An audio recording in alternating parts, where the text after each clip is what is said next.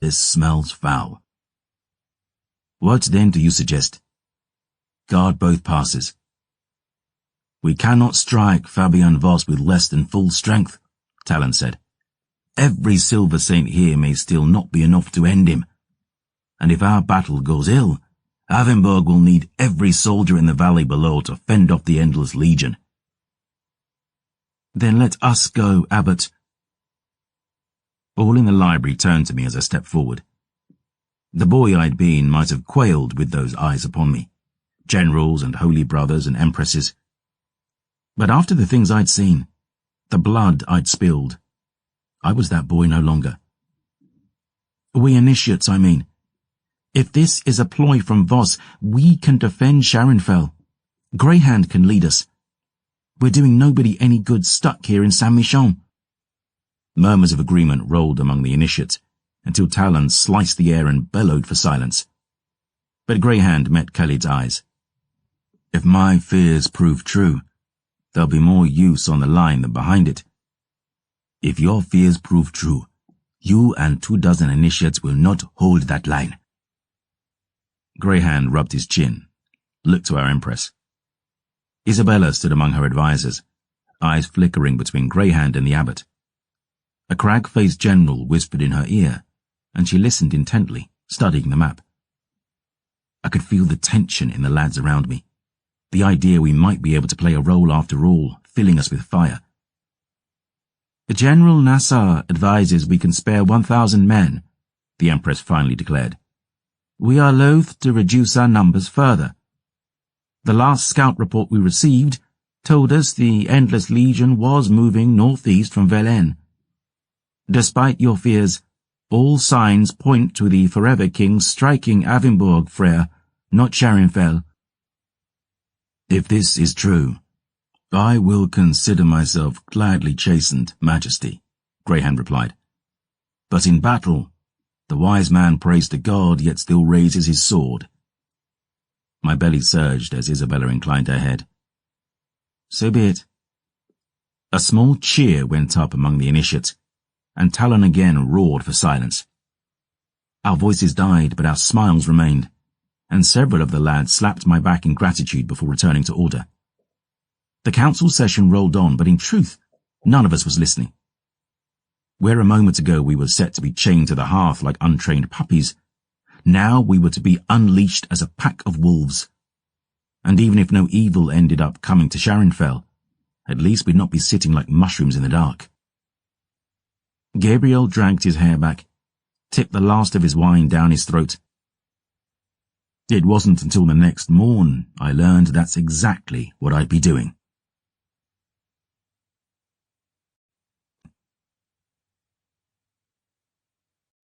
Chapter 10. The Sin Shared. The barracks were abuzz that night, and I was treated to a dozen more slaps to my back as we bedded down.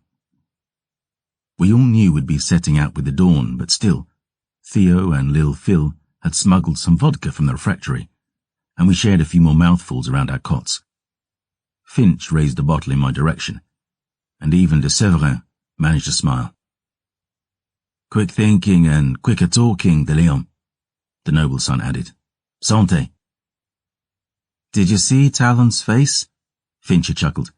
I thought he was about to shite blood. Petty grinned. I fancy the Empress liked the cut of our kitten's coat, though. Aaron lifted the vodka in toast, the scar on his face twisting as he gifted me a rare smile. To the brave, the bounty. I smiled in return. 1 day as a lion is worth 10,000 as a lamb.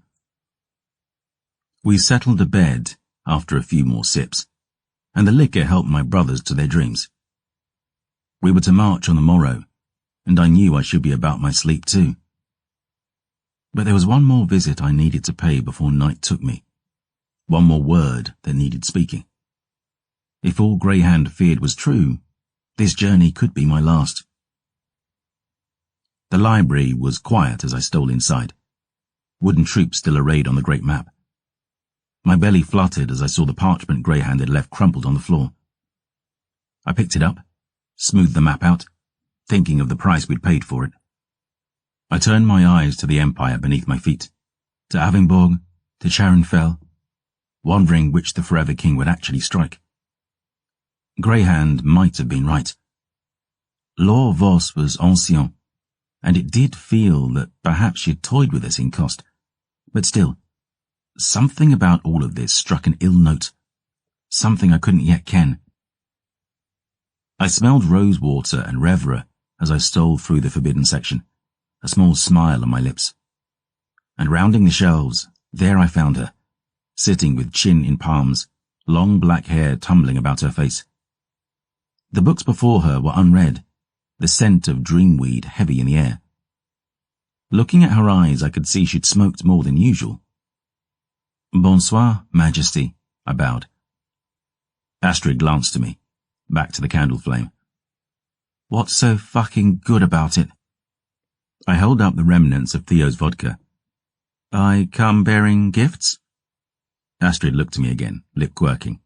"You may be seated." The drink from the feast was still quick in my blood, the pain of my new tattoo a faint throb beneath it.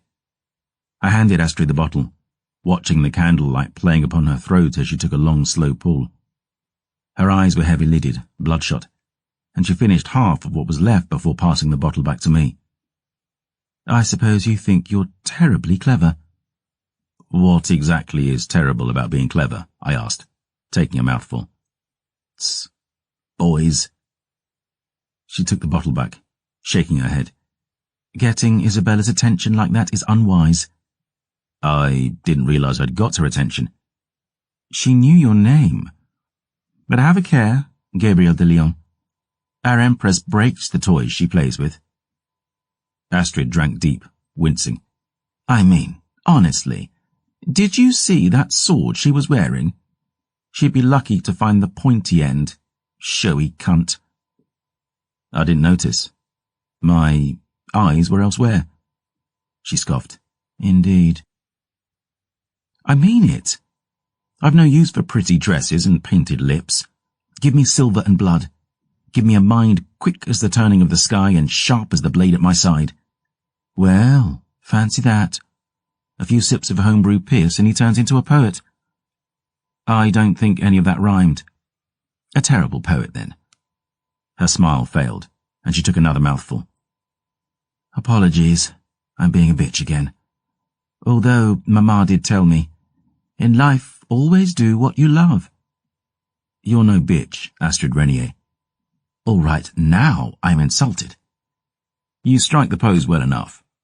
But if you're so bitchly, why are you in here every night looking for the salvation of the empire that abandoned you?" "There's little else to do in this hole, save torturing myself with fancies of escaping it." "You don't fool me anymore.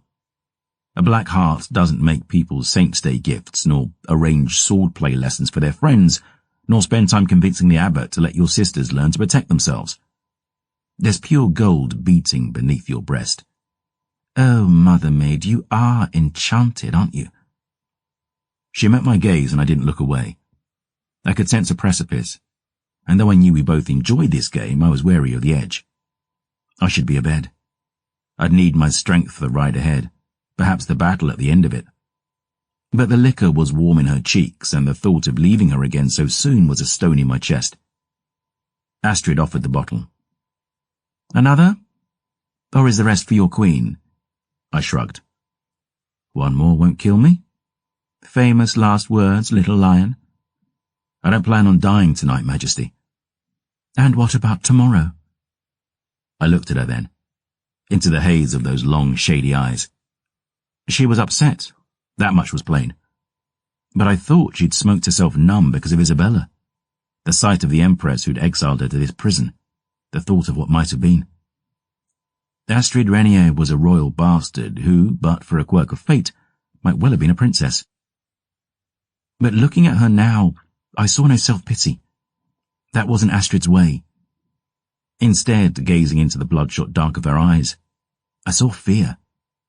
Not for her, but for me. "I've been thinking," she declared. I wondered what that grinding noise was. She scoffed. "Prick." "Bastard." "Touché. But I like it better when you call me Majesty. I leaned back, laughing. What have you been thinking? Her tone turned serious, the small smile dying at her lips.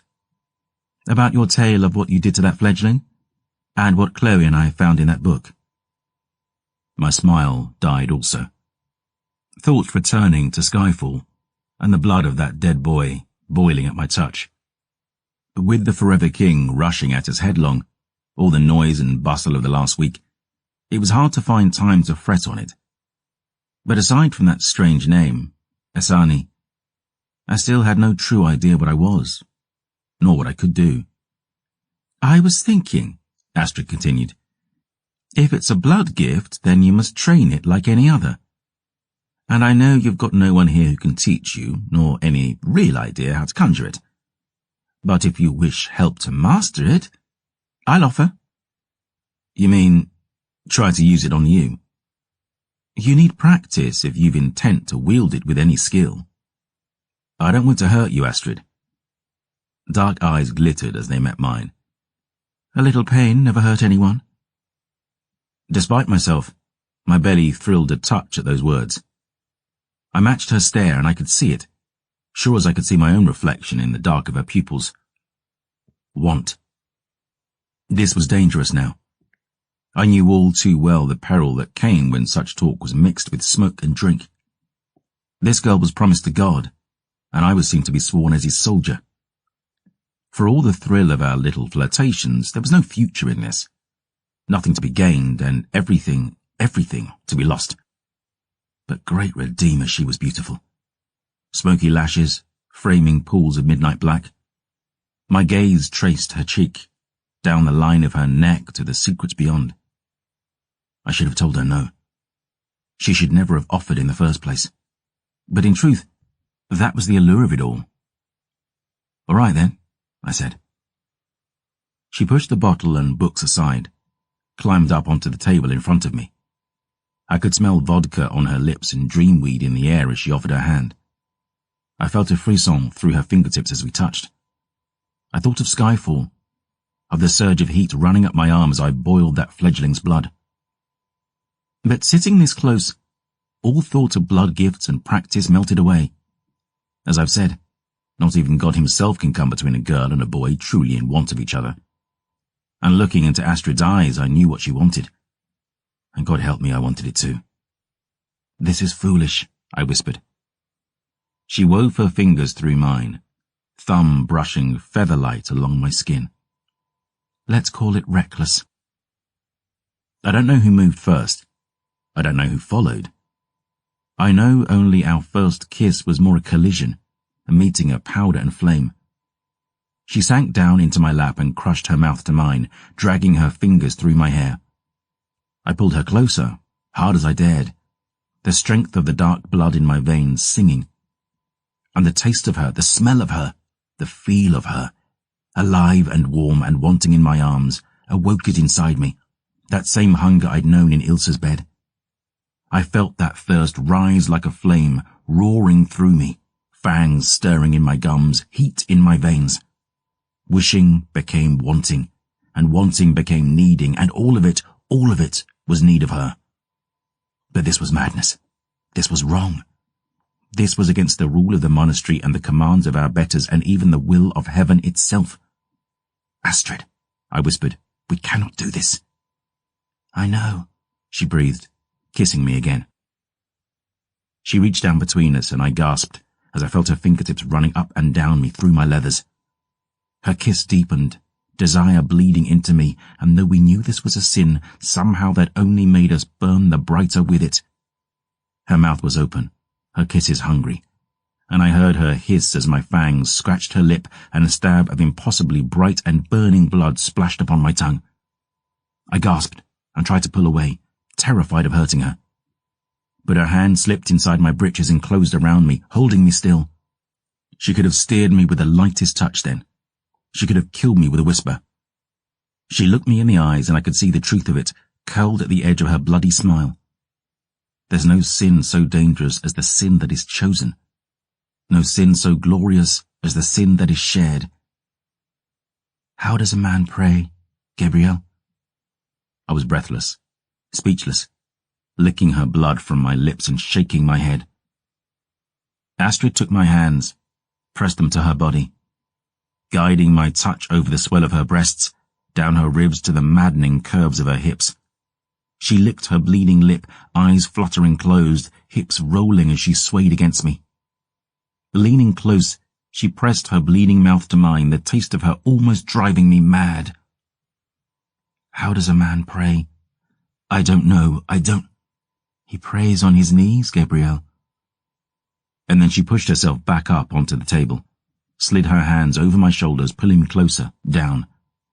The taste of her blood crashed and burned upon my tongue, and her eyes looked deep into mine as she whispered the words that made me completely and finally fall. Pray to me. And a part of me was just a 16-year-old boy then, begging only to serve and wanting only to please, but the rest of me, the most of me, was filled with a hunger darker than any I'd ever known.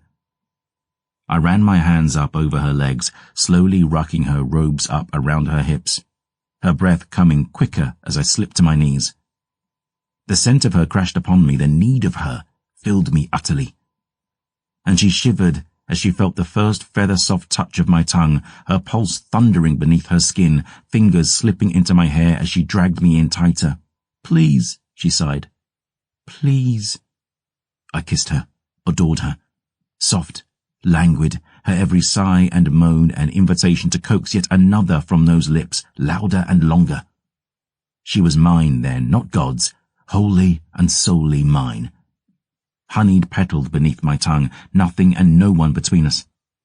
Looking down into my eyes and shivering harder between every breath, her hips swaying, toes curling as she parted her legs wider, one hand in my hair, the other now finding her breast, stroking and plucking through her holy vestments. I was lost in the taste of her, the thrill of it all, so silken smooth and velvet soft I could barely breathe. I'd never known any sin so sweet as this. Never wanted anything in my life as much as I wanted her. Touch me, she begged, and I obeyed. Inside me, she pleaded, and I almost lost my mind. She mewled my name, head thrown back, shaking so hard I could barely hold on. Drowning, begging, God, she was so warm there. Her every soft secret at my fingertips, moaning in time with every burning kiss. She sank back onto the table, books scattering, spine arching as she began to shake, legs rising skyward, eyes rolling back in her head, lips parted as she called my name again, so long and loud I knew for certain we'd be undone. And then the bells began ringing. Our eyes met over the plain of her heaving belly, confusion breaking through the swell of hunger, the rush of need. My pulse was hammering, my lips and chin drenched, sweet nectar and hot blood and salty sweat as the tolling rang out over the monastery, echoed through the empty library. What's that? She whispered. The hour was late, but dawn was nowhere close. This was no mass being called.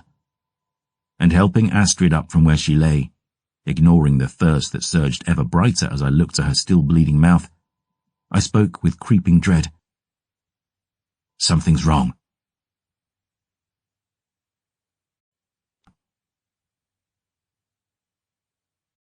Chapter 11. Which You Will Be. Oathbreakers. Fucking blasphemers. Shut your mouth. Bastard, bog-grubbing sinners. Where ye? Where now, brothers? Those were the cries that greeted Astrid and me as we stumbled from the library and into the night. The air was freezing after the fire of her lips, and I could still feel her body pressed against me, taste the sin of her in my mouth as we spied a mob of silver saints and initiates in the snow outside the armory. Best get back to the priory, Majesty, I told her. She nodded, squeezing my hand. Be careful, Gabe. I circled about the monastery bridges, approached as if from the barracks. Nearing the armory, I saw Seraph Talon on the steps, fury in his eyes, and beside him, "Oh no," I whispered. "Where?" Talon roared. "Where now? Foul sin and oaths broken, by God." Aaron and Baptiste stood together, clothes dishevelled, Aaron's lips red and raw. I joined the back of the crowd, more saints and initiates now spilling from the barracks. Talon was shouting pure venom, spittle on his moustache. Baptiste looked distraught, Aaron furious as Abbot Khalid and Forge Master Argyle finally forced their way through the throng. "Seraph, what be the meaning of this?" Argyle demanded. Talon pointed his switch at Aaron and Baptiste. "Bastard boy lovers, I saw them." "So what?" Khalid spat. "Speak plainly, man." "I had work in the foundry. A batch of Sanctus to accompany Greyhound to Sharinfell. But I heard tumult in the forge, and sought the source. And there I saw them, bearing each other's arms. The seraph stabbed one calloused finger as my heart sank. To Cost and Zaismail, rotting like mongrels in heat." A dark mutter rumbled among the assembly. Argyle blinked in astonishment, rubbing his chin with his iron hand. "What madness is this?" "No madness," Talon spat on the stone. "Transgression and treachery, that's fucking what. Hell-bound bastards, the pair of them." "Baptiste," Khalid asked. "Aaron, of what does Seraph Talon speak?" My belly was curling into a small, cold knot as I saw the lovers exchange a desperate glance. Aaron was afeared, heart-sick, watching all he'd trained for going up in smoke. Baptiste's jaw was clenched, flame-scarred hands balled in fists. Frere Alonso demanded explanation.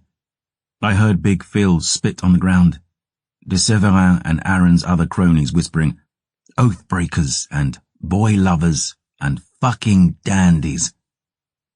And though I knew it foolish, still I couldn't remain mute. Aaron was my brother, Baptiste my friend. I knew not what I'd say, yet still I pushed through the throng.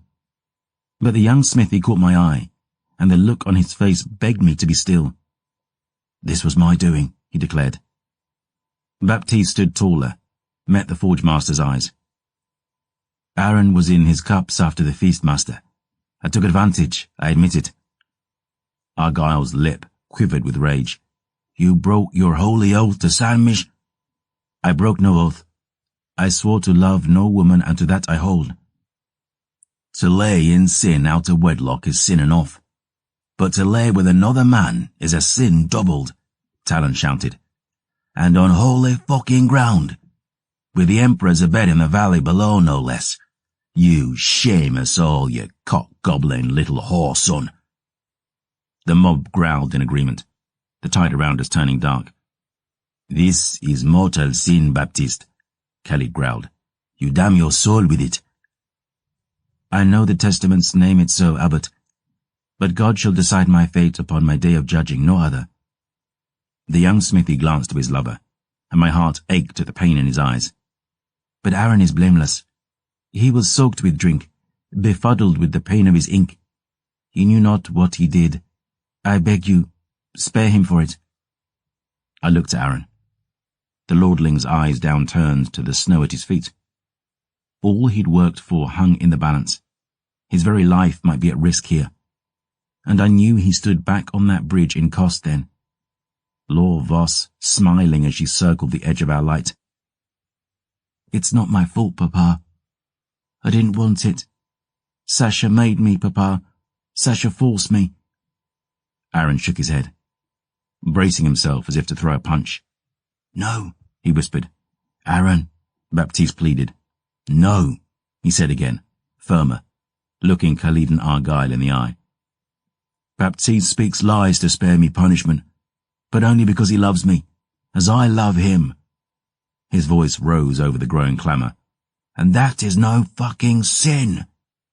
"Whore sons," cried Frere Charles, and "Take them to the bridge," roared Frere Alonso, and the mob surged forward. I fought against them, crying out as rough hands seized Baptiste and Aaron, blows falling like rain as Khalid bellowed for order. I punched and flailed, all descending into chaos when a pistol shot ran out over the tumult. Boom. Stillness fell. Turning, I saw Greyhound, his smoking wheel-lock raised in the air.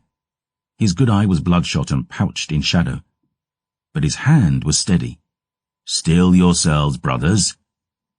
But they're sinners, Frere, Lil Phil spat. Bastard oath breakers. They've admitted guilt, brother, Frere Alonso said. The sin is theirs to own. It is, Greyhand nodded. But Aaron de Coste is still my apprentice till he swears the silver right before God and Saint Michon. I'll not see him judged by the madness of the mob. Greyhand speaks truth, brothers, Khalid bellowed. That this sin warrants sanction is not in doubt, but no measure shall be meted without prayer and contemplation. Lock them both beneath the cathedral. The abbot gazed around the throng, eyes flashing. We march tomorrow. Look to your own reflections and your own souls, for soon all of us may stand bare and bloodied before God's judgment. Rough hands dragged Aaron and Baptiste to the cathedral, led by Seraph Talon. The rest of the mob lingered like carrion eaters above a battlefield, unsatisfied but unwilling to break faith with Khalid. And with muttered curses, they began drifting back to barracks. I remained there in the chill, the memory of Astrid's lips lingering with the blood on my tongue.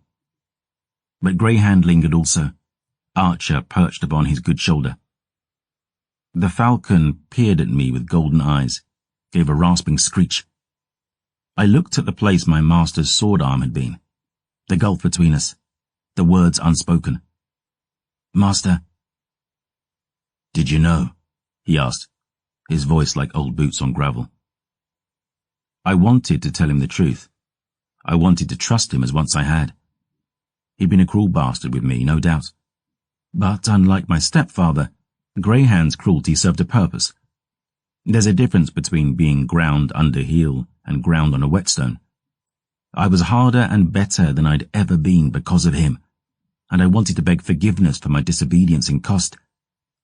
Despite saving that girl's life, I wanted to tell him I wished I could have taken it all back, to ask if he blamed me as I blamed myself. What will become of them? I asked instead. Greyhand narrowed his good eye, empty sleeve whipping in the wind. I will plead for clemency, but the order rules are clear. They will suffer the fate of all oath breakers upon Khalid's return. Aaron will be taken to the bridge, bound to the wheel, and flayed with silvered thorns until nothing remains of the aegis that marked him as part of this brotherhood. And then they will both be cast out of Saint Michon. But that's madness. Baptiste is the finest smith in the monastery, and Aaron was set to be inducted among the brethren on the morrow.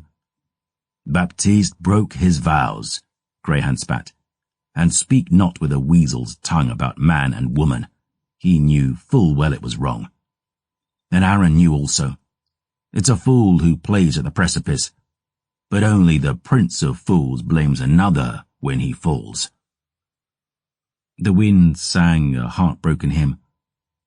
A part of me couldn't believe Aaron and Baptiste had been reckless enough to meet again so soon after I'd discovered them. But I'd risked the same myself with Astrid tonight, thinking I might be going to my death tomorrow. I couldn't fault my brother for doing the same. My chest ached at all of this, but I tried to take solace in the faith, as I'd always done. Whatever became of Aaron and Baptiste, that was the Almighty's will, was it not? They'd broken the law of God, hadn't they? I thought of Astrid again, the taste of our collision lingering on my lips. I felt like I'd had cold water dashed over my head, the want I'd been drenched with now sobered by the certainty of how foolish it had been, how selfish, how dangerous. Chloe, the falling star, the blood script, all of it told me we had a greater role to play in this. Was it right to risk all that? Wasn't it the darkest kind of wicked? No sin so dangerous as the sin that is chosen. No sin so glorious as the sin that is shared. But still. Master, I don't know if I can ride to Charonfell and leave Aaron behind to rot in a cell. Good, he growled, because you're not riding anywhere, de Leon. I blinked, meeting Greyhand's cold stare. Master, I don't... You don't get to call me master, boy. Not anymore. I told you in Cost that you'd never hunt as my apprentice again. He walked closer to me, a strip of dark leather about the place where his eye should have been. You thought I'd forgotten. That perhaps the wraith in red had knocked the thought loose from my skull whilst you ripped my arm off and tore the eye out of my head. I saved your life. And cost me these, he said, waving to eye and arm. Master, I'm sorry. Greyhand's fist collided with my stomach like a battering ram to a city's gate. Hitting my knees, I gasped as he smashed a backhand across my face, sending me sprawling in the snow. I tried to scramble to my feet, but his boot collided with my ribs, left me curled on the freezing stone in agony. Damn your apology, boy, he hissed, slapping the hollow socket at his shoulder. This is the Almighty's will, and I accept it as a faithful servant should. What I will not accept is an apprentice who seeks his own glory when he should seek God's. I don't. Of course you do. You spoke so tonight before the Empress herself. Even now, even here, your first concern isn't for your brothers who march toward war and death without you, but that you be left behind. You have no patience, de Leon, no discipline. You do not think, save to think that you know best. Well, you will learn to think, boy, and I will ensure you have all the time in the world to do so. The Frere eased back, taking a grip on his growing rage. Better to die a man than live a monster, we say. But there are many kinds of monsters in this world, boy. A man does what he must. A monster does what he wills. A man serves his God.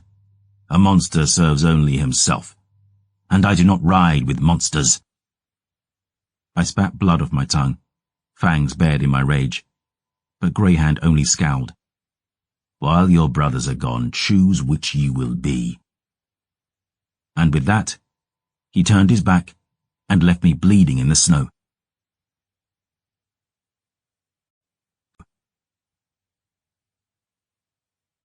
Chapter 12. Now dance with me. Saint-Michon was empty as my sister's grave, my heart heavy as the stone that marked it. Khalid, Talon, and the other silver saints had set off at dawn, marching northwest to the song of silver horns. Golden banners billowed in the twice-biting winds, men and wagons and horses charging to Avonburg's defence and the murder of the Forever King. Greyhand and my fellow initiates had set out soon after, 1,000 soldiers behind, heading toward the gambit at Charonfell.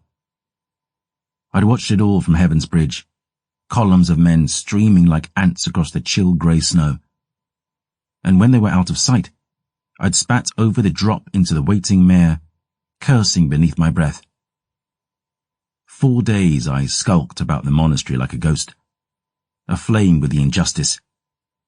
Aaron and Baptiste were locked beneath the cathedral until Khalid returned, and I tried to visit. But Keeper Logan barred the way, informing me that Seraph Talon had forbidden anyone should see them bastard boy lovers. Prioress Charlotte held the key to their silver-shod cells, and she visited only to feed them, and to give Aaron his nightly sacrament. I attended Mass every eve in an almost empty cathedral, avoiding Astrid's eyes. I wasn't ashamed of what we'd done. I dreamed of it nightly. But I was ashamed at the punishment I'd been meted. And, boy-child that I was, I feared I'd be the lesser in her eyes, to have been left behind while my brothers fought to decide the fate of the Empire. I tried filling daylight hours in the library, but the map upon the floor was a constant reminder of the battle to come, and besides, Archivist Adamo was a horrid bastard to be around. He was the kind of librarian who believes the best libraries were ones bereft of people. The sight of orderly shelves was a joy to him. Someone dog-earing a page was a fucking nightmare. It's a strange truth, but some folk enjoy the notion of owning books more than reading them, and I soon tired of him glowering at my back. So, in the end, I spent most days praying in the cathedral, asking God and Mother Maid to grant me humility, patience, serenity. I found none of it, no matter how hard I begged. I filled the rest of my time in barracks, staring at that scrap of parchment we'd stolen in Cost. Looking at the map of the Forever King's invasion, I could feel wheels spinning, the machinations of minds centuries deep behind them. Had Lord Voss meant for us to find this map? Had we been hunting her, or had she been baiting us? All shall kneel. Despite my prayers, I burned with fury at it all. And finally I hurled the parchment to the floor, spitting every curse I could conjure. I felt like stabbing someone so something else could bleed. After all my trials, I'd been left in the rear like a disobedient child, and a part of me supposed that's exactly what I'd been. But I'd not disobeyed my master purely out of pride. I'd saved Veronique de Cost's life. I'd saved his life, for God's sake, Aaron and Talon besides. But where had it got me? Despite all Greyhound had warned me about, I did want to prove myself. I did want glory. And to be denied it because I'd refused to consign an innocent girl to her coffin filled me with rage. In the end, it got the better of me. And with nothing else to loose it upon, I loosed it on the things about me. Like a fucking child. I smashed my cot to splinters, hurled my war chest like an unwanted toy, and finally I turned to the wall and punched it. Again. Feeling my knuckles rip and skin pulp, the pain of my bones grinding on stone, overwhelming the hurt of the notion that perhaps this was my fault. I was born of sin after all, and I'd indulged more than my fair share, God knew. Perhaps he was punishing me at last. I fell to my knees, gasping and spent. The wall was dented and cracked, my knuckles shredded. I held up my hands, watching blood running red and thick down my fingers, spattering on the floor, on that cursed scrap of crumpled parchment that had cost me so much. And squinting through my shameful tears, at last I saw it. The blood, Jean-Francois realized. Gabriel nodded. Oui. It was moving. Of course it was, Gabriel sighed. By some dark chemistry, my blood took on a will of its own, sinking into the parchment and exposing the message hidden upon it. The sin of pride, de Leon, the historian smiled. Ever it served you well. Or the devil loves his own vampire. Gabriel shrugged. Either way, I picked up the parchment with shaking hands, and on the flip side of Voss's map, just as I'd seen in the library's forbidden section with Astrid and Chloe, the blood formed itself into words. In justice and hope, no hope there be. In mercy and bliss, no bliss for thee. In death and truth, no truth I see. Through blood and fire, now dance with me. I stared down at those words as if to burn a hole in them, my mind all a-tumble. This was a secret message from Lord Voss, meant for the eyes of the Forever King himself. But what did it mean? I was already waiting in the great library that night, as Astrid and Chloe stole inside, careful as cats. I stepped from the shadows before the door was even closed behind them, that scrap of parchment in hand, the writing now faded to naught. This is it, I said. The pair both startled as I spoke, Chloe fumbling with her wheel lock, Astrid's hand pressed to her breast. Oh, you cunting bastard, Gabriel. This is the answer, look. The girls watched, wincing as I sank my teeth into my thumb hard enough to break the skin. And dropping the blood onto the parchment, I held it up in the dim light so the sister novices might see that riddle take shape once more. A hidden message for the Forever King from his daughter, I said. Great Redeemer, Chloe whispered. Astrid took the parchment from my hand, eyebrow rising higher. Not much of a poet, is she? A few centuries to practice, you think the bitch would... Azzy, Chloe sighed. Apologies, I need a smoke. What does it mean? Chloe asked. That's the problem, Sister Novice, I said. I've no idea. I paced into the library, Chloe trailing behind, Astrid standing in a puddle of dimmest moon's light and squinting at the writing. I've been pondering it all day, I said, and I think Greyhound was right. These bastards know their prey. They're playing us for fools. So, it was all a ploy? Chloe asked. Lord Voss left a trail along the God's End wide enough to follow, just in the hopes you'd catch her. These creatures have been hidden in the shadows for centuries. So I think Law was trekking the godsend at purpose, scouting garrisons, taking the measure of the forces the Emperor could muster. The fact Fabian Voss set his beloved daughter to the task shows how important it was to him. Law was her father's eyes in the Nordland. But this riddle speaks of something deeper than the plan you found, Chloe said. I know. Else, why hide it? But Law said she knew we were stalking her, and she sent a dozen ravens to her father, presumably carrying a dozen copies of this message. I think she was anticipating we'd intercept at least one of them. I think she left the map for us to find and hid the true message for her father in the blood.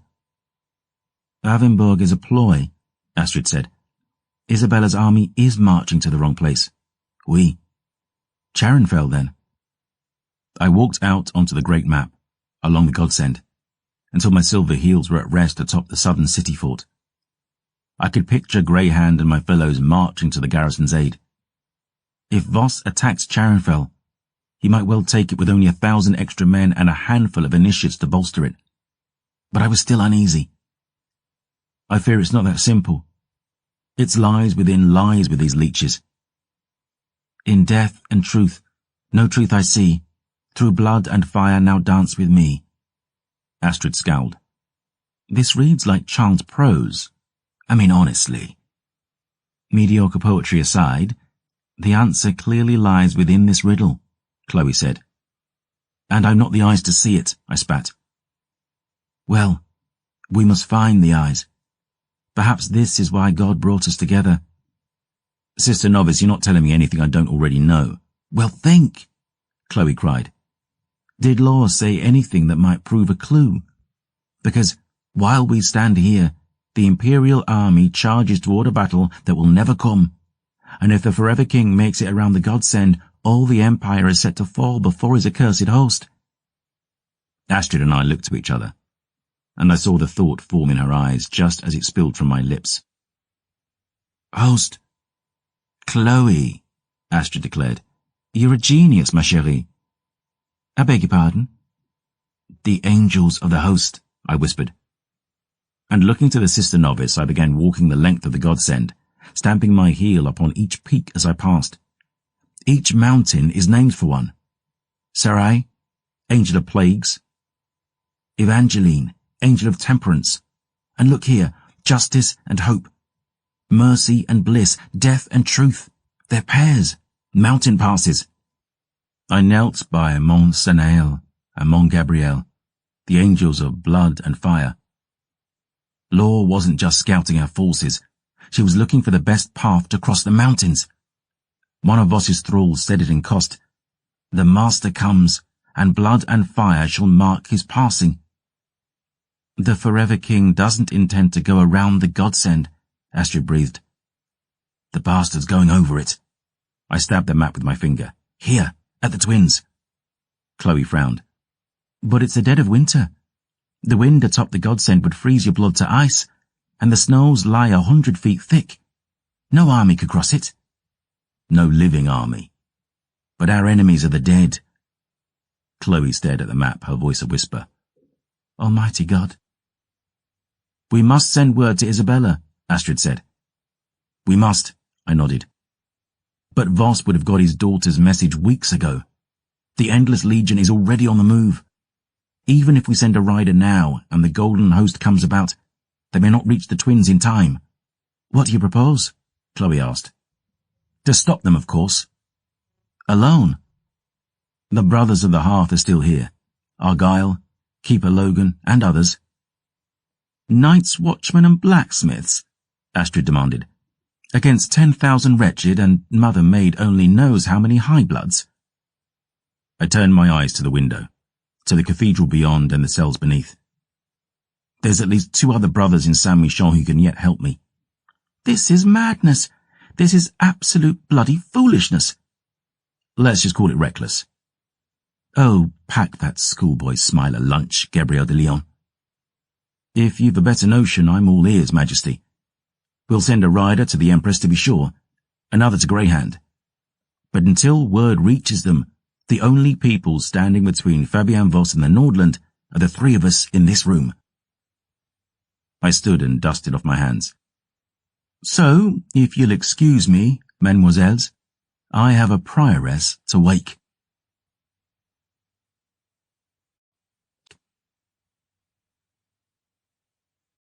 Chapter 13. Blood and Fire. 2 hours later we stood in the snow outside Saint-Michon's stables, our breath winter white in the night air. I looked among our company, saw the weight of the world on every shoulder. Keeper Logan and Keeper Micah, a dozen black thumbs from the armory, Archivist Adamo's assistant, Nasir, a few kitchen hands, the two grooms, Caspar and Cave, and of course Baptiste and Aaron, newly freed from beneath the cathedral. Old Charlotte hadn't taken kindly to having her vigil interrupted by my banging on the priory door.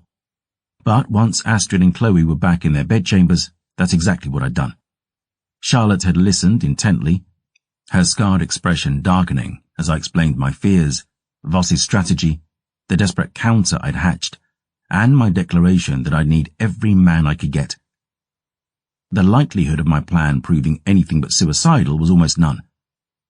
But, to her credit, the prioress had handed over the keys to Aaron and Baptiste's cells with little resistance, and along with it, she gifted me a dozen phials of Sanctus, dark as chocolat, sweet as honey. May Almighty God protect you, Initiate. May he protect us all, prioress. I stood beside young Cave now, pushing Law's crumpled map into his hand. His brother Caspar was already a horse. Ride hard, brothers. Caspar, seek the golden host. Cave, you chase south after Greyhound, swift as the wind. Almighty God be with you, little lion. Caspar looked to his brother. And us all. I squeezed Cave's hand, spoke soft. When you return, brother, I'd have a quiet word. About you and Sister Aoife. On the odd chance I'm still alive, of course. The boy looked at me, his expression dark. But he nodded, just once. Go ride. I slapped the horses, whispered a prayer as the lads galloped into the night. Baptiste's brother Black Thumbs had loaded up our wagons, and I was checking the barrels within when the rumbling of iron chains caught my ear. Looking upward, I saw the sky platform once more descending from the cathedral. I looked to Logan in question. Keeper. Near Cairn, laddie, the thin man growled. The platform thumped to rest on the snow. 24 sisters from the Silver Sorority stood upon it, clad in winter greatcoats and silver-heeled boots, raided from the armory, no doubt. They carried wheel-lock rifles, horns of black Ignis, pouches of silver shot. Charlotte, Sister Esme, Chloe Sauvage among them, and strangest of all, Astrid. Prioress, what is this? Exactly what it appears, Initiate. A murmur rippled among the men as I met Charlotte's eyes. Prioress, I am not here for debate, Initiate de Leon. In the absence of Abbot Khalid and Seraph Talon, I am senior luminary of this monastery. You once told me Silver Saints could not serve their purpose without the sisterhood. I wholeheartedly concur. And if your fears prove true, by the Blessed Mother Maid, you shall need all the help you can find. No disrespect, Prioress, Aaron said softly. But what help can you be? Charlotte threw him a disapproving glance, hefted her wheel-lock. Abbot Khalid has spent a great deal of time teaching us to defend ourselves with these abominable things. But I rather think God intended we defend this empire instead. And with the Almighty's grace and the blessings of the martyrs, that is precisely what we shall do. I looked among the sisters and novices, there in the falling snow. I saw fear, of course, shaking knees and wide eyes and pinched lips. But I also saw set jaws and clenched fists and faith that the Lord God would see them through. I saw belief.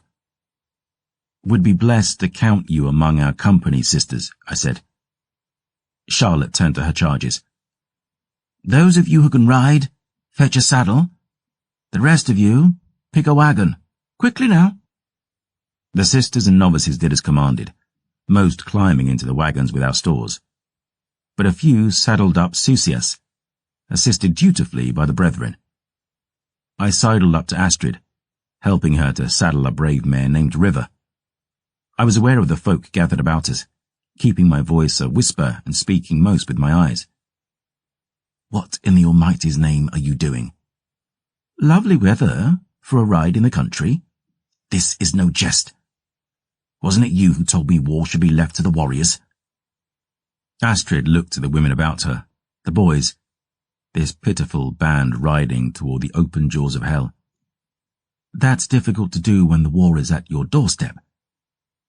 "What happened to the black-hearted bitch who wanted only to escape these walls?" "Oh, Gabe," she smiled sadly. "If this ends the way it's likely to, I will have." My heart was sick with fear for her. She met my stare, and I could see the memory of our night in the library on her face, a sliver of want in her eyes that made my blood sing. But with Charlotte watching, sisters and brothers around us, I dared not give away anything of what we shared, and God knew we'd no time to argue. With a sigh, I resigned myself to this desperate throw of the dice. I finished with Astrid's saddle, climbed onto Justice's back. Baptiste caught my eye, lacing his collar about his lips. "I pray all 7 martyrs you're wrong about this little lion." "None pray harder than I replied, pulling on my gloves. "But it's as Greyhand said, brother. In battle, the wise man prays to God, yet he still raises his sword." Greyhand also had words on the topic of heroes, if I recall, Aaron growled. I looked around our band. One tiny sliver of flame in a sea of darkness. The fear of it all was like ice in my insides. I knew we were almost certainly riding to our doom. But I also knew that if we let our fear rule us, we'd never ride at all. Someone needed to speak. And so I gripped Justice's reins hard to stop my hands from shaking, and standing in my stirrups I raised my voice. "I know not what awaits us at the end of this road.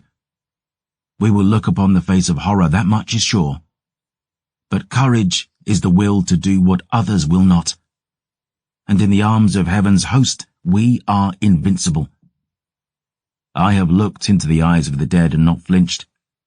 I have faced down a prince of forever and lived. And I tell you now and true, I have never known such pride as to ride with a company such as you." "Veris, little lion," Baptiste smiled. "Veris." "Aye, fine speech." Logan scratched his whiskers and tipped me a wink. "For a Nordish-born pretty boy sheepfucker like." "Merci, good keeper." And with that, we were away. A host of barely 50, facing an army of 10,000, and still we rode as if toward heaven's arms. Prioress Charlotte led the sisters in hymns as we stabbed westward, the road bitter cold, the snows falling thick. We rode with barely enough pause for food and sleep, so cold by the time we stopped for the night that some could barely move. Tenting by the roadside, the grim shadow of the godsend rising before us, I found myself picturing the hungry horrors amassing beyond it, knowing every minute we rested was a minute wasted. Days and days on end. The twins rose up before us as we rode into broken foothills, and I prayed the angels Sanael and Gabriel would watch over us as we slept. The wind was a blade, the air so thin it hurt to breathe. Our lead wagon broke its axle, and we forged on with only one. 2 Susias froze to death in the night, and 4 sisters and a brother Black Thumb had to turn back, too frostbitten to ride on. I thought for certain Astrid must break, pleading silently every time I caught her eye. But she remained hunched in her saddle, shivering, hard as steel. And still we climbed, up into the pass between blood and fire, higher, colder, bleaker. A storm hit on the 12th day, and if the sun rose we could barely tell. The cold was so fierce that another half-dozen of our company couldn't get a horse, little Chloe among them. It was decided they should remain behind to direct the Golden Host if they arrived, while the rest of us pressed to the passage on foot. The way was too perilous for the wagon, and my brothers and I had to drag the barrels we'd brought with us through the grey drifts. For once in my life I was grateful for the dark strength my father had blessed me with. Night fell, and there were no hymns around the fire that eve. The thought of what might be coming over those mountains was pressing on us all now, and the snow above was so thick that none dared make a sound. My stepfather had taught me ice. He'd taught me snow, how it falls, how it kills. I knew the notion that loud noises could cause avalanches was a fiction, but who knew what was listening out there in the dark? And so, silence. We struggled on the next day, only 24 in our company now, fighting against the frost and screaming wind. Even at noon we were only able to see by the pale glow of our lanterns and the brief flashes of lightning immolating the peaks. But at last, toward sunset, the wind slackened, and we finally reached the pass between fire and blood. Twin watchtowers stood tall against the storm, thrust up from the mountainside like black fingers raised to heaven. They were wrought during the wars of the faith, fashioned in the appearance of the angels these peaks were named for. The storm blew southerly, and the tower of Gabriel was almost entirely buried, only one dark hand outstretched from the snow piled about it.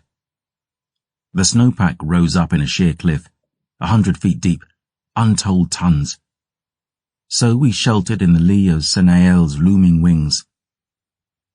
Aaron huddled beside me, collar laced high against the gale, leaning on his barrel to catch his breath. Baptiste crouched in his frozen furs, peering down into the vast valley on the other side of the pass. Prioress Charlotte stood hunched against the screaming wind with her holy sisters, Astrid among them. That she'd made it so far spoke of a strength in Sister Novice Renier I'd never dreamed of.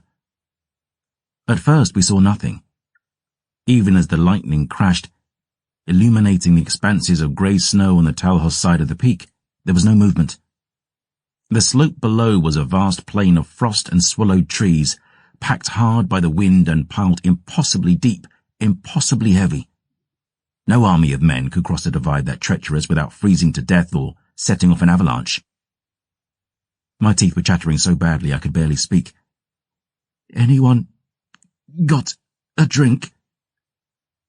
"No, not any more," Logan hissed. "I see nothing," DeCoste said, his breath steaming. "And we cannot tarry long. This chill will be the death of us, Gabriel." "What news, brothers?" the prioress called. Baptiste drew out a silver-trimmed spyglass. I fetched my own and crouched beside him, peered into the valley below. For long minutes I saw no sign, no peril across that frozen expanse. The thought occurred that the Endless Legion had already passed over, but that was foolishness. We'd have run across them on the way.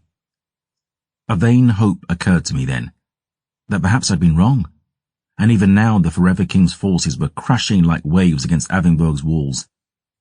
And then lightning struck, and as the swirling grey lit up before us, one brief heartbeat, bright as the long-lost day, my breath caught in my lungs as I saw what was coming up the mountains toward us. "And that was?" Jean-Francois asked. "Vampires." Gabriel swallowed. "Thousands upon thousands of vampires."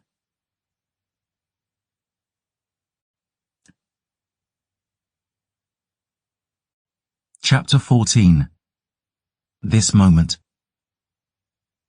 "Sweet Redeemer," I whispered. "What did you see?" Charlotte demanded. Baptiste lowered his glass and spoke soft. "They are coming." "How many?" Astrid asked. I swallowed hard, meeting her eyes. "Many. And we are 24." Baptiste turned to Aaron. 24 against thousands." I looked among our company. They were afeared, all of them. And I realized they were looking to me, who'd brought them here. All knew how thin the ice we stood upon was, how like it was we were facing our deaths. I learned a lesson there on that frozen slope, sheltered beneath an angel's wings, about leading men, about leading anyone. "And that was?" Jean-Francois asked. When your whole world is going to hell, all you need is someone who sounds like he knows the way. In the Trial of the Blood, I called. Seraph Talon told me that the greatest horrors forge the greatest heroes. But Frere Greyhand always said it's foolish to be a hero, that they die unpleasant deaths, far from home and hearth. I raised my voice above the winds, trying to light a fire that might burn away this chill. I think the truth lies in between. 1 or 2 moments of heroism, that's what the wise seek. 1 or 2 heartbeats that last a lifetime, and this is one. A moment to bring a smile to your face on your deathbed. A moment that others will rue they were not here to share. A moment of which you will say, many years and miles from here, that then, if never again, I stood among heroes, and I was one. I looked among them, fangs bared and a fierce smile. This moment. Aaron nodded. This moment. Prioress Charlotte, I called. Form your lock line along this ridge, from tower to bluff. Half firing, the other half reloading. Keep them off me best you can. What do you intend to do? Charlotte asked. Hold them off long enough for our brother Black Thumbs to save our backsides. I turned to Baptiste and his fellow smiths, thumping a fist upon the barrels of black Ignis we'd dragged from Saint-Michel. The snowpack is heaviest along the north ridge. Up there, beneath Gabriel's tower. A few barrels should bring the whole damned lot of it down on these bastards. Hundreds of thousands of tons. Just make sure you run your match lines long enough to be clear when it all comes down. I swallowed hard. And try to give me warning before you blow it. It's going to be bloody down there. There are thousands of them, Charlotte frowned. It's going to be slaughter. Maybe, I nodded, looking about the group. But my friends are the hill I die on. Aaron checked the silver bombs in his bandolier. I'm coming with you. And I. Baptiste hefted a mighty silver steel warhammer. Sunlight here is thirsty. Brother Gnome and Brother Clement can handle the setting of the charges. Aaron frowned. Baptiste, you're a blacksmith, not a... The big lad pressed his lips to Aaron's. Shut up, love. I reached into my greatcoat, produced a silver pipe. Aaron's breath quickened as I packed it with the sanctus Charlotte had given me. A deeper dose than either of us had dared before. Astrid watched as I struck my flint box, breathing down, her dark eyes on mine as it crashed into my lungs and out through my veins, that monstrous perfume, that divine madness, lifting me up into the frozen heavens. I packed another dose for Aaron, looking on as he drew down the entire bowl in one draught. DeCoste's whole body tensed, canines growing long and sharp. He breathed a plume of scarlet smoke into the freezing air, tendons in his throat stretched taut. And when he opened his eyes, I saw them washed scarlet, pupils so dilated his irises were almost gone. Oh, God, he breathed, red as blood.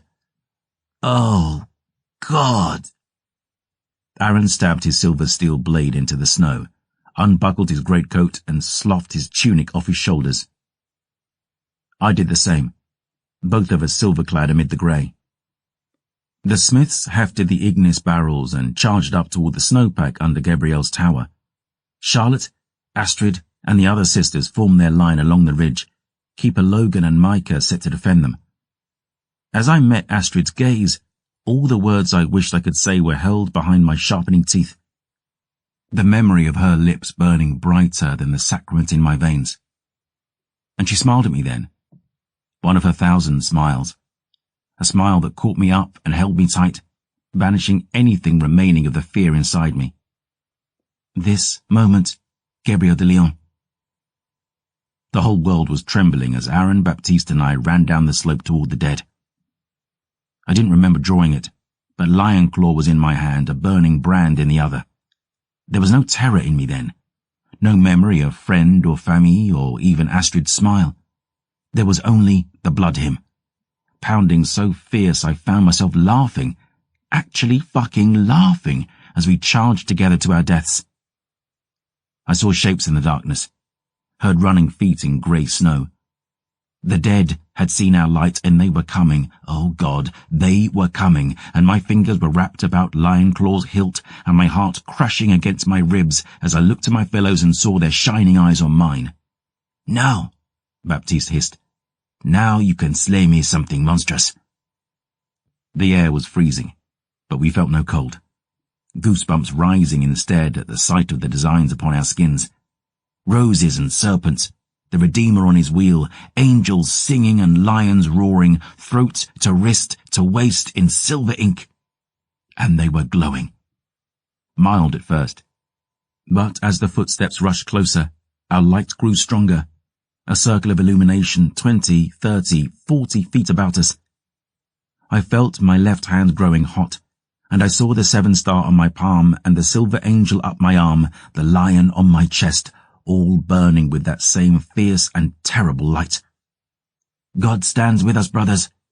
We cannot fall." "No fear," I whispered. Aaron nodded. "Only fury." And then they hit us. Out of the dark, hissing and clawing, a swarm, dead eyes full of hunger, fangs glinting as lightning split the sky.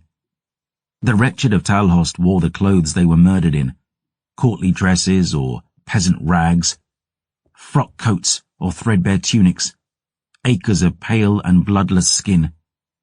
There was no form to their ranks, just numbers and teeth and sheer unholy strength set to drain all the world to dust and bones. But mighty fucking Redeemer, we were untouchable. That rotted host came on like a flood, and as they reached our light, they broke like water on stone. Our inkwork blinded them, our silver steel cut them like scythe to wheat. The air was ashes and blood as we fought, snows drenched red. Looking to the northern edge as lightning cracked the sky, I spied the tiny figures of Brother Gnome and the other black thumbs burying their barrels of black Ignis at the snowpack's base. Silver shot whizzed past our heads from the sisters above, and at the edge of our light, I saw wretched fall, skulls shattered, bones splintering. Everyone knows war is hell, cold blood. But there's a heaven in it too. A savage joy in standing on the ground where your enemy wants you to fall. I couldn't feel my body. I might have known the scrape of a claw or the brief twinge of a cracking bone, but pain was for the enemy. Pain and silver. And then I felt him. The kiss of serpent's fangs to my skin, the bleak infinity of countless years, the dust on the tombs of forgotten kings, the weight of a presence impossible, a mind unknowable, pressing in on mine out of the long and lonely black. The mind of a forever king. I saw him, as if he stood before me. His skin, hair, eyes, all bleached snow pale by years beyond counting and sins past reckoning. A youth, fey and eternal, beautiful and terrible, wreathed in an unlight so cold and bitter bleak, my heart felt frozen in my chest. And I heard him speak in my head then, across the blood-drenched snow between us, and his words were the song that would unmake the world. "I see thee." "Great Redeemer," I whispered. "I feel him too," Aaron gasped. The wretched came on, and our silver steel gleamed, blood-red and holy bright. But they were nothing, I realized, nothing compared to what walked behind them with steady tread, implacable, inescapable, no impulse so base as haste to ruin the portrait as he strode toward us, surrounded by his children, his grandchildren, his brood entire, a dread court of the blood with all the time in creation upon their side. And then I heard screams. Behind. "Gabriel!" "Astrid!" "Gabriel!" Heart dropping into my belly. I looked back up the slope, saw torches burning against pale grey, Brother Gnome and the other smiths dancing in the dark. And by their light I saw a figure, familiar, weaving among them like a shadow and cutting them down into the snow. A shadow, wrapped in red. Law.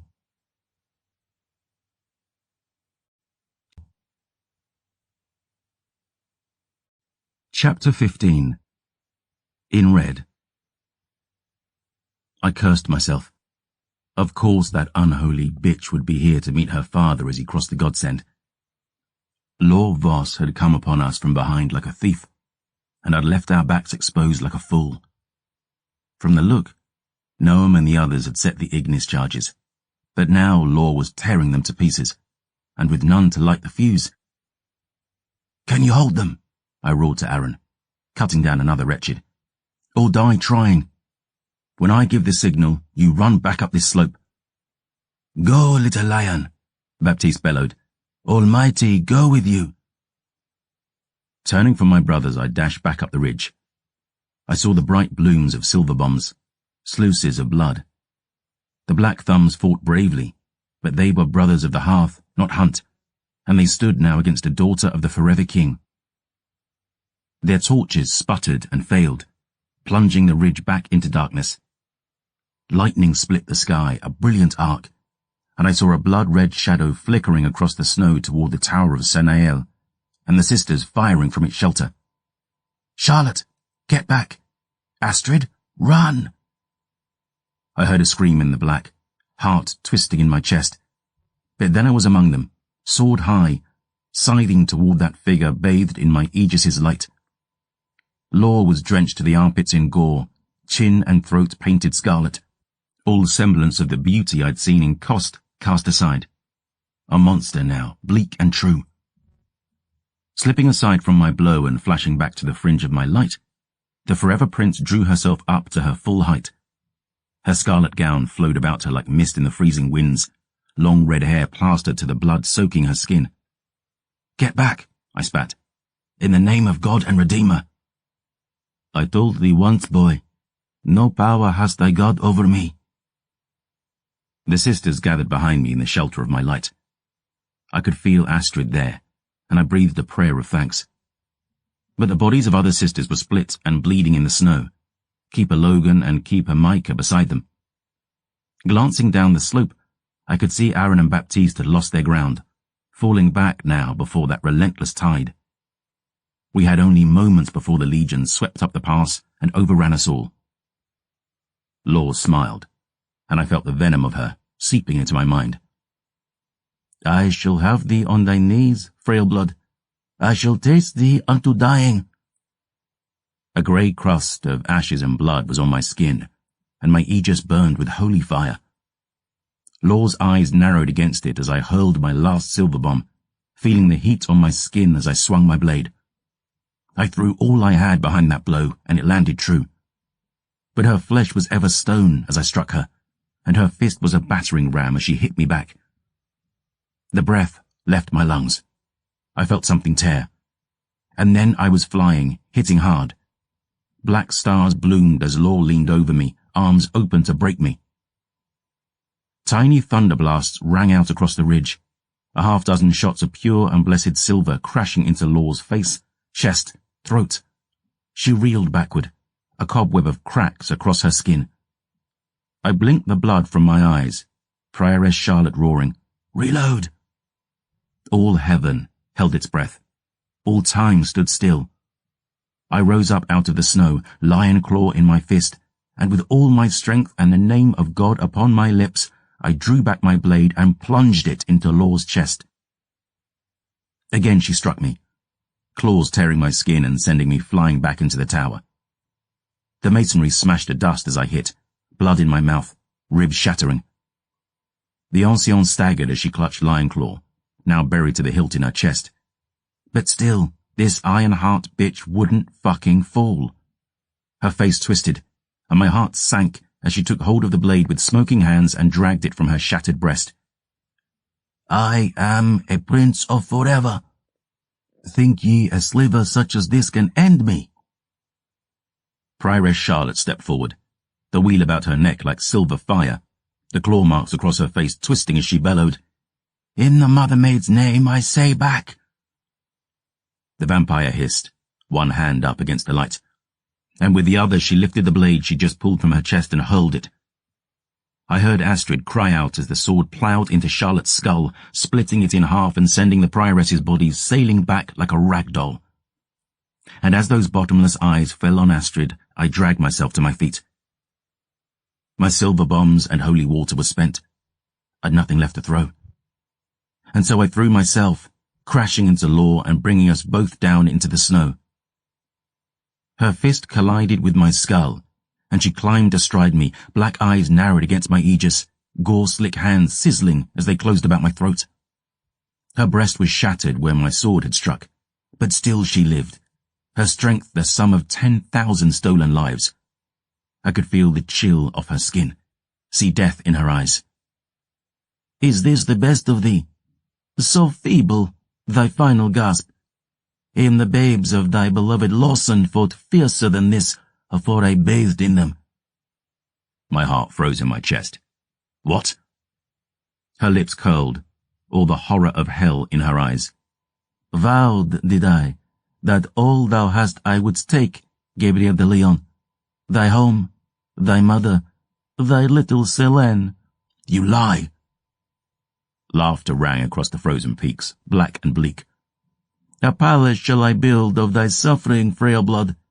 Upon a throne of thy misery shall I reign.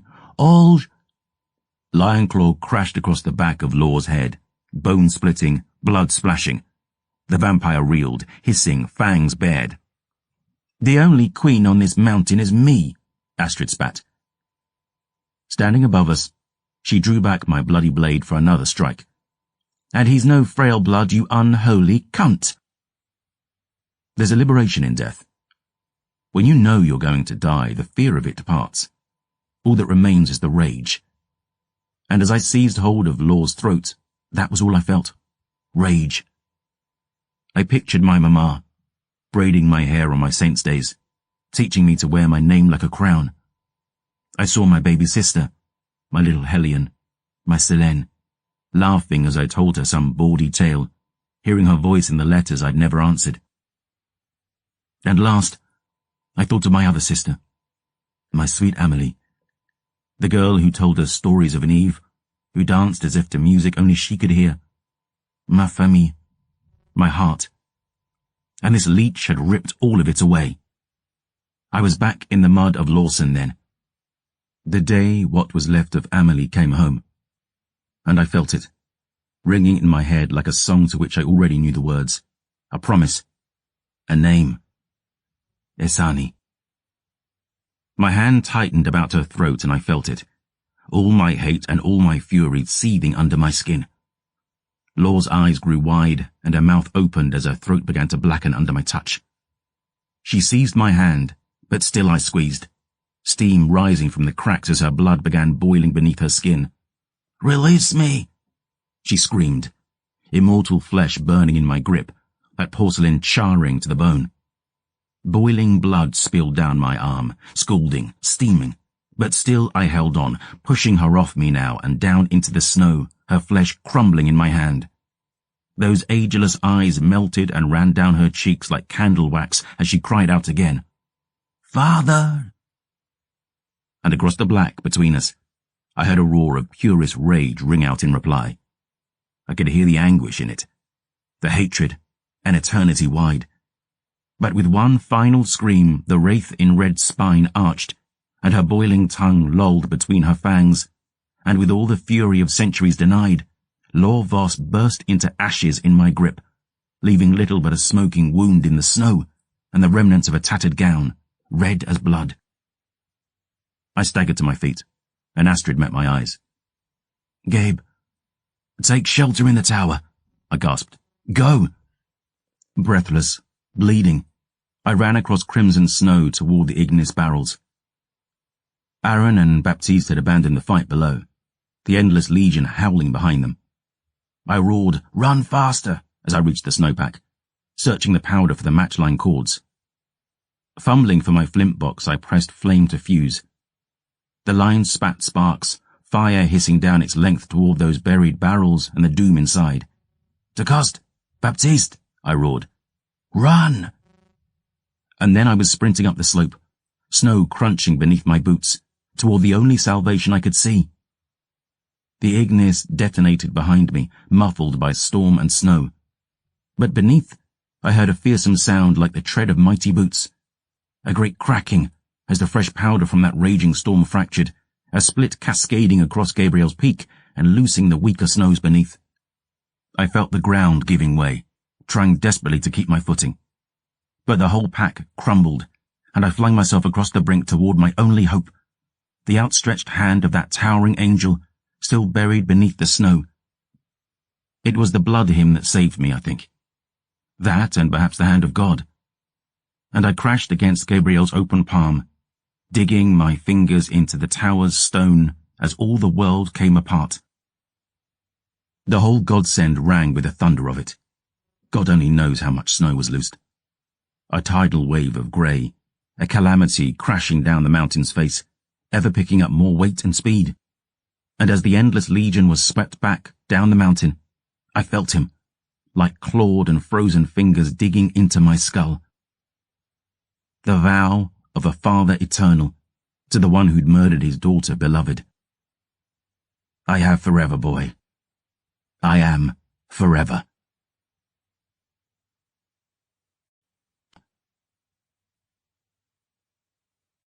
Chapter 16. Last Son. I cursed myself a fool the entire ride. All 17 days of it. Aaron one side of me, Baptiste the other. And like a shadow at our back, unexpected, perhaps unwanted, came Greyhand, followed by a cohort of Her Majesty's soldiers in sunflower yellow tabards. They'd found us only a few hours after the battle, bloodied upon the eastern slopes with Chloe and other sisters who'd not made the ascent. Greyhand and our brother initiates arrived first, a breathless Cave leading them. Outriders of the Golden Host galloped out of the dawn soon afterward, Khalid and the other Silver Saints at their head. And they'd stood amazed as Astrid told them the tale, a tale of 24 against 10,000, sweeping the endless legion back down into Talhost beneath hundreds of thousands of tons of snow. The abbot and brother Silver Saints remained behind with the Golden Host to guard the crossing.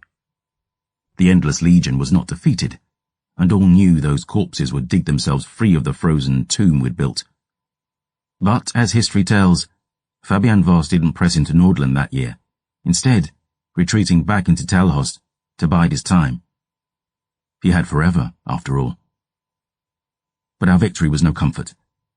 And though I knew the dead were foxes and serpents all, I had to ride back to Lawson to see. We stopped to rest only enough to spare the horses. I barely slept or ate, sick with the thought of what we might find, of ma famille, my home, and darkest among them, the thought that this was my fault. Law had snatched the image of my village from my own head in Kost. I had led her there. Gabriel looked down at his open hands, and he sighed from the bottom of his soul. The ruins had stopped smouldering by the time we arrived. The scent rising on the horizon, and my sobs already trying to claw loose from my throat. I leapt into the fresh fallen snow and tasted air like ashes, choking me as I roared into the emptiness. Mama! Selene! Only fat crows answered, staring at me with black and hungry eyes. The corpses lay where Law had left them, a great multitude in the town square, thrown atop one another like broken dolls. I saw familiar faces among them, horror freezing my heart. Luke and Massey, my childhood friends, my sweet Ilsa, crumpled as if she were made of sticks and rags. The bodies of dead babies scattered like rose petals across the snow. Almighty God, Aaron breathed, making the sign of the wheel. Baptiste's eyes were full of sorrow. Behind him I saw the chapel's walls were intact, stone-blacked by flame. Looking up through my tears I saw the roof was gone and realized at once what had happened. The godly folk of Lawson had fled to sanctified ground or barricaded themselves inside their homes where an uninvited cold-blood could not enter. And the wraith in red had set fire to their roofs, leaving them a simple choice: flee the inferno and into her waiting arms, or stay within and burn. I walked among the charred pews of God's own house, searching the dead. My mind shied away from the horror that must have been their final moments. Mercifully, I recognized very few, their bodies ashen. But in the church's heart I saw a figure crouched before the altar's wreckage, burned almost beyond recognition. A priest. Good Father Louis, Jean-François murmured. Oui. You prayed he'd die screaming, Chevalier. Gabriel glanced up, eyes grey as steel. Oui. And your famille? Gabriel exhaled, holding his breath with no air in his lungs. He seemed a smaller man then, broad shoulders hunched under the weight of years and loss. I looked at Father Louis' remains, there on the hallowed ground that hadn't saved him, and my heart sank as I saw another figure, cradled in his arms as if to shield it from the flames. It was charred like firewood, charcoal skin stretched over kindling bones. But I could tell it had been a girl, a candle maid. No, I whispered. No, no. My baby sister. My little Hellion. My Selene. Her hair was black straw and dust, and her fingers burned to sticks. And I sank to my knees in her ashes and screamed so hard I felt my voice crack, reaching out to touch her cheek and watch the skin flake away in the cold winter wind. I'd never taken the time to answer her letters, I realized. And now, I never would. I walked like a man to the gallows. I was aware of the men who'd come with me only as ghosts. I remember someone trying to bar my way, shoving them aside and spitting fury. And I stumbled through the ashes and snow until I found it. My stepfather's house. They were in the yard. Of course they were. Once they saw the church burning with my sister inside, they'd never have remained locked behind closed doors. My stepfather lay with his old war sword a few inches from his hand. It seemed so huge to me when I was a boy. A giant, ever casting his shadow upon me. He'd never been the finest man, nor the finest father, and yet he'd stood as mine for his part. And the sight of him, lying broken and bloodless, just a few feet from the forge he'd given his life to. But it was nothing. Nothing compared to what came next. If the sight of my sister's body had gutted me, the sight of my mamma shattered me like glass. Her hand was outstretched toward the chapel, her eyes frozen in her skull. And the look on her face was not one of fear or pain or anguish. It was rage.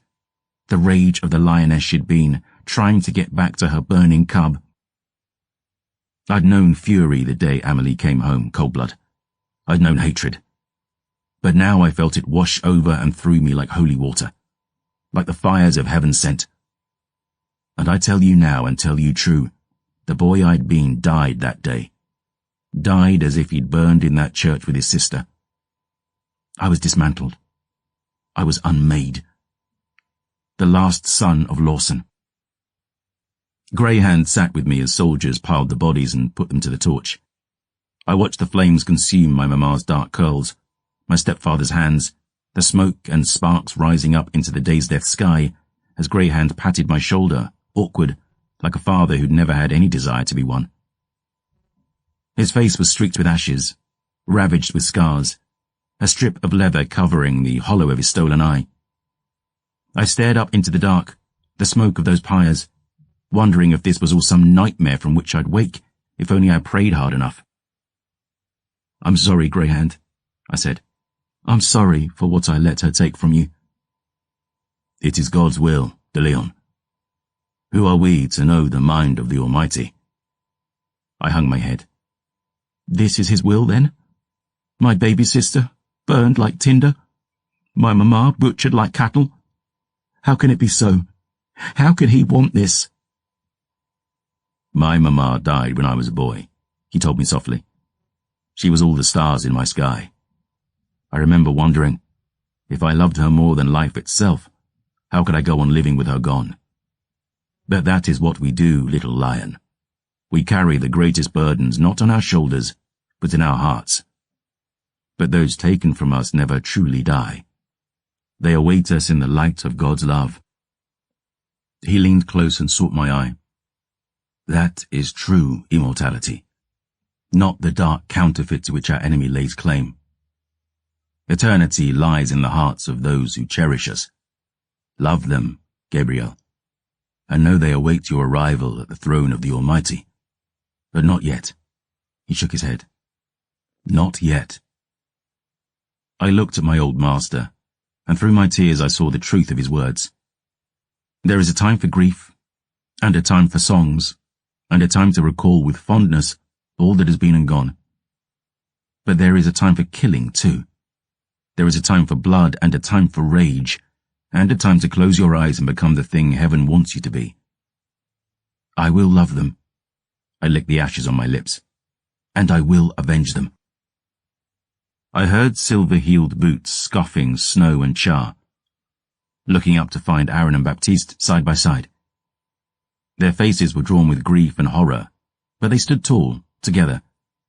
Brothers I'd risked my life beside. Brothers I loved. Will you return with us to Saint-Michel? I asked. Baptiste looked to Greyhand. Would we be welcome? Our old master sighed. The testaments are clear, sa Ismael. The word of God is law. The sin is yours to own. I felt him on that mountainside, Greyhand, Aaron said, bathed in his holy light. God stood with us, Baptiste and me, as we faced down a dark that seeks to consume all men. All men. And if your God would name my love a sin, then he's no God I know. Where will you go? I asked. South, perhaps. Baptiste shrugged. You could come with us, little lion. No, I smiled, though my chest was aching. I have monstrous things to slay. You have a lion's heart, mon ami. The big lad took my hand, pulled me into a fierce, tear-stained hug. See to it those monstrous things do not take it from you. Hearts only bruise. They never break. I patted Baptiste on the back, released my hold. And then I turned to Aaron. This stuck-up lordling prick I'd so despised, who I'd fought and bled with, who I'd once never dreamed of thinking of as a friend, let alone famille. Adieu, brother. Aaron took my arm and led me away, and though Greyhand watched sidelong, he didn't follow. When we were out of earshot by the horses, Aaron released his grip, meeting my eyes. I pray God and Mother Maid watch over you, de Leon. But more I pray you watch over yourself. And above all, watch Seraph Talon.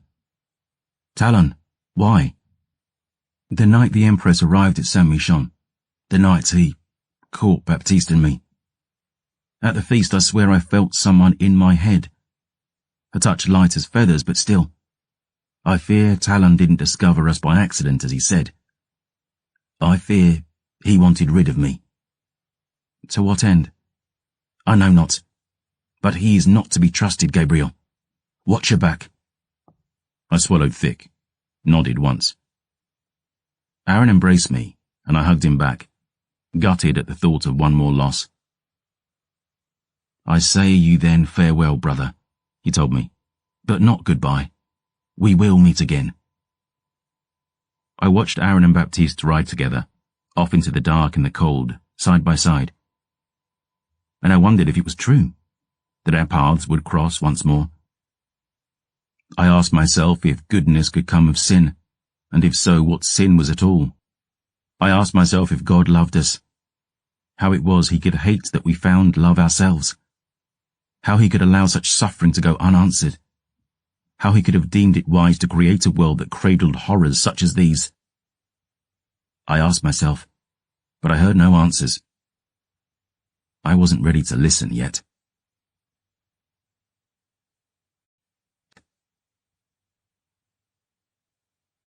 Chapter 17.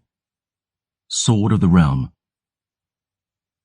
Abbot Khalid stood before the convocation, the Redeemer's statue above, the faux grail behind. All eyes were downturned as he spoke the gospel in his booming voice, but still I found my gaze drifting from the altar to our honoured guests. None could blame me, of course. Saint-Michel Cathedral had never played host to such an entourage. Empress Isabella, first of her name, beloved bride of Alexander III, protector of God's holy church, sword of the faith and emperor of all Elidean, sat in the first row, a host of 100 soldiers and maids at arms about her. Isabella was resplendent in royal yellow, her brow graced with diamonds, eyes glittering like sapphires as she watched the mass. The honour being done to me by her presence was lost on no one. My heart was studying my chest, palms damp with sweat. And at gospel's end, when the notes of the choir had dimmed like sunset light, the abbot turned his eyes to the gables high above, to heaven beyond. Almighty Father, Mother Maid and Martyrs, hear my prayer. Through trials of blood and hunt and blade, there stands one faithful servant among us, deemed worthy to be sainted silver. Hear him now, and judge him true in this, his pledge. I felt all in the cathedral watching as I stood. But I stole a glance at the choir loft and saw the only one who mattered. The distance between us seemed impassable, but still I could feel Astrid beside me as I walked to the altar, my mouth dry, my belly butterflies. Kneel, Initiate de Leon, Khalid commanded, and speak your holy oath.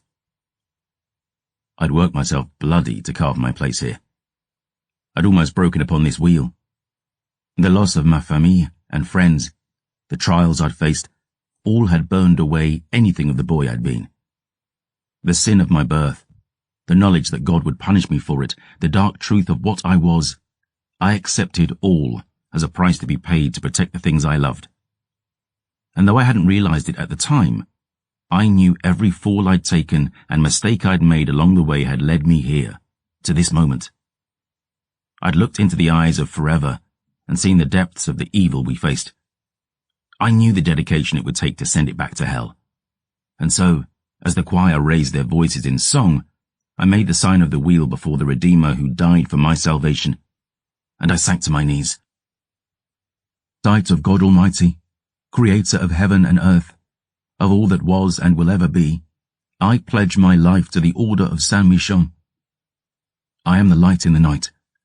I am hope for the hopeless. I am the fire that rages between this and all worlds ending. I shall know no famille, save these my brothers. I shall love no woman, save our mother and maid. I shall seek no respite, save in paradise at the right hand of my heavenly Father. And in sight of God and his 7 martyrs I do here vow, let the dark know my name and despair. So long as it burns, I am the flame. So long as it bleeds, I am the blade. So long as it sins, I am the saint. And I am silver. Before Almighty God, the Mother Maid, the 7 martyrs, and all the angels of the heavenly host, I name you brother of the hunt. You knelt as but an initiate of the faith. Khalid stepped back, cheeks twisted in his scarred smile. Arise now. Hold. Stillness fell across the cathedral, all eyes turning to Isabella. The Empress rose and, making the sign of the wheel, stepped to the altar before me. Blood spilled is blood owed, she said. Valor proven must be valor repaid. There is no doubt in our eyes that the hand of heaven is upon you, Gabriel de Leon. All our empire stands in your debt. So our empire gives what reward it can. Isabella drew her sword with a flourish. In sight of God and Mother Maid and martyrs, we name you defender of our empire and keeper of our holy faith. We bid you be just to our subjects and merciless to our enemies, and true in all measures under heaven. You are our sword, our shield, our hope. Arise, Gabriel de Leon, silver saint of Saint Michon, and chevalier of Eladane. A great roar went up among the congregation, and I felt my heart soar in my chest. Looking about, I saw their faces as they came to their feet. Theo and Fincher, de Severin and the Philippes, Khalid's smile. Talon's grudging nod. Even Frere Greyhand's thin, cruel lips seemed to be suffering a slight curvature, though I was certain he'd put it down to a trick of the light. The Empress stood, beaming like the long-lost sun, all her host applauding. And I stole another look up into the choir then, past Chloe Sauvage and Sister Esme, at last finding the one who mattered most, the only one who mattered at all. Astrid Renier, smiling at me. Though I could say nothing with all eyes upon me, I hoped she knew. And glancing to the Empress, I vowed I'd repay that girl for all she'd done, no matter what it cost me. We feasted in the refectory, a spread fit for royalty, though Isabella herself didn't attend. The initiates who'd called me frail blood, who'd pissed in my boots and shit in my bed, all raised their tankards, and I put my grudges behind me, knowing these lads were better my brothers than my enemies. I was a 16-year-old boy, a hero, a sword of the fucking realm. There's no glory so sweet as glory earned. And yet, there was a weight on me that needed lifting, words that needed speaking, yet unspoken. I stood slow, and a hush fell on that hall. To Prioress Charlotte, I said, to Keeper Logan, to Michelle and Micah and Tally, to Robert and Demi and Nicolette, and all those who marched there but did not march back again, to Aaron de Coste and Baptiste Ismael. I raised my goblet and looked among the gathering. To the courageous dead, and to brothers lost. A shadow fell over the hall then, but Greyhound stood and called, Santé, and soon all took up the shout. And we drank then, because we were alive and we were breathing, and even in darkest nights, that can be cause enough for triumph. The fare was fine and the smiles were broad, and the peace, I knew, was complete.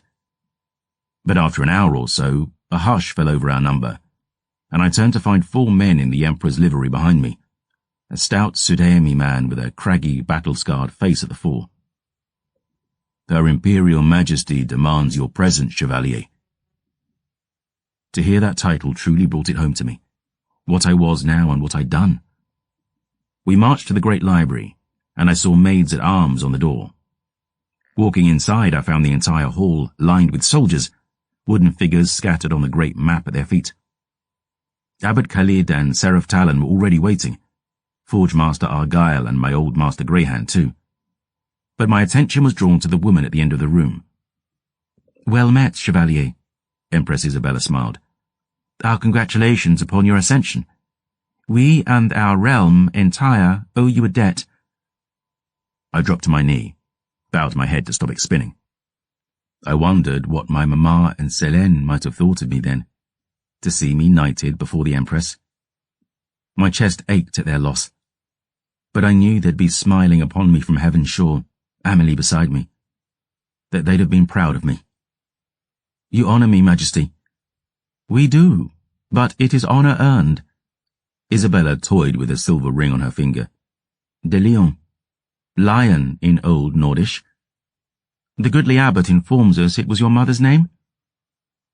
I looked down to the signet ring my mamma had given me, those lions flanking those crossed blades.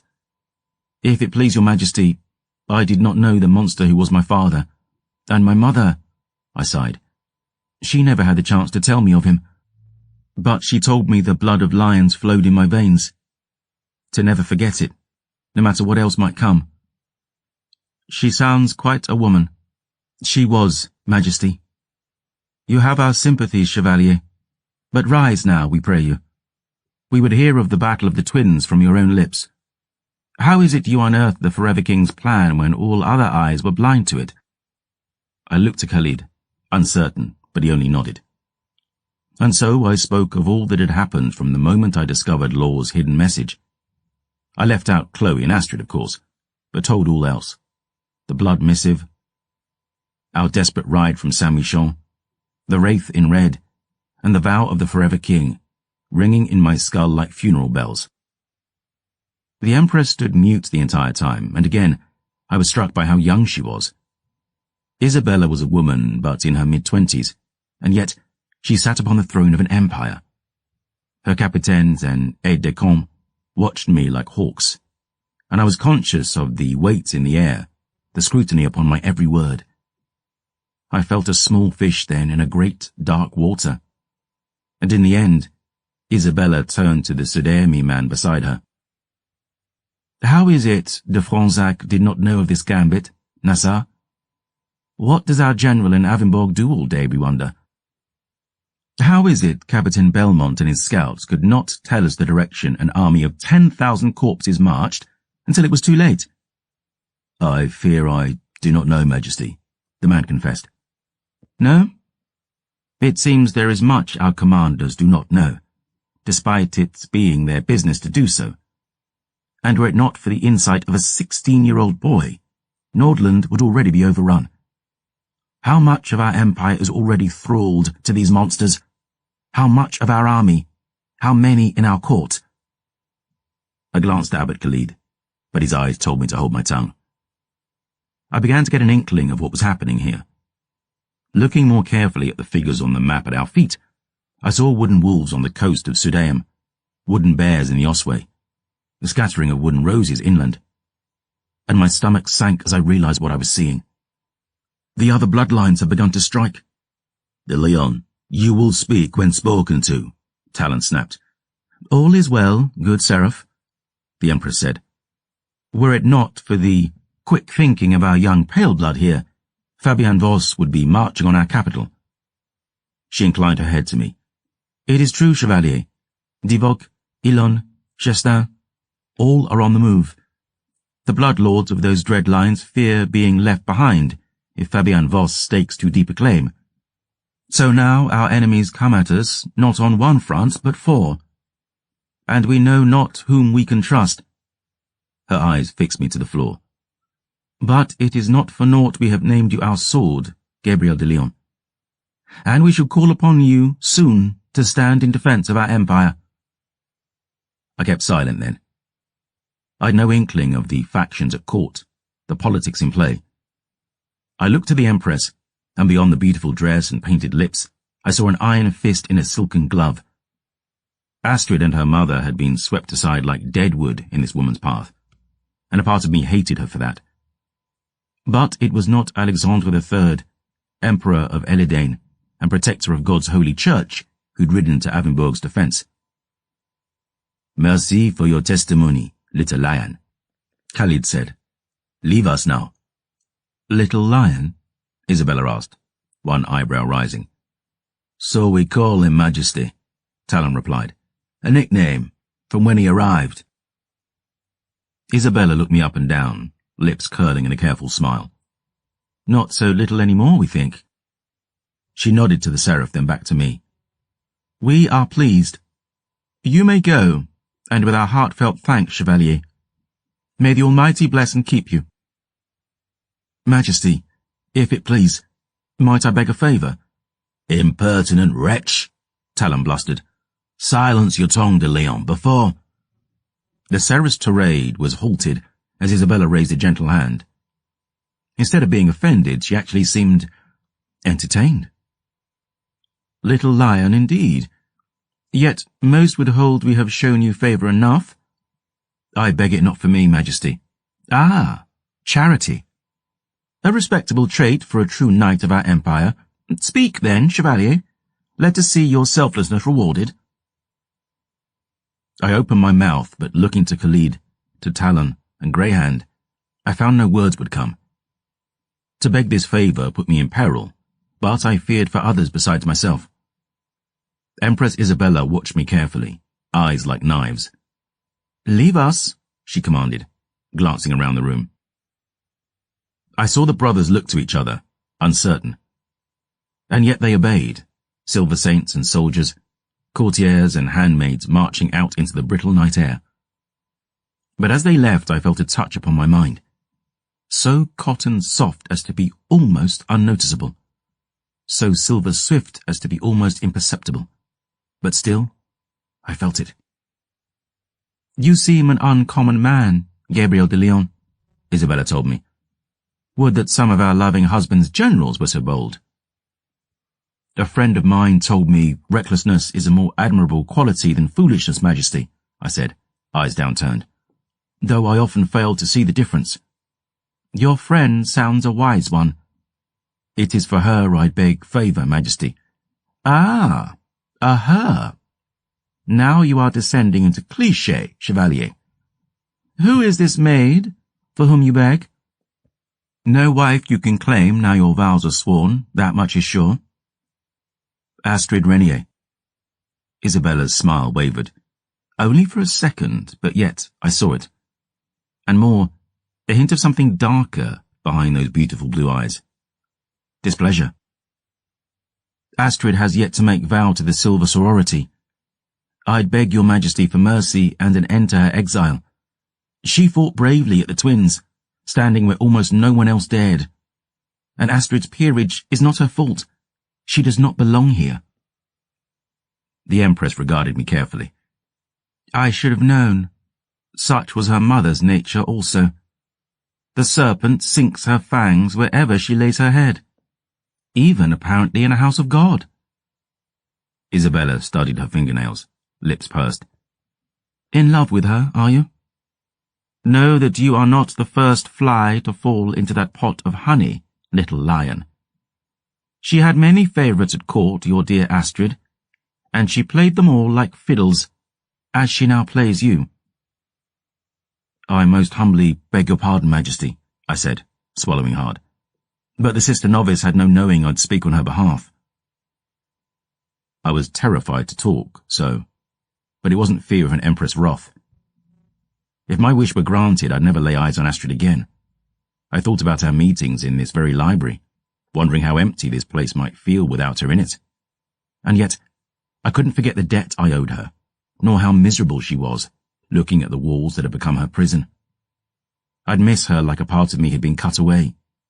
But hearts only bruise, she told me. And if she were happy, that was a price I'd gladly pay. Sweet Redeemer, I do love her. What will you give us, Chevalier, should we grant you this boon? Loyalty. Loyalty unto death. We are your Empress, Gabriel de Leon. You owe us that already. Isabella paused, looking down at those wooden wolves and bears and roses scattered across the realm at her feet, the ravens lurking yet west of the godsend. And yet, we cannot deny that God himself seems to have set you apart. It was not by chance alone that you discovered the Forever King's ploy, nor that you survived the storm where so many others fell. Her eyes met mine, glittering like the jewels on her brow. We think perhaps the Almighty has a plan for you. I thought of little Chloe then. Her words that night the star fell from heaven. Isabella inclined her head. So be it. My heart rushed so hard at those words that it ached, and I wondered if it would have hurt less if Isabella had denied me. I bowed low, hair sweeping to the floor. I am in your debt, Majesty. Your mercy knows no bounds. Oh, be sure and certain it does, Chevalier. The Empress gazed out upon the map of the Empire, her voice hard as iron.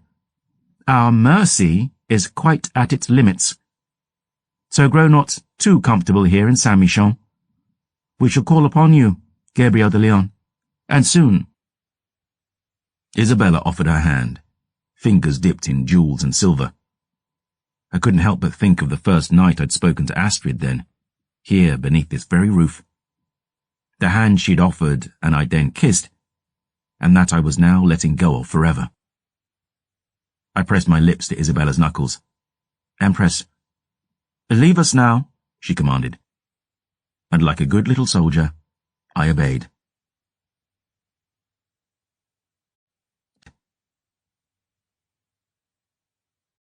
Chapter 18. A Story You Can Live. I returned to the library later that night, at the hour we usually met. I wasn't certain I was doing the right thing. My belly was a cold fist, my heart punching on in my chest. This last year I'd made more than my fair share of mistakes, reckless gambits, blind assumptions, thinking in my vanity that I knew better. And though I was now a knight of the Empire, a sworn silver saint, though I'd seen through the machinations of a forever king, I still waited there in the shadows of the forbidden section, staring into the light of our single candle, wondering if I was a fool. But I wasn't left to wonder long. My pulse ran quicker as I heard careful footsteps, quiet and quick, and now familiar tread, working its way through the warren of shelves and curiosities and dusty books, into our little sanctuary from the world. I wondered if she'd be angry with me, wondered what she'd say, wondered if this was going to end the way I thought it might. And as the footsteps reached the end of the warren, he stepped out into the light, faux outrage already on his face, accusation already spilling from his lips. What devilry is this? I eased my boots off the table, Bonsoir, Seraph. Talon looked about the room, moustache quivering as he realized I was alone. Expecting someone else? This section of the library is forbidden, de Leon. I'm not an initiate anymore, Seraph. I go where I please. What are you doing in here in the middle of the night? Waiting for you. Me? I felt you in my head earlier. The thin man looked me up and down, spat through sharpening teeth. How dare you accuse me of such? Brother saints do not use their gifts upon each other in Saint-Michon without consent, you frail-blooded little arse-licker. I know that's why you're here, Talon, hoping to catch me and Astrid like you caught Aaron and Baptiste. A good hunter uses the appetites of their prey against them. Want is a weakness, isn't it? How better to be rid of me with hands white as angels' wings. So, you admit it. You have been meeting a sister novice in here. But how could you have known that? Unless you've been in my head. I have eyes, de Leon. I see the way she looks at you. Oh, oui. I've no doubt you've been watching all the sister novices, deciding which to take for your new aid. It's been months since Sister Aoife died. That girl you murdered in Cost probably didn't do much to scratch the itch. Talon's eyes narrowed to slits in his skull. What did you just say? The serving girl in Cost Keep. You framed it well enough with vampires on the loose in the chateau. But you were on the loose too, Talon. Alone. And when you showed up in the ballroom after Law arrived, your eyes were red as blood. So were Greyhands. I just smoked a pipe of Sanctus, you filthy bog skank. Except you didn't smell of it like Greyhand did. Your eyes weren't flooded because of the pipe. They were flooded because you just fed. Like you fed on Aoife the night she died. I rose from my chair, stalking toward him. I wondered when Aaron warned me that you'd slipped into my head. I wondered why you'd want rid of him and me. And then I remembered. Greyhand was out cold, but Aaron and I both heard what Law said to you on that bridge. I would promise you pleasures no chaste and holy brother could dream of, but you're already ours, pale blood. And when she mentioned Aoife's name, you charged at her headlong like an idiot. Not because you were angry, because you wanted to stop her from saying more in front of Aaron and me. You little bastard, Talon hissed. How long? I demanded. How long were you feeding on Aoife? How long were you sleeping with her? Talon's eyes grew wide with rage. How dare you! I saw her in the cathedral the night she died. On her knees before the Mother Maid, arms around her belly. Is this a curse or a blessing you've gifted me? She asked. But it wasn't until I talked to Cave that I learned the truth. Dreamweed isn't the only herb he can wrangle on his supply runs to Beaufort. Sister Aoife asked him to get her Honeywell, Rowan White and Rainberry. You're a master of chemistry, Talon, so tell me, why would a young woman want herbs of that ilk? Talon met my eyes, his own welling with furious tears. You've no idea what it's like, boy, he hissed, hands in fist. You are young. The sacrament still sates you. You do not know what it is to lie awake and feel the sangire inside you, spreading like flame. But you will. Already you hear that whisper, gentle as spring rains, but oh, it grows, boy. It grows with every sunset until its scream is all you can hear. She was pregnant, you bastard. Talon dragged his fingernails across his stubbled scalp, a snarl at his lips. He took a step toward me, and every inch of me bristled with threat. The beast I was prowled back and forth behind the cage of my ribs, my teeth now sharp as razors. You killed her, I spat, and the child you put inside her. It was not a child. It was an abomination. Its ending was mercy. And the maid you killed in Cost? What mercy did you give her? You murdered 2 innocent girls, and all because you didn't have the stomach to face the red right as Yannick did. You shame that 7-star and all who wear it, you fucking coward. Talon snarled and lunged at me, and we collided in a hateful embrace. The Seraph was older, stronger, but my old friend Rage was at my back, willing me on. We crashed against the shelves, timbers splintering, parchment flying as his hands closed around my throat. I pummeled him with my fists as his fingers crushed my larynx. My knuckles crashed against his jaw as he buried his knee in my crotch. As I squealed and doubled over, his knees smashed my nose to sauce, and I found myself flying, crashing through another shelf, and sending the ancient tomes tumbling. "I told you, boy," he spat, sitting astride my chest. "I earned my aegis when you were still a dribble in your unholy father's cock."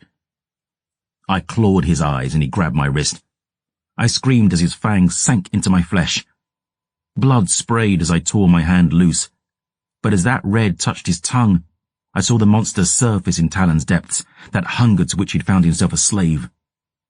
His face twisted, his strength terrifying, a bloodshot scrawl spreading across the whites of his eyes as he seized my neck. I roared as his fangs sank into my throat, punching and bucking even as the kiss took me. That bliss, that horror, that awful bloody wanting bid me be still, to close my eyes and hold my breath and pray it didn't end too soon. A kick crashed into Talon's rib so hard I heard bone splinter. With a bloodied cry, the seraph rolled free, tumbling across the scattered pages. I gasped for breath, pressed a hand to the ragged gouges he'd ripped in my throat. Looking upward, I saw silver-heeled boots, an empty sleeve in a leather greatcoat, a pale green stare.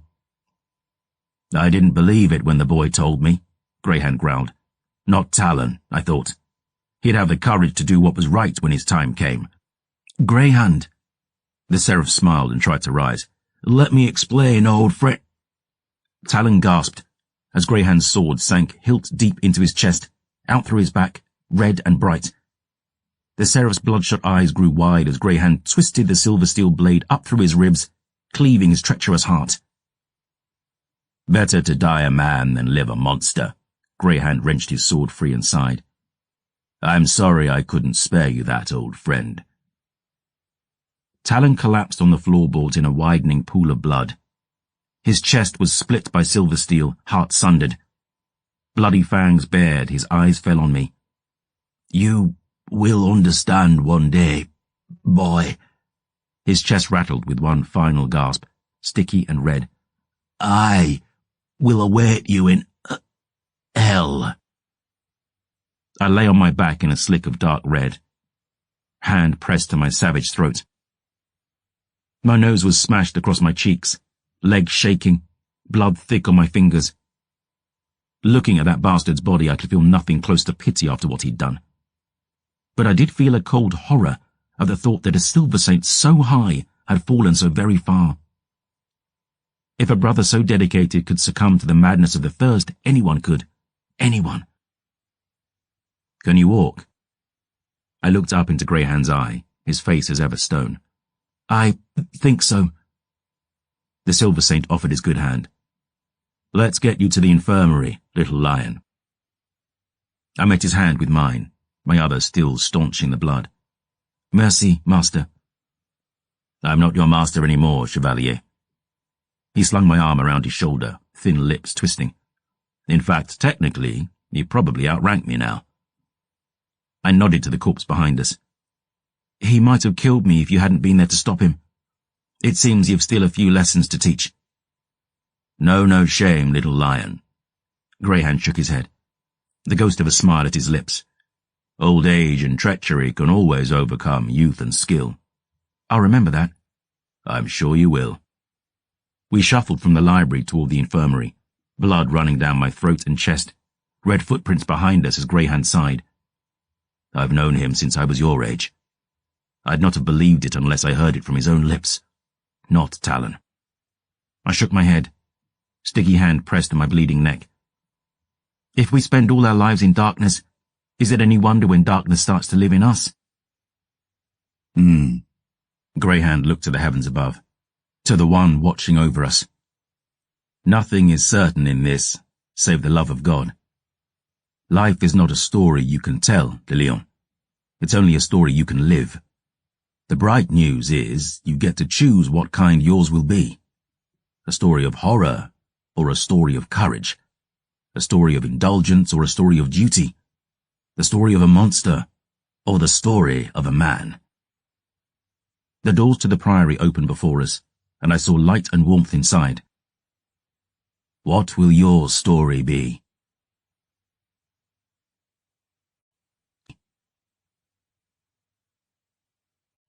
Chapter 19.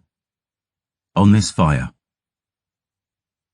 I opened my eyes, floating in the dark between dreaming and waking. I sensed her before I saw her, the scent of her hair and the faintest notes of blood, entwined with the gentle perfume of dried herbs from the infirmary outside.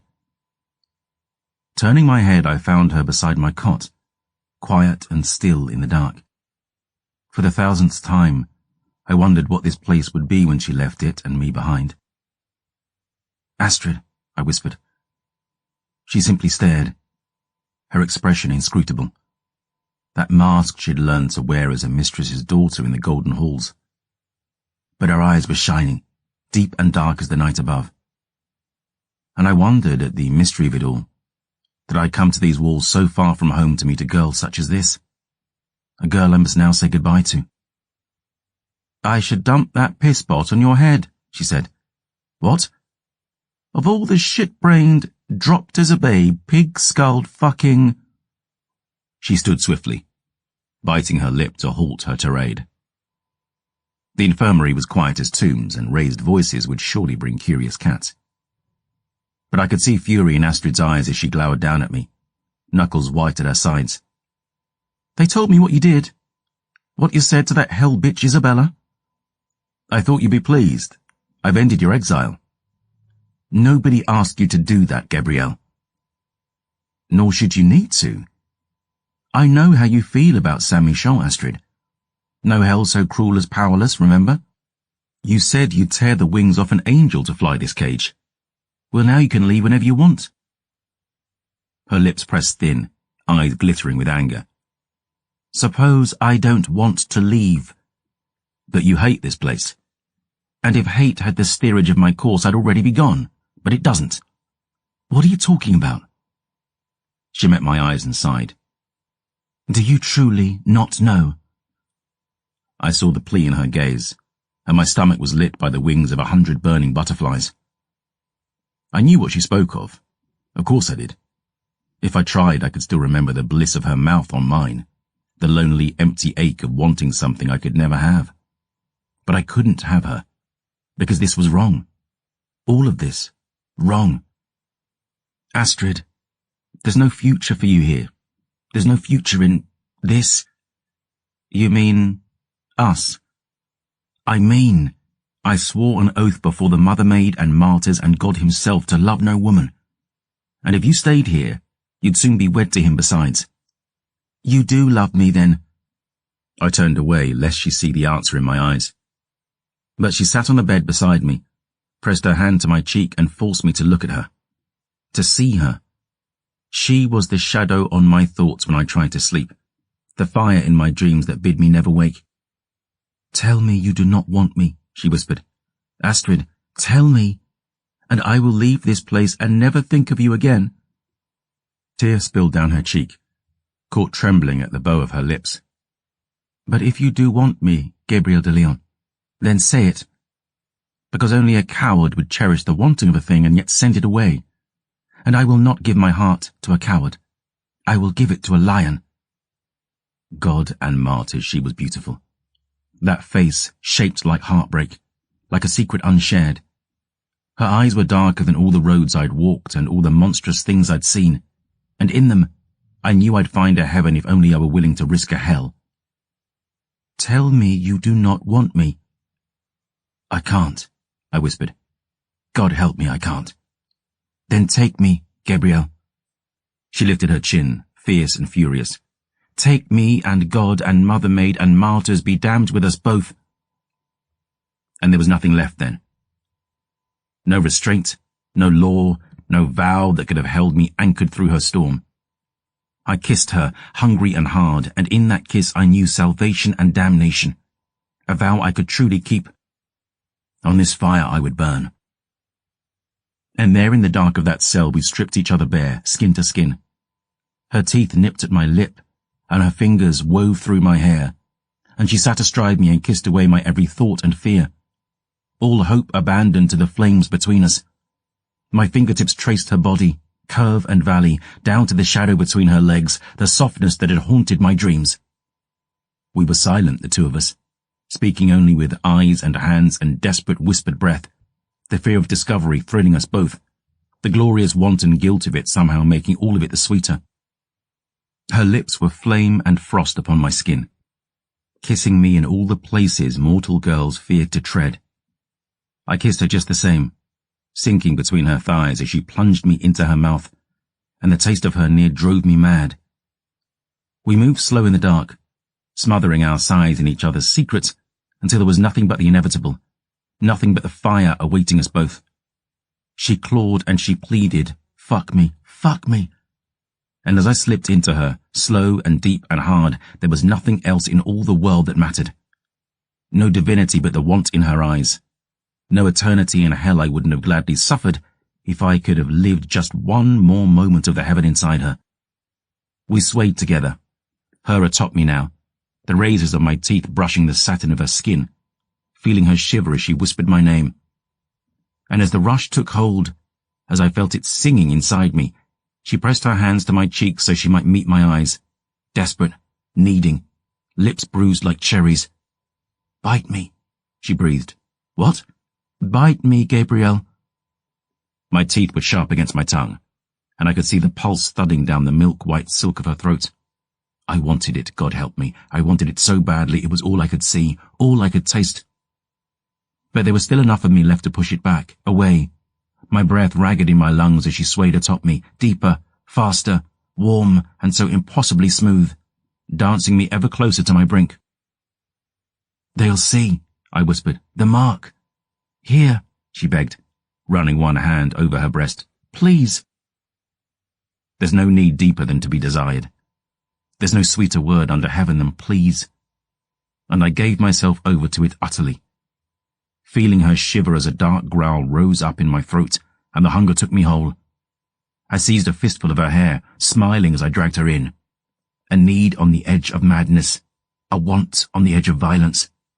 And she groaned and pushed herself down onto me, deeper, harder, and my tongue slipped over her pebble-hard nipple, and her nails clawed my back as the monster I was sank its fangs into her breast, piercing the white and birthing the red. She crushed us together, back arching, mouth open in a silent scream as the kiss took hold. Her whole body began shaking, her legs wrapped tighter around me as she lost herself in the fire of it all, and her blood, God, that impossible burning life, crashed across my tongue and into the very heart of me. And I knew the colour of bliss then, and its colour was red. I drank her, as a river drinks the rain, drawn up into the crimson light of a sun long faded, so lost that I was only dimly aware of her slipping me free, finishing me with her hand, the death of me spurting across her skin as I swallowed just one more mouthful, just one more drop. Gasping, she tore herself loose from my mouth, and wounded, wanting, she crushed her lips to mine, iron and rust and salt between us. We sank into the ruin we'd made of my bed, our bodies slick, her cheek against my chest, and the all of her wrapped in my arms. We lay there for an age in silence. In truth, I'd no knowing what to say. This was the road to hell, I knew, and both of us now walked it. This is sin, I told her. They will punish us for it, and God beside them. Astrid lifted her head, met my eyes. But I don't care, I breathed. Her fingertips brushed my face, making me shiver. We could leave? I shook my head, giving the answer she already had the keeping of. You said you'd not give your heart to a coward. We couldn't leave even if we wished it, and I don't think either of us truly does. This will be our lot, then? Loving in the dark? Like liars? I kissed her brow, eyes closed tight. Until the war is won. Until the song is sung. And then? Then us. Forever. She kissed me again, melting in my arms. A kiss of flames and tears, of sweetest sin, a kiss to which all others will be compared and found wanting. And if this was wrong, I decided, then let it be the wrong I'd die for. There, with that girl in my arms, I swore to God I would give all else, my blood, my life, my everything, if only he would let me have her.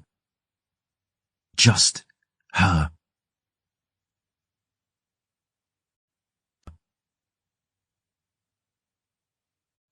Chapter 20. Broken Glass. Gabriel fell silent, staring at the silver she'd scribed on his skin. He heard the cry of a lovelorn wolf, a solitary howl out in that long and lonely dark. He held his empty wine glass in numb fingers, feeling the liquor rushing blood-warm in his veins. If he tried hard enough, he could reach out and touch her now. He had but to open the window to his mind's eye and find her there, waiting, smiling, untouched by the teeth of time.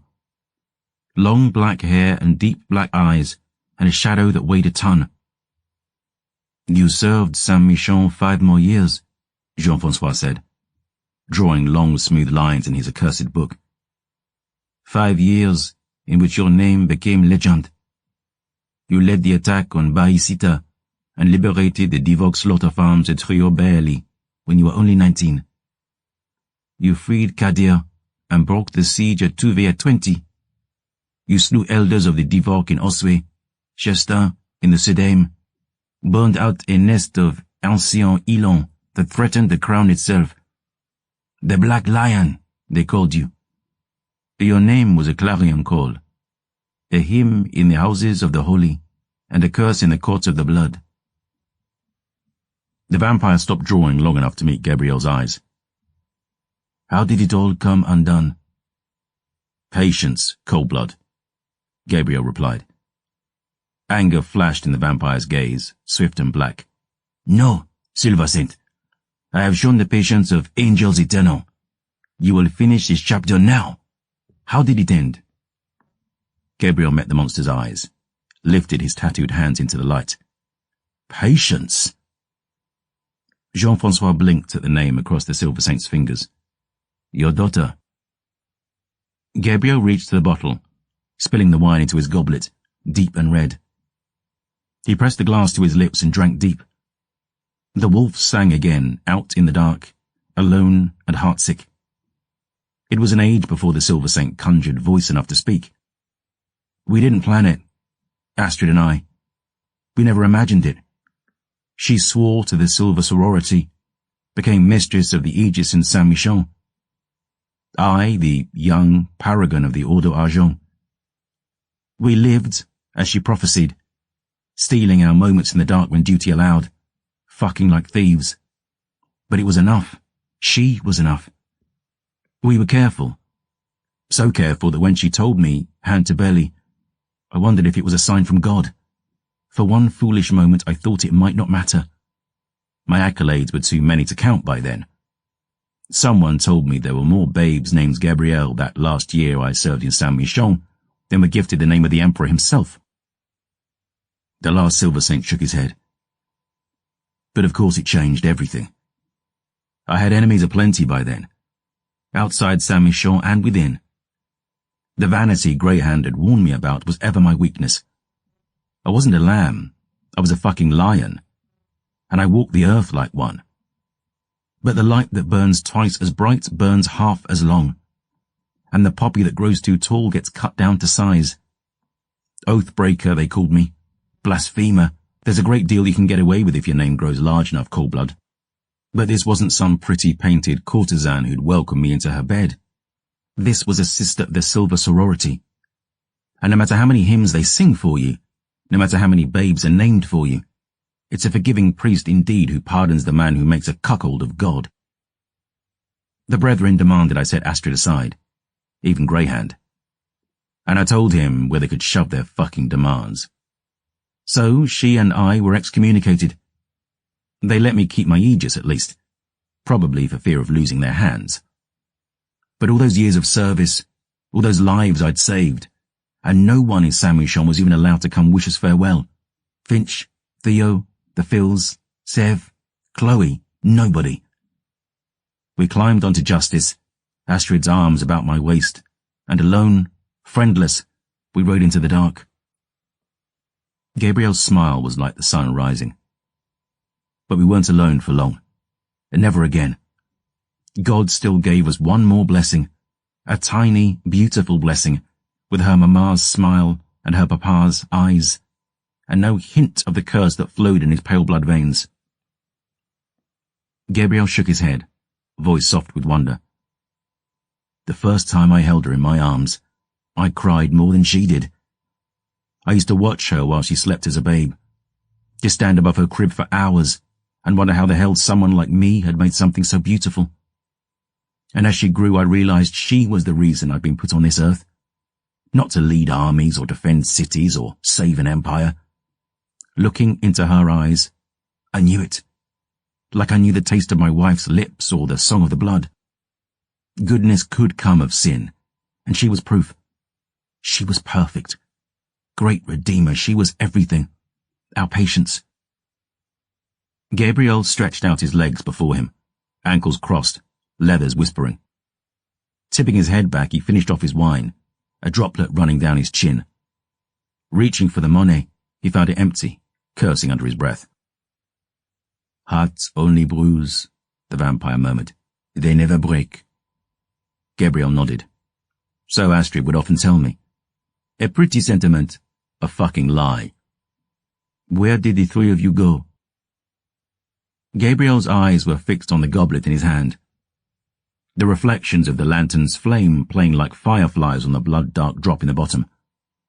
Thumb tracing the arc of the teardrop scars down his cheek, he looked to that pale moth, still beating its wings in vain upon the lantern's chimney, heedless and hopeless.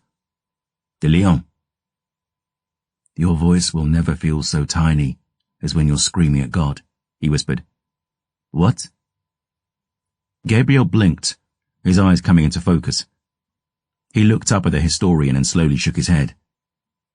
I don't want to talk about them anymore. Must we do this again? My Empress demands her tale. And she'll have it. Gabriel's grip tightened on his empty glass, knuckles white. But I don't feel like talking about ma famille right now. You are a prisoner here, completely within our power. For all intents and purposes, Chevalier, you are my slave. So apologies, the vampire said, leaning forward. But has it somehow been conveyed to you that it makes any difference at all how you feel? The wine glass shattered in Gabriel's hand. 100 glittering shards splintering in his fist and falling to the stone. The Silver Saint winced and opened his fingers, looking at the blood dripping, dark and sweet and thick. Jean-Francois was suddenly standing. Though he barely seemed to move at all, the historian was across the other side of the room, bristling with threat. A black hunger filled his eyes as he watched the red drip, drip, drip. Are you insane? Gabriel smiled, held out his wounded hand. Frightened of a little blood, vampire? Jean-Francois hissed, pearl-white fangs bared. If I fear anything, De Leon, it is what I would do to you if I let my hunger have its head. And what do you think you'd do to me, cold blood? Gabriel's eyes narrowed. Before your Empress has the whole of her tale? The last Silver Saint rose from his chair and stepped forward, bleeding hand outstretched. Jean-Francois took another step back. Seems we're all someone's slave. Méline, Jean-Francois bellowed. The door flew open in a heartbeat, the thrall woman on the threshold in her long black gown. Her eyes were wide, one hand beneath her bodice. Master? The vampire blinked, the dark shadow that had filled his eyes dimming. He smoothed down his frock coat and plucked at the ruffled hems of his sleeves. Our guest has cut himself. The woman released the weapon she had hidden in her bodice. A dagger, most like, though it was difficult for Gabriel to tell. She dropped into a curtsy, made her way to the Silver Saint's side, taking his hand.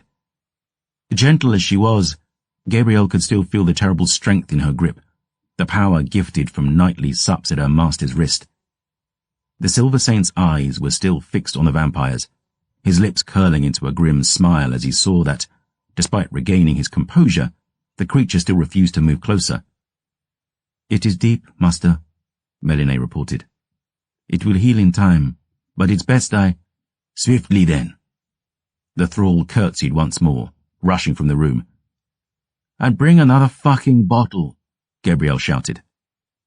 The woman fled down the stairs in a flurry of black damask. Again she left the door unlocked behind. Gabriel listened to her descend, 40 stairs, 70, his senses still sharp as razors. He heard iron keys, a heavy lock, door slamming. He turned pale grey eyes back to the historian. Jean-Francois still lurked on the other side of the prison cell. The history had fallen on the floor, open to a sketch of Dior back in The Perfect Husband, wrapped in her ridiculous frock coat. The Silver Saint picked it up, marvelling once again at the vampire's artistry. It's a fine likeness, he smiled, heart aching. The little bitch will be flattered. Put that down. You'll get blood on it. Gabriel dropped the book onto the vampire's chair. Heaven forbid. The historian dragged a long golden curl from his eyes and whispered, soft with menace, I shall see you punished for this, de Leon. I shall have you on your knees. I'm sure you can taste me already. But you know this is all a waste of time, don't you? Time is something my Empress has in abundance. Gabriel shook his head, smearing crimson across his chin as he stroked his stubble. If that was so, I'd already be dead, vampire. Your Empress needs the secret of the Grail. But you said it yourself. The cup was broken. The Grail is gone. This is your world, leech. You're here, and you're now, and you're forever. And when the monsters you've birthed drain every last drop from it, you'll have none but yourselves to blame. Gabriel glanced over his shoulder. That was quick. The thrall woman stood on threshold again. Master? Gabriel met Jean-Francois's eyes again. I don't want to speak of ma famille any more, vampire. So you can sit and watch me get quietly shit-faced, or I can stop wasting our time and return to the story I'm actually here to tell. A moment passed, long and silent, before the vampire spoke again. As you like it, Chevalier. The Silver Saint returned to his chair, dripping blood. As he sat with a wince, the thrall knelt beside him. He saw a bowl of steaming water, bandages, smelled the antiseptic perfume of witch hazel and fool's honey. And beside the bowl, Merci, Mademoiselle Méliné, he said, reaching for the new bottle of Monet. When they usher me into hell, I'll be sure to put in a good word for you.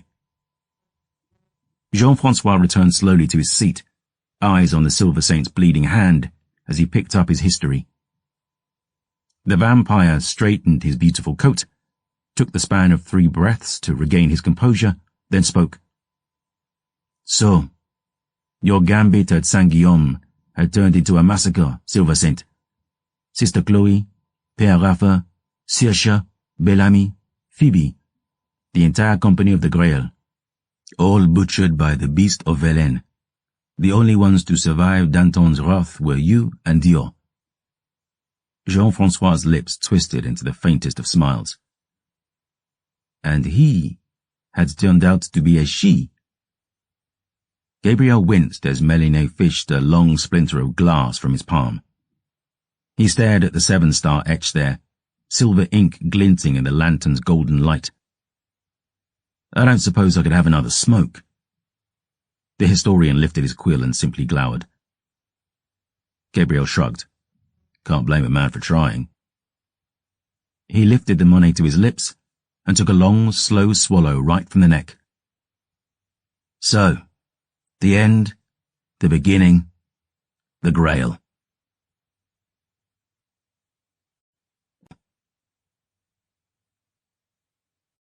Book 6. As Devils Can Fly. From holy cup comes holy light. The faithful hand sets world aright. And in the 7 martyrs' sight, mere man shall end this endless night. Author unknown. Chapter 1. Fear no darkness. You're a girl. I noticed. Fuck. I skimmed my good hand through my sodden hair, my breath hanging pale and heavy between us. Dior looked up at me, drenched bone deep, her lips purpling from the chill. We were crouched on the banks of the River Volta, shoreline crusted with ice like a frost hunter's beard, a deadwood rising beyond. The night was black as sin, black as the river behind us, black as the heart of the thing that had torn our little company to ribbons. Fuck. You said that already. What happened to Saoirse?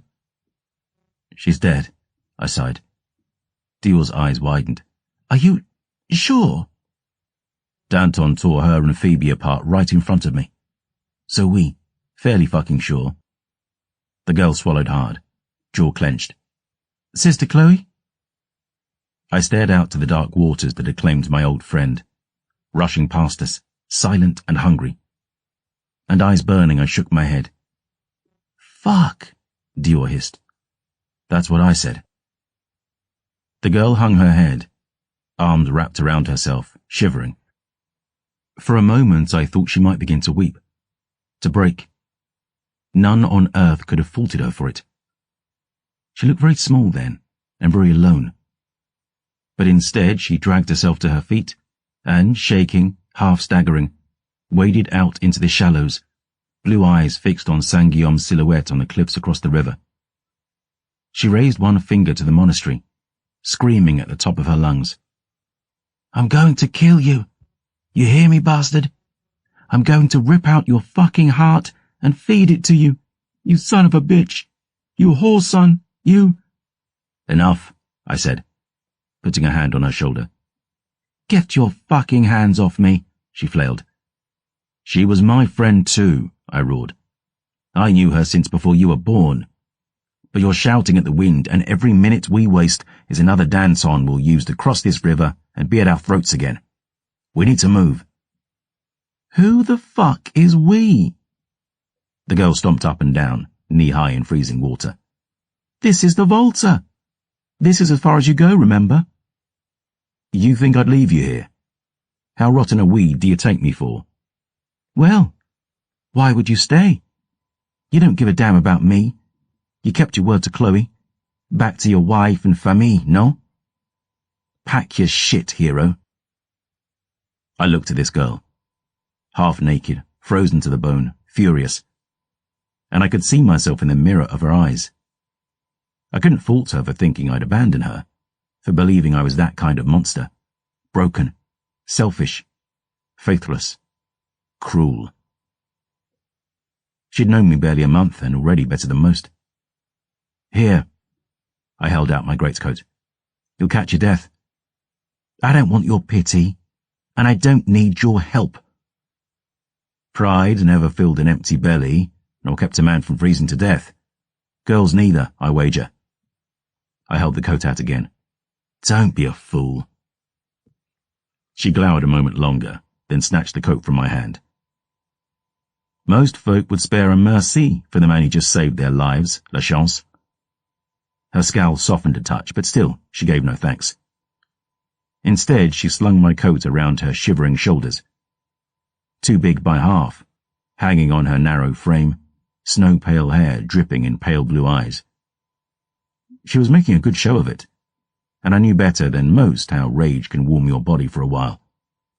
But if we didn't find shelter and get a fire going, this girl was set to freeze to death, and I'd follow soon after. Come on, I nodded. There's cliffs up this way. If we're lucky, we'll find a cave. And if we're not lucky? She asked, teeth already starting to chatter. Then we can thank God for his consistency. We trudged up the frozen banks, leaving the shadow of Saint-Guillaume behind us.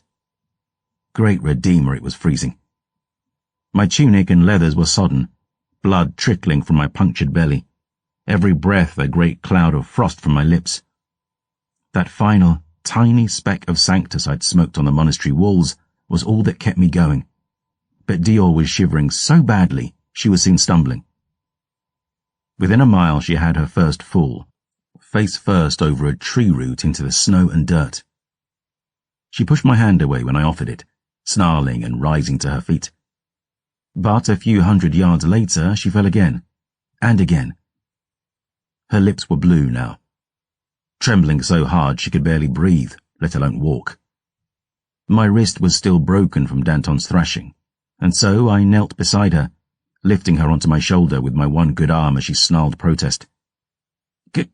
Get off me! Technically, you're on me.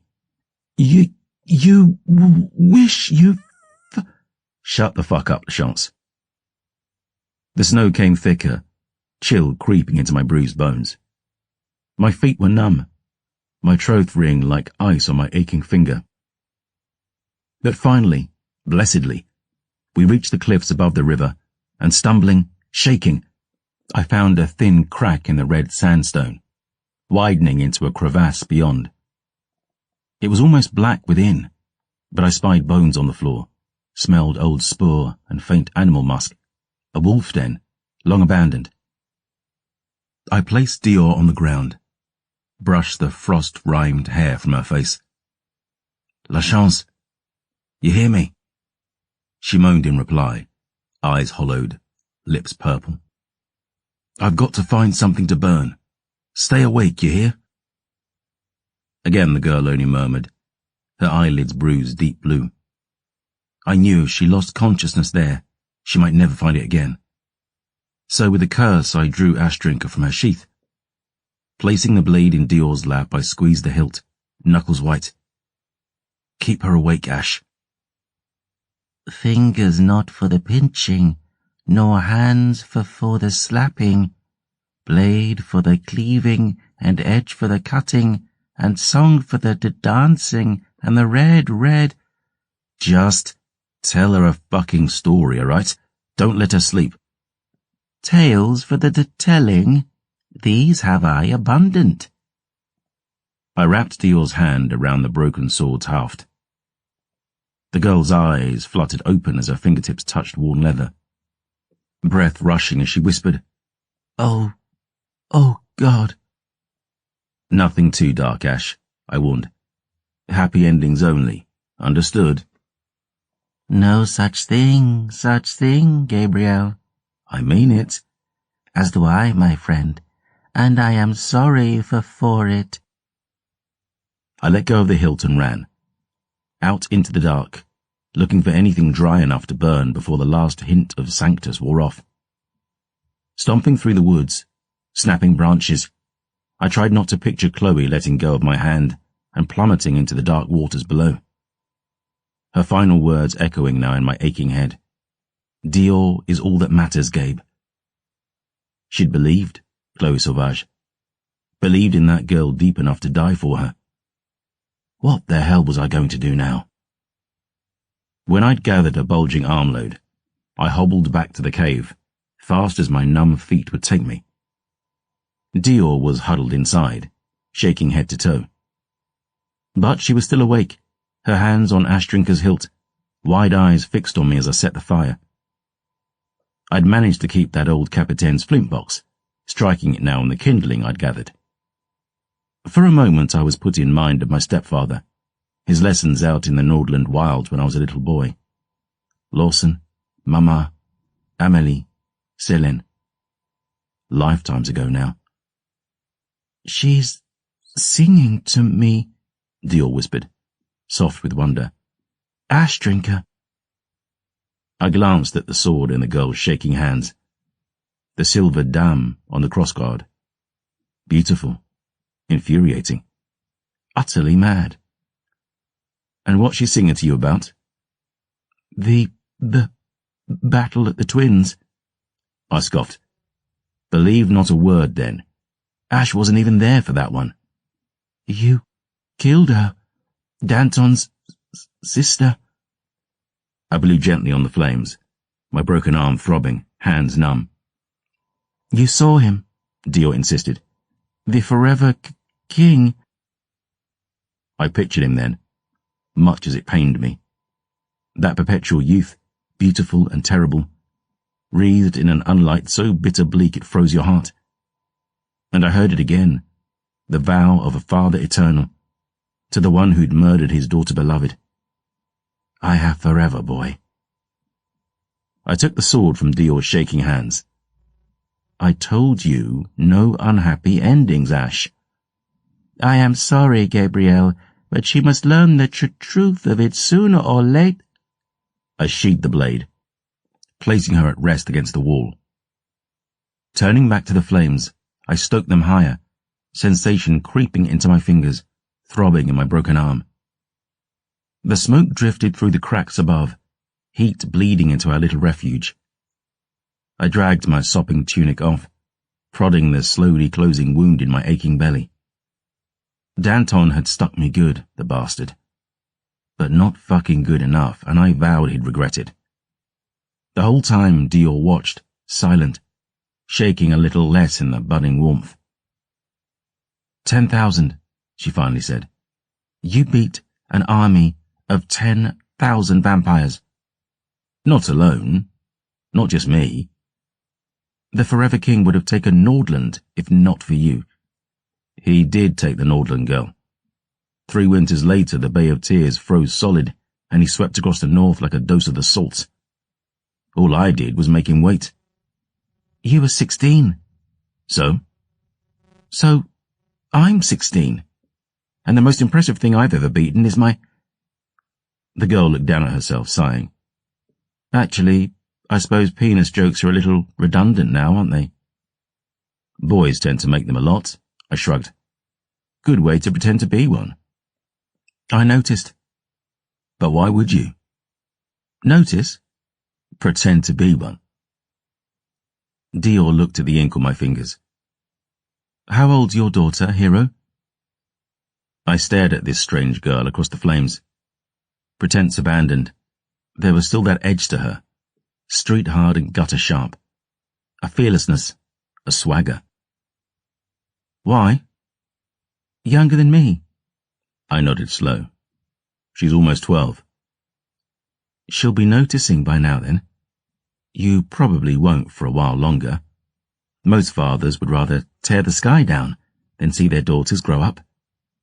But her mama has marked it, I'll wager. She knows what a world like this does to young girls.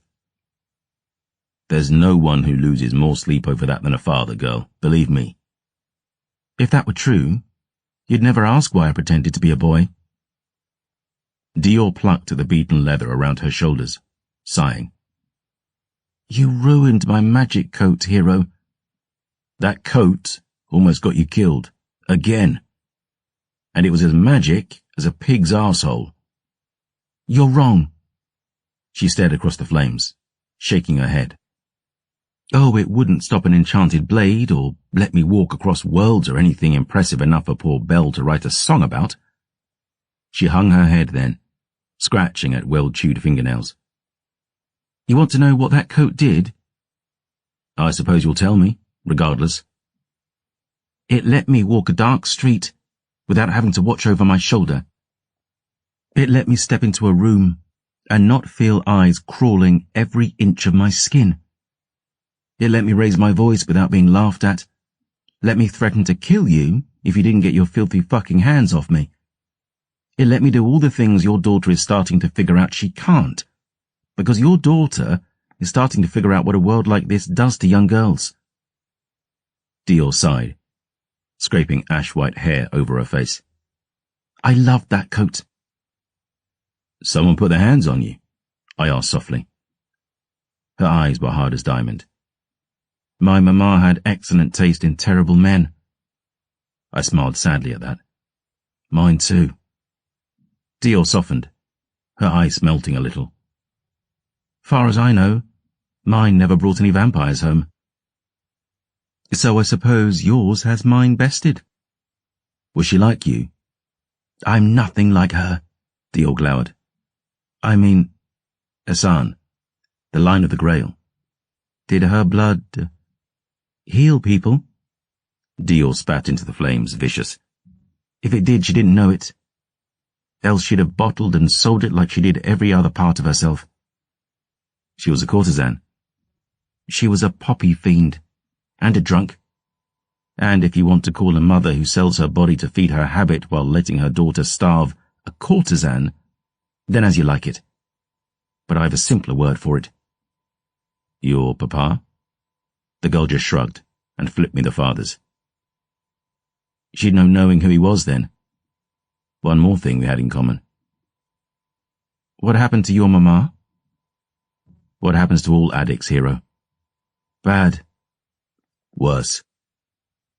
Dior looked into the fire, flames crackling as her voice grew hushed. She was like a ghost near the end. Grey skin, no teeth, dead without dying. But she stayed a slave through it all, to that God she prayed to, that devil she blamed, too stupid to know they were one and the same. I'd been away for days. I'd took to looking after myself by then, found my own friends. But I'd come back to check up on her. I found her on the ground beside her bed, eyes rolled back in her skull. I thought the worst, soon as I saw her. I knew it'd kill her in the end. But I could still see her lips moving. I thought maybe she was dreaming. So I shook her to wake her and her mouth opened, and a rat crawled up out of it. My stomach turned a slow, awful roll. Sweet mother maid. Dior shook her head, breathed deep. I dream that shit almost every night. How old were you? 11, maybe? It was the streets of Le Charme after that. She flipped her fringe from her eyes, swagger returning. A stolen coat, haircut with a rusty knife. Simpler that way.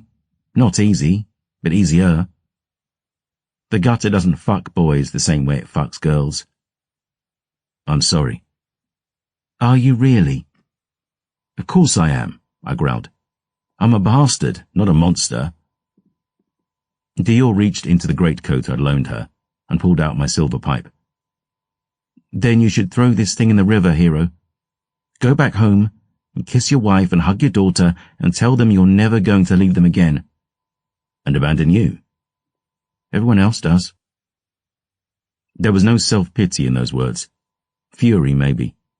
But wallowing in sorrow didn't seem to be this girl's way. A quiet came over her, soft as shadow. I tried to remember what I'd been like at 16, and I could see she was older than I'd ever been at her age. You know, when Sister Chloe and Père Rafa found me, I was looking for their angle right away. I ran with the pack after my mama died. Gutter rats and pickpockets. We used to play a game at nights to keep the hunger away. Talk about what we were going to do when we got older. Meet a handsome prince and marry him. Become a famous pirate. Sail the ever sea. That kind of bollocks. But no matter how grand those dreams got, not a one of us imagined we'd be the saviour of the damned world when we grew up. What did you want to be when you grew up? Dior shrugged, looked me in the eye. Dangerous. She turned her gaze back to the flames. After Sister Chloe and Rafa told me about the prophecy, for a minute I genuinely thought it was going to be all right. So stupid of me. Everybody leaves. Mama, Saoirse, Chloe, Toph. She gritted her teeth, furious. Everybody. Who's Toph? But Dior was lost, staring into the flames. So fucking stupid. I sighed, tired, bloodied, brimming with anger and sore with sorrow. Chloe was dead, Rafa too. This wasn't why I'd come north, getting dragged into ancient conspiracies and babysitting the descendant of the Redeemer himself. I never wanted any of this. The Volta was as far as I'd agreed to go. I should just cut my losses right now. Always better to be a bastard than a fool. But this girl had nothing left. For all her front, she was hanging by a thread. And strange as it seemed, unearned as it was, that thread was me.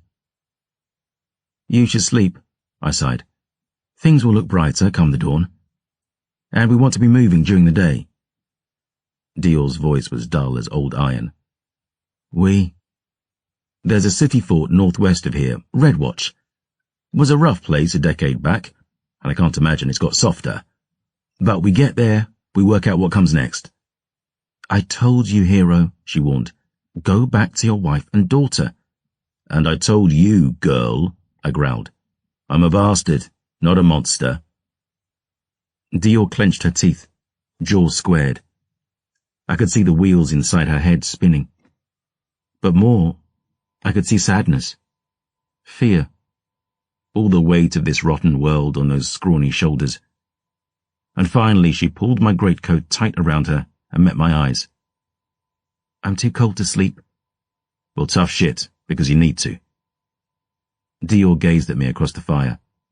You could warm me up. What? My belly took a sickening lurch as she traced one hand slowly down her neck, fingertips drifting along her collarbone, her lips parted now, her voice a purr. Tall, dark, damaged. You're just my kind of poison. Her fingers reached the bandages about her chest, then rose up, one by one. And with a sigh of relief, I realized she was flipping me the fathers again. Had you worried there, didn't I? A bubble of nervous laughter burst on my lips. Hanging my head, I chuckled as the girl wiggled her fingers. You little bitch. Oui, I'm the bitch, she scoffed. Shave off 10 years and that disaster piece of a beard, and you still wouldn't have a prayer in hell, hero. I scowled, scratching my stubble. I lost my razor. The mischievous smile on her lips dimmed. Jesting aside now, I'm fucking freezing, and your virtue's safe with me. You're married for starters, and you've too many cocks.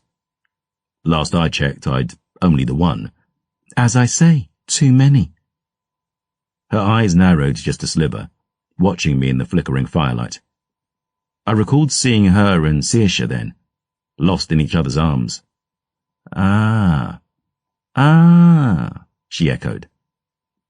This was a testing, I knew. Most folk didn't hold truck with such a life, especially not the devout.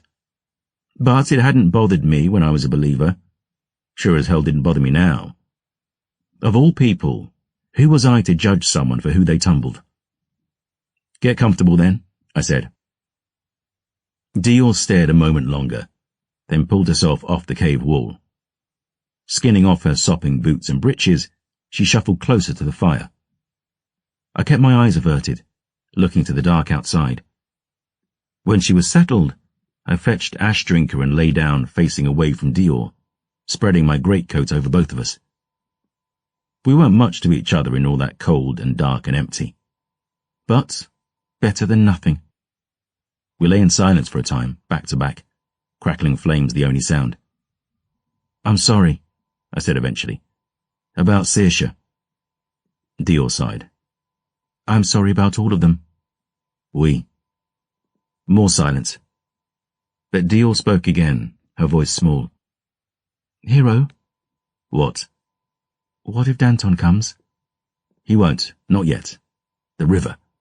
But if he does, I'll keep watch. Sleep now, girl. Fear no darkness. More quiet. Lifetimes long. Hero? What? Merci.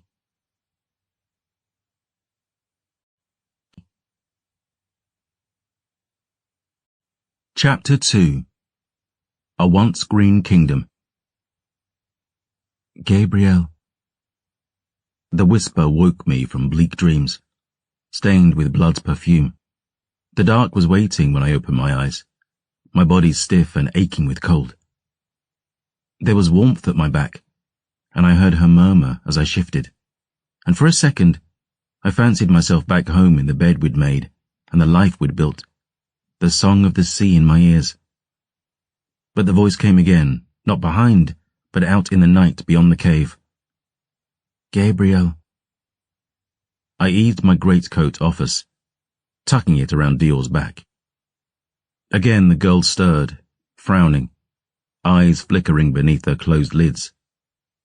Dreaming of rats and mothers' mouths, I supposed. I dragged the last log into the embers to warm her, dragged myself to my feet. And quiet as cats, I slipped into the dark outside. The world was still and frozen, dark as dreaming.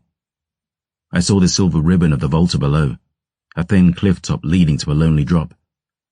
And she called again, whisper soft, Gabrielle. I followed her voice, along the freezing stone and up to the very edge of that precipice. And on the other side of the river, back across the freezing Volta, I saw her on the shoreline.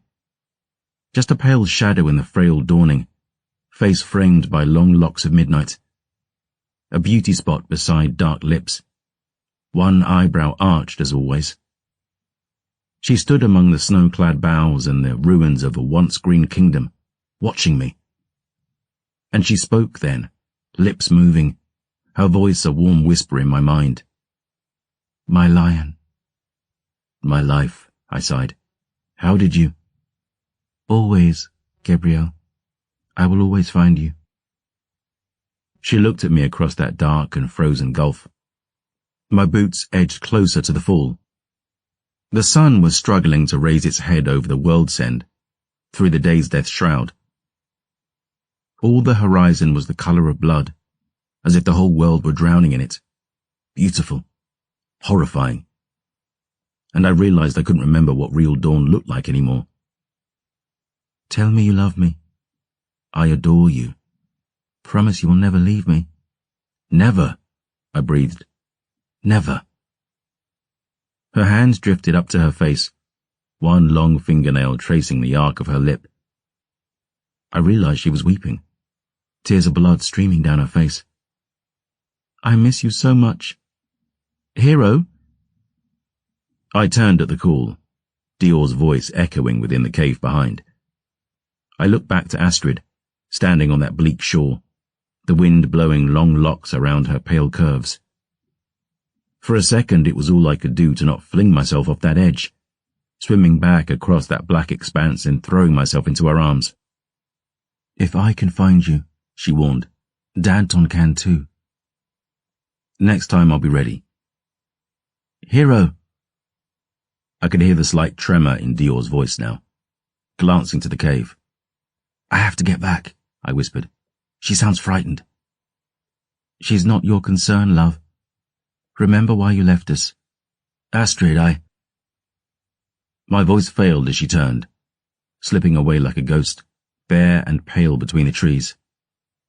Nothing but an empty shoreline and the drop into the Volta below.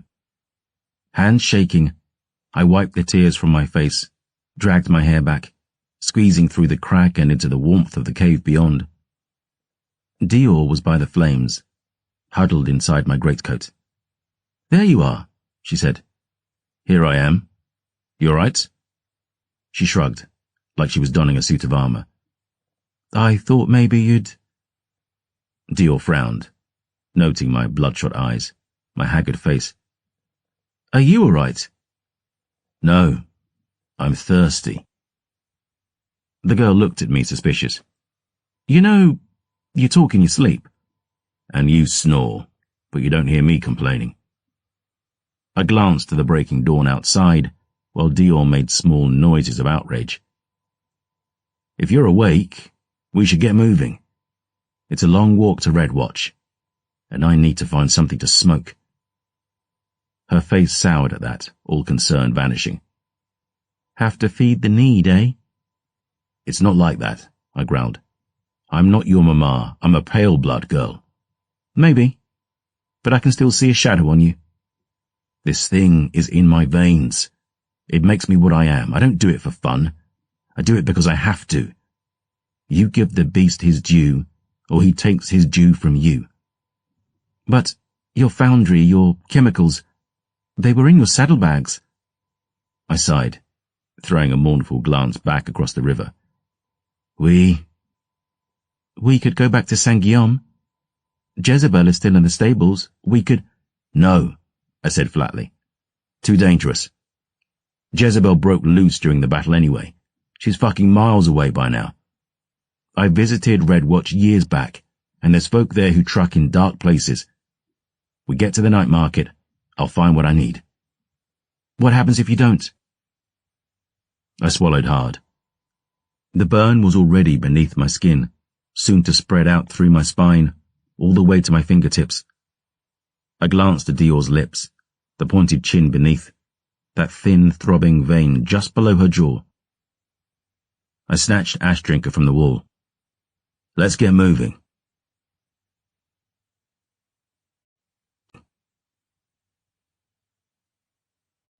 Chapter 3. Blame the blacksmith. 3 days later, we were barely moving at all. Freezing, stumbling. Nothing to eat but a few frozen mushrooms. Nothing to smoke at all. As ill fortune would have it, we'd been hit by a wretched on the second day, a pair of them coming at us through the dead trees.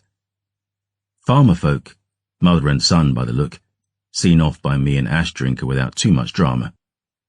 But with nothing to collect their blood in, no way to cook it, I had to waste it in the snow.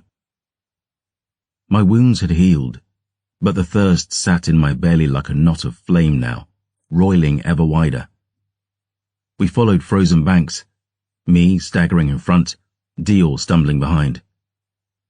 The deadwood was silent, the river sluggish, a grey dress hemmed with frost. Winter's deep was biting at our heels now, and even a river mighty as the Volta would soon freeze solid.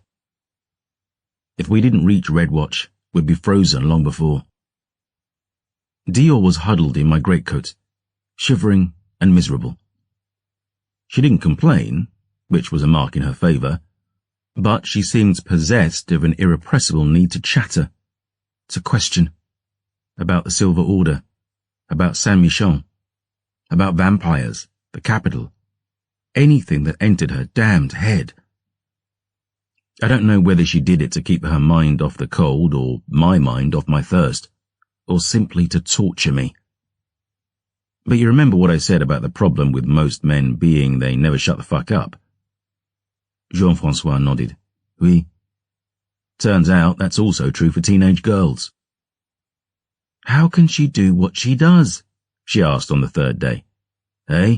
I growled, stumbling along the riverbank. Dior's eyes were fixed on the sword at my waist.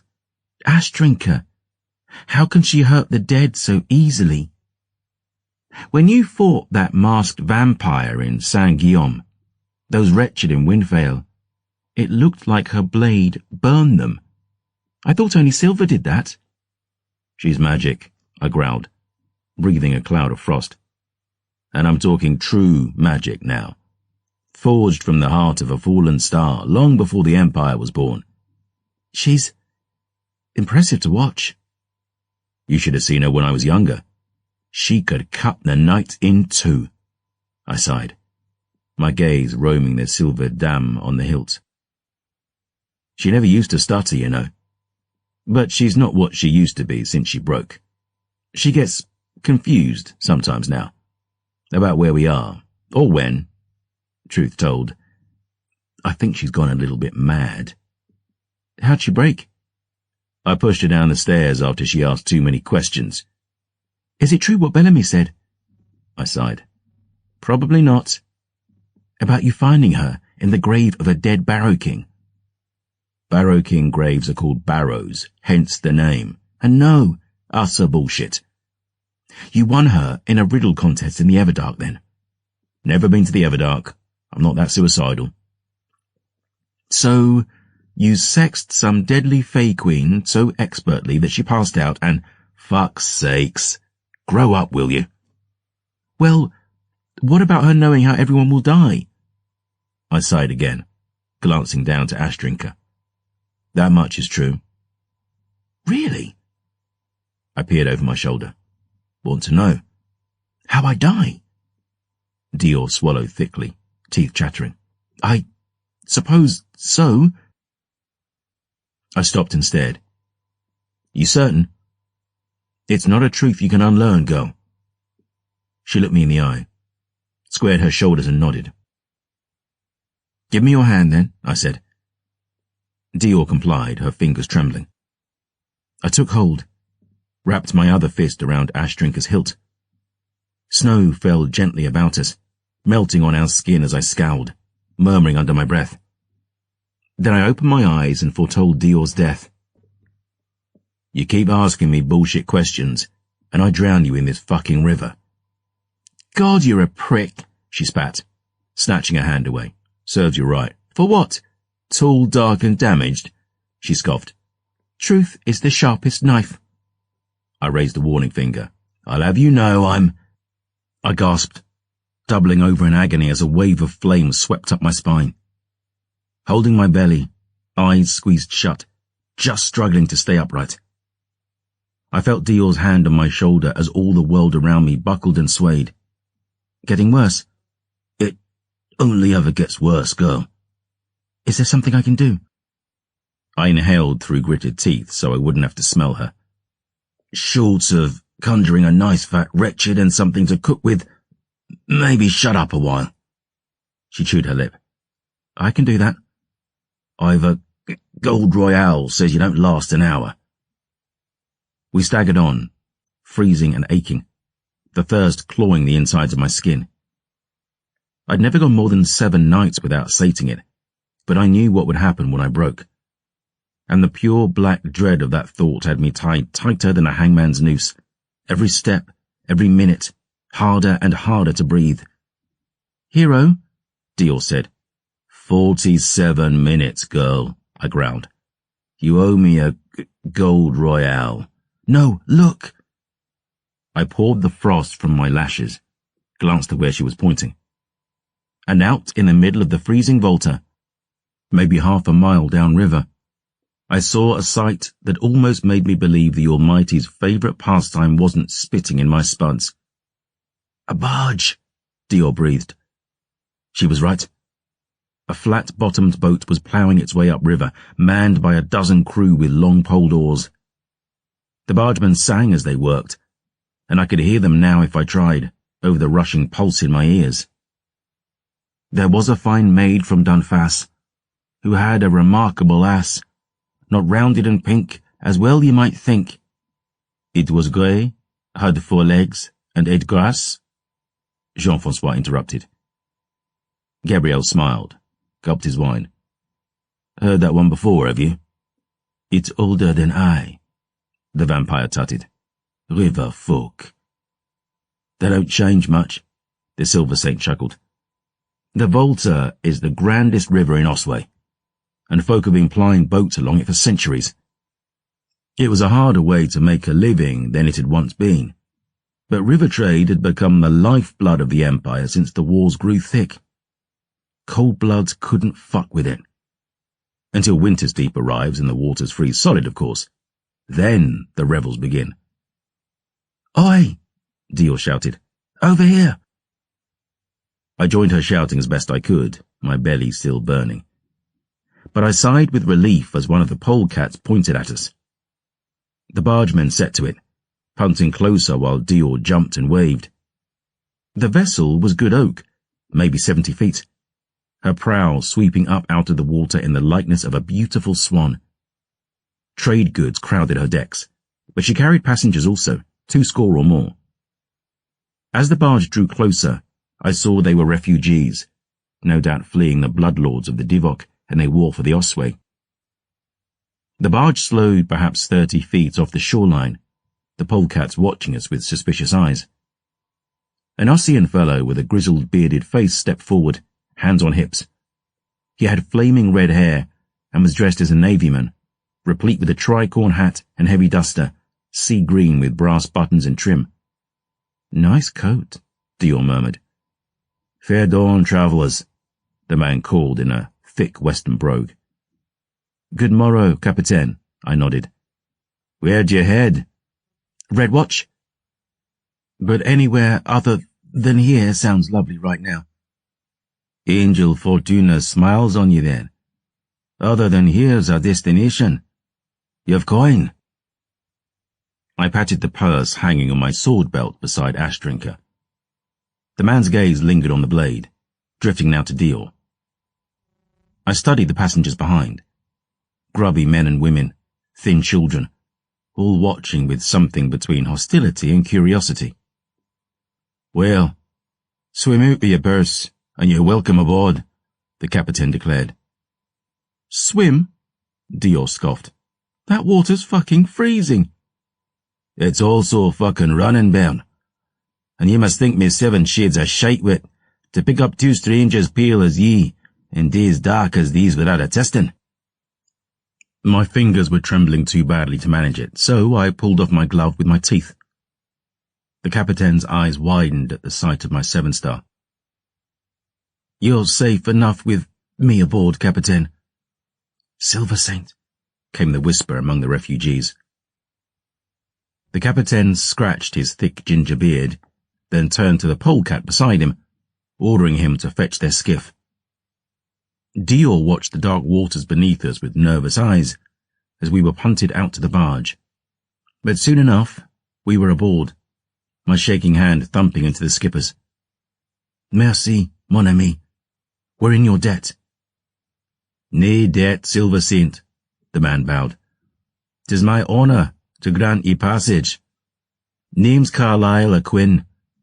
My brother fought with 2 of your lot at the siege of—" I grabbed my stomach, staggering as another wave of pain swept through me. Dior caught my arm. Carlyle my other. "You all right, Frere?" I gritted my sharpening teeth, vision flooding red. "How far to Red Watch, Captain?"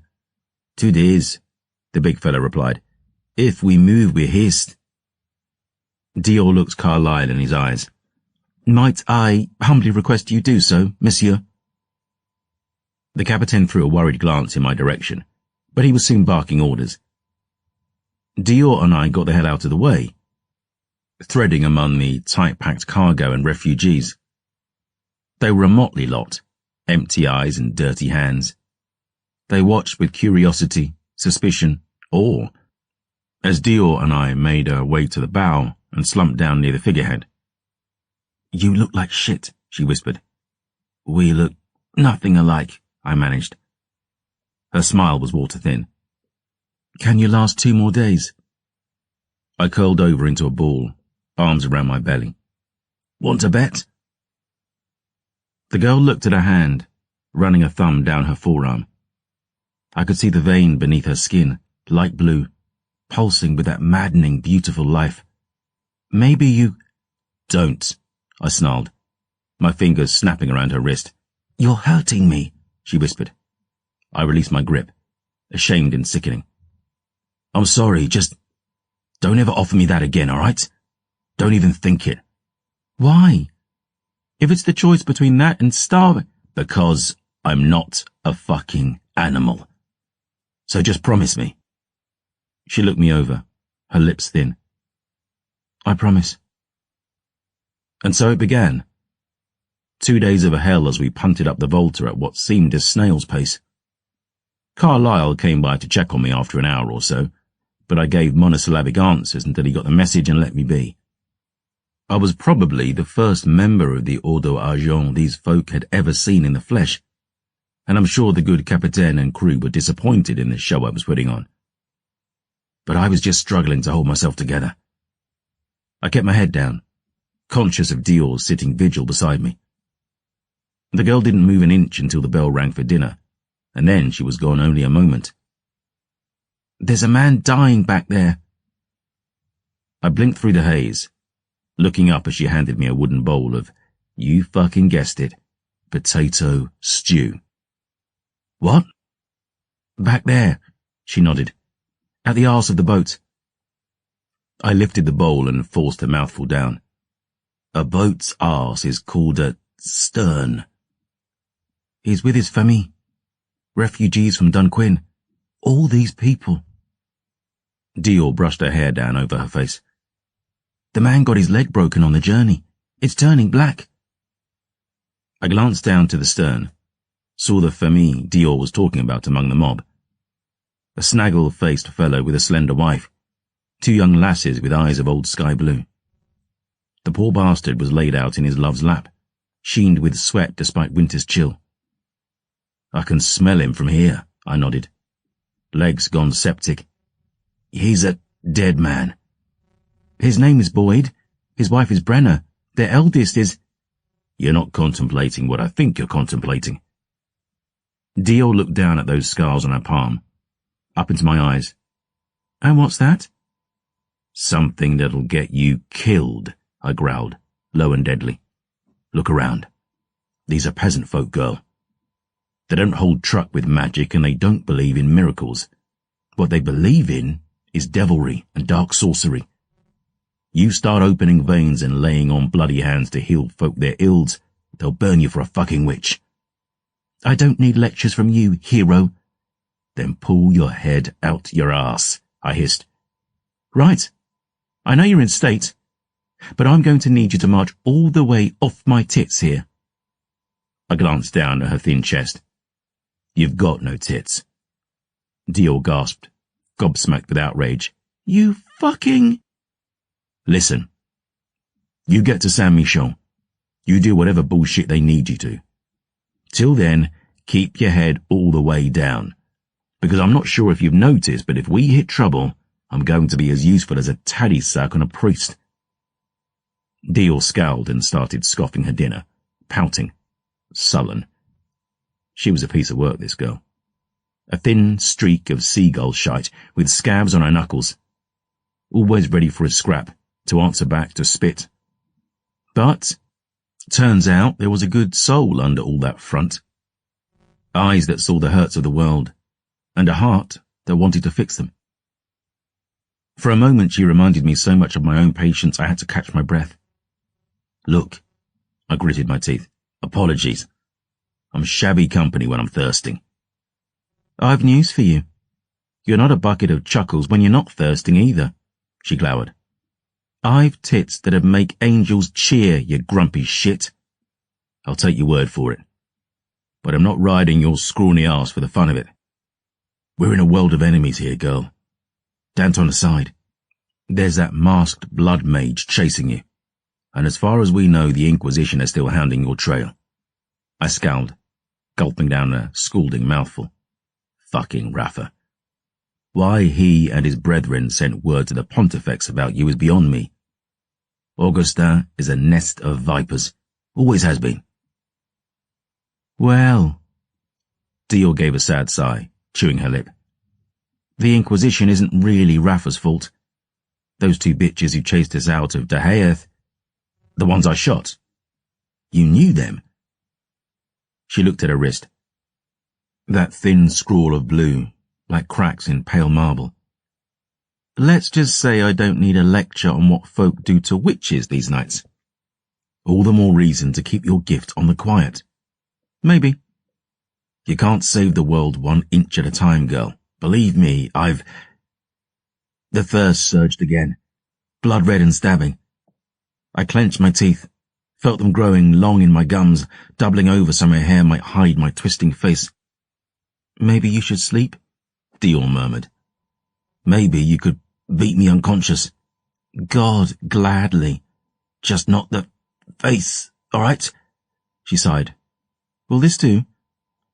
I glanced up, saw a beaten tin flask in her hand. Is that... It smells like dog shit soaked in flaming hair, but I'm fairly sure it's liquor. I unscrewed the lid, my nose burning at the scent. Where'd you get it? 6 years on the streets of Le Chamay, remember?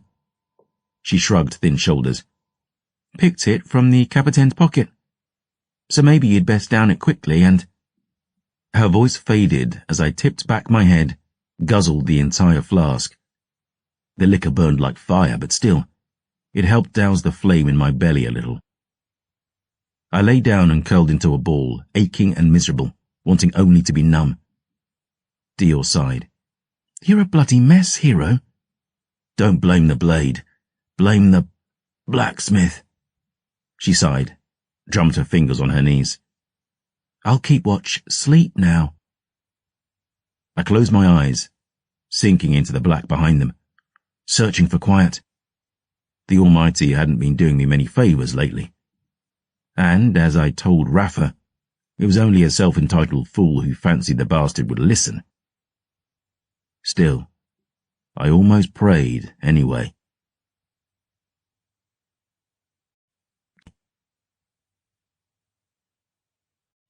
Chapter 4. The Price. They called it Martyr's Cradle. They called it the City of Scarlet, Saints' Home, the Isle of Seven Sins. But mostly, they just called it Red Watch. It had started like most river cities do, as a fishing town. but it rose to fame as the birthplace of the fourth martyr, old St. Cleland himself. He was a brick shithouse of a man, by all accounts, a few drunkards short of a bar fight, but he had a remarkable talent for slaughter. Visited by the Mother Maid in a dream, Cleland raised an army of faithful lunatics and marched into Osway, intent on bringing the one faith to the pagans of the West. He died, of course, being a martyr and all. Perished in valiant battle against a coalition of Ossian clans, or choked to death on a chicken bone during a victory piss-up, depending on what you read.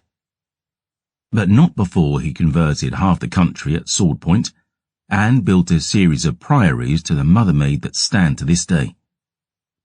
In return for his faithful butchery, the Almighty gave Cleland the key to hell, and the big man stands guard over its grim gates to this day. And if you think designating the safekeeping of the abyss to a pin-headed twat goblin who doesn't know which part of the chicken is safe to eat sounds a terrible idea, you and I are in total agreement. We reached his birthplace near the end of the second night, punting into a crowded dockside sprawl.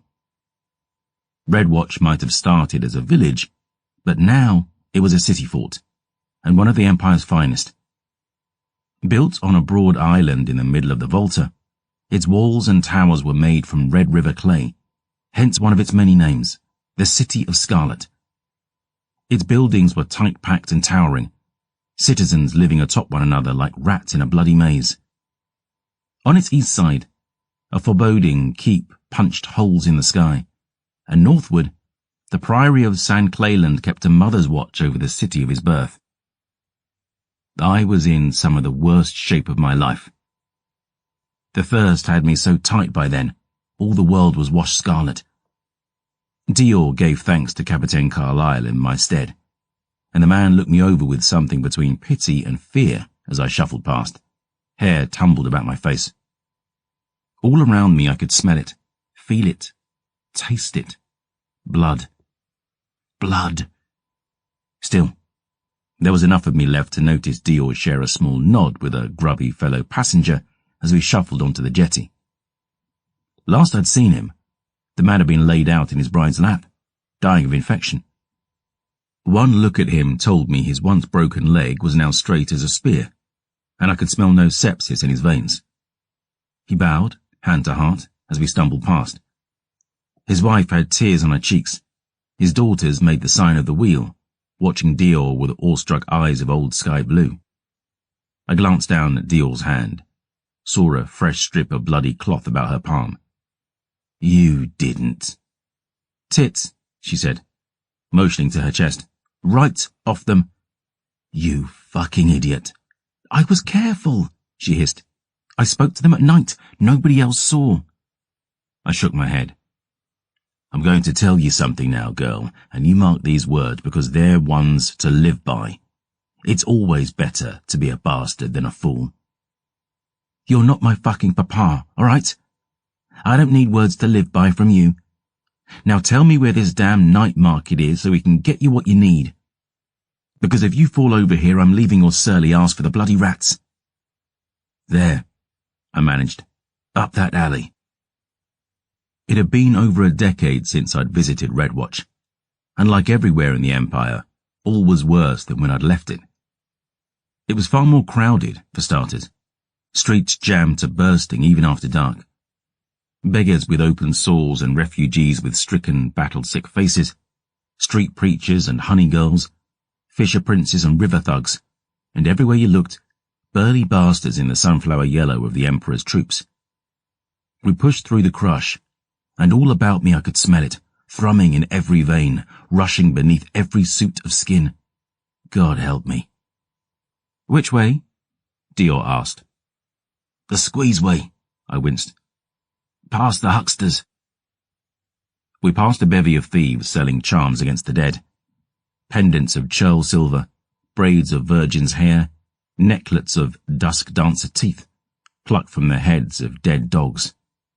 Nonsense all, sold by crooked bastards and bought by desperate fools.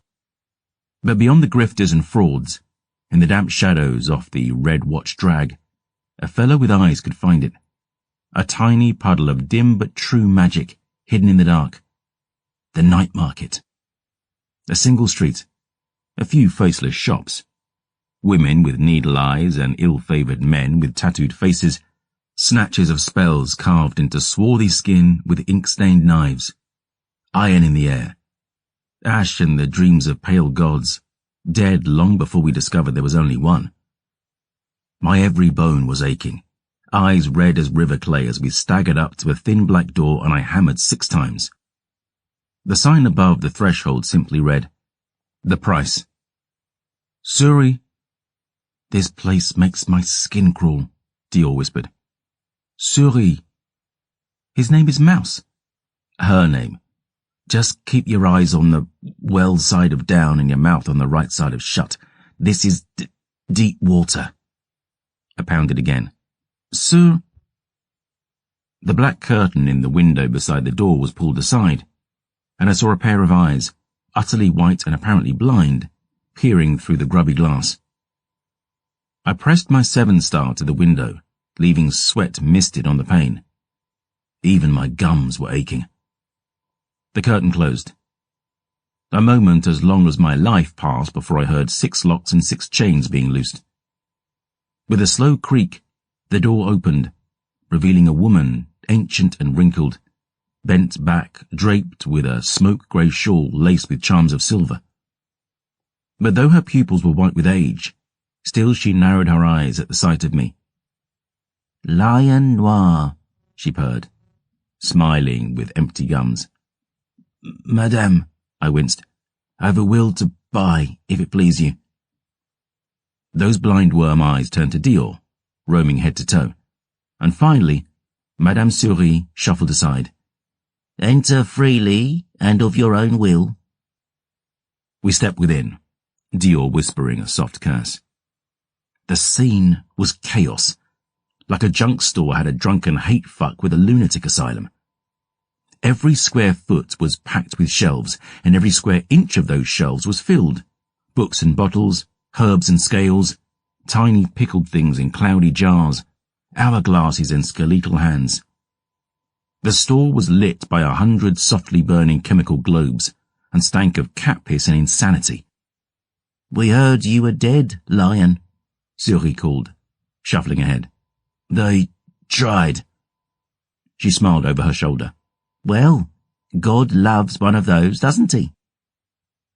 We followed the old woman through the mess, Dior close on my heels and studying every nook and corner, until Suri propped herself at a long counter. Among the twisted curios and dusty jars and books of skin sat a rocking chair. Seated in it, wearing a pretty dress of time-worn silk and a powdered wig, was a human skeleton. "Look who it is, Minoo," Suri cooed. "Our black lion, back from the dead." I bowed at the bones. "Good seeing you again, madame. You haven't aged a night." "Whereas you," Suri tutted, "have seen far better days." "I'm hoping you can remedy that." "Hoping, not praying?" "Not my business anymore." "So we hear." Blind eyes flickered to Dior. "What is your business these days?" "All due respect, madame, but none of yours." "Fair play."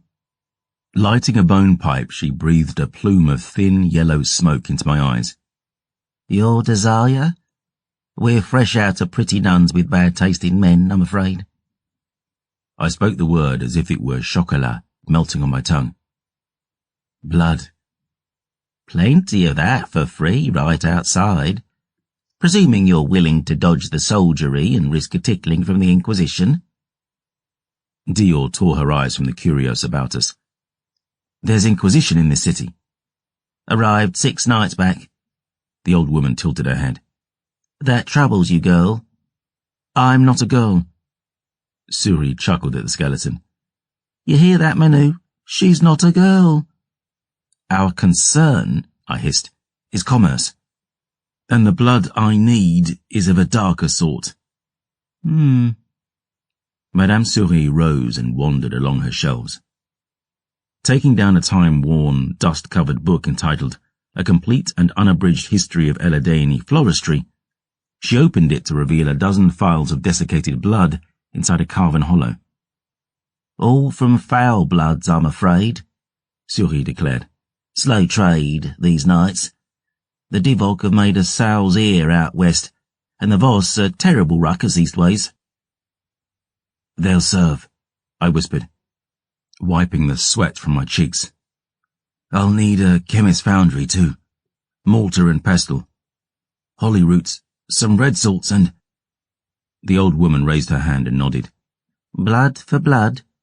Blood for blood, I replied, dragging up my sleeve. Souris fished about beneath the countertop, produced phials in a glass tube tipped with a silvered blade. Then she turned to Dior, staring with blind eyes. One should do it, ma chérie. Dior frowned at that. What? That's the question, isn't it? Mademoiselle, not a girl. What? The old woman leaned closer, smoke drifting from wrinkled lips. I've walked the halls of the king in yellow, tasted delights in the arms of bleak-born princes and danced naked neath black stars with brides of the never after. And not once, in all my years, have I smelled the like of you. So what are you? Not for trade, is what she is, I growled. Souris tilted her head, watching the empty air just above my left shoulder. That's the price, lion noir. I've no need of what's in you. I've plenty of pale blood already. I clenched my teeth. That's the only blood on offer, madame. Souris sniffed, packed the foundry and phials and herbs below the counter. Pity. Hold now. Dior glanced at me, back at Souris. He needs those. The old woman held up a needle-tipped phial between ink-stained fingers. Everyone needs something, Mademoiselle Not a Girl. And every need comes with a price. Dior rolled up her leather sleeve. Then I'll... No, I growled. Not like this. Not for me. As you like it. Souris smiled like the cat who stole the cream, sold the cow, and fucked the maid. They'll be waiting here when you change your mind. I'll even wrap them up for you, Chevalier. Dior had sense enough not to dance so fast before the old woman, and after a small bow, we were limping out of the price. But as soon as we were back in the dingy streets, the girl clutched my wrist and hissed, Are you mad? You need that blood. Not that badly. You can barely stand. How bad does it need to get? Listen to me, girl. I grabbed her arm, fury in my eyes. I know Souris well enough to buy from her, but that doesn't mean I trust her. Forget gibbets and pyres. Forget peasant superstition. There's a whole world beneath the one most folks see around them, and there's true witchery in it. Cold-bloods aren't the fucking half of it. Dusk dancers, faking, fallen. Leave aside the forever king, Chloe's prophecy, all the rest. What do you think would happen if that world knew what you could do? I shook my head, wincing. The cure to any ill, any wound, just the stroke of a knife away. God, the things they do to own you. But you need it. I gritted my teeth, coughing. I'll figure something out. The hour was late, and the ache in me was blinding as we trudged back out into the crush of the red-watched streets. We found a dockside doss house, a nowhere fancy affair called Mandy's Kiss, its walls crusted with dead Hollandfeld vines and runs of shadespine. I paid the publican twice the owing, told him we weren't to be disturbed, and with a knowing glance to the boy at my side, he winked as we trudged upstairs. Locking the door behind us, I fell on the bed, curling into a very small, very miserable ball. Dior plucked the curtains, muttering, This place smells like someone died in it. Someone probably did. What are you going to do now? Repeat performance? Fuck's sakes, hero, I'm thinking, I snarled. Well, think quicker. Because you've the look of man half dead and all dying. I growled between clenched fangs, threw her my purse. If you've a need to make yourself useful, go find me something to drink instead of pissing in my fucking ear. How about I piss in a cup and save you the coin, you surly prick? Great Redeemer, girl. My half-hearted moan was silenced as the door slammed. Thirsting, miserable, I curled up tighter and tried to think past the crushing pain in my skull, the cold lice in my skin. I was in no shape to threaten violence, and Souris wasn't a dam to be gently fucked anyway. A man who brought quarrel to her door had better be carrying more than a broken sword. I could offer a greater sum, but the old bitch had those blind eyes fixed on Dior now. A tie of service might suffice, but I'd no wish to bind myself to the likes of her, and besides, I'd business to the east. Business bleak and all kinds of bloody. Business that had dragged me far from home and hearth already, and still not even begun. As if to remind me, I heard scratching at the window. Sharp fingernails drifting across cold glass. My stomach did a burning roll, and, lifting my head, I expected to find dark eyes staring back at me, reminding me of that debt due. But there was only the wind, blowing a dry Hollandfell vine across the pane. I closed my eyes, cursed it all. This beast I was and must soon become. The door opened and something cool and heavy cracked me across the cheek. Gasping, I squinted at what had hit me, saw a bottle of paint thinner that might have passed for vodka. Dior stood on the threshold, glowering. Anything else, Majesty? No? Good.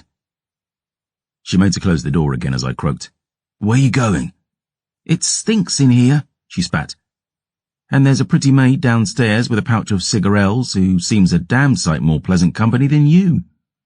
So, when you've done your thinking and pulled a civil tongue into your head, come find me. Till then. She slammed the door harder, making me wince. And like a beggar, like a dog, I cracked the wax on that bottle and downed the lot of it without pause. It was nothing close to what I needed, nowhere near the thing I craved. But it served enough to drown me, push me down into soft black arms where the pain might not find me.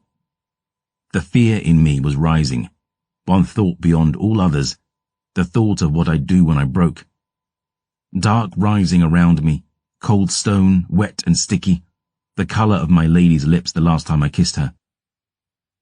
And though there was naught but dark outside the window, still I heard her voice, echoing in the black behind my eyes. Remember why you left us. Remember why you left us.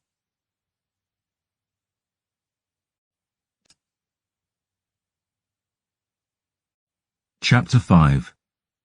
Clever as cats. Hero. The voice broke through the sweats, the brittle rhyme of sleep. Hero. I opened my eyes, gasping, sitting up in bed and regretting it dearly. Blinking, bleary-eyed, I dragged their hair from my fevered brow and stared. Dior stood at the foot of my bed, ashen locks tossed back from twinkling eyes. She dumped an armful on the mattress at my feet, a packet wrapped in dull burlap tied with string. And I stared in gobsmacked bewilderment as she stripped the bow and showed me what lay within. Mortar, pestle, foundry, holly root, red salts. A dozen more herbs and chemicals. And at the last, like a cluster of jewels in a stolen crown, a dozen phials of dark, dried blood. The old lady wrapped it, Dior smiled, just like she said. Tell me you did not give those dusty bitches your blood. Dior planted her boot on the bed, fished inside, and twirled a thin leather wallet between her fingers. I recalled us sniping at each other outside that pub in Winfale. You've got a key, smart-ass. To every lock in the Empire, dumbass. You stole these, I hissed.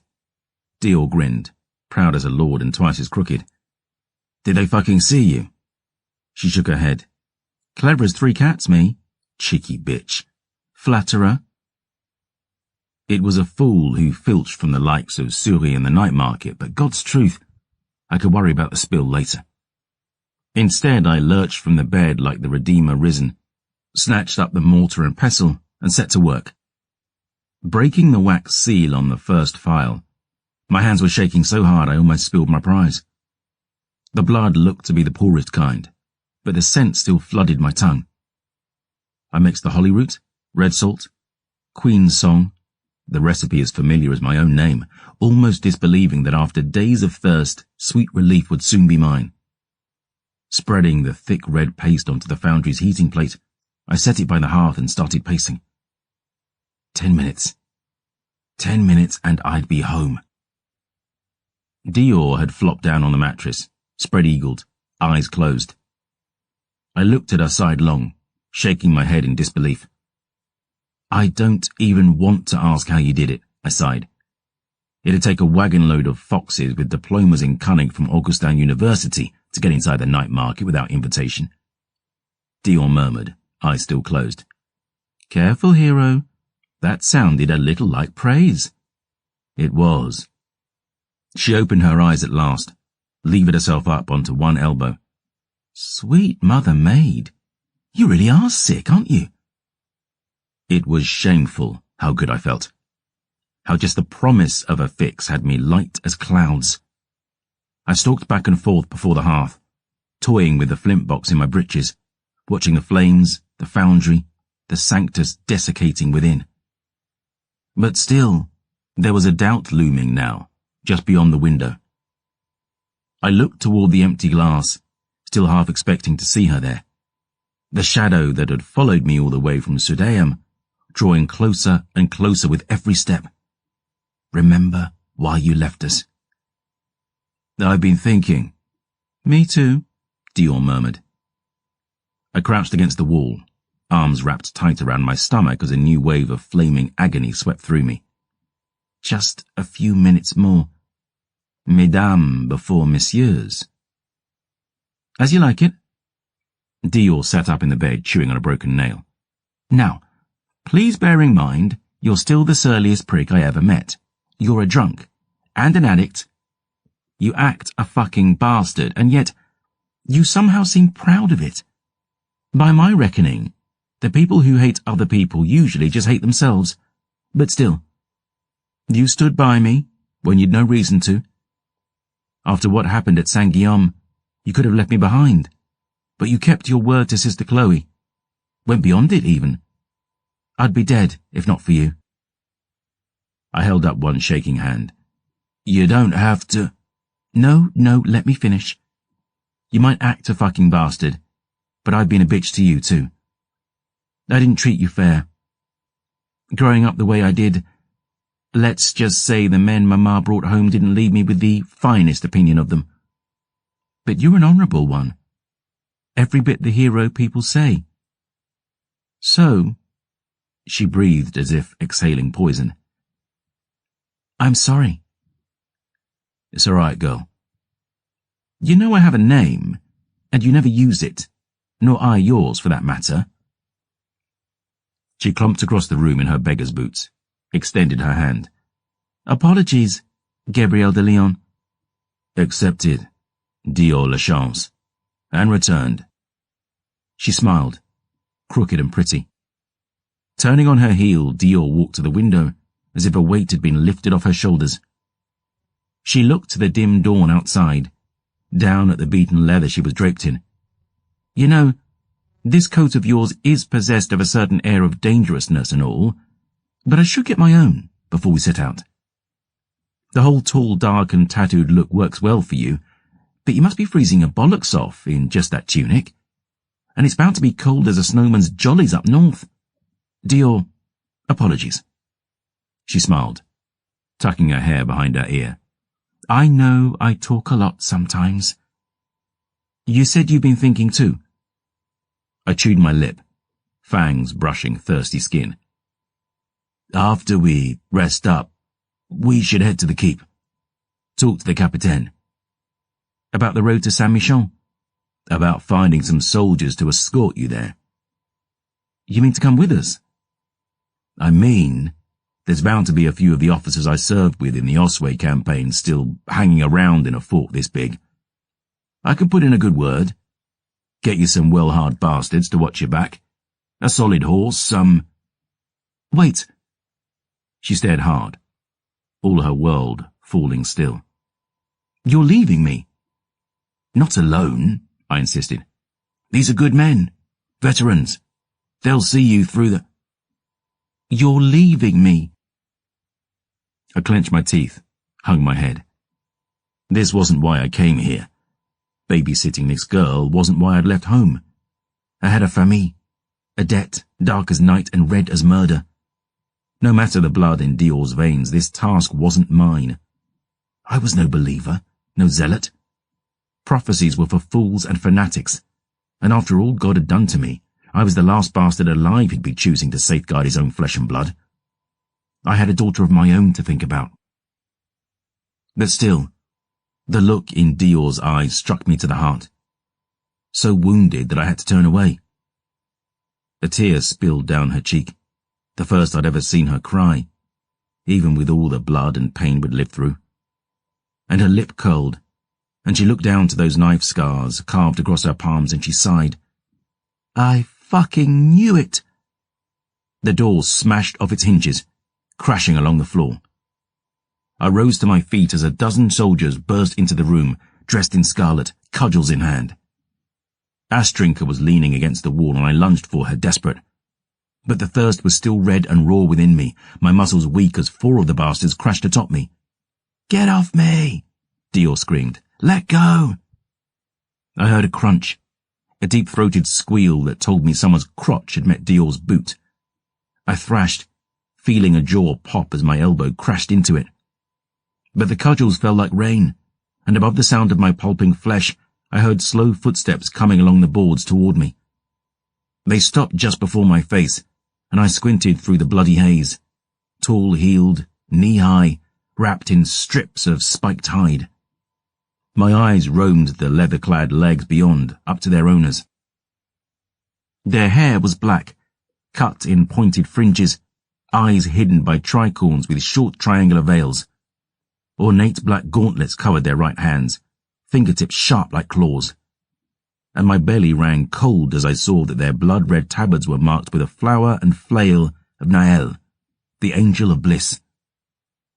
The first inquisitor stalked into the room, lifted Astrinka from the floorboards where she'd fallen. You've done the Almighty's work this day, the woman declared. Merci, godly daughters, said the second, glancing over her shoulder. I heard Dior curse as I saw 2 refugee lasses in the doorway, staring with eyes of old sky blue. The eldest nodded, made the sign of the wheel. Veris, sisters. You treacherous fucking sows, Dior roared. I saved your papa's life. The first inquisitor slapped Dior. The girl's head whipsawed on her shoulders, blood spattering. Silence, witch! You've led us a merry dance. But now the song is done. I sighed, looking up at the other.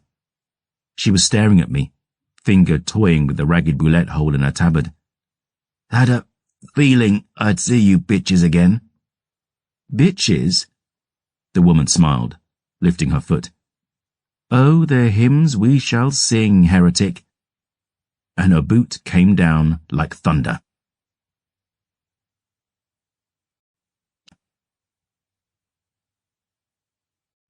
Chapter 6.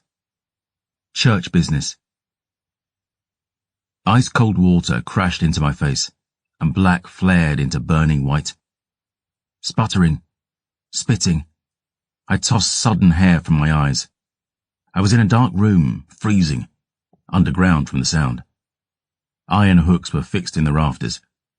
The walls were red stone, and through the heavy door I could hear women singing hymns above. This was no prison cell, I realized. I was beneath the San Cleland Priory, most like, in what looked to be their old meat cellar. And I was the meat. I'd been stripped naked, wrists manacled, dangling from one of those iron hooks so only the tips of my toes touched the flagstones. My head was throbbing, My thirst a living, breathing thing. The Inquisitor who danced on my skull stood before me, clad in black leathers and a blood-red tabard. She still wore her tricorn, features mostly hidden by her veil, but I could see red lips, curled and cruel. Her sister was nowhere to be seen, but a brick mansion of a man stood at a butcher's bench along the wall. Beside a bundle wrapped in burlap, I saw an impressive collection of real and makeshift torture implements. A 10-tail whip, a bone saw, a hammer, thumbscrews. A poker was thrust into a brazier of burning coals, the iron red hot. All the makings of a jolly week's end, I hissed. The Inquisitor tilted her head. You can last longer than that, surely. My wife been telling stories about me again. Your whore, you mean? My face darkened at that, my soft smile vanishing. Oh, we, she said. We know who you are. What you are. If that were true, you'd be speaking more polite about my wife. I am Sir Talia de Nael. She raised her right hand, scraping one iron claw along my whiskers. It will be a pleasure to make your acquaintance. Where's Dior? The Inquisitor ignored my question, eyes shining behind her veil. You shot me. Not well enough, apparently. It hurt. A very great deal.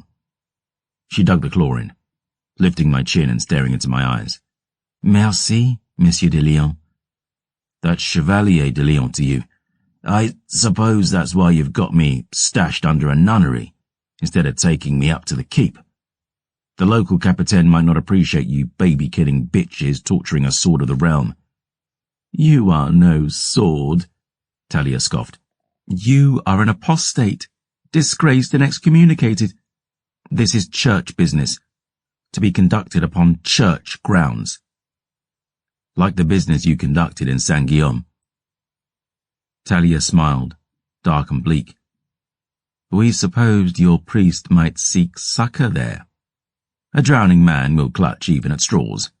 But straw burns, half-breed, just like heretics. I swallowed hard, my stomach full of broken glass.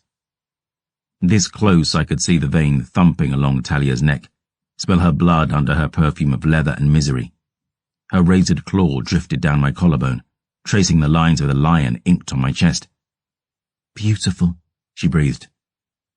And with a small smile she pushed one sharp claw right through my nipple. I gasped in pain, bucking against my manacles. The Inquisitor's claw dug through muscle, scraping bone, blood spilling down my belly. She leaned in close, whispering in my ear, I owe you pain, heretic, I owe you... She gasped as I smashed my brow into her nose. I felt a satisfying crunch, heard a gargling squeal as my headbutt sent her stumbling backward. Her thug stepped forward, ready to dismantle me, but Talia held up her hand to stave him off. She pressed her palm to the blood gushing over her lips, face twisted in fury. You broke my nose. Come closer, bitch. I'll kiss it better. Faithless bastard. I thrashed, wild at the scent of her blood. It filled the cell, my lungs, my head, fangs gleaming as I bucked against my restraints. Where's Dior? Talia's lips twisted in a bleeding smile. My sister Valia is taking her confession. You're torturing her. She's an innocent child. Innocent? Talia spat blood, the scent near driving me mad. Dior Lachance is a heretic. She is a witch, and she is a murderer. The fuck are you babbling about? She didn't kill anyone. The Inquisitor sneered. Dior Lachance murdered a priest, half-breed. A bishop who ran an orphanage, no less. Ritually slaughtered him, mutilated the corpse, and painted the walls of his home with his blood. And were it not for the confession of her conspirators, she may still be conducting her deviant rites on the streets of La Chamée to this very day. Bullshit. The Inquisitor produced a sheaf of parchment, covered in black script. You will name Lachance a witch, Talia said. A practitioner of profane blood rites, sent to sow discord among the Almighty's faithful. You will name the ones who assisted her in escaping justice in Le Charmé, namely Sir Chloé Sauvage of the Order of Saint-Michel and Père Raphaël Saaraki of the Order of Saint-Guillaume, as slaves to La Chance's dark will. You will confess your involvement in the girl's coven and beg God's absolution for your heresy. My eyes narrowed, fangs bared. The fuck I will. How I prayed you would say that. Talia smiled, nodded to the thug by the torture implements. Philippe? The thug dragged the burlap aside, and my stomach churned as I recognized everything Dior had stolen from Madame Souris. Beside my foundry, my ingredients, I saw glass phials brimming with chocolat-red powder. The thug lifted one between forefinger and thumb, smiling as he loosed the stopper. We took the liberty of bottling it for you, Talia purred.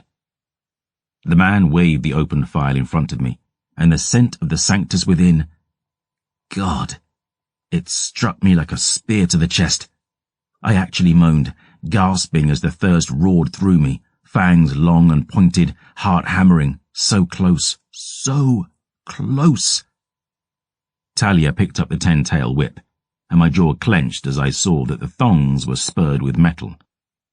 The leather creaked as she coiled it in her fist, walking slowly behind me, heels clicking stone. My skin prickled as I felt that clawed gauntlet on my skin again, tracing the inkwork on my naked back. Angel's wings across my shoulders, the Mother Maid and Infant Redeemer below, carved a lifetime ago by hands that loved me. Crack! I gasped as iron and leather bit into my skin. Do you confess? Could you aim a little higher, sister? Crack! No, a touch to the left. Crack! That's it. Crack, crack, crack. Iron doesn't hurt pale bloods the way silver will, but by that stage I was starving, weak, ready to break. Instead of stitching closed, my wounds bled like a butchered hog's. I thrashed at my chains until my flesh tore, blood spilling down my arms, the back of my legs, pooling on the stone beneath me. And always the scent of that Sanctus filled my lungs. I'd felt hunger like this only once before in my whole life. No mere human can imagine the agony. No smoke fiend or bottle bride or poppy hound can even begin to understand. Jean-Francois pursed his lips, spoke soft. I understand. I knew this was bullshit. I knew Dior well enough to know she was no cold-blooded killer. If someone had handed her to the Inquisition, it was betrayal, not a confession. And I remembered her words in the cave then, what she'd said about everybody leaving her. I'd done the same, I realized. Too wrapped up in my own dark. I'd been ready to turn my back on that girl, like everyone else had. And I realized I'd forgotten the most important lesson, a lesson learned through trials of ice and fire, a lesson that should have been carved into my bones with blood and silver. What lesson?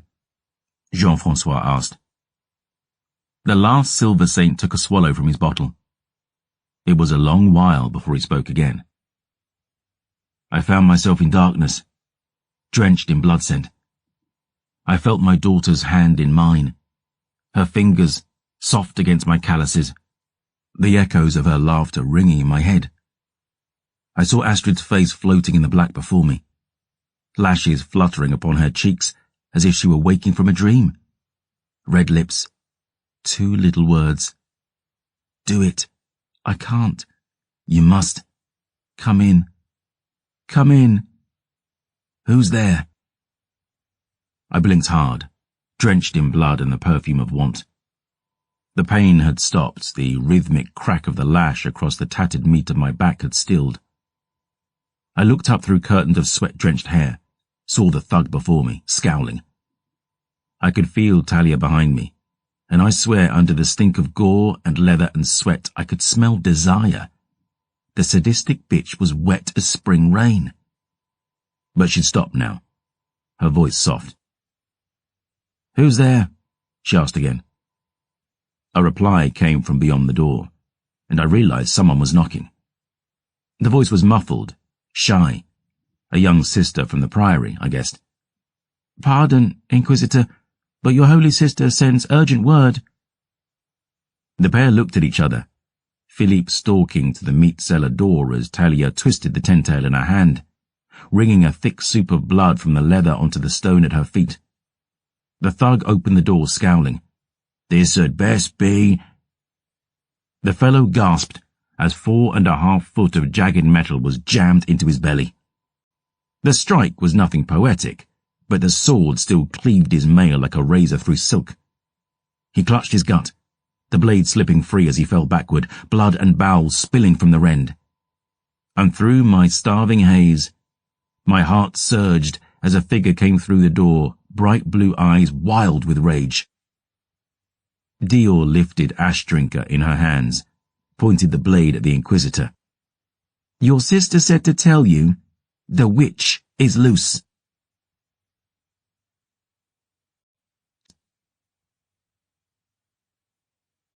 Chapter 7.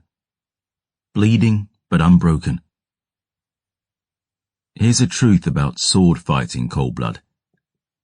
Even if you're bad at it, when the person you're fighting doesn't have one, you're still going to be pretty good. One glance at her form told me Dior Lachance had never swung a long blade before in her life. Her grip was for shit.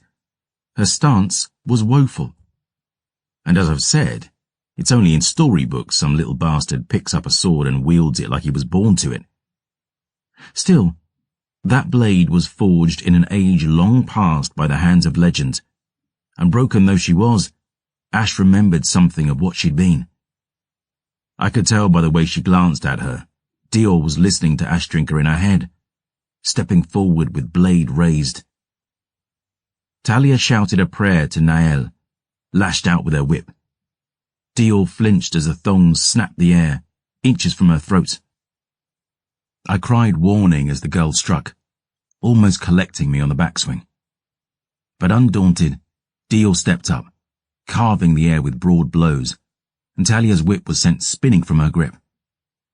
The Inquisitor backed away, snatching up a hammer from the bench and roaring to her brethren for help. Dior brought Ash down in a clumsy overhand swing, and the Inquisitor darted aside, slammed the hammer into the side of the girl's skull. Dior staggered, gasping, swinging Ash Drinker in a backhand arc that forced Talia away.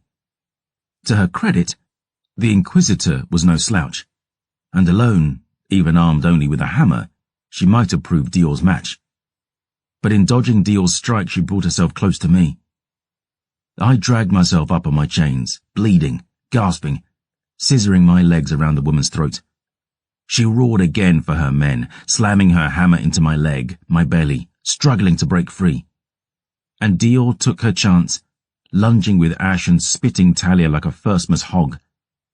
The blade sheared through that blood-red tabard and into the blood-red meat beyond. The woman wobbled, slipped from between my legs and down to the floor in a puddle of blood, hers and mine. The scent of the murder, the sheer maddening flood of it, overcame me. I gritted my teeth, vision flooded, fangs aching in my gums. Dior looked about, snatched up my pipe from the table. No care taken for measure, she upended a Sanctus phial over the bowl, and I whimpered at the sight of the powder spilling on the floor. She stuffed the pipe into my mouth, striking my flint box. "Quick! Breathe!" I needed no urging, almost weeping as that smoke hit my lungs. My eyes rolled back in my head as it crashed into me and over me, deep as the darkest river, falling upward into a burning sky. I cursed it even as I loved it, days of agony vanishing in a heartbeat as I dragged down another lungful. I heard Dior twisting Talia's key, felt my restraints come free at last, slithering to my knees in a pool of red. Head bowed, just trying to breathe. "Merci, mademoiselle." I flinched as my breeches crashed into my head, my boots skittering along the stone. "Get dressed," Dior spat. "Can't have Lil Gabrielle flapping about while we're running for our lives through a nunnery." Lil Gabrielle. Fuck's sakes, just get dressed. I hauled on my breeches, my boots. Wincing as I pulled my tunic over my bloodied back, I watched Dior from the corner of my eye. She was gathering up the foundry, the Sanctus files, tying off the burlap with shaking hands. She'd stolen some nun's nightshirt from the look, but it was soaked with her blood, and I could see her eyes were bright with pain. Our captors had been no kinder to her than me. "How'd you get loose?" I murmured. "Good thing about shoes as shitty as these." She patted her beggar's boots and the slim leather wallet stashed within. "Most folk don't want to go poking around inside them." "Clever bitch," I whispered. The priory bells started ringing.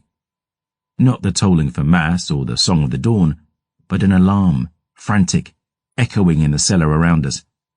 Dior looked up, cursing. "They know I'm loose. Those bells will have the whole city garrison down on us." Dior tossed me ash drinker, snatched up the burlap bundle, and we ran from the cell, red footprints behind us. Bolting down the corridor, we passed another member of the Inquisitor cohort, dead from a single sword blow to his back. I glanced at Dior, but she avoided my gaze. Pounding up a stairwell with ash drinker in my hand. "Judge her not, Gabriel. The girl did what needed to be done. I know. She has fire, this one. Fury. She reminds me of thee in younger days." "I know." Cresting the stairs, we found ourselves on the priory's ground floor. I could see flickering torchlight ahead, the inquisitorial troops already searching the courtyard. And the bells were bringing more soldiers, as I feared. Already I could hear them distant, heavy boots tromping up through the streets of Redwatch below. "Not the grandest idea to try fighting our way out of this," I murmured. Dior nodded to the shadows. "This way." I limped up another stairwell behind her, my minced back still raw and bleeding. Cresting the first-floor balcony, we ducked low and ran along it, avoiding the crowded courtyard below. At the end of the landing, Dior led me through a small doorway and back down a thin flight of stairs, and we found ourselves in the priory kitchens. Someone was still ringing those bastard bells, and I knew we didn't have much time before we were overrun.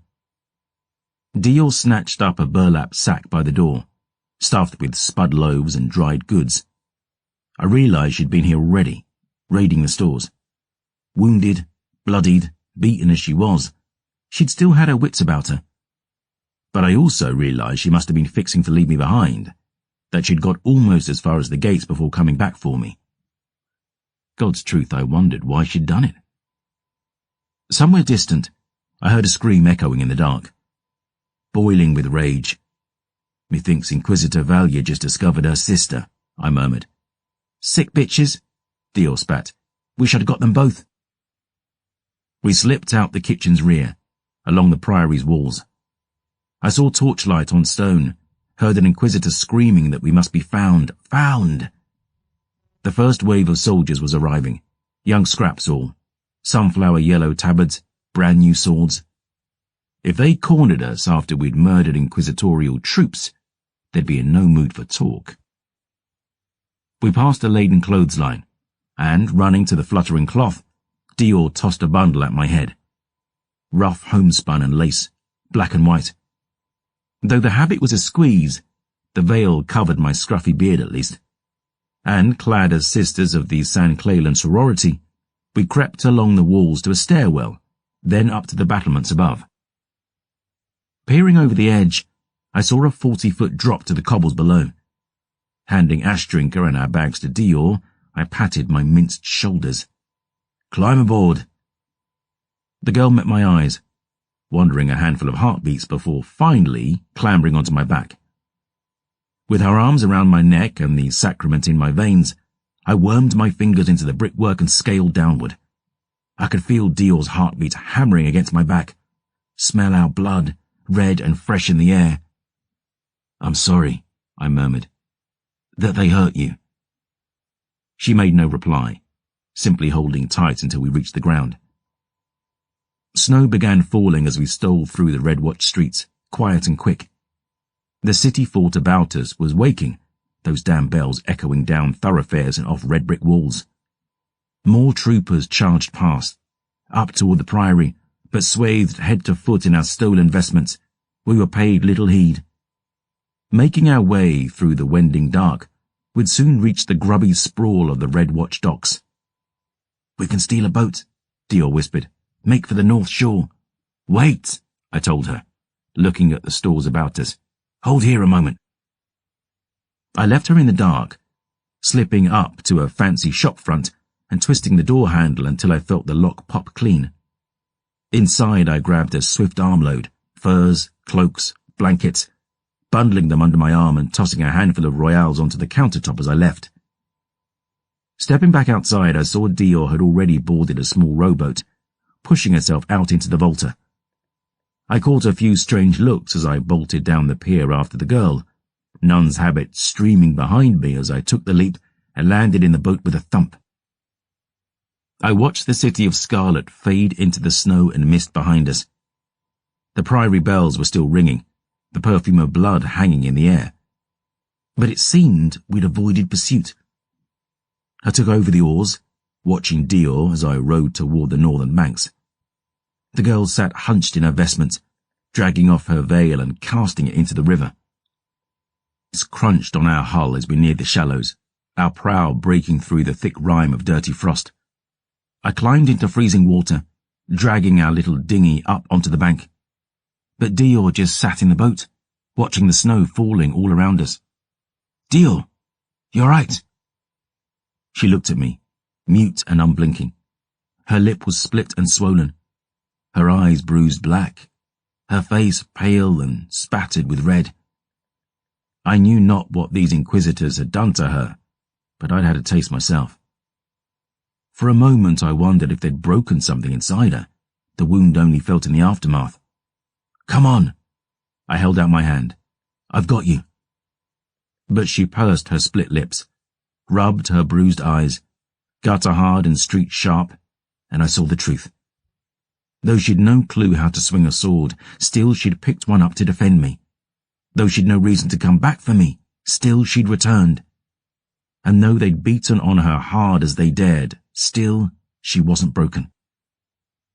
"I've got me," she said. And standing, she leapt onto the frozen shore.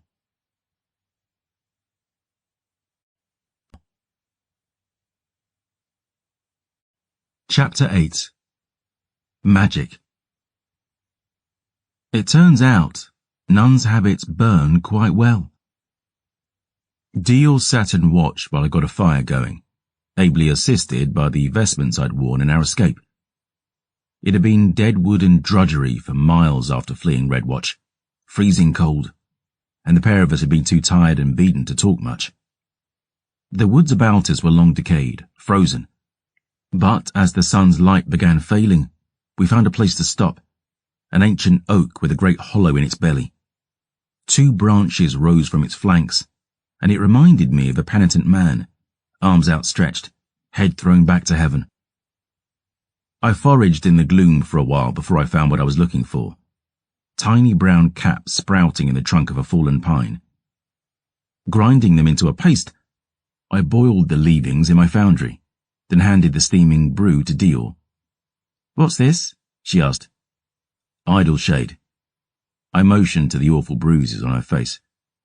"It might befuddle your wits a little, but it'll help with the pain." I broke out a couple of spud loaves, and we ate in silence for a time. The night was bitter cold, snowflakes hissing as the sparks rose skyward, pale moths dancing around the flames. There was something peaceful about it all, but I knew this serenity would be fleeting.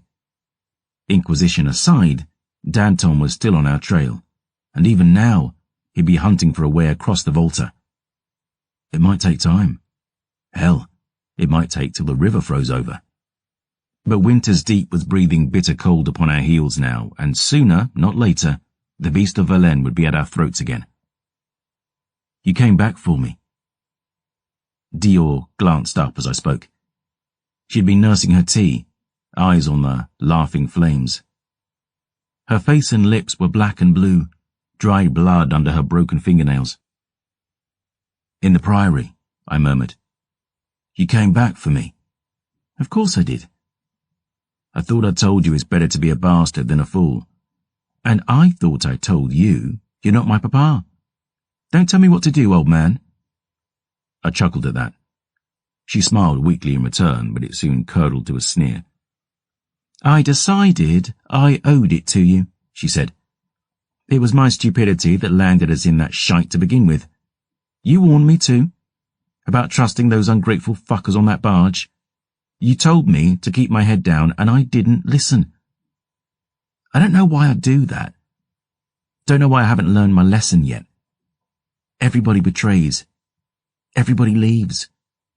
Not everybody, not always. You were going to.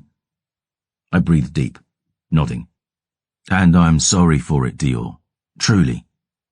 You needn't be sorry, she shrugged. I'm the fool who keeps making the same mistakes and expecting something different to happen. I studied her then, across the crackling firelight. The clenched fists, the tiny sparks of rage in her eyes. And I realized she wasn't even talking about me anymore. You're talking about Le Chamet.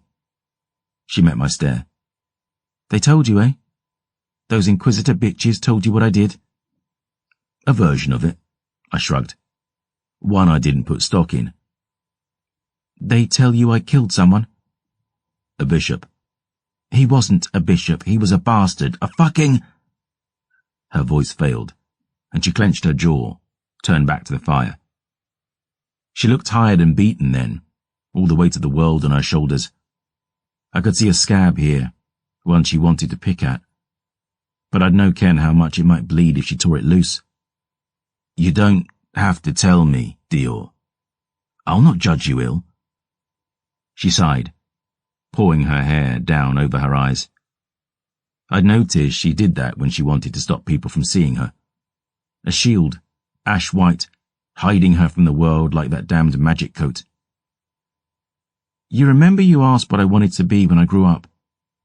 Dangerous, I nodded. And you proved yourself that today, sure and true. It was a lie, though. I never really cared about being dangerous. I just didn't want to be alone. That's how my mama went out, you know. Even I abandoned her in the end. She laced blood-stained fingers together, voice soft. Everybody leaves. Even me. Dior spat into the fire. I stayed soft and still, just listening. After Mama died, I fell in with those gutter runners I told you about. 10 of us, living in a warehouse in the Le Chamet docks. The place was run by an old lock-talker, called himself the Narrow Man. He was a grumpy bastard like you, but God, I loved it there. He gave us jobs, took a cut, kept us off our backs and knees. Even taught us how to read with an old copy of the Testaments. It almost felt like we were famille for a few years. Sounds an interesting place. It was educational, she smirked. I learned the game there. Shadow work and rip runs, maggot traps and honey pots. She chewed a fingernail for a moment, her voice dropping a little. There was a pickpocket in Narrowman's mob, smart, silver quick with a knife. She used to dress as a boy too, but I spotted her right away. She wore an old top hat and half-coat like gentry. Dior smiled faintly. Called herself Toff. I didn't know girls could love girls. I just knew I loved being with her. And one night, she and I were sitting on the warehouse roof talking and laughing, and she touched my cheek and told me I was beautiful. And then she kissed me. Dior shook her head, trailing fingertips along her lips. Nobody ever kissed me like that before. I didn't know you could get kissed like that. It was like my whole body was powder and she was flame. One of those kisses you're going to compare to every kiss that comes afterward, you know? I smiled softly. Oui. But I could see a shadow on her. Dior glanced at me. Same as I see on you. Toff used to have nightmares. And sometimes she'd wake up crying. I wanted to help, to make it better. I'd always ask her what was wrong, but it took almost a year before she told me. About a man, a priest, named Mercier. Dior spat the name like poison. Toast of the city he was. Guardian of the poor. Bishop of Le Chamet. He made his bones running the city orphanage. Toff used to stay there before she shacked him with a narrow man. Dior snarled a little, running her thumb over the scars across her palms. Turned out the toast of the city liked little girls. And when Toff was younger, I shook my head and snarled. Fucking bastard. I was so furious for her. I said we should stomp the prick, just snuff him out like a fucking candle. But even after everything that happened to her, Toff still believed. In God. In the testaments the narrow man used to read us. She used to drag me to mass every Priady. Killing a priest was a sin, she said. It was God's place to judge him, not ours. But I convinced her we could roll Mercier at least. Man of the cloth. Fat cat. Toff deserved some payback after what that fucker did. So we broke into his estate one night while he was at a private service. We were halfway through cleaning the place out when the bastard came home. Forgot his spectacles, the stupid pig. We could have run. Made it out clean. But when Toff laid eyes on him, she just snapped. Like I said, she was silver quick with that knife of hers. And she drew it and just went at him. Screaming, stabbing. She stuck him a dozen times before he fell.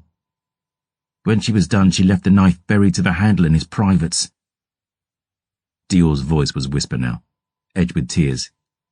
I was so scared. All my front, all my talk of being dangerous. Fuck. She stared down at those stained hands again.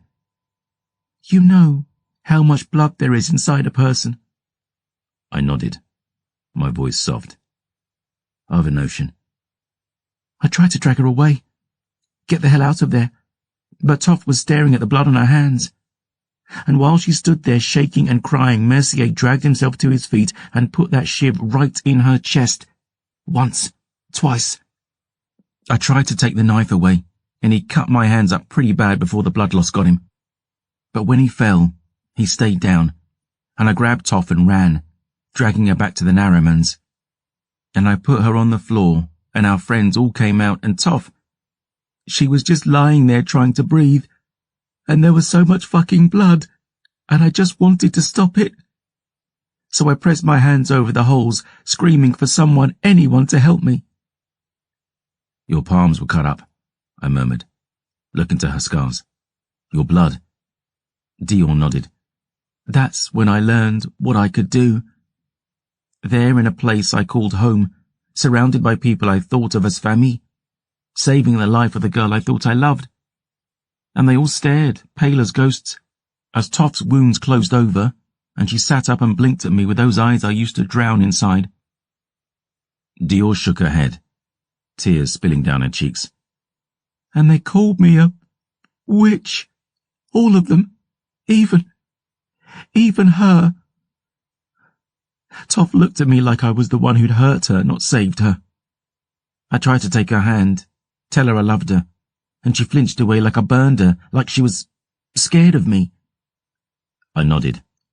Remembering the terror in Ilsa's eyes that night, I learned what I was.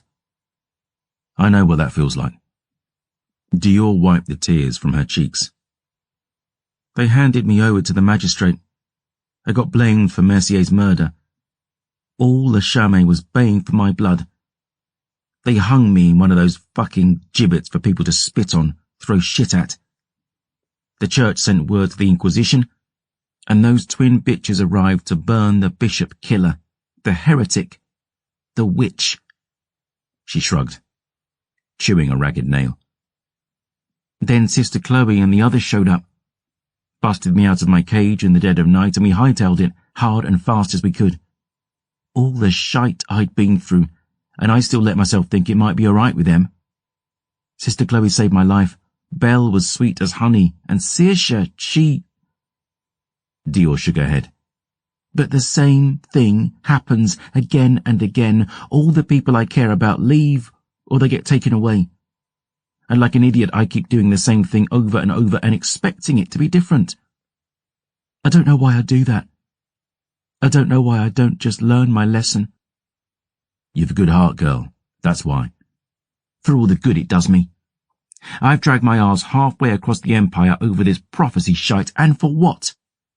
People who'd lock me in a gibbet or burn me at the stake. I should just be like you. Do what you need, take what you want, fuck the rest. You don't want to be like me, Dior. Why not? You're doing all right. You have a wife, a daughter, a few people who love you. But the rest of the world, just fuck it all. I hung my head then, seeing what she saw in me. My wife used to tell me hearts only bruise, they never break. I don't know if I believe that anymore. I know this world is cruel, that saints and sinners suffer one and the same. I know every time you give a piece of yourself to someone, you risk them breaking it. I know there are some wounds that never truly heal, and sometimes all that's left of people are their scars. I know time eats us all alive. Dior watched me rub the ink across my knuckles, toy with my troth ring. I've seen the worst this world can conjure, girl. I've seen people kept in cages and farmed like cattle to slake the thirsts of monsters spat straight from hell's belly.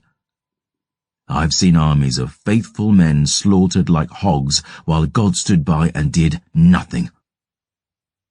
I've seen parents eat their children. And I can't say it gets better. I can't tell you I believe like Chloe did, that you're going to be the one to fix all this. I won't lie to you like that. I tore my gaze from the flames, looked the girl in the eye. What I can tell you is that the only heaven I've found in all this hell was in the people I loved. Friends, family. So, you need to keep on thinking the best of folk, despite seeing the worst of us. Hold on to that fire inside you, girl, because it makes you shine. And once it goes out forever. Know you'll make mistakes. Understand that it will bruise. Hell, it might even break. But don't lock it up inside your chest. I reached across and squeezed her hand. Aim your heart at the fucking world. Dior poured at her eyes, and I saw that fire still burning in them. She was bloodied, battered, but yet unbroken. She looked down at my fingers wrapped around hers, eyes shining with unspent tears as she read the name etched across them. That's your daughter. Patience. I nodded. Astrid inked it after Patience was born. All the rest of this... I pulled up my sleeves to show the edges of my aegis. Angels and mother maids and martyrs. None of it mattered in the end. I wanted something that did. Dior chewed her lip, pensive. You know, Astrinka told me. She glanced to the blade at my side. About what the Silver Order did to you and your wife? I understand why you wouldn't want to go back to Saint Michon after that. I don't blame you for wanting to get back to your famille, Gabrielle. You didn't ask for any of this, and it isn't your fight. If what Chloe said is to be believed, you're everyone's fight. But you don't believe. I looked into the fire, sighed from somewhere old inside. I can't believe in a God that loves us. Not after all I've seen. But I believe this. My friends are the hill I die on. I forgot that lesson for a while. But I vow it now, never again. So if your path is Saint Michon, I'll walk it with you. I squeezed her hand again, hard as I dared. I won't leave you. She smiled. We're friends then? The strangest sort, but friends. She brushed the hair from her eyes, lips pursed in thought. You know, you treat me different now you know I'm not a boy. No, I treat you different now I know you're not a cunt. She laughed, and it made me laugh in turn to see. I could tell she was letting go of something heavy inside with that laughter, something she'd carried a while. Here, I smiled. I got you something. I turned to the bundle I'd nabbed from that dockside storefront in Redwatch. It was wrapped inside the folds of a heavy fox fur coat I'd taken for myself. But I threw the rest at Dior, one by one across the flames. "New breeches," she breathed, "and boots." Can't have you running around the provinces dressed as a nun. I've a bad enough reputation for that kind of nonsense as it is. I got you a shirt too, and this. Her eyes lit up as I proffered a fine-cut gentleman's frock coat. It was snow grey, knee-length, embroidered with beautiful golden curlicues. The buttons were embossed with designs of tiny roses, a neckpin of the same motif for the cravat. The fabric was stout but soft, the inners lined with fur, warm and fine. It was coat fit for a lord. It was the fanciest they had, I said. Wasn't sure about the colour. "No." She looked up at me with shining eyes. "No, it's perfect." Try it on then. With a grin wide as the sky, Dior hauled off her priory vestments. I winced to see the wounds and bruises beneath, but the girl still moved like she was dancing, slipping the shirt and coat onto her shoulders and bracing up the buttons. She stretched out her arms, adjusted the line and twirled on the spot, whooping with delight.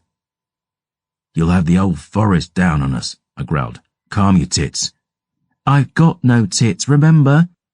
She kicked a toe full of snow at me, did another graceful pirouette. "Well, how's it look?" I simply smiled. Magic.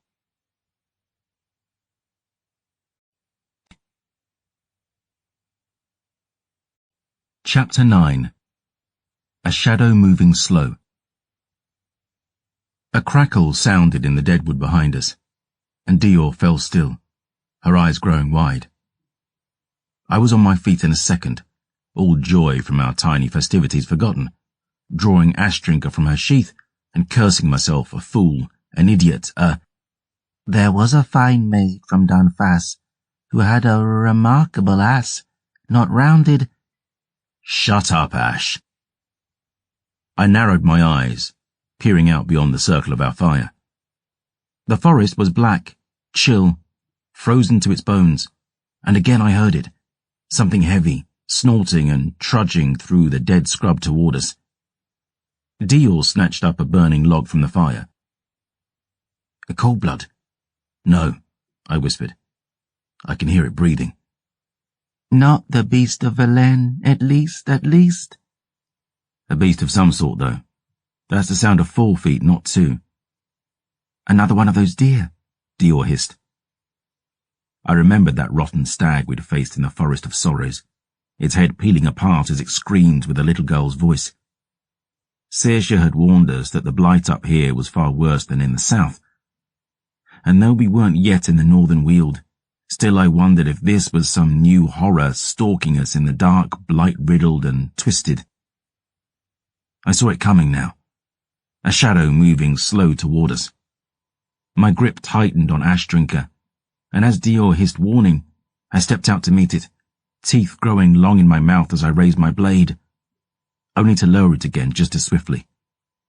"Sweet mother maid," I whispered. "What is it?" Dior hissed. "Jezebel?" The mare nickered as I spoke her name, tossing her head and stomping one hoof. She stood there in the falling snow, a grey shadow against the deeper dark. Her legs were brambles scratched, her mane tangled, her hide filthy. But still, I couldn't believe my eyes, laughing as I stumbled through the frost to her side. Dior shouted in amazement once she recognized the dray, running into the dark and throwing her arms around Jez's neck. The mare nickered again, apparently just as happy to see Dior as Dior was to see her. 7 martyrs, how did she get here? I shook my head, just as baffled as the girl. Last I saw this dame, she was charging out the gates of Saint-Guillaume like her tail was afire. She must have been so frightened by the dead that she swam across the Volta to escape them. Poor wretch. "He's not a wretch. Wash your mouth out," Dior scowled. "Come on, love. Come over by the fire. Let's get you warmed up, eh?" We led the mare back to the light, and I watched Dior fret and fuss, combing out the tangles from Jez's mane, feeding her a handful of dried mushrooms from our supplies. Again I shook my head in wonder. The mare had always shown the grit of 10 stallions, but her survival, letting alone finding us here, well, it was nothing short of a miracle. And though I wasn't one to put stock in miracles, still, I cast one wary eye toward the heavens, wondering if our luck had finally changed. Gabrielle sighed, gazing into the lantern's flame. I should have fucking known better.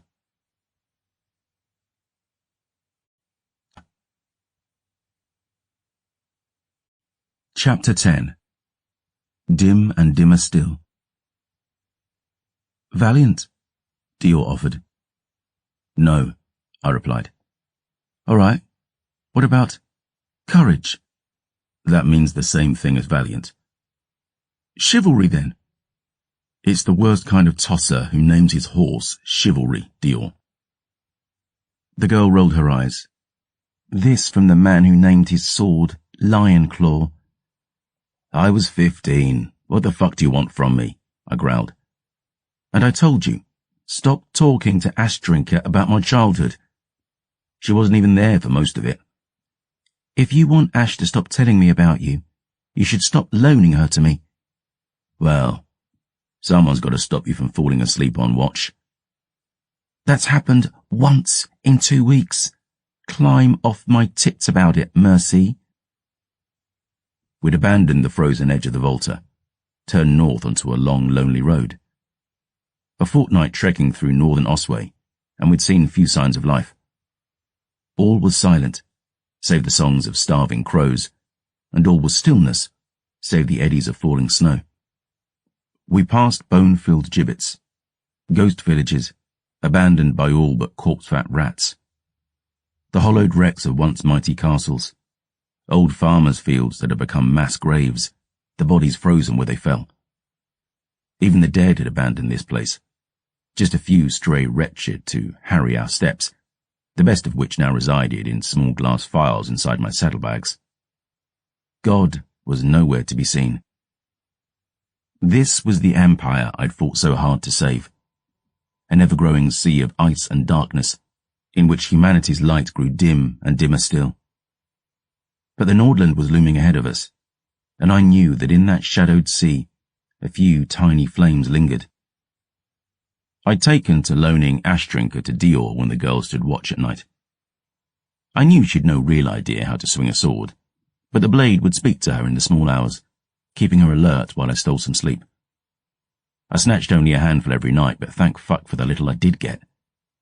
Because God's truth, Dior was close enough to sending me mad without adding sleep deprivation to the mix. What about gallantry? She asked. No, I replied. Great heart? Terrible. Well, if you don't like my suggestions, make your own, the girl snarled. We can't keep calling her Jezebel. Lower your voice, for fuck's sakes. Dior spoke again, 2 octaves lower. What, like this? She's a horse. She doesn't give a shit what we call her. She's brave, she's strong, she's loyal.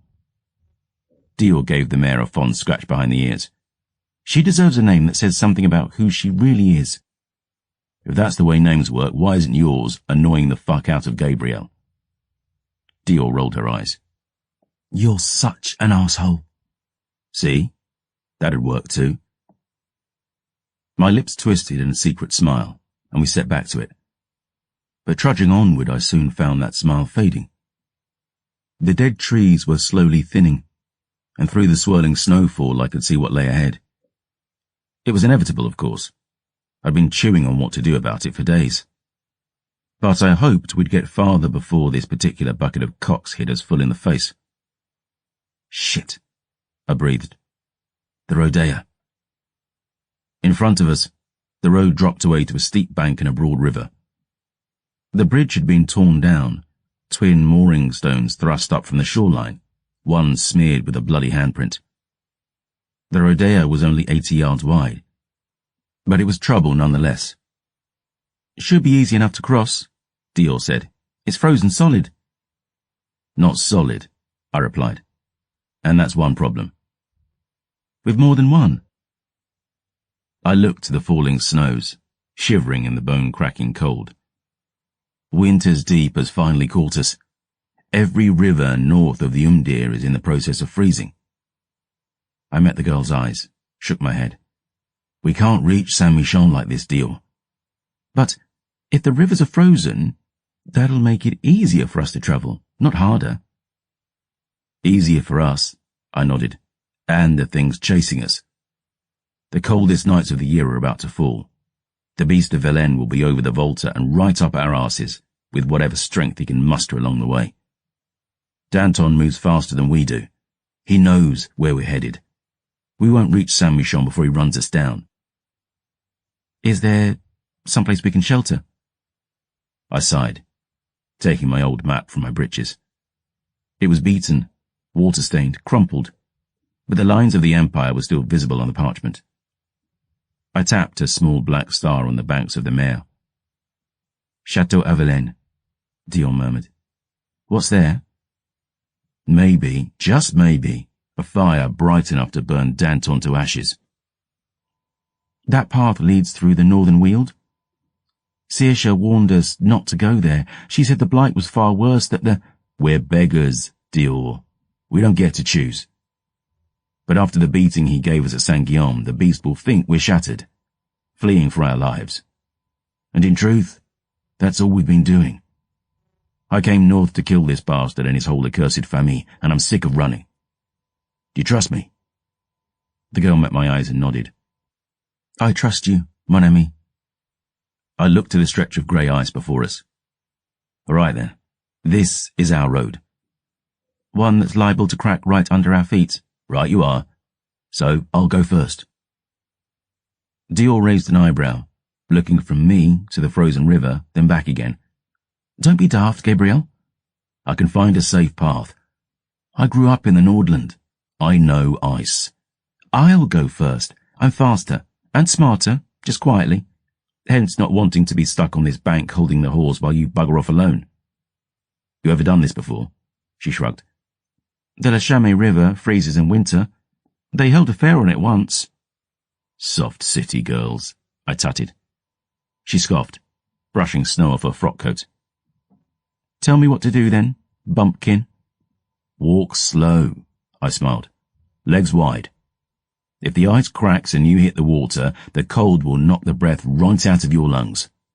If that happens, keep your head, kick upward, turn around and go out same way you went in. Still got that pig sticker of yours? Dior shook her head. Those bitches took it in Redwatch. Here. I unbuckled my dagger and sheath from my sword belt. If you hit water, stab it into the ice, pull yourself out. Just be mindful of the current. She hefted the blade, looking at the 7-star embossed on the pommel, the angel Eloise with wings spread across the hilt. It's beautiful, she murmured. I nodded. Forged by the finest smith Saint-Michel ever knew. I've owned that blade 17 years. Wore it through the Battle of the Twins, Baïsita, Triobeeli, Tuve. Not many folks in the Empire deemed worthy to carry silver steel. I'll give it back on the other side, I promise. Keep it. It's yours. Dior gazed at the dagger in her hand, fingertips running over the coat I'd given her. She brushed her hair down over her face, pressed her lips thin. You're not going soft on me, are you, Lachance? She scoffed, dragging her armor back on. Hard as fucking stone, me. Just don't sink like one. I don't fancy diving in after you. And she smiled then, because she knew I would. Dior slipped down the frozen bank and took her first steps out onto the Rodea. She moved in a crouch, lithe, fearless, sweeping the snow off the frozen surface with her palms as she went. The ice was pale grey, darkening as it grew thinner, and I imagined the river's current still rushing deadly and swift below that frozen crust. Her path across the ice was wandering, zigzag, and my heart was climbing up into my throat watching. But finally she reached the opposite bank, waved to me in triumph. Come on, old man. I'm 32. She snapped a branch off a nearby tree, held it aloft. Walking stick for you. Little bitch. I scratched Jezebel's chin. All right, girl. Sunset waits for no saint. Taking the horse's reins, I led her carefully down to the icy shore. The mare knew not what to make of the frozen water at first, but she followed faithfully as I shuffled slowly out onto the glass-smooth grey. It was easy going to begin with, the river frozen solid close to shore. But as we walked farther out, the crust grew thinner, shifting from snow-grey to a deeper iron. The ice groaned a little under us now, bright ticking sounds ringing in my ears as tiny fractures began appearing under our feet. But Dior was no fool, and the path she'd chosen was true. If it hadn't been for God's insistence on shoving his prick into my earhole at every opportunity, we'd have been gold as a sailor's best teeth. Jezebel sensed them first, ears pricking back, snorting. I caught something on the wind, tilting my head to listen. And I heard it then, soft as a feather and quick as a knife in the dark. Footsteps. Behind. "Gabrielle!" Dior shouted. I turned, eyes narrowed as I spotted them. A ragged boy, an old man, a woman, young and broad. 3 wretched were stumbling down the frozen banks behind me, hands and mouths black with dirt and old blood.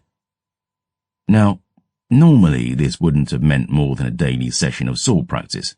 Like I say, we'd stumbled across a few rotten cold-bloods on our road. But none of those bastards had appeared while we were halfway across the frozen fucking river.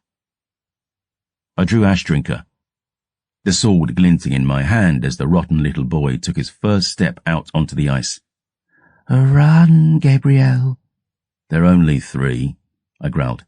"Why the hell should I run?" "Because she will." I realised it too late. I was too used to riding with justice, see? But Jezebel was no bold Susia, raised in the belly of Saint-Michon to be fearless of the dead. And after the massacre at Saint-Guillaume, she seemed to hate and fear them more than most beasts.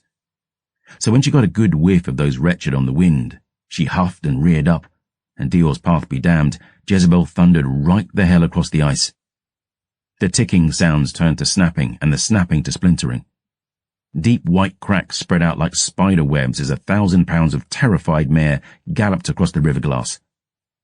The wretched was sprinting toward me, the old bastard slipping and scrabbling, the boy loping on all fours like a wolf, clawed fingers digging into the frozen surface. I felt the ice shift, pitching underneath me like the deck of a storm-tossed ship, as Dior roared warning, as Ash Drinker's voice rang inside my head. "Run, ye blasted fool!" I turned and bolted, skipping across the shattering surface. The ice was breaking apart ahead of me. I saw it give way under Jezebel's hindquarters, the mare screaming as she plunged through.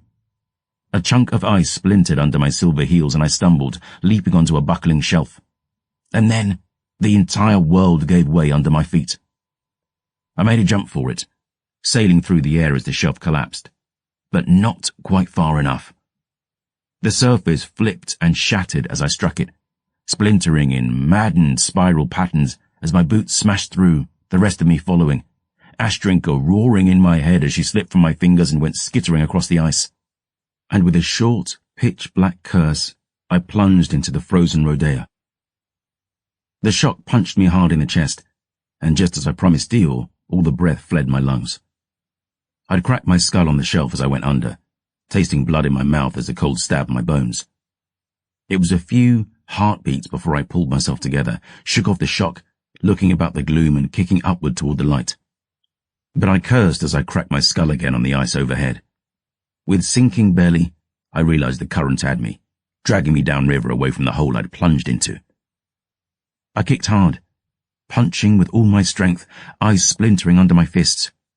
But I had no air in my lungs. Black spots bursting in my vision as I punched the surface again. Thump. Crunch. Nothing.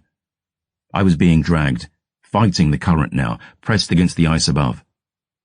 The surface was smooth as glass under my gloves, nothing to cling to, and I cursed as I reached for my dagger, remembering I'd given it to Dior.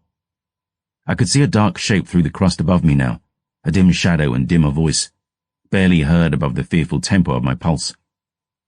Of all the places I'd been, the horrors I'd faced, it seemed idiotic that this was the way I might end, suffocating under a mere foot of frozen water. I cursed myself a fool for not having taken the sacrament. If I were fresh sated, I could have punched my way out. But as it was, even pale blood fists weren't strong enough to tear free of this tomb.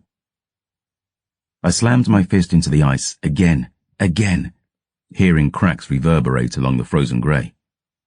Black flowers were blooming in my eyes now, beautiful, paralysing, the pressure in my chest, the need to breathe burning like flame. I was slipping along in the current's loving arms, the lights growing dim. All fire was fading. All hope was lost. Hell beckoned, forever arms open wide, but I supposed it might at least be warm there. And then came a crashing sound, and through the black veil over my eyes, I saw the ice above me split, shattering like a comet had crashed upon its face. And though I'd no breath in me to scream, still I tried as 4.5 feet of razored star metal came plunging through the ice and speared me right through my gut. I was jerked to a sudden halt, pinioned on the steel, mouth open in agony. I heard Ashtrinker's voice ringing in my head then, silver bright in the crushing black. Fight! I squinted in the dark, saw that the blade had created a webwork of cracks in the grey above. And I thought of Astrid, of Patience, furious and snarling, shredding my gloves and ripping my knuckles bloody as I smashed my fist upward again. I refuse to die here, I told myself. I, thump, refuse, crunch, to die here. My fist broke through the cracks, stripped back to the bone, and I felt someone grab hold. Agony flared as the blade was dragged free of my gut. I tore at the frozen lid of my coffin, lungs burning as the pieces came apart, as dim light broke through, as at last, kicking and dragged from above, I pushed my head up into the blessed air. Gabrielle!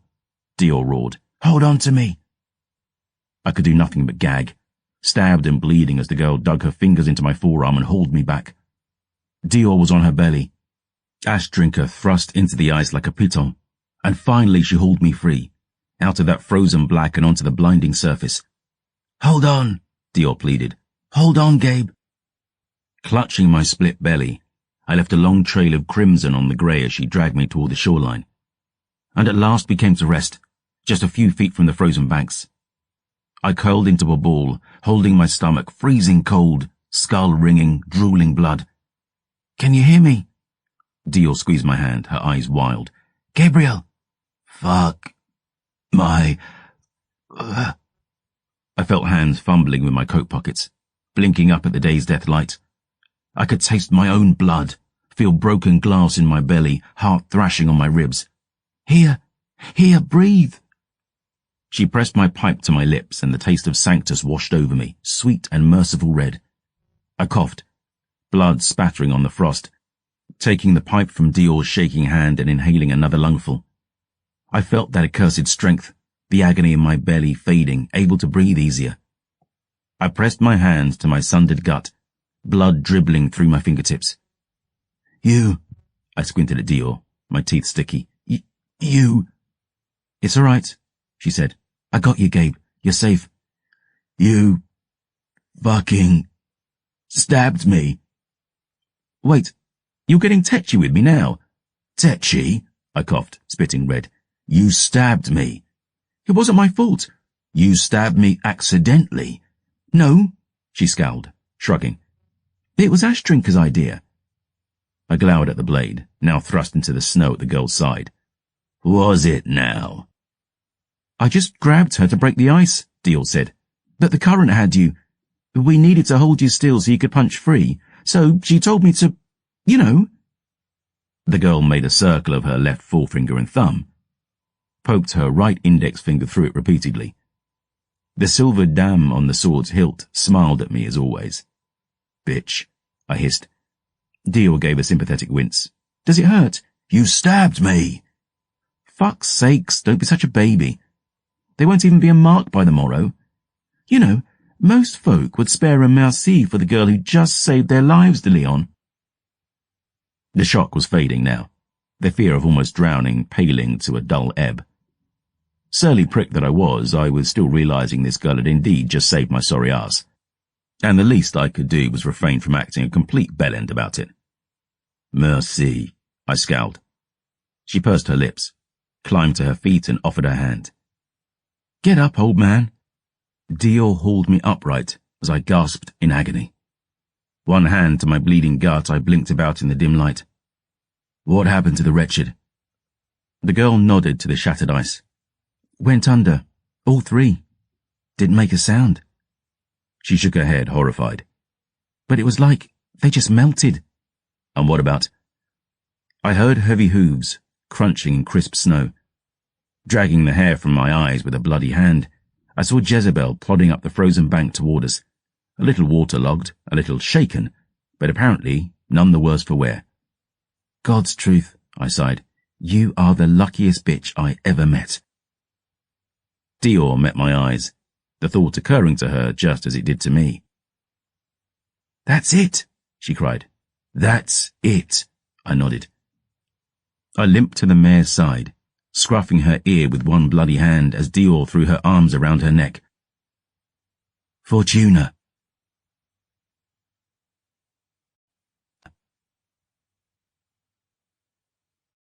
Chapter 11.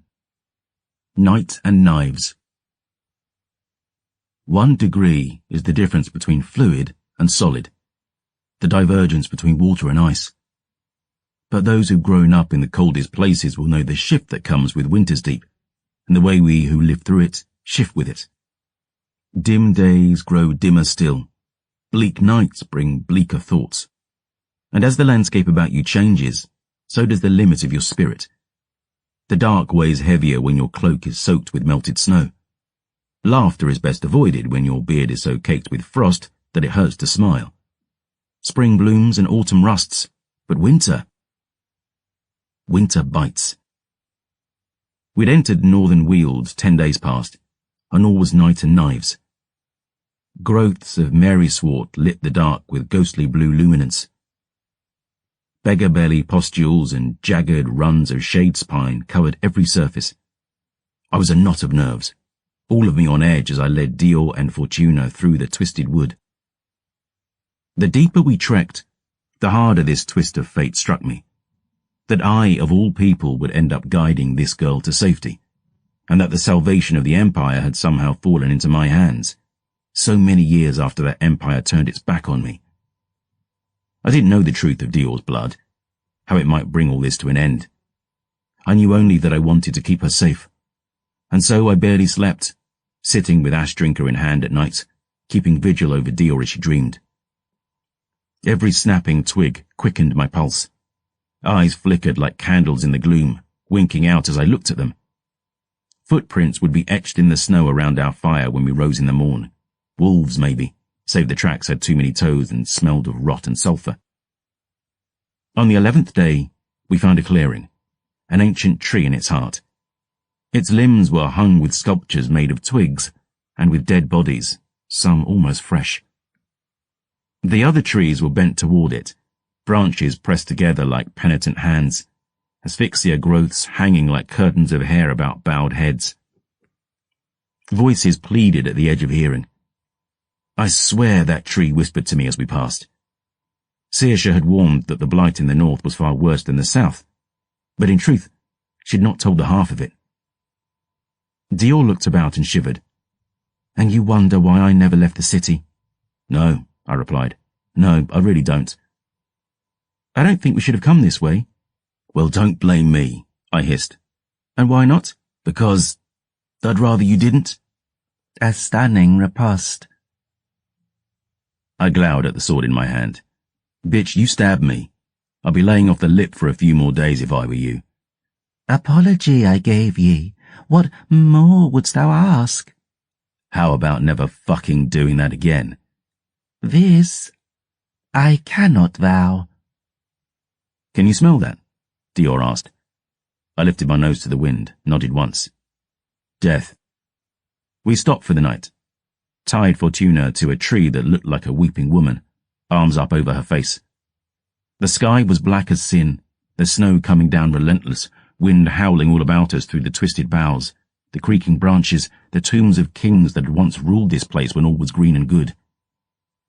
After a cheerless meal, I smoked a red pipe while we sat and shivered.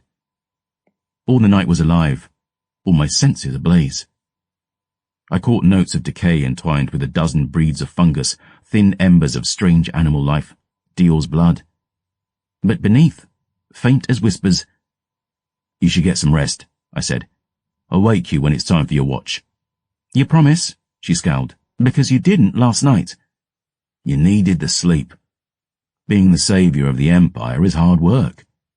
Dior scoffed. "Saviour?" The girl sucked her lip.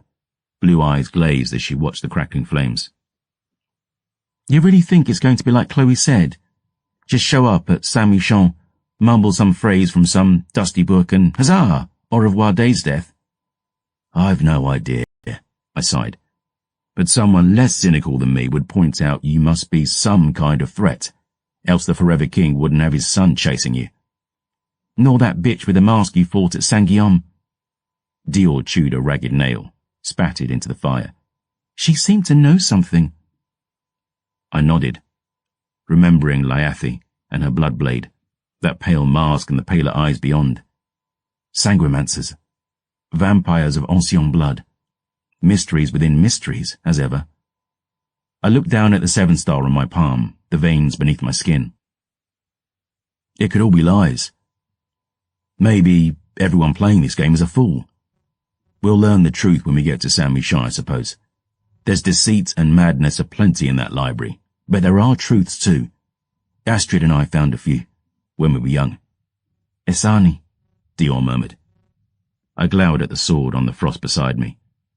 "You talk too much, Ash." "I think she gets lonely," Dior smiled. "Stuck in that scabbard all day." "My heart bleeds." I flicked snow at the silver dam. "Along with my stomach." "It can't be coincidence though, can it? A 5th bloodline, with almost the exact same name as Michon's daughter. Esan, faith.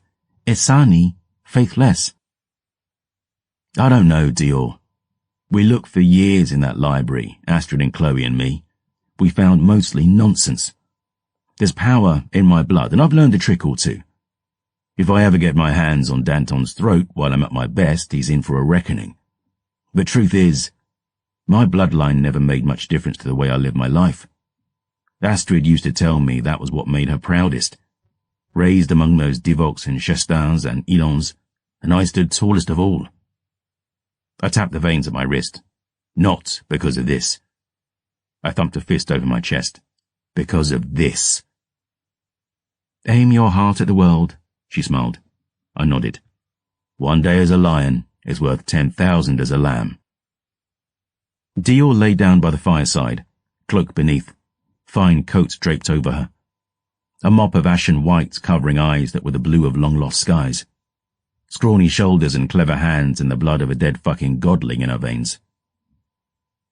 "Tell me about your daughter," she murmured.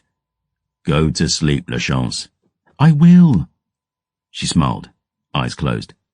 "But I like your voice. It's smoky, relaxing." I looked at the name tattooed across my fingers, drawing down another draft and exhaling a plume of scarlet. "What do you want to know?" "Anything. What's her favourite colour?" "Blue. The water around our house was almost blue some days." "You live on a river?" I shook my head. "Lighthouse. Just off the southern coast. Tide came in with the moons, covered the bridge to land, so nothing could cross over at night." "Clever." "I have my moments." "Does she like it there?" "I hope so. It's south. Down past the Leith. Sometimes we got flowers in spring." "I've never seen a flower," Dior sighed. "What's her favourite?" I could smell it stronger now, that scent Dior had caught on the wind. Truth told, it had been following us all day, like a shadow, like a ghost. I looked to the dark beyond the firelight and saw it, a shape I knew as well as my own name, silhouetted against the corpses of fallen trees, dead emperors mouldering in frozen tombs. "Gabe," Dior asked. "What?" "What's Patience's favourite flower?" "Silverbell, like her mother." "You must miss them." I shook my head. "I'll be back with them soon." "I'm sorry," she sighed, "that I took you away from them." "No more questions, girl. Go to sleep." Dior curled up in her coat, face toward the flames, and I sat there in the cold, watching the eyes that were watching me, I could see her more clearly now, no longer a dark shadow but a pale one, a porcelain skin draped with bolts of black hair, soft as silk and thick as smoke. She said nothing, just waiting until the breath of the girl beside me slowed and smoothed, breast rising and falling in the peaceful cadence of sleep. The shape drifted back, deeper into the shadow, and I stood, following into the dark.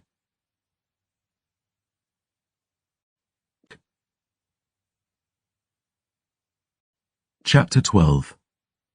Everything falling apart. She struck me from behind, slammed me into the skin of a crumbling oak, perhaps 50 yards from the fire. The light was still bright enough to catch in the black flint of her eyes, her strength as bleak as the storm above. And she crushed her lips to mine, and I could feel the razors in her mouth as she snarled like a wolf and pressed herself naked against me. "My lion," she whispered. She bit my lip, cold hands at the buttons of my greatcoat, and my tunic now, slipping up inside and running her fingers over the muscle and ink beneath. She hissed softly, cold hands burning on silver ink, fingernails digging into my skin. "You'll hurt yourself," I whispered. "A little pain never hurt anyone," she breathed. My hair tumbled about her cheeks as she kissed me again, like the sun once kissed the silver bell that grew around our home. She brushed burning lips across the ink at my throat, my chest, fingernails drifting to my belt and dragging the buckle free as she sank slow, ever so slow to her knees. "Stop," I begged. "Please." She looked up. Pupils so wide with hunger her eyes were black. "I've missed you." "And I you," I whispered, heartbreaking, "more than anything." She kissed me through my leathers, root to aching crown, and as she pulled my breeches lower, the want in me was so real I felt my knees buckle. "Just a little," she pleaded. "I can't. Just a mouthful, love. I can't." She hissed, dark and shivering, rearing back like a serpent. I had to close my eyes against the sight of her anger, the break too close to the surface. I never wanted any of this. When I opened my eyes, she was standing off in the dark, slender arms folded, the storm wind blowing long locks around her. God in heaven, she was beautiful. It was all I could do to stop myself from sinking to my knees, to plead, to pray, everything fading, everything falling apart. "I love you," I told her. "If that were true, you wouldn't tell me no. Astrid, please. I need my strength." Black eyes flickered to the distant fire. "For her. She has no one else. She's not your daughter. She's not your famille." "I know that. Do you?" She glanced to me, a strand of long black hair caught at the edge of her lips. "You're coming apart, love. You've given too much of yourself to this already, and you're still nowhere close." "You're forgetting why you left us, Gabriel." "No," I replied, voice like iron. "I remember." She turned to face me, and I could see bloody tears in her lashes. "You're headed to a place I can't follow. I don't want you to go." "Dior will be safe in Saint-Michel. And next time Danton comes, I'll be ready. That girl isn't why you came here. Why you left Patience. Why you left me." My hands curled into fists. "I know why I came here. I don't need you to remind me. I see it every time I close my fucking eyes." "Please don't be angry," she whispered. I hung my head, shutting my eyes against the burning tears, her whisper the only sound in the dark. "Tell me you love me." "Of course I do." "Promise you'll never leave me." "How could I?" I sank to my haunches, head in my hands. "You're all I ever wanted. The two of you. You were the pieces I never knew were missing. You." "Gabe?" I opened my eyes, saw Dior standing in the dark staring at me. She looked frightened, cold, that fine frock coat dusted with snow. Ash drinker was unsheathed in her hands, dark star steel gleaming in the light of the distant flames. "I heard you shouting. Were you talking to someone?" A glance told me Astrid was gone. A wraith vanished into the gloom. "Myself," I replied, rising to my feet and buckling my belt. "Just myself." "You're bleeding," she said, pointing to her lip. I licked at the scratch, the blood, my fangs still long and sharp in my gums. It's nothing. You shouldn't be away from the fire. It's freezing out here. I grabbed her hand, dragging her along beside me. Are you all right? She asked. I'm fine, just don't leave the light again. It's dangerous. Gabriel, I'm worried about you. Stop fretting on me, girl. I snatched Ash Drinker from her hand with a snarl. And give me that bloody sword. You've no ken how to fucking use it anyway. What is thy game, Gabriel? Shut up, Ash. Thy threads unravelling, thy knots undone. Long years did we face the dark together, and I tell thee true, I am sorry for my part in it. But at the end of this road lies mad— I sheathed the blade, silencing her voice. Deal stared at me as we made it back to the circle of the flames. I crouched close to the crackling heat, shivering, licking at the bite on my lip. The girl stood opposite, hands folded inside her fine-cut sleeves. You know, you could teach me, she murmured, if you were so worried. I glanced up, meeting bright blue eyes. Teach you what? She waved at Ash Drinker, risking a small smile. How to use a sword? I don't think so. Her smile dimmed. Why not? I can handle a knife. Because a blade and half a clue are more dangerous than no blade or clue at all. Gabriel, listen to me. No. It only encourages you. Enough people have already died on my account, she snapped. I don't want other people fighting my battles for me. And yet, here I am. Her jaw dropped a little at that, swiftly clenched. You know, I survived for years without a soul to help me. I was raised in shit and I clawed my way out myself. I've saved your ass 3 times now by my counting, and you still give me no credit. You do treat me different now you know I'm a girl. You're not my papa. I'm not your daughter. Damn right you're not. She'd make 10 of you. She took a step back then, like I'd struck her. God damn, you're a son of a bitch. I'm trying to be nice. I tell you I'm worried and you just spit in my face like a fucking— Shut up. You don't tell me to shut up. Who the hell do you— No. Shut up, I hissed, raising one hand. Listen. Jaw clenched, scowling in fury still, she took it in check. Tilting her head, Deal strained to hear. The storm was blustering above, whipping through the trees, but there, above the clamour, it came again, dim, off to the west. She met my eyes, breathing a little quicker. Thunder? Those are footsteps. Deal frowned. Big ones. I lit the wick of the hunter's lantern at my belt, snatching up a burning brand from the fire. Deal remained by the blaze, eyes narrowed as she strained to hear. I think— She shook her head. I think they're coming closer. They are. I slung a blanket onto Fortuna's back, patted it. We need to go. Our quarrel forgotten, Deal grabbed another burning branch from the blaze, skipping up onto Fortuna. The mare stomped, ears pricked back as I took her reins, leading her on foot through the scrub and snarl. The wind was screaming, the snow drifting through the tangles above as we moved, me guiding us through the dark with wide, pale blood eyes. Where are we going? Deal asked. I pointed west, to whatever was thudding toward us. Away from that. The footsteps were drawing closer, distinct now under the raging storm. I could hear whispering through dead trees, a chill rising in my belly. Risking a glance over my shoulder, I saw shapes, a multitude, distant through the snarl.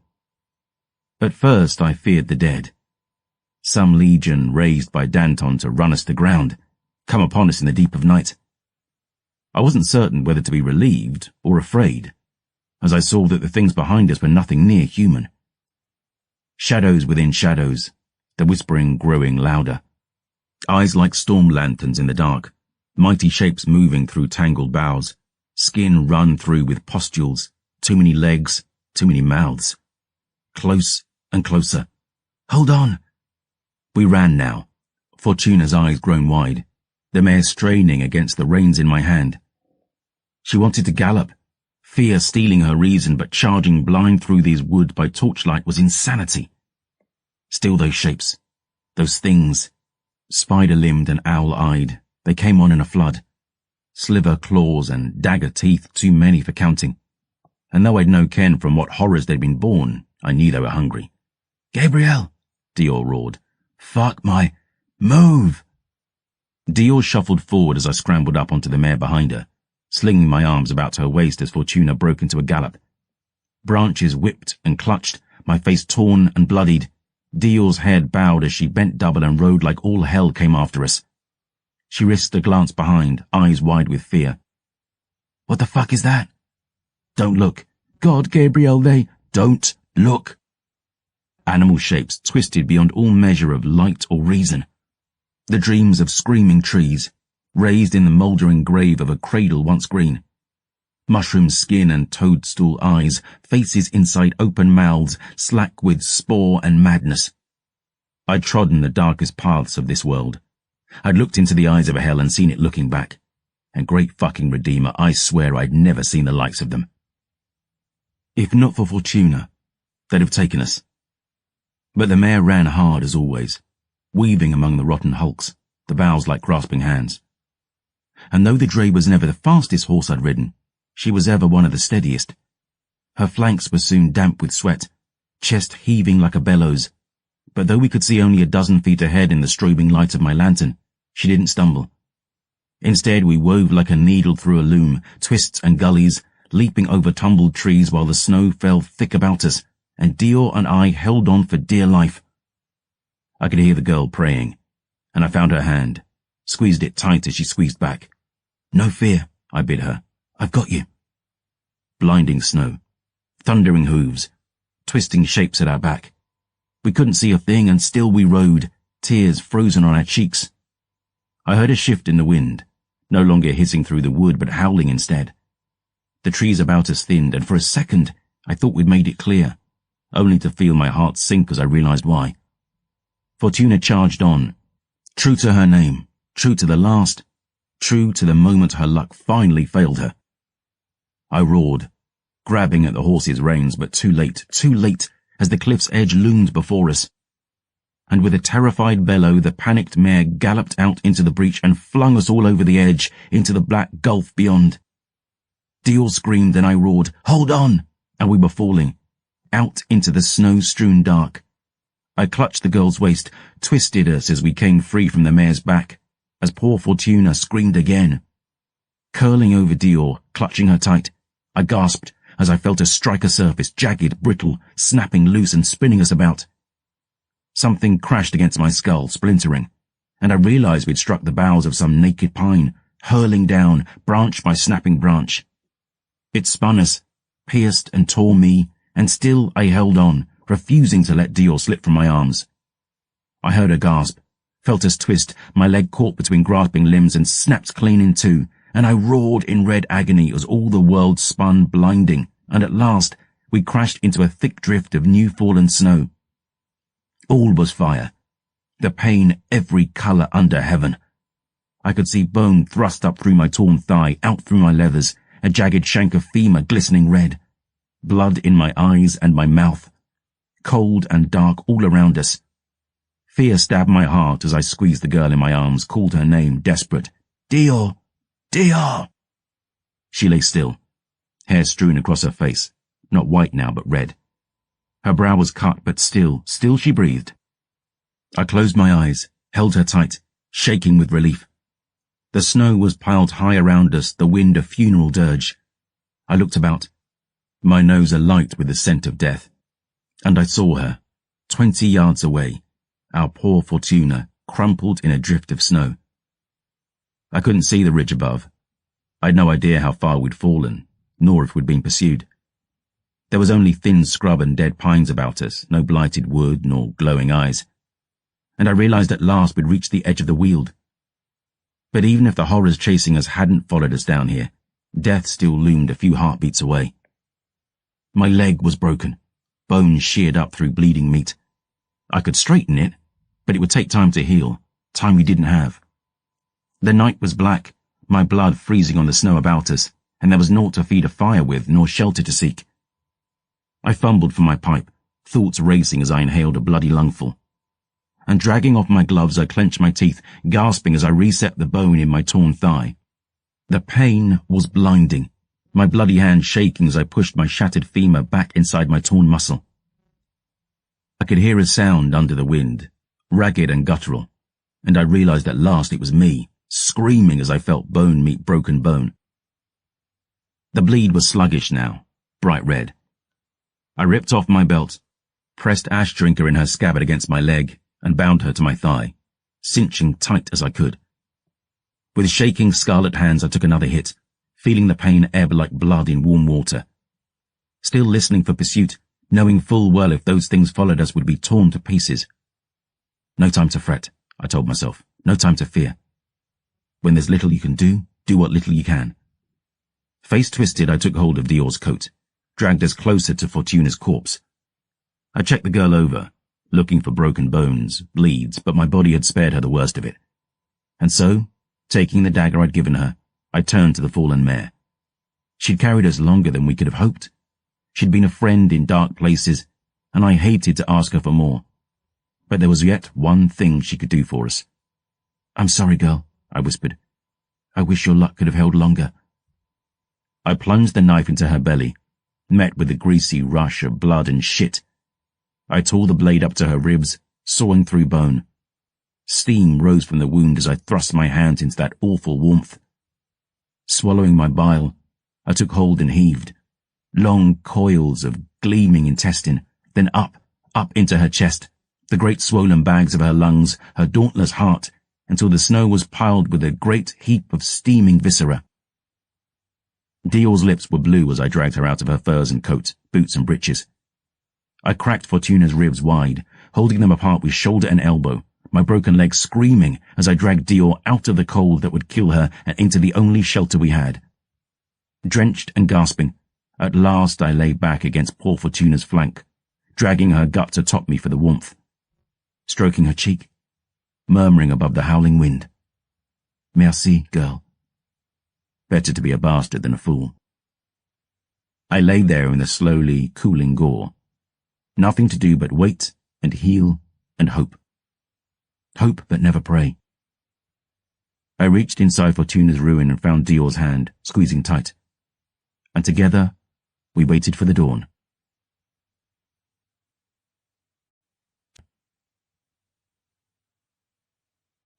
Chapter 13. Forward, not backward. No darkness found us before daylight did.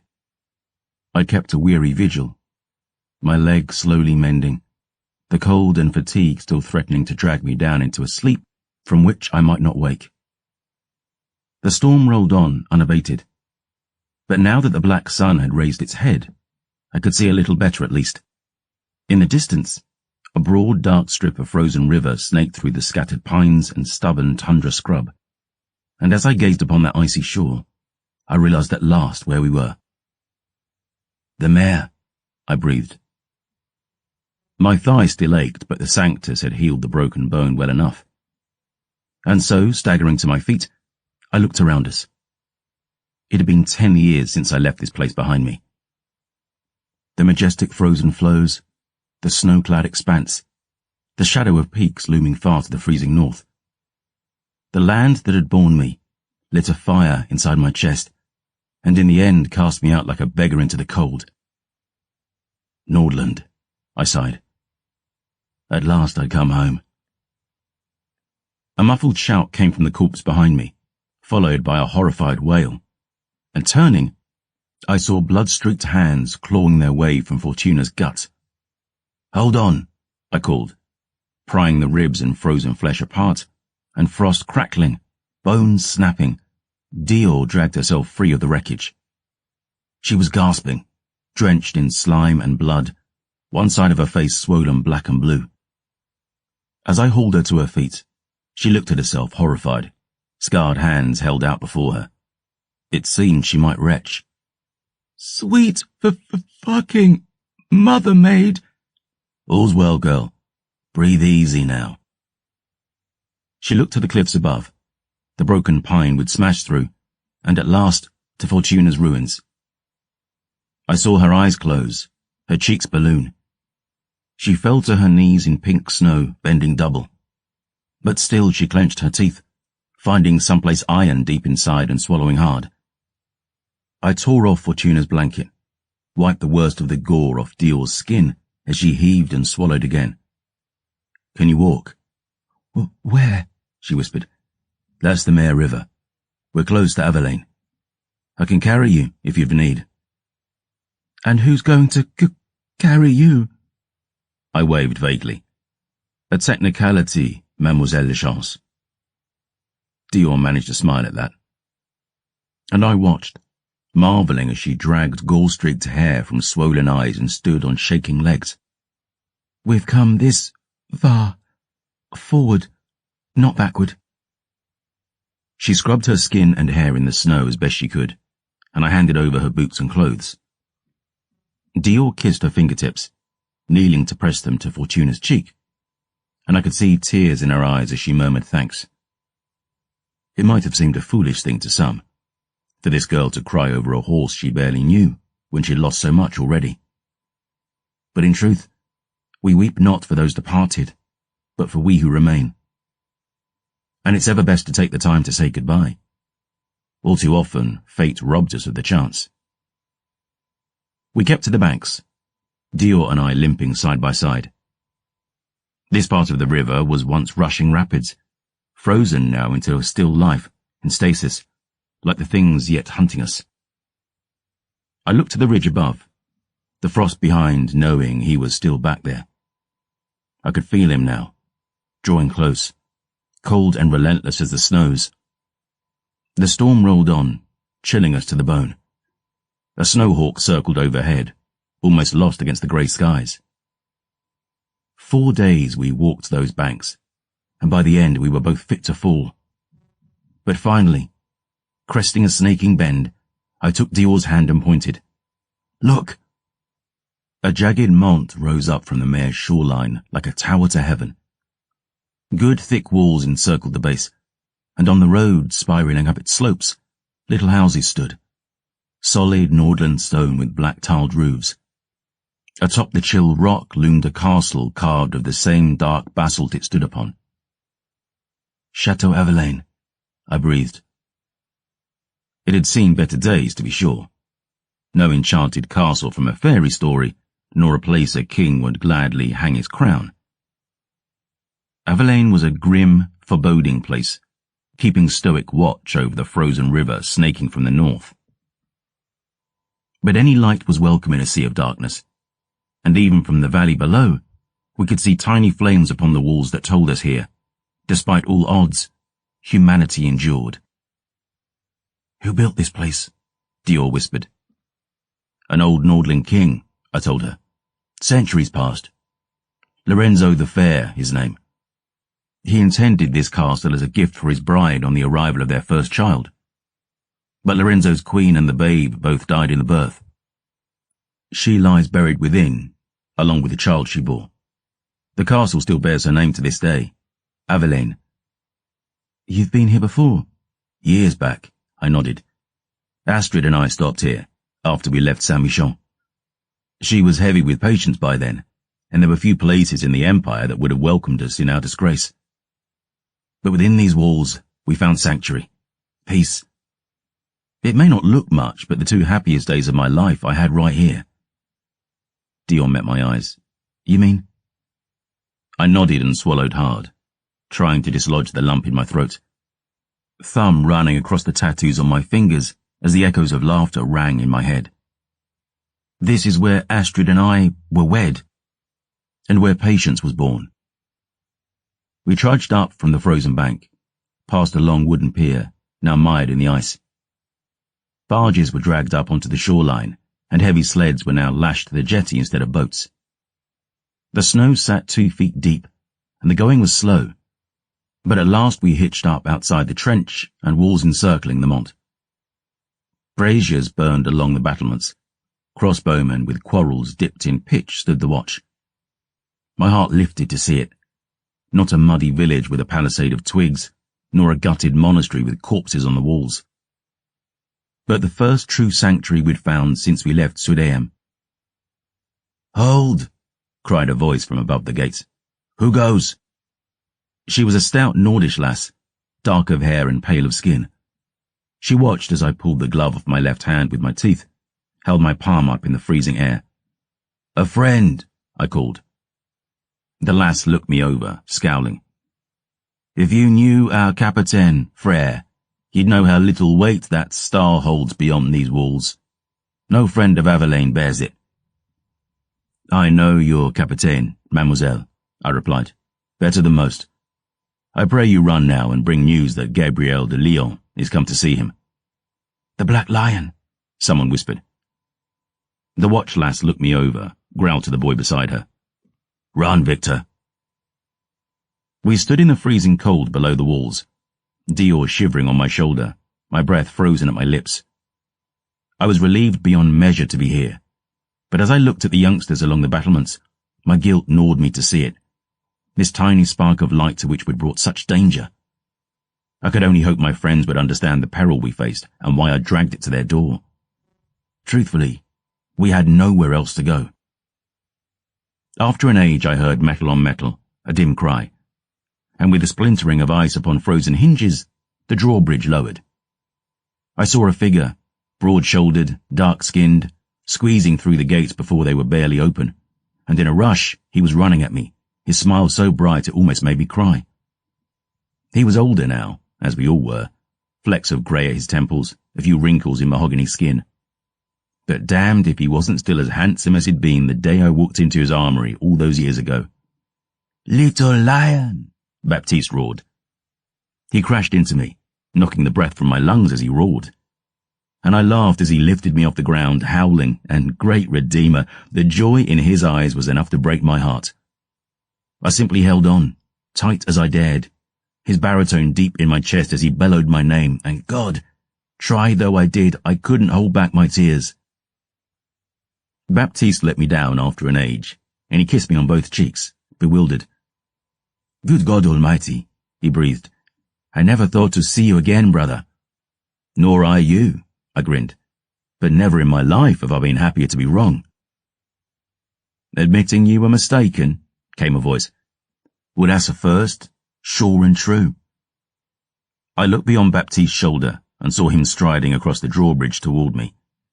As princely as he'd ever been. Long golden hair swept back from his scarred brow and cheek, his jaw set, his features proud.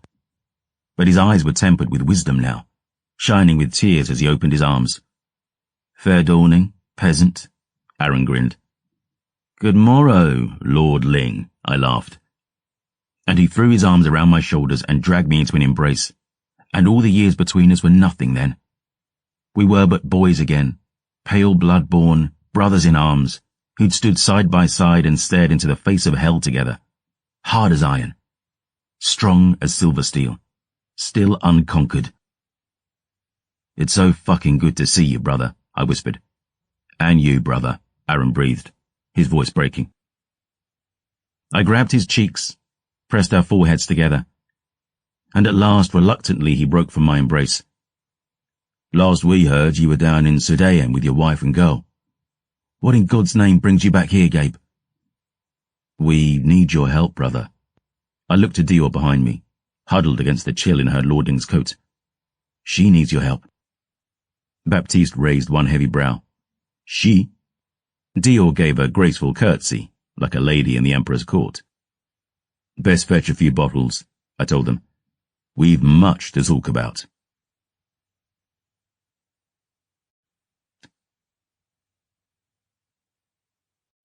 Chapter 14. Chateau Avelaine. "I swear by the almighty Mother Maid and all 7 martyrs," Aaron sighed. "I've never heard a tale half so strange as this." "The Holy Grail of Saint-Michel," Baptiste breathed, making the sign of the wheel.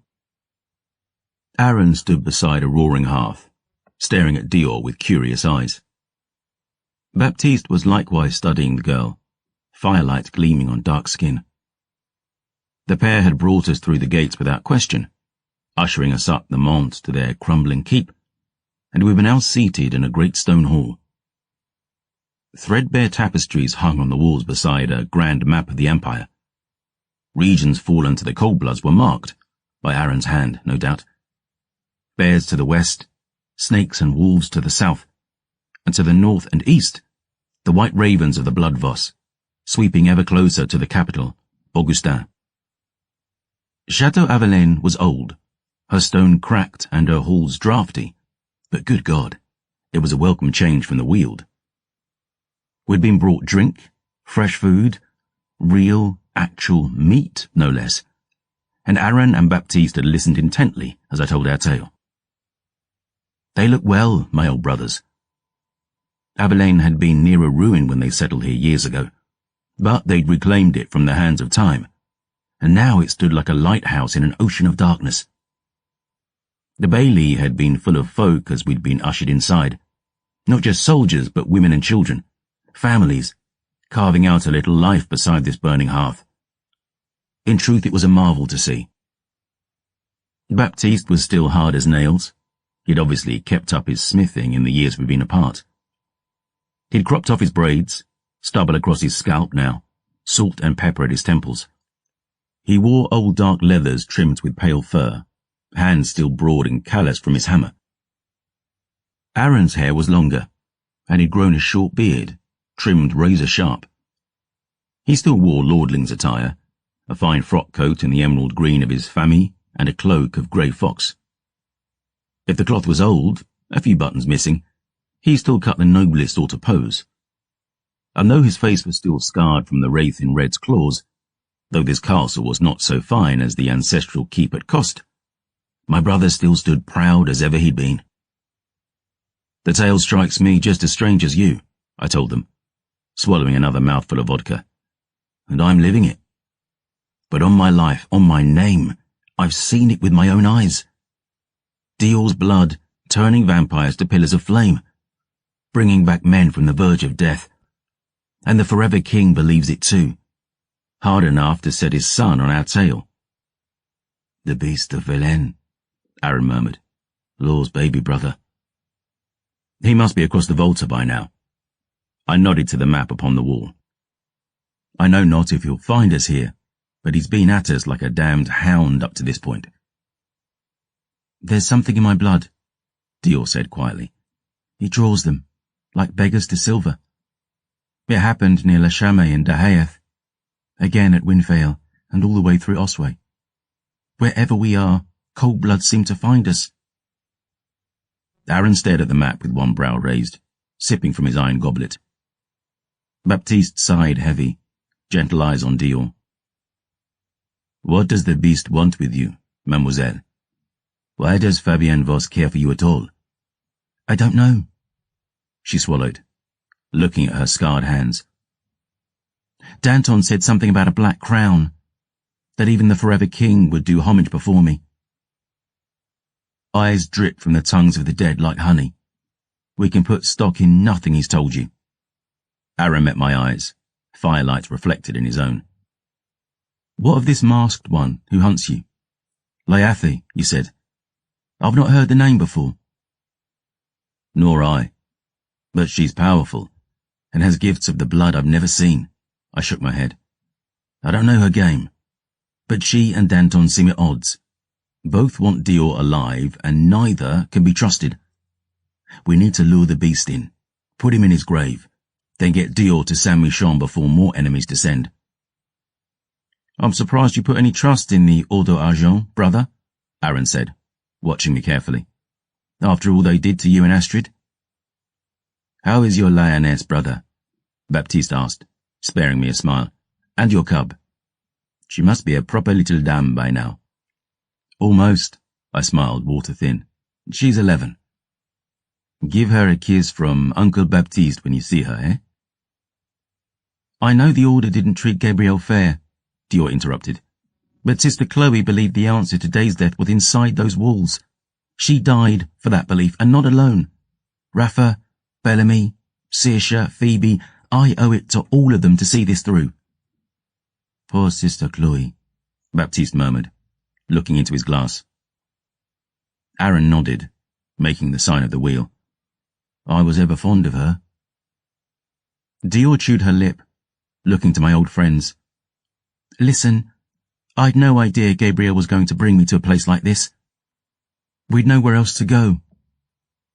But still, you've every apology I can muster for putting all this on your shoulders. I'm sorry for—" "No apologies, Mademoiselle Lachance," Aaron replied. "I trust Gabriel de Leon with my life. If he vows you're a cause worth fighting for, then fight we shall, and with all heaven's grace. I don't want anyone else dying for me."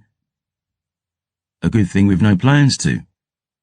The Lord of Avelaine drew up his sleeves, and I saw the silver tattooed there, the story of his youth and faith and fire still etched upon his skin. "I know it doesn't look much, but if the beast of Velaine thinks he'll storm this castle with a few rotten mongrels, he's in for a reckoning, sure and true." "God is on our side, mademoiselle," Baptiste smiled, squeezing Dior's hand. "And a few of my own innovations besides. I'll show you before Mass, if you like." "Mass?" I frowned, pouring another cup. "It's Priady, brother." Aaron scratched his neat beard, thoughtful, looking to Baptiste. "And after that, a feast, I think. What say you, love?" Baptiste slammed a fist on the table, making the goblets jump. "A grand idea." Dior frowned. "I don't want to put you to any trouble." "Nonsense," the Black Thumb bellowed. "Too long has it been since we had an excuse for song and laughter. And in nights dark as these, who knows when we'll have occasion again. A feast, Mademoiselle Lachance. We insist. To embrace old friends and welcome new." "We may not have an emperor's larder," Aaron smiled to me, "but I'll wager our fare is a damn sight better than this bastard's cookery." "Here now," I growled. "I'm not that bad." "He does try," Dior sighed, "but his mushroom ragout isn't the best." "If you think that's bad, you should try his trail bread," Aaron laughed. "Old Master Greyhand almost wrote to the Pontifex to have it declared a crime against God." "Fuck yourselves," I chuckled. "All of you. Treacherous dogs." Baptiste grinned and slapped my back, and I couldn't help but stand and embrace him once more. I'd no ken just how much I'd missed these men, this brotherhood, and the thought that they'd put all they had on the line simply because I asked them. God help me if I almost didn't weep again then and there. Baptiste led us on a tour of the chateau as promised, and I could see he and Aaron hadn't been idle. Avelaine had been impressive when Astrid and I first visited, but in the decade past, Aaron and Baptiste had turned the old ruin into a fortress. Beyond the walls around the Mont's base, only a single winding road led to the castle gates. If pressed, the folk from the town below could fall back inside the keep and Baptiste's grand design. "Engineering works all along the battlements," he said proudly, striding the walls with one hand entwined with Aaron's. "Fire throwers and ballista, barrels full of coal. We've a chemical still where the old stables used to be, churning out wood alcohol pure enough to burn like tinder." He glanced to me. "I don't recommend you drink it, mon ami." I winced, sipping from my new flask. "Couldn't be worse than this vodka." "It'll send you blind, Gabe, and mad." "As I say." "We've 100 brave warriors," Aaron continued, leading us through the crowded bailey, the song of soldier and steel. "Well-trained, well-armed. We have scouts afield, so we'll spot any army long before they arrive. Eyes to see and fangs to bite." "I could use a few files, if you've spare," I said softly. "No fear. We've a goodly stash," Aaron nodded, patting my arm. "Not the finest quality, but wretched often wander this way and I still enjoy the hunt." "Oh, mother maid, they're beautiful." Dior ran across the bailey to a broad covered pen. Inside were more than 24 dogs, stout and hardy Nordland hounds, with thick fur, grey and mottled, and bright blue eyes.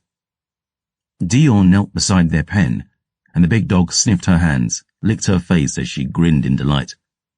"I've never seen so many, so big." "We've been breeding them a while now," Baptiste smiled. "We use them for sledding on the river when it freezes over. Trade runs down to Beaufort, so we're not cut off come the winter snows." Could you use them to get to Saint-Michel? The girl asked. Aaron and Baptiste exchanged a glance, and the black thumb rubbed his chin. We've not much occasion to visit there, chérie. The monastery still stands. The Forever King took one look at it and decided it wasn't worth besieging. Fabienne's eye has ever been on the east, and Augustin. The Silver Saints guard our north flank, and for that we give thanks. But Aaron and I have no desire to eat at a table where we're unwelcome. I shook my head, still angry for them after all these years. Aaron was one of the finest initiates that the Order ever saw. Baptiste, their greatest smith. I looked at what these two had built here, at the dark closing in all around us, and I marvelled Saint-Michel had ever turned their backs on these men. And of all things, over love. We meandered on, Aaron's arm around Baptiste's waist as the black thumb proudly showed me his forge and a small glassworks beside it. We arrived at a long storehouse laden with supplies, dried food stocks, large barrels of vodka and wood alcohol from their distillery, smaller barrels marked with black crosses. Dior finally finished fussing with the dogs, returned to my side. Looking about the storehouse, she wrinkled her nose. What's that smell? Yellow water and night soil. Aaron pointed to a wooden shed across from the dog pen. We farm that too. The girl looked at Aaron as if he were moons touched. You're farming piss and shit. For the Salpetre, I realised. Aaron nodded, drumming his fingers on the stack of smaller barrels. Old Seraph Talon's chemistry lessons weren't wasted on me, brother. We've sulphur from the mines near Beaufort, and charcoal aplenty. Dior simply looked baffled, but I found myself grinning. Looking closer at the smaller barrels, I realised they weren't marked with crosses, but with the twin scythes of Mane, the angel of death. You cheeky bastards are making your own black ignis. For years now. Aaron took in the chateau with a sweep of his hand. The armed soldiers, the engineering works, the baying dogs, the good thick stone. As I say, woe betide our prince of forever if he seeks to ruck up these skirts. I looked about the town, breathing the smoke, listening to the laughter and bustle, the hymn of metal on metal, and I allowed myself a small smile. It had been a bloody journey to Avelaine, sure and true, and it was still a good trek up the Mer to Saint-Michel. But it seemed we'd found a kind of sanctuary. Here at last, we might finally be safe. The last Silver Saint leaned back and took a long pull from his bottle of wine. The historian continued writing in his book. You should have fucking known better, Jean-Francois murmured. Gabriel sighed. I should have fucking known better.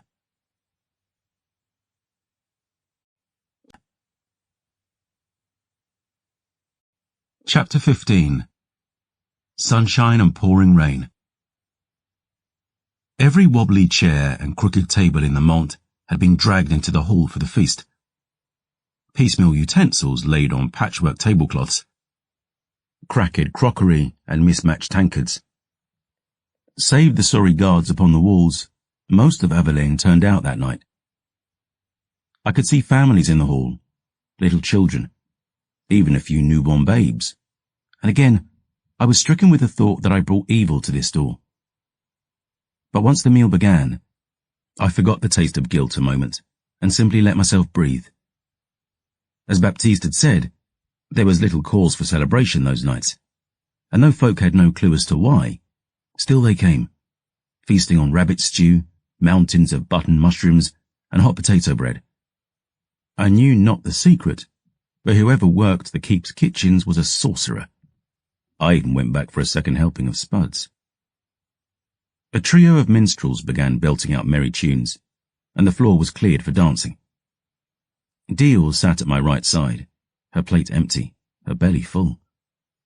Some poor sod was busy trying to clean the bloodstains out of the clothes I'd bought her, and Dior had been offered a dress to wear. But instead she'd borrowed an old frock coat from Aaron. That alone told me that for all the warmth and merriment, she was still ill at ease. Dior wore that coat like armour, hair dragged down over her face. She was also well into her third glass of Baptiste's homebrew vodka. Go easy on that stuff, I warned. It's got a kick like a lovesick mule. I like mules, the girl smirked. Fine. Don't blame me if your head's splitting come the dawn. All right, old man, she sang, flipping me the fathers. I keep telling you I'm only 32. Could have fooled me with that beard, Grandpapa. I scowled, scruffing at my road whiskers. I told you, I lost my razor. Well, find another. You look like a robber's dog. She raised her cup and grinned. Would your wife let you get away with a monstrosity like that? No. Astrid hated it, I smiled. She used to call my moustache a heresy. Dior screwed up her nose. You had a moustache? Not after she called it that. Dior laughed as I poured myself another glass. That was one of my wife's many talents, see? She always knew just the right thing to say to get her way. That woman had me wrapped around her little finger, and it only got worse when Patience learned how to do it too. She took after her mother, that one, sure and true. One look into those eyes and I'd melt like springtime snow. I laughed to myself, shaking my head. But as I knocked back another cup, I saw Dior was sucking her lip, looking at me twice strangely. What? Take this dance, mademoiselle. The pair of us broke our staring contest as Baptiste swept into a low bow before us. Dior blinked at the smithy, rubbing at the bruises on her face. Me? If it does not offend. The smith gifted the girl a smile that would have melted the mare. My heart belongs to another, Mademoiselle Lachance. But he's not the jealous sort, and no flower so divine should be left to wilt in the corner. Baptiste's dark eyes sparkled with gleeful mischief as he proffered his hand. The crowd cheered as the music about us shifted pitch. The minstrels quickened their pace. But Dior glanced to me and shook her head. Perhaps later. You're certain? The big man asked. Astounded, his smile had failed. Oui, she nodded. Merci, Baptiste. Later, I promise. As you like it, mademoiselle, but I shall hold you to that vow. The black thumb swept into another bow and retired. I saw him grab another lass's hand, waving to Aaron as he swept her out onto the floor. The dancers swayed and seethed across the boards, all the room clapping in time.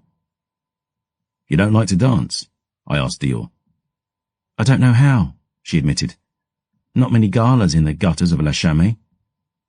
I'll teach you then, I declared, holding out my hand. It'll be good practice. Practice for what? At roots, dancing and swordplay are one and the same. Dior blinked as slow realization dawned. She glanced down to ash drinker on my hip and she whooped, planting a swift kiss on my cheek. You're a good man, Gabriel de Leon. I'm a bastard, is what I am. I'm just your kind of bastard. We stepped out onto the floor together, fumbling through our first steps, the room about us a whirl.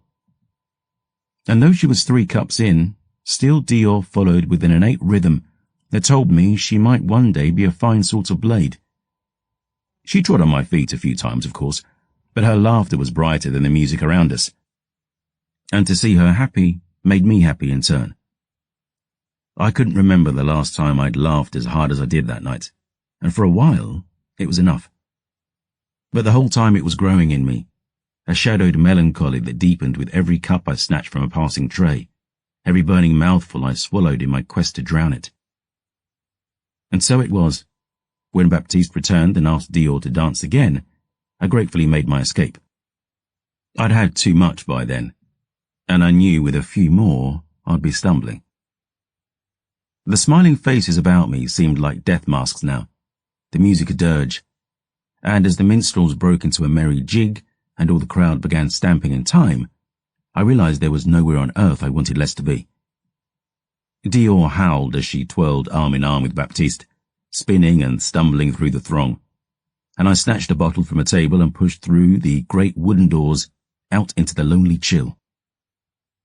The wind made my eyes water as I trudged the cobbled path.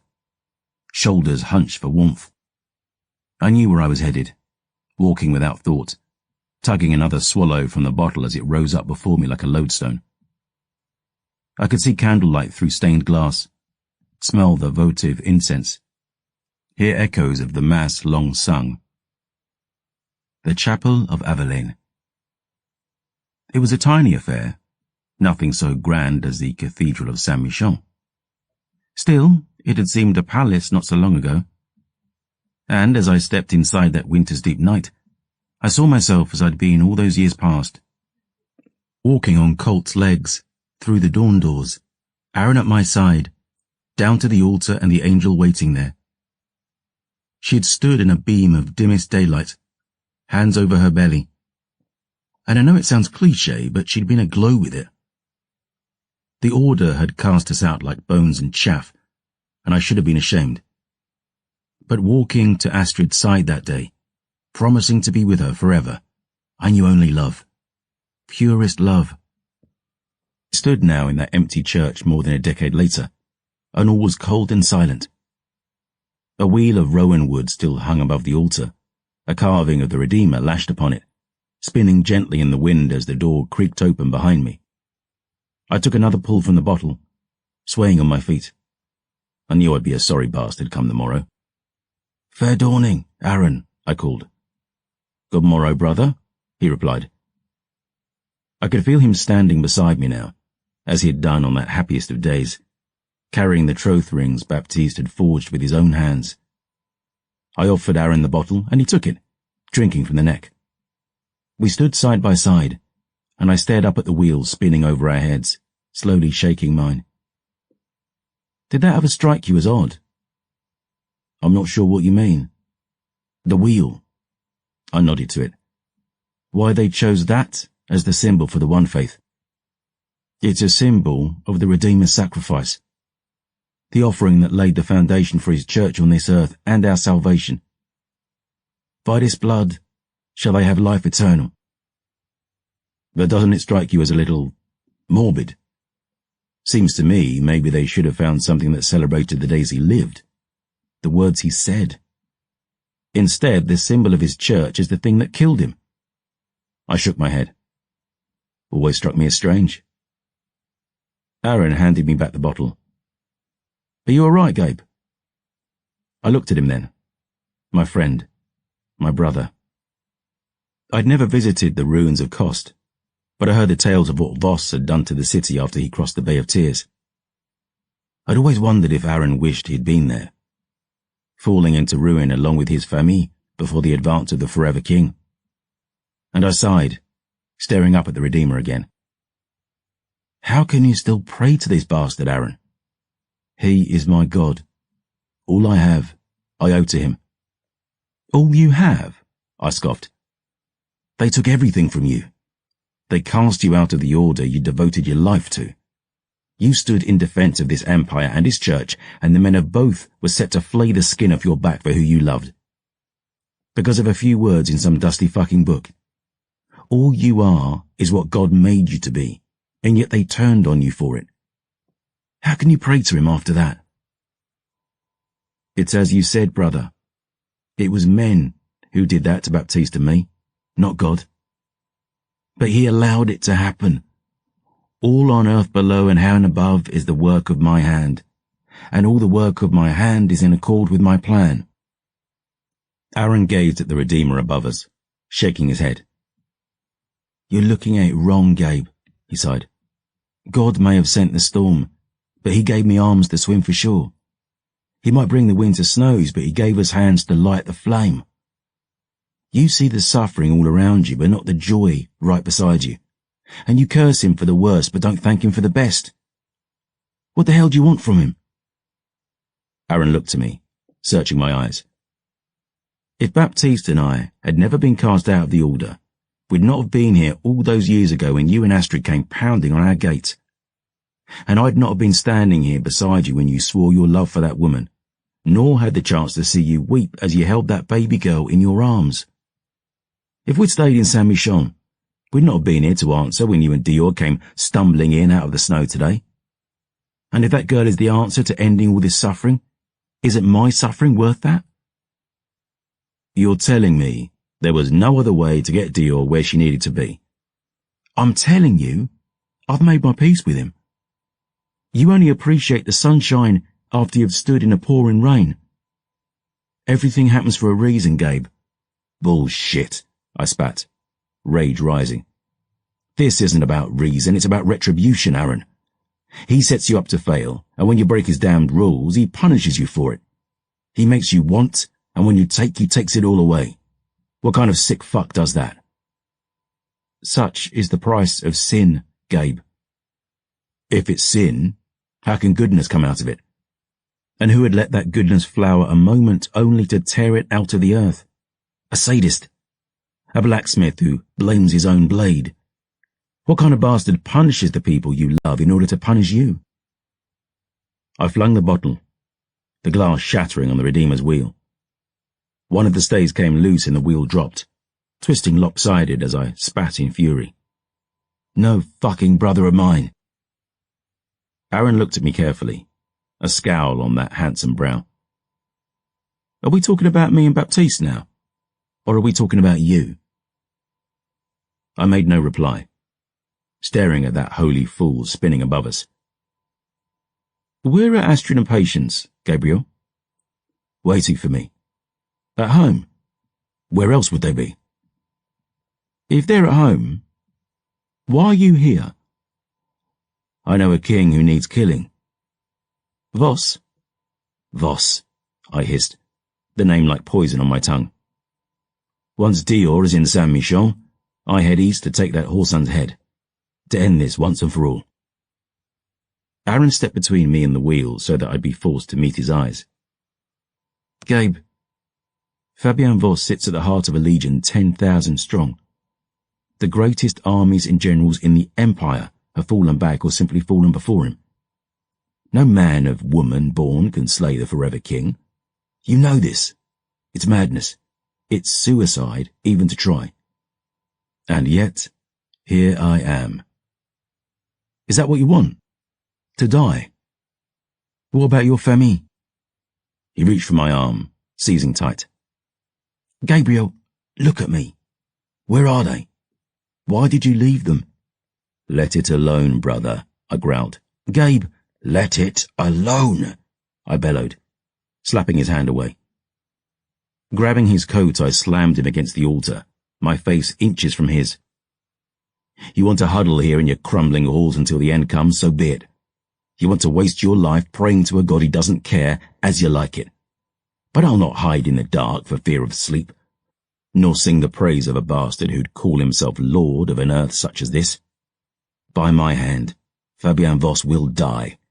By my blood, by my soul, not by your fucking God. I vow it. I love you, Gabriel, Aaron said low, deadly. But take your hands off me. That predator's gleam, that old gift of the Elon stirring in his veins. Pale blood, through and through. And I let him go, ashamed at myself, at all I was and had become. I couldn't bear to look at him, staring at my hands instead as I whispered, Forgive me. Brother, there is nothing to forgive, he said, putting his hand on my shoulder. I know you speak from hurt, and though I fear the cause, I'll not add to it by asking for its name. I'll not tell you what to believe either. Each man's heart is his own, and in the end, only he has the filling of it.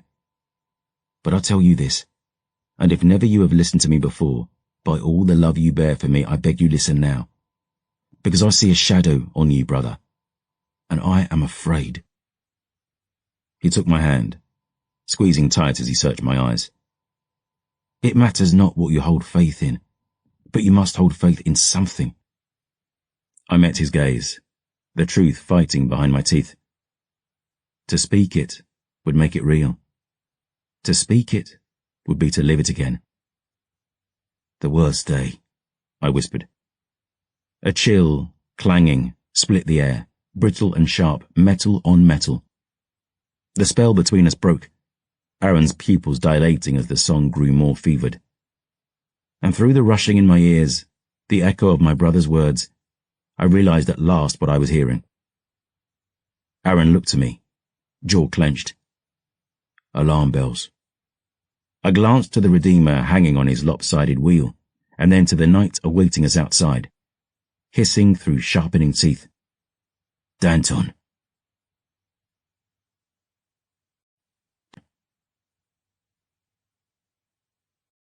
Chapter 16. Lord of Carrion. The great hall was emptying as Aaron and I rushed from the chapel. The merrymakers, the minstrels, young and old, all were making their way through the torchlit dark to the chateau gates. I saw Baptiste among the throng, and Aaron and I pushed our way to his side. Men and women were gathering arms, the bells still ringing on the outer walls, a great multitude now trekking down the winding road to the Mont's base. I looked for Dior among them, even calling her name, but I couldn't see her anywhere. We reached the outer walls of Avelaine, and I followed Aaron up onto the battlements. The bells ceased their ringing as he and Baptiste arrived. Watchmen saluted the pair briskly, nodding, Capitaine. I could see their loyalty to Aaron was fierce and true, that they loved him to a man, no matter who he loved in his turn.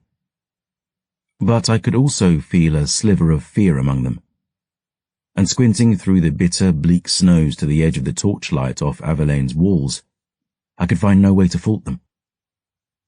The beast of Verlaine stood in the road. He was clothed all in black, his jewellist cloak whipping about him in a wind that seemed to moan all the louder as it touched him. His eyes were darker than the night above, his skin so pale it gleamed like pearl. Any who looked on him, prince or pauper or poet, would know him for what he was, a lord of Carrion, heavy with centuries, crowned with menace and malice. And the sight of him cleaved all but the boldest heart with despair. Danton stepped forward, his flint-black gaze roaming the walls. Men quailed as he looked upon them. Women trembled, the chill of him like a knife in their minds. His eyes fell on me, and a smile, cold and pale and sharp, curled his ruby lips. "Where be the lord of this hovel?" he asked. "I would treat with him." Aaron stepped forward, golden hair blowing in the wind. "I am he." Danton's gaze fell on my friend, and I saw Aaron grit his teeth, fangs bared. I felt the air crackling between them, a battle of wills, ancien versus pale blood born. And at the last I saw Danton's smile grow sour. "Who art thou, mortal?" Aaron took off his glove, held up the 7-star on his palm, now burning with a pale and fierce light. "A mortal, oui," he answered, "but no mortal's son. My name is Aaron de Coste, son of House Coste and the blood Ilon, and my mind is not yours for the plundering.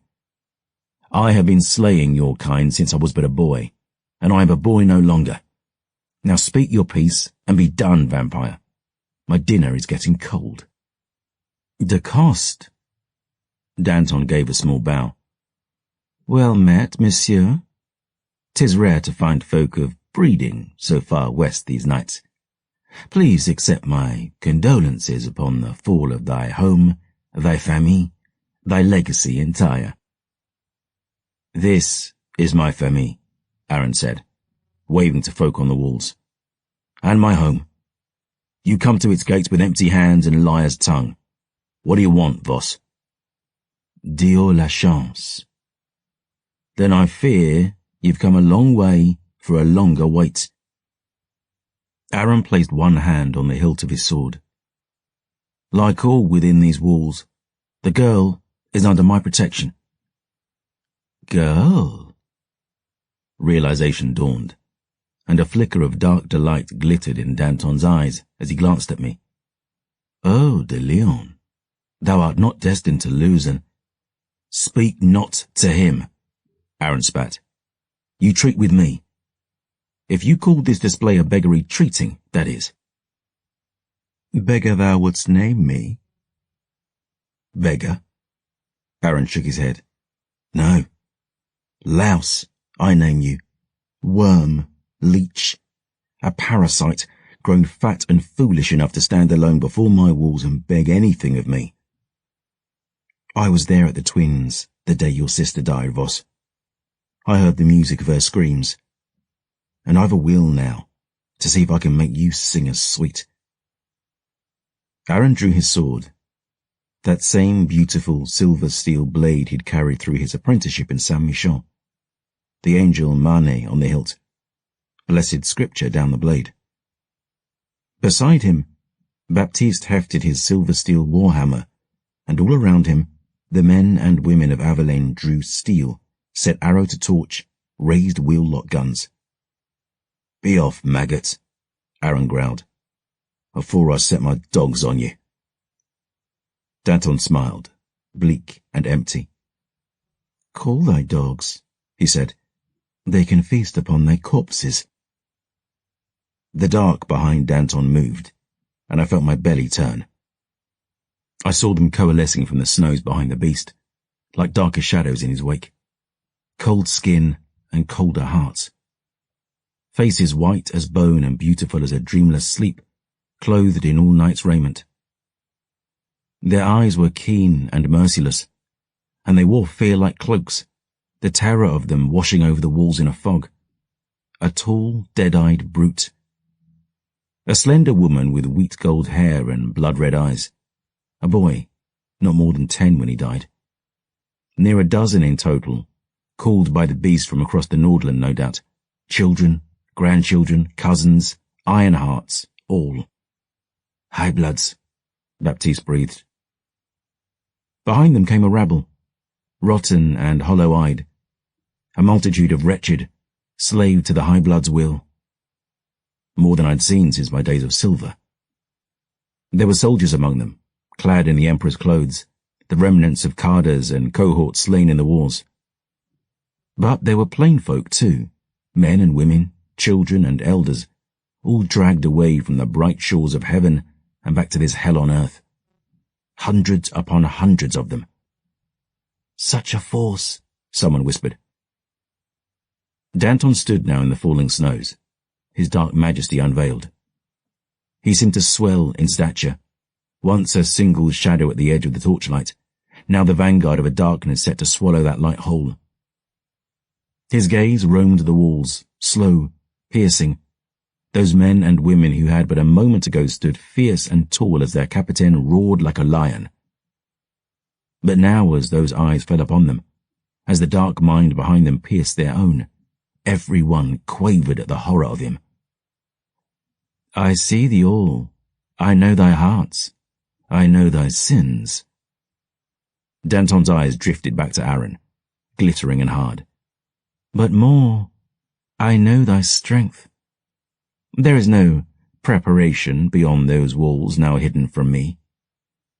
If thou wouldst stand against me, Aaron de Coste, thou shalt fall, as the city of thy forebears did, as thy once noble line did.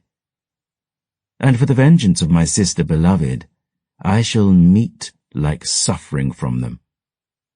I shall slay thy flock, one and all. I shall make thy children watch as I feed them to the teeth behind me. I shall make castrati of their sons. I shall gut their parents like hogs. I shall build mountains of their babies' bones. But their daughters... He looked to the wall once more, to the folk who stood shivering in his chill. Them I shall loose into the snow and the dark, one by one. And when I find them, each agony they endure shall upon thy heads be. I shall make thy daughters bleed, Avelaine. I shall give them a suffering from which God and angel shall avert their gaze, or... The shadow around Danton diminished. His smile returned, sly and red. Or thou canst give me what I seek. One little girl seems not too small a price. One tiny life, for the life of every man, woman, and child beyond those walls. For in the end, what is Dior le Chance to thee, Avelaine, save a noose about thy neck, tightening I heard a commotion, a murmuring along the battlements. And looking behind us, down to the cobbles below, I saw Dior now standing in the street. The stares of the city's folk were fixed upon her, pale and slender, all alone among them. But she stood with eyes on the gates, listening to the voice beyond. "I feel thee," Danton roared out in the dark. "I feel thee in thy minds, girl. Shall their lives pay the forfeit of thy courage? Shall their blood stain thy hands like thy Circe, thy Bellamy, thy Rafa? I shall take thee anyway, girl. I am a prince of forever, and forever shall I hunt thee. Ask thy dear Gabriel, what in the end that means." I drew Ash Drinker from her sheath, roaring into the wind. "You don't get to bleat about courage and threaten children in the same breath, coward. And you set 1 foot inside this city, I'll teach you how short forever can be." Danton looked along the walls, shaking his head sadly. "Oh, de Leon, I will not need to set foot in there at all." He raised his voice, calling over the clawing wind. "One night I gift thee, Aveline. Let it not be said Danton Voss is without mercy. A-morrow shall I return with all hell's fury in my wake. If thou wouldst still deny me my prize, I shall make red slaughter of thee all. And those who rise thereafter, dogs shalt thou be, fed only the dregs of carcasses long rotten, lower than worms for all eternity." He looked to me, black eyes like yawning pits in his skull. "For now, behold what becomes of those who defy me."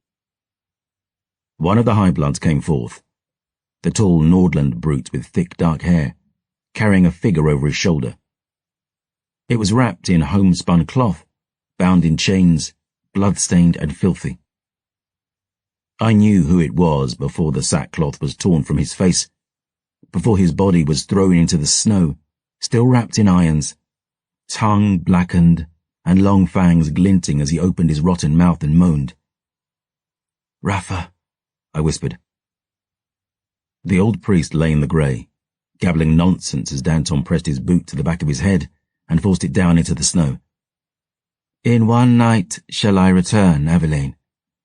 Consider carefully, if thou wouldst live to see nights thereafter." He stepped back into the shadows at the torchlight's shivering edge. The dark seemed to swell, reaching out and swallowing him whole.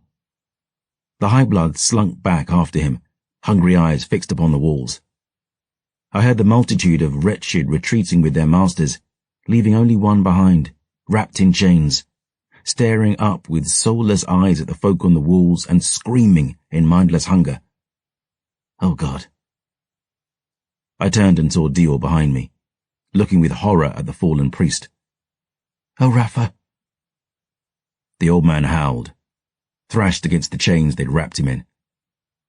It had been a day or two before he became, by the look of him, the intellect, the wit, the will, gone the way of all flesh. Only the hunger remained now. The hunger and the hate, shining in his gaze as it roamed the walls, falling at last on Dior and me. He roared again, too weak and starving to break his bonds. But I knew, and she knew it too. If there were no chains or steel or walls between us, he'd drink us both to dying. "We can't leave him like that," Dior whispered. She looked down to the old man, twisting and howling in the snow.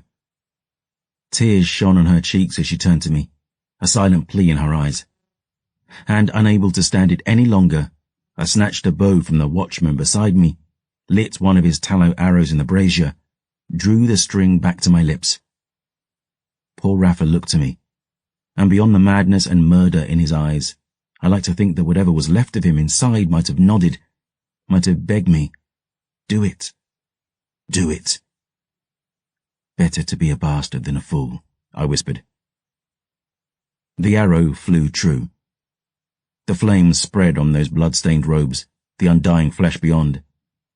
I gave the bow back to its owner, took Dior's hand to draw her away from the sight. But she forced herself to stay, to watch, to breathe the smoke and bear witness to Rafa's end. And when it was over, when naught but ashes remained, she looked to the folk around her. Every man and woman on those walls, gazing now to her, weighing her in their minds. They knew nothing of what she was, what she could be, only that she and I had brought this peril to their door. Aaron caught my eye, glanced back up the hill. Perhaps you two had best await us in the keep, brother. I nodded. Come along, Dior. She looked at me as I squeezed her hand, tears for poor Rafa shining in her eyes. And together we walked through the murmuring crowd, back up to that old chateau and whatever safety now lay within. Behind us, the priest's remains smouldered in the snow, the smoke rising slow toward the sky. But as always, heaven was silent. And beyond the scent of char and ashes, I caught it then. Just a whisper on the wind that sent my heart racing. The scent of death. Death and Silverbell.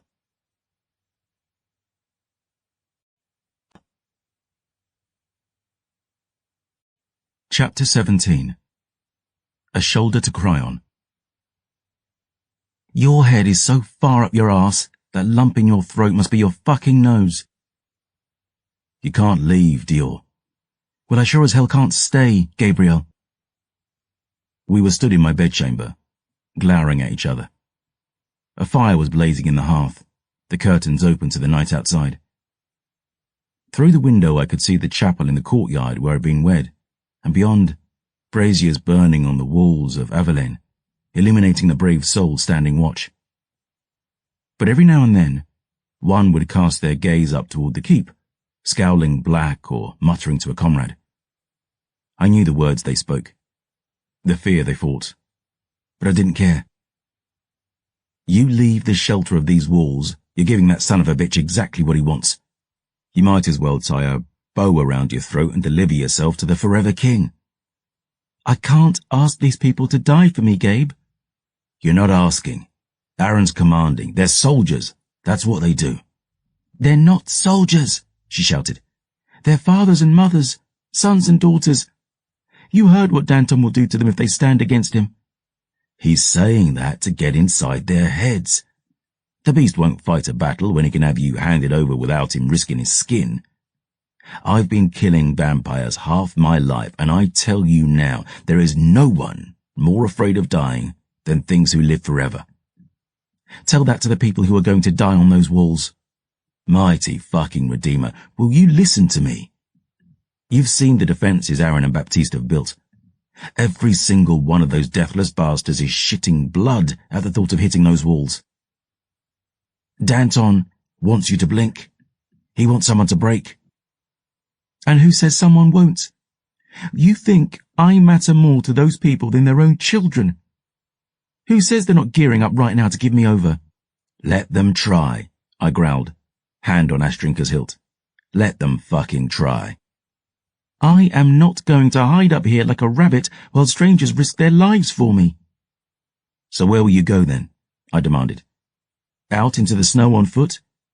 Saint-Michon is 200 miles up the Mare, and they'd run you down before you got 20. I don't know. I didn't kill these things for a living. That's right. I did. And I say the safest place for you is exactly where you are. I won't have it. Enough blood has been spilled on my account. Saoirse, Chloe, Belle, Rafa. Her voice broke then, and Dior turned away from me, eyes on the flames. Sweet mother maid, didn't you see what they did to him? My voice fell, my temper with it. Of course I did. I looked out beyond the window and saw a pale shadow moving in the dark. The scent of rosewater and Silverbell hung in the air with my whisper. It's what they do, Dior. They hurt you through the people you care about. I saw her outside now, waiting for me, floating as if submerged beneath black water, arms open wide as she trailed her fingernails across the glass. Pale as moonlight, cold as death. No breath on the window as she drifted closer. My lion. I turned my back, looking instead to the girl by the fire. I can't have more blood on my hands, Gabriel, she declared. I can't ask these people to die for me. I won't. This is war, Dior. Peasants starve so soldiers can eat. Soldiers bleed so generals can win. Generals fall so emperors can keep their thrones. It's the way it's always been. I'm not a soldier or a general or an emperor. You're the holy grail of Saint-Michel. You don't even believe that. That's not what this is about, Gabe, and you know it. I know you need to grow the fuck up, I roared. Because if you are what Chloe believed, this is only the start of it. And it may not be just, it may not be right, but some pieces on the board just count for more than others. It's no matter how many pawns were lost when the game is done. All that matters is who fucking won. Dior looked at me hard, firelight gleaming in her eyes. I'm sure that's poor solace for the pawn's wife, or husband. She glanced down at the ink on my hands, swallowing hard. Or father. I scowled at that. What are you? I heard you and Aaron talking in the chapel. She'd stopped her pacing now, standing etched against the dancing firelight. And I know what Danton was trying to say to you when he found out I was a girl. She shook her head, tears shining in her eyes. Oh, Gabriel, you're not destined to lose another. Dead tongues heeded, a dead tongues tasted, I growled. You told Aaron they were at home. Astrid and Patience. They are. Then, why would you leave them? If you were eavesdropping, you already know. You're going to kill the Forever King? That's right. But why? You left this war behind half a lifetime ago. She clenched her teeth, lips trembling. I'm sorry, Gabriel, I truly am. But what you're doing isn't fair. Fair? What's not? I know why you want to protect me now, when you never gave a damn about me before. I know why you treat me different now you know I'm a girl. The tears were falling now, streaming down her face as she glanced to the ink below my knuckles. And I'm sorry, but you can't ask me to do this. I'm not her. I'm not them. I can't fill that hole. I never will. My hands were fists at my sides. Her pale shadow pressed against the glass behind me. Her soft whisper inside my head. Don't listen, love. I don't. You lied to Aaron, Dior said, her voice breaking. I know what happened to them. Don't go someplace I can't follow. I turned back to the window, the shadow floating in the night beyond. Her skin was pale as the stars in a yesterday sky, her beauty of edgeless winters and lightless dawns, and my heart hurt to see her. That fearful kind of hurt you couldn't hope to bear, save for the emptiness it would leave if you put it behind you. Tell me you love me, she begged. I turned to look at the girl, jaw clenched. You stop this now. The worst day, she insisted. The day he found you. That's why you left home, why you've come all this way, why you drink, why you don't believe anymore, all of it. This isn't about me, none of it is. It's about them, Gabe, Astrid and Patience. Promise you'll never leave me. Astrid and Patience are at home, Dior. I know. I know they are. She breathed deep, tears spilling down her cheeks. Eyes that saw the hurts of the world and hearts that wanted to fix them. But she couldn't fix this. No one could. That's where you buried them, Gabriel. The words were a knife to my chest. I felt my teeth clench so hard I feared they'd crack. A war drum beat in my temples, heart rushing as I turned to that shadow watching me from beyond the glass. She looked at me with pleading eyes, long hair floating about her like ribbons of silk, tearing now between my fingertips. Don't, she begged me. Don't let me go, love. The taste of betrayal was venom in my mouth, my fury white hot in my chest. I looked down to the blade at my waist, that silver dam on the crossguard, and I tore Ash Drinker from her sheath, star steel glittering in the firelight. You told her? Gabriel, never. You talk about them in the past tense, Gabe, Dior whispered. You talk in your sleep. All the time. About that day. The worst day. Shut up, I whispered. Gabriel, put me down. You are upset. Gabe, I'm sorry. I didn't mean to hurt you. My lion, please. Shut up. Think now. What you do. Think of what she... I hear you talking to her sometimes. I know it helped. You promised you'd never leave me. You shut up. I roared at the top of my lungs, turning and hurling the blade through the window. The glass blew outward, a million glittering pieces falling like snow as the sword sailed through the empty black outside. The wind blew through the shattered panes, and I slipped to my knees, looking into the dark where she'd never been. Because she was at home. Where else would she be? I felt it rising inside me, pressing the walls of the dam I'd built. The denial, the drink, the smoke, all of it, anything to keep it at bay. But still I stared out that broken window, that hole they'd left behind. I felt Dior kneel beside me, heedless of the broken glass as her fingers slipped into mine. My fangs had torn my lips, blood in my mouth, hair about my face as I bent double and tried to hold it inside. I don't want to hurt you, Gabriel, Dior whispered. I know what they meant to you. I can't let other people die for me because you're afraid to lose someone else you care about. I can't be what you want me to be, but I am your friend, and I can be more than just a hill to die on. What else is there? I whispered. A shoulder to cry on. She shrugged, as if it were the simplest thing in the world. If you want, I'll not judge you ill for it. I felt the words behind my teeth, trying in vain to swallow them. To speak it would make it real. To speak it would be to live it again. But still, I spoke.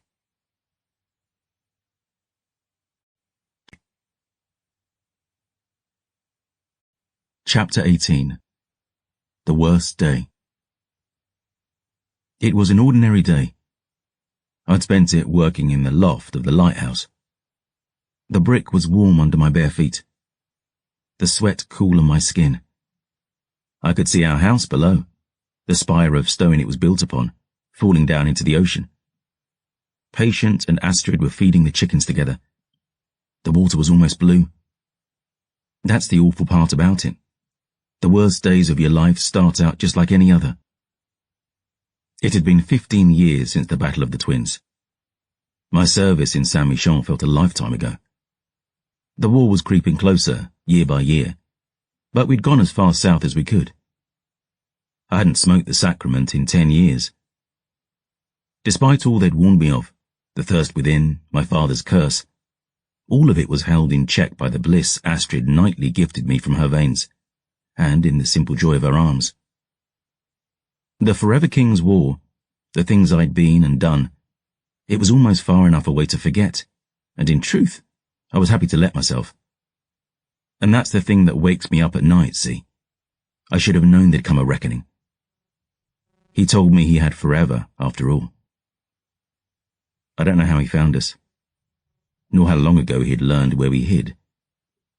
Maybe he'd always known, allowing me a few years to taste happy, to delude myself into thinking he might forget. I know only that it was springtime when he came. The breeze off the ocean was soft and cool, the silver bell trying to bloom among the stones. We had a rule to always be inside by dark, always. But Patience loved the scent, Astrid too.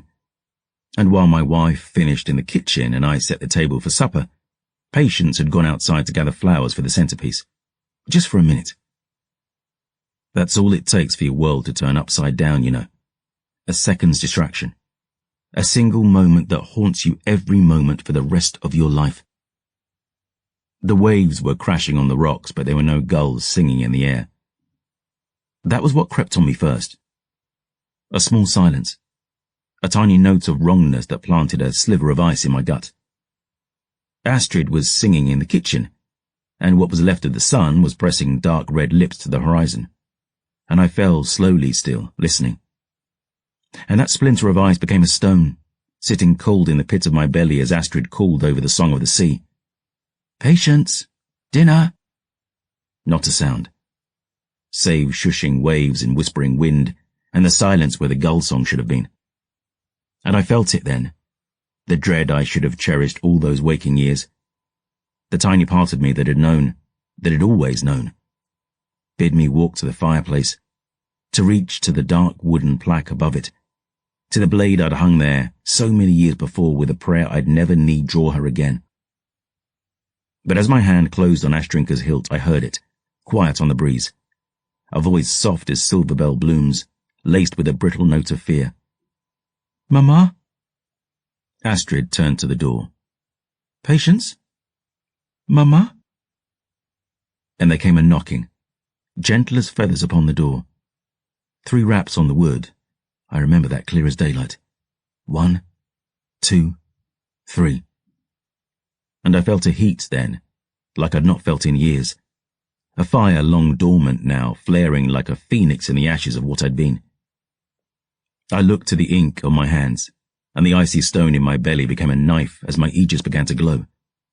And our eyes met, my love's and mine, across the flagstones of the home we'd built.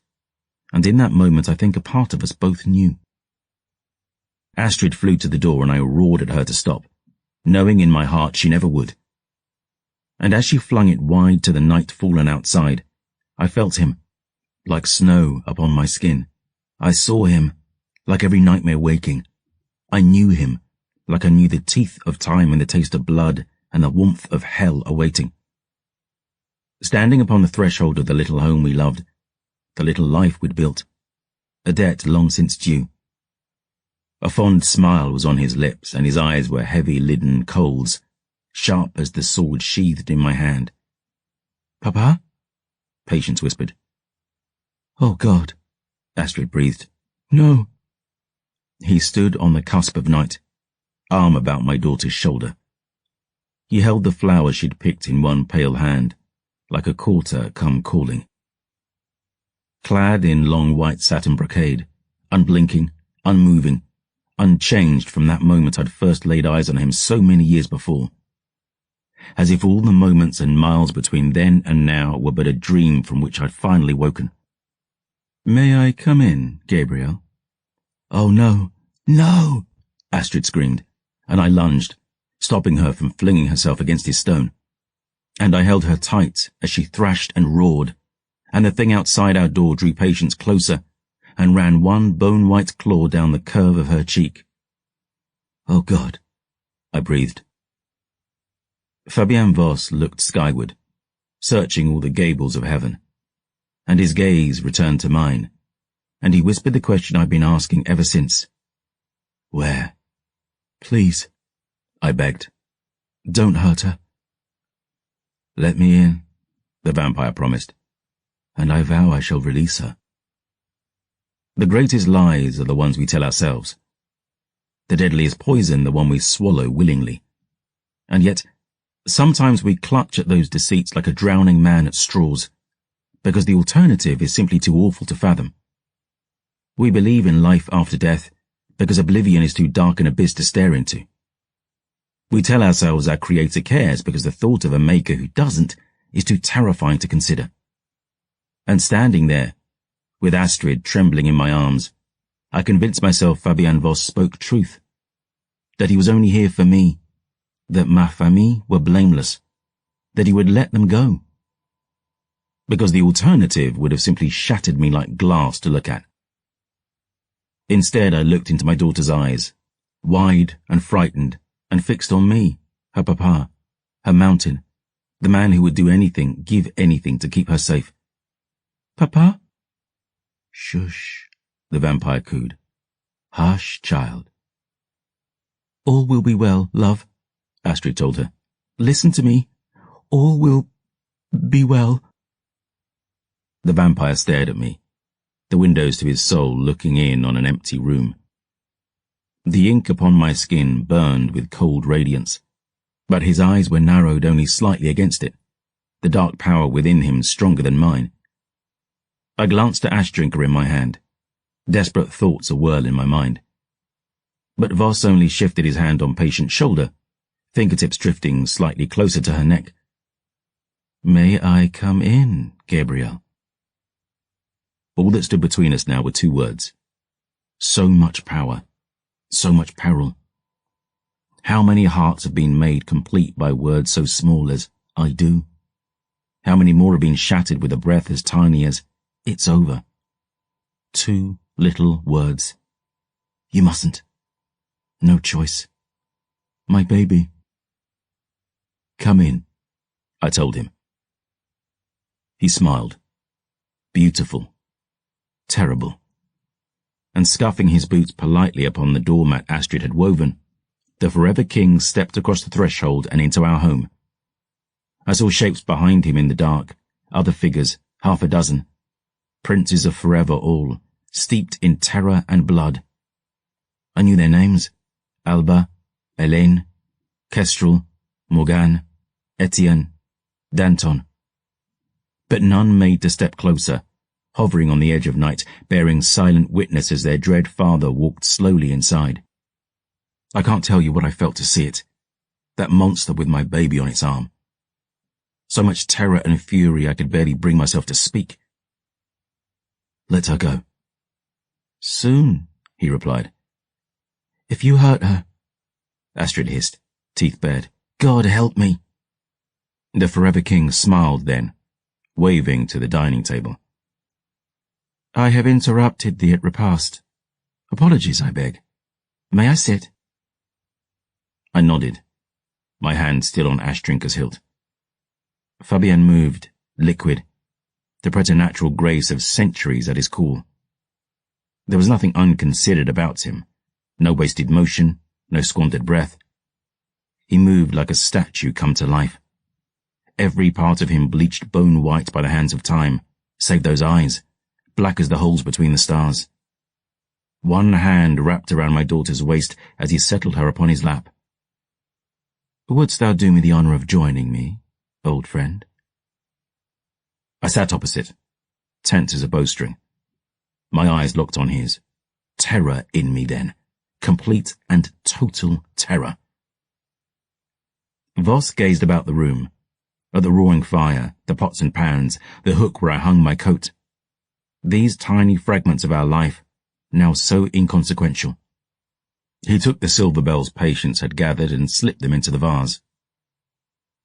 "A bright little lair thou hast crafted thyself, I see. A pleasant clime to while away thine autumn, afore cruel winter comes." He glanced at Astrid, hovering beside me, anguish and horror in her eyes. "We have travelled far to be here. My throat, I fear, is parched. Might I trouble thee, dearest madame, for a glass of wine?" "We have none," Astrid replied. "The Beaumont, my dearest. Hidden in the pantry." Astrid paled a little at that, and with a desperate glance into my eyes she slipped toward the kitchen. Voss turned to me, a conspiratorial smile on bloodless lips. "She intended it as surprise for thine anniversary. Touching, no?" I knew he was in her mind then. I could feel him in mine also, slipping like a thief through our secrets, our thoughts, nothing sacred, nothing hidden. The images of murder filling my head, the sword in my hand buried in his throat, the lunge for the burning logs in the fire, the desperate math of how I might save them, my daughter, my love, all unveiled. Patience looked at me and she whispered again, "Papa?" and a tear slipped down her cheek. Voss turned to her, his voice like black silk. "Oh, no, no. Hush now, little flower. It pains thy Uncle Fabienne to see thee cry. Tell me, my sweet, my love, my angel dear, how old art thou?" She looked to me and I nodded, bloody agony in my chest. 11, she whispered. "Oh, precious love! Oh, such an age! All childhood's brightness still cherried in thy cheek. all womanhood's promise budding upon thy horizon. Thy name is Patience, aye? We— He looked at her sadly, fingers brushing back her long black hair. I had a daughter once. Oh, I had a daughter, just as beautiful as thee. And I loved her, Patience. I loved her just as dear as thy brave and noble father loves thee. Astrid placed the goblet of wine on the table, bright and red as blood. And Voss broke his stare with my daughter, looking instead to my love. Oh, not for me, dear madame. His grateful smile vanished, and for a moment his face was a mask of pure malevolence, as his gaze slipped to Astrid's throat. For thee? Voss, she is a beauty, Gabriel. He was smiling once more, placing a kiss so cold upon Patience's cheek that I saw her skin pale where his lips touched her. Both of them, radiant as the sun. Proud art thou of this lair, this life thou hast made? I am. Love them, dost thou, as God loves his angels? I do. And what wouldst thou give to keep them safe, thy angels, thy loves? Anything. Thy life? Thy liberty? Anything, everything, please! I slammed Ash Drinker on the table. Please! 4 centuries. I blinked, my belly grown far beyond chill. What? That is how long I knew my law, my angel, my love, my wraith in red. 400 years. He caressed Patience's cheek, whisper soft. Thou hast had the keeping of this flower for but 11, and already thou wouldst give thy soul for her. Nothing from which thou wouldst shirk, father, to save thy precious daughter's life. What then, think ye, I would not do to avenge my daughter hers? That claw rested still upon her throat, and every desperate notion, every bleak fantasy I could conjure ended only in horror. I knew he wanted me to beg, but still I did, hoping for some reprieve and praying, oh mighty fucking God, praying with every part of me, every mote of my wretched soul, that he would spare them this. I would have given anything to spare them this. Voss, please, your quarrel is with me. Quarrel? The vampire blinked. Like clerks over a bill? Nay, no thing so shallow as a quarrel twixt thee and I. Call it what it is, Silver Saint. Vendetta. He turned black eyes to the glass of wine, then up to Astrid. Thou art not drinking, madame. His gaze drifted to the hand she held, quivering behind her back. What is the knife for? You, Astrid promised. You. Voss, I whispered. Listen to me, damn it, look at me. Know thee the name of thy sin, Gabriel. Thy soul hath the stain of them all. But know thee thy greatest? Come now, and speak its name. If thou wouldst give thy life for theirs, first I shall take thy confession. I shall be thy priest, and thee my son, Gabriel de Leon, the Black Lion, the saviour of Nordland, liberator of Triorbaeli, redeemer of Tuve, sword of the realm. Silver Saint, what sin, sweetest, is thine? I clenched my teeth, fangs grown long in my gums, thinking upon my life the answer that might buy me reprieve, the confession he sought of me. Pride, I whispered. Once perhaps, but no more. Speak again, and true. I looked at Astrid, my breath trembling. The vows broken between us. I'd never think our love a sin, but still I spoke, desperate now. Lust, then. Thy sin, verily, but not the worst. Thy God is listening, Gabriel. Thy trumpets sing. Shalt thou die with soul unshriven? My grip tightened on my blade as I hissed. The things I wanted to do to this bastard, and all his wretched kind, aflame in my head. Wrath. Voss shook his head, as if disappointed. 'Tis sloth, Gabriel. That was thy sin in the end, and worst among them all. Not pride, nor lust, nor wrath, simple sloth. He waved his hand about him, lip curled in disgust. To slink ye here to this hovel at earth's end like a mongrel to its flea-struck bed?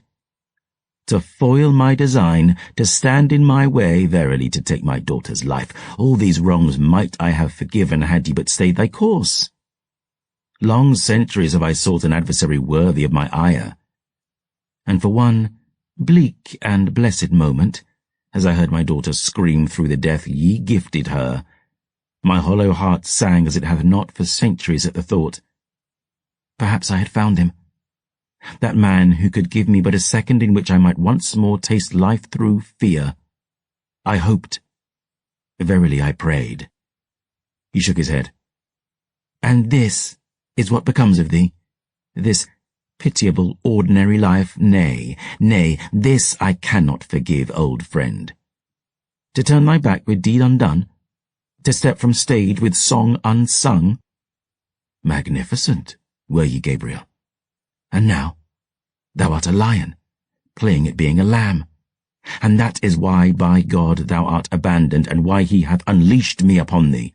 Voss, please, please, Astrid whispered, don't.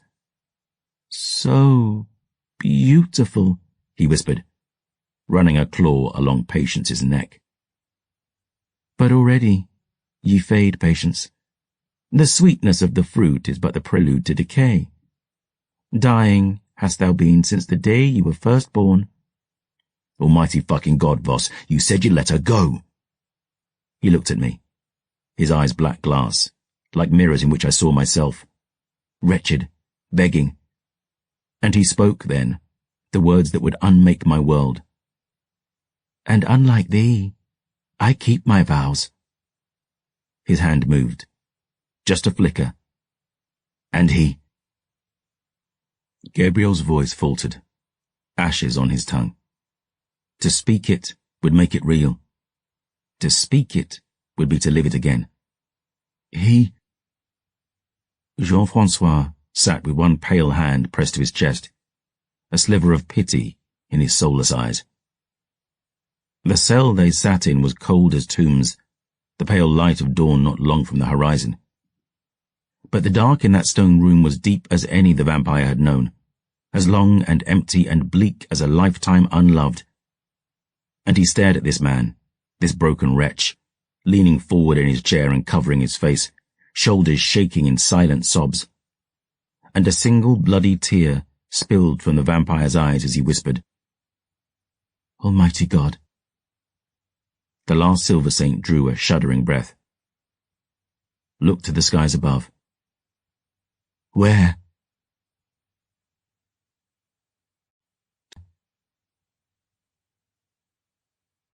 Chapter 19. Unmade. There's a hate so pure it's blinding. There's a rage so complete it's all-consuming. It takes you and it breaks you, and the thing you've been is forever destroyed, burned to ashes and then reborn. And that was all I knew as I rose up and drew Ashdrinker from her sheath, the sword an extension of my arm an extension of my will a summation of that hate, that rage, that desire to unmake. Not kill, not destroy, to annihilate. Ashdrinker screamed with me as she sliced through the space between us, too red for me to look at. A blow that might have cut the earth in two, a strike so perfect it could have split the sky. The blade struck the Forever King across his throat. Star steel, fallen from heavenly skies, pitted against immortal flesh, ancient when the Empire was a madman's dream. I heard the sound of steel striking stone. The song of dreams undone. Gabriel looked at his hands. And Ashdrinker shattered. Astrid struck, screaming, the silver knife in her hand flashing. All hell's fury in her eyes. If she could have given her life to make him bleed a drop, she would have died 10,000 times. But for all her rage, my love was a child's fist upon a mountainside. And Voss's hand snaked out around my throat, cinching like an iron vice. I roared as he seized Astrid with his other hand, drawing her to his chest as he looked into my eyes and smiled like all lights dying. "There he is," he whispered. "The lion awakened." I snarled, blind fury, strangled rage. And with all the dark might of his ancient blood, Voss lifted me high and hurled me down, his strength so great I was sent crashing through the floor and into the cellar below. My skull smashed upon the stone, and I felt my bones shatter, my body break, my heart inside it. His voice drifted down through the dust, the blood, the hurt, a whisper in my rising dark, too soft for any but us two to hear. "I shall await thee in the east, lion." And though I would have given my last drop of blood, my very soul, to fight it off, still I felt it take me. The awful arms of darkness reaching up from that splintered stone and dragging me down into sleep unwanted. And the last sound I heard before it took me was not my broken, ragged breath, nor my love screaming my name, nor the sound of all we'd built, all we'd done, all we'd wished for, crashing down around my ears. It was laughter. Voss's laughter. And then blackness fell.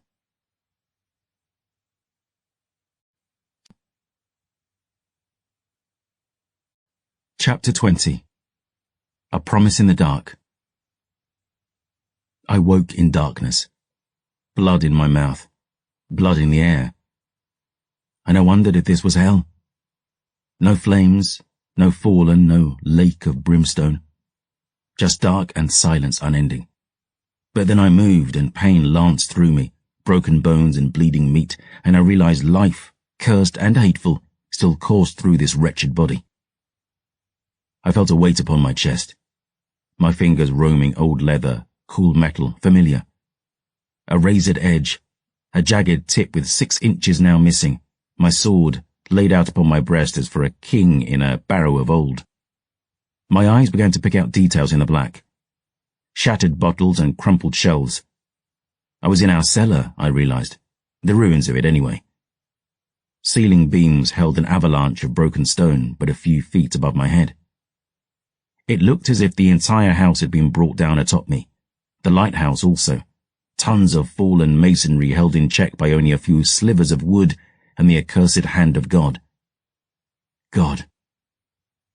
"Gabriel," Ashdrinker whispered in my head, her voice now broken like she was. "Gabriel, I am so sorry I failed thee. And then I saw her, lying on the stone beside me. My love. My life. My Astrid. My heart splintering inside my chest. She looks more beautiful than she'd ever been. But it wasn't the beauty of 1,000 smiles, nor of the mother of my child, nor of the light of my life. No. Hers was a dark beauty now. Those lips that had once breathed life into mine, now red as murder. That face shaped like heartbreak, not milk white and soft, but marbled and hard. I saw no rise and fall of breath in her breast, no pulse at her throat, still marked by the press of his teeth and the leavings of his feast. And I reared back, almost breaking at the final, awful horror of it. Because she wasn't dead. She was dead. And I knew the colour of desolation then, and its colour was red. I'll not give breath to the dark thoughts that entered my mind, not even for your pale empress, vampire. I'm sure you can imagine the desperate, vain hopes, the evil, selfish dreamings, as far from heaven as devils can fly, all smothered at last by simple despair. This was not her. This was not my Astrid. I pictured her as once she'd been. That first night we met in the library of Saint-Michel, that beauty, that smile, that girl who wielded books like blades. I kissed her lips, red as rubies, cold as midnight. I saw her lashes stirring on her cheeks. And I picked up my sword. 2 little words. Forgive me. Do it. I can't. You must. Oh, God. And I did. I looked to the heaven that hadn't answered when I begged, the God who'd let it come to this. I felt them rise up like poison inside me, shuddering sobs spilling through bloody teeth. I wept like a father untethered, like a son betrayed, like a husband widowed, until my throat closed over and my voice was broken and I longed for death. But through the roaring in my ears, I heard a voice inside my head, clinging to the words she now spoke. Words like vengeance, words like violence, words like promise and purpose where otherwise there was only madness. Not for me to lie quiet in my grave while the one who had buried them yet walked. Not for me to close my eyes and sleep, to consign myself to this tomb. Not until the song was sung. If he wanted a war, I would be it. If he wanted a fear, let it be me. One last gift my love gave to me. One last sacrament, taken with burning tears in my eyes and revulsion for all I was boiling in my soul. I had no other way out of that grave, no other path toward the vengeance of which she whispered. But if there was some tattered remnant left of my heart before then, it turned to ashes as her taste crashed upon my tongue one final time. I made a vow then and there, a promise to them both, my Astrid, my patience, my angels. Whispered in the dark, cold as tombs and black as hell, that never again would the blood of another touch my lips. Never again would I feed this monster I was. Never again. And with the strength she'd given me, bloody tongue and trembling hands, I tore my way free of that grave he'd buried us in. And with the smoke of the fires I lit rising to the sky behind me, I dragged on the shape of what I'd been, and I remembered. There is a time for grief, and a time for songs, and a time to recall with fondness all that has been and gone. But there is a time for killing, too. There is a time for blood, and a time for rage, and a time to close your eyes and become the thing hell wants you to be. And so, I did.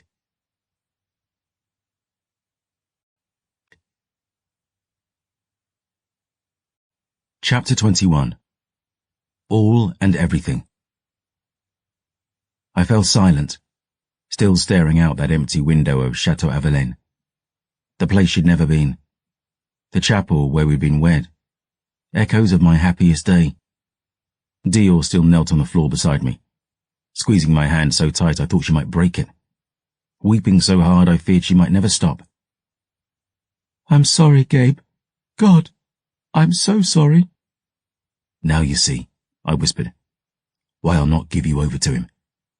Why I'll not lose one more drop to this. Why I must see this through to the end. Because I miss them, like a piece of me is missing, and I love them like love is all I was. And there is nothing I'd not do, no depth to which I'd not sink, no price I wouldn't pay to have them back and here with me. Because they were my all and my everything. But they're gone. They're gone. And they're never coming back. And that bastard took them from me, and for that he will die, Dior. He and every one of his cursed line will die." "God, Gabriel," she whispered, "forgive me if I—" I shook my head. "So long as you understand. This is where you're safest, so this is where you stay. No matter the cost." I met her eyes, iron in my voice. "You hear me?" "Oui." She sniffed hard, pressed her head against my shoulders. "I do." I looked to the broken glass. Night outside. The scabs were torn away now, the sight of that empty window a hole in my chest.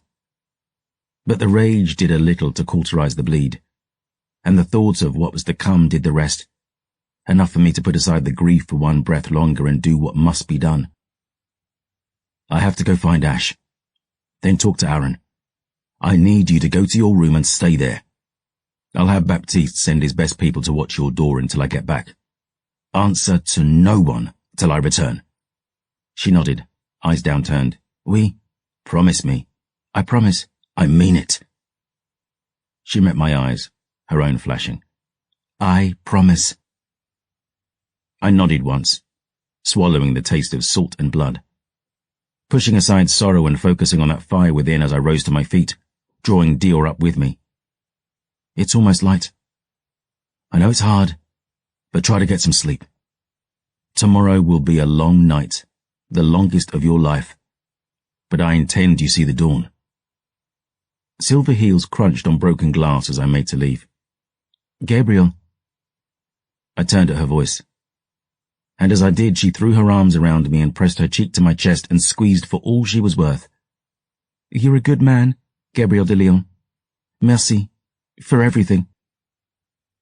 I tensed at her embrace, then sank into it, blinking hard at the burn in my eyes. I'd wept oceans already, and tears were no more use here than prayers. Still, I'll return soon, I vowed, and I'll not leave your side afterward till I've seen you safe inside the walls of Saint-Michel. Sleep now, girl. Fear no darkness. I saw her to her room, closed the door tight, and casting a wary glance around the shadowed halls, I trudged out into the night. I could taste the fear in the air, hear the soft murmurs at my back as I walked through the falling snow. I found Ash Drinker in a drift beside the chapel, the silver dam glittering in the muted moonlight. A few of Aaron's soldiers rushed past, looking at me strangely as I fished the sword from the snow, wiped the blade clean. Is all well? Well as it ever is. Ye told her? Like you said, Ash. No such thing as a happy ending. I am sorry, Gabriel. Always and ever. That day was my greatest failure. I looked down into her face, her shattered blade, the words etched down her length that only she and I knew the telling of. We'd waded through rivers of blood together, she and I. We'd carved our names into the pages of history. Never blame the blade. The failure was mine. But I've a will to set the ledger to right tomorrow night, if you've a will to help me. I've a need to slay something monstrous. Always. Always. I sheathed her at my side, her weight a comfort on my hip as I stalked back to the keep. I found Aaron and Baptiste and their sergeants-at-arms in the great hall, gathered around a map spread out on the feasting tables. I had a quiet word with Baptiste, and the Black Thumb nodded once and immediately sent 3 heavy-set, hammer-fisted bladesmen to keep watch at Dior's door. And then we set about planning for the assault. There were voices raised and angry curses and dark glances thrown my way. I knew at least half these folk rued the day I'd ever set foot inside Avelaine. But still they loved their Capitaine fierce, and they hated cold-bloods all. And between those two measures, Aaron held them steady. All knew the strength of the force set to crash against these walls tomorrow night. All knew victory would be hard won if it were won at all. But Aaron and his men had been preparing their defences for years, and Baptiste was the genius he'd always been. And as the dawn's frail light pushed through the tall windows, I knew we had a fighting chance. But more with a full dose of Sanctus in me, with all my strength at my command, if I could have but one moment, one tiny window in which to get my hands around the beast's neck, I'd be one step closer to the vengeance I came north to find, one step closer to the end of the Forever King's accursed line. We ate breakfast together, Aaron, Baptiste and I. And though the memory still held pain, it reminded me of days in Saint-Michel. There's a strange and fierce love forged in the fires of combat, a brotherhood written only in blood. And I didn't realize how much I'd missed it until that moment, nor how glad I'd be to have it back. You have my thanks, brothers, I told them, and all the love I have to give. You risk everything for me, and on thin promise at that. And gladly, Aaron replied. But not just for you, Gabe. He shook his head, staring at the 7-star on his palm. I know you have your doubts, but I feel the will of the Almighty in all this, brother. I feel the weight of Providence, the hand of fate itself. I swear to the Mother Maid I cannot explain it, but somehow I know that all this, every moment of our lives, has been leading to this night. He met my eyes, fierce and proud. And I am ready. God stands with us, Gabe, Baptiste said, squeezing my hand, as he did when we stood together at the Twins. Then, as now, with him beside us, we cannot fall. No fear, I murmured. Only fury, Aaron nodded. You should sleep, brother, Baptiste murmured. No offence, but you look like hell. We shared a weary chuckle, and I gave my thanks again. And embracing them both, sick with sorrow, I retired upstairs. I bathed properly for the first time in as long as I could remember. Blood and grime so clouded the water, I had to change the bucket 3 times.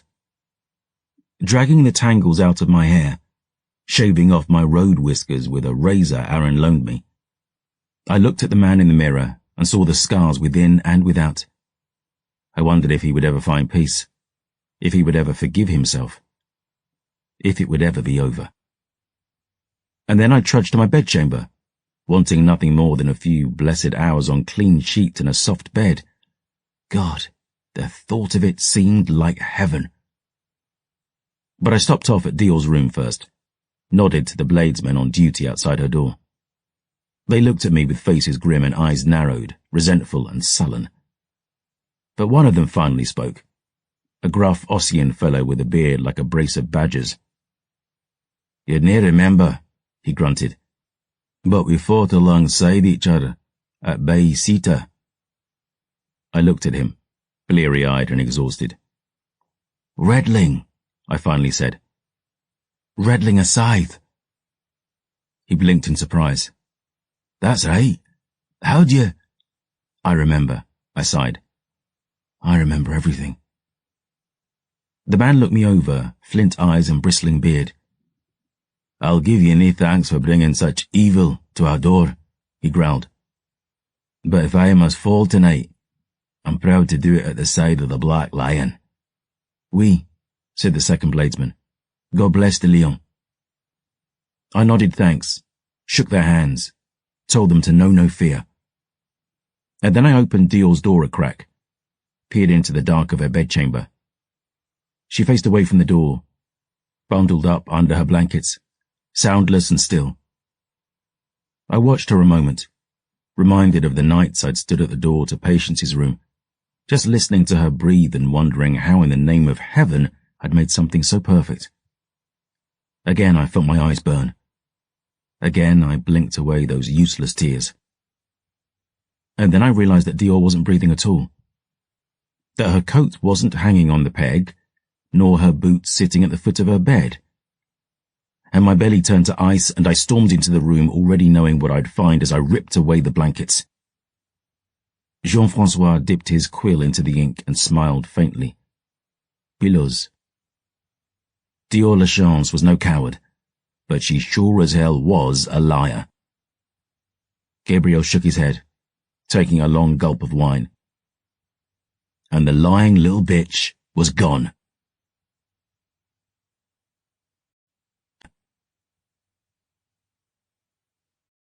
Chapter 22. The Lion Rides. My fury was terrible. Not for the bladesmen outside Dior's door, who'd failed to hear her climbing from the window, nor for the kennel master who'd lain sleeping as she stole the dogs from their pen. Not for the watchman who turned a blind eye as she led the hounds down the hill, nor for the soldier who'd helped her hook them up to the sled she'd loaded. No. My fury was for the fool who'd believed that girl would cower inside a castle while another drop of blood was spilled for her sake.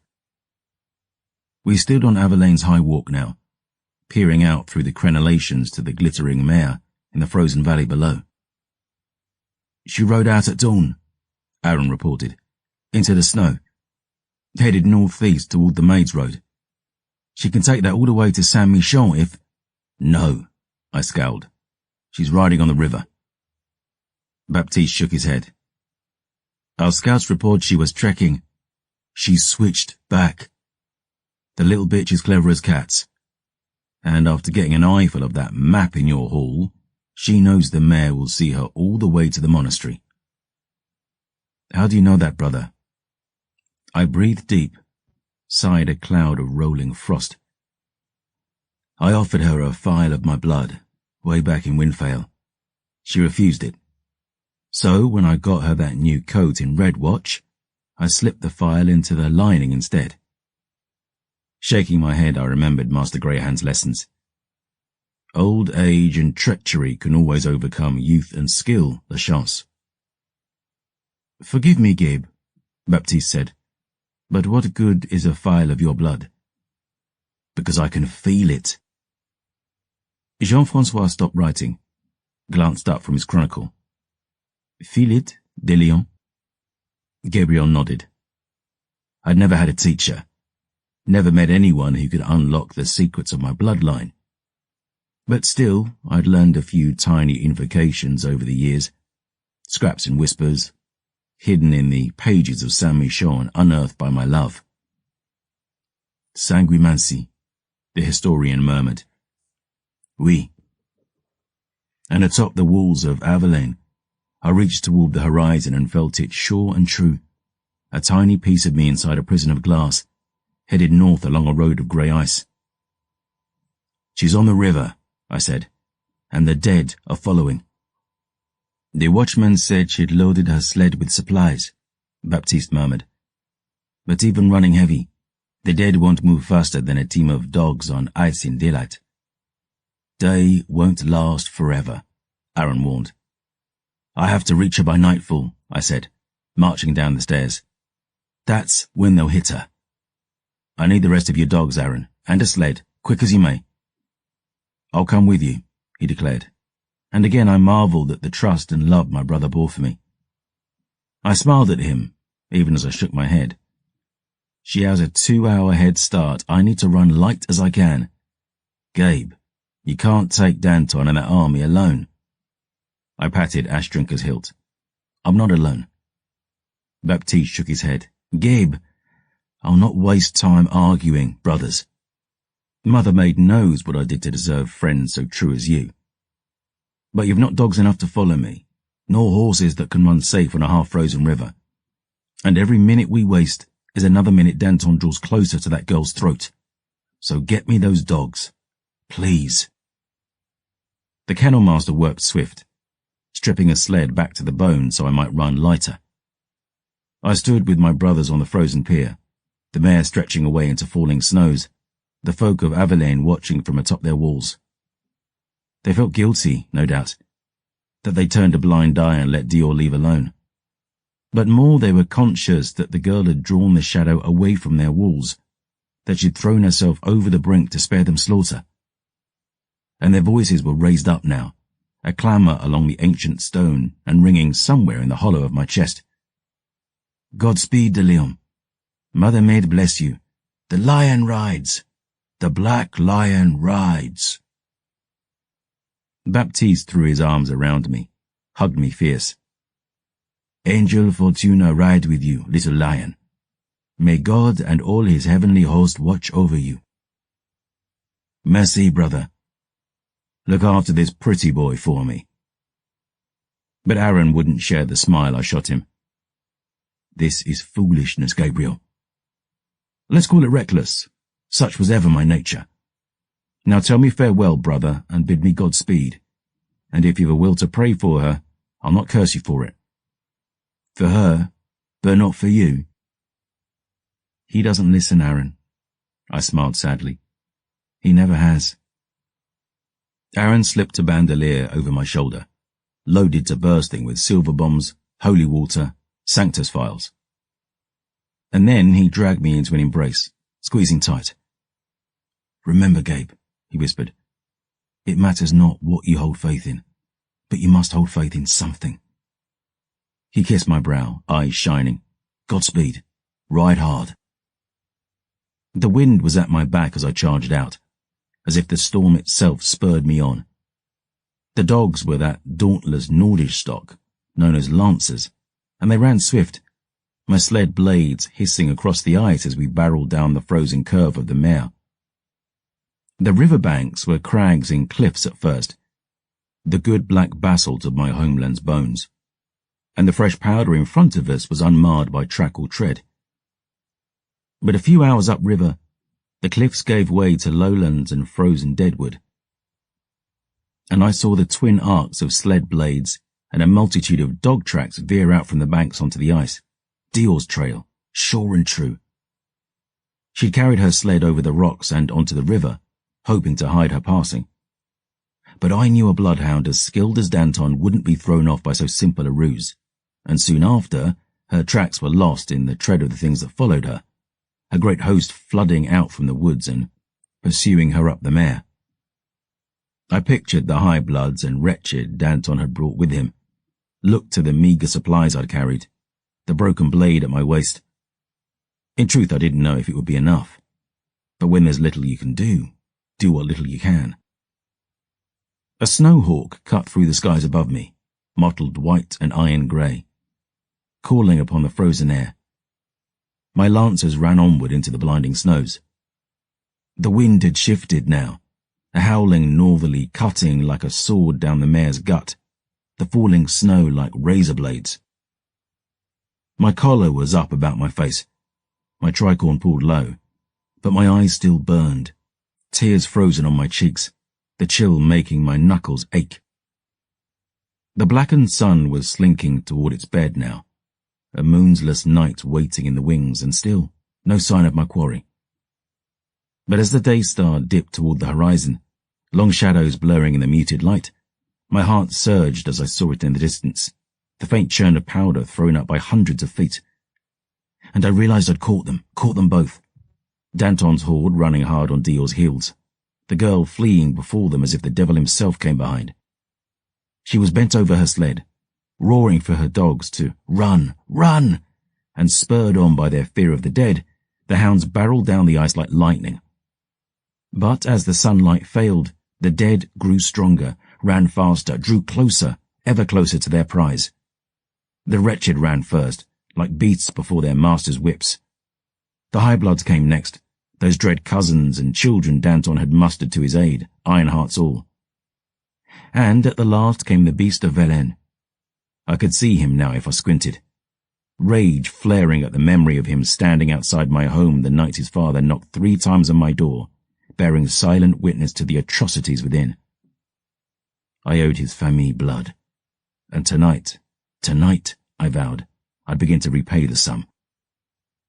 The pipe was full and at my lips, and I breathed the colour of murder into my lungs. All the night came alive, every sense aflame, the smell of dogs and fresh sweat, the sound of thundering footsteps and galloping pulse, the sight of the enemy before me and the blade I bore, now naked and gleaming in my hand. But with sinking heart, I saw the last breath of sunset flee the sky, and my mind rang with the echoes of my childhood in the halls of Saint-Michel. One of the first lessons I ever learned, before my name became legend and my love burned like summer flame, and my pride brought it all to an end. The dead run quick. They were at Dior's heels now, claws outstretched. I saw they'd catch her long before I did, and in desperation I roared her name. She looked back to me through the falling snow, and I thought perhaps I might see fear in her eyes at last. But instead I saw a gleam, glass-sharp and gutter-born. Not the saviour of an empire, nor the descendant of a god, but a street rat. A girl who'd grown up in dingy alleys and rotten hovels far from here, who'd survived by wit and guile, thief and trickster and incorrigible liar. The flint box she'd stolen flared, and her fuses began to spark. The silver dagger I'd given her flashed, and her dog team was cut free from their moorings. The breath left her lungs as she leapt free, dragged by the hounds along the ice and away from her sled as it wobbled and flipped behind her. The barrels she'd loaded and lit now spilling across the ice, branded with tiny X's, the twin scythes of Mane, angel of death. Black Ignis, I breathed. Where? Danton roared. Where? The powder ignited, deafening blasts rippling across the valley and lighting the dark bright as the day. The closest wretched were engulfed or ripped to pieces by the explosion. But as the concussion struck the ice, reverberating hard enough that I felt it beneath me, at last I realized the genius of what Dior had done. The frozen surface of the mare shattered in spectacular spirals, just as when Fortuna had bolted across the Rodea. And just as I'd done that day, Danton's legion found themselves plunging below the surface and into the icy depths of the still-running river below. Maggot trap, I smiled. 100 at least, 2 of the high bloods among them, the entire shelf beneath them breaking apart.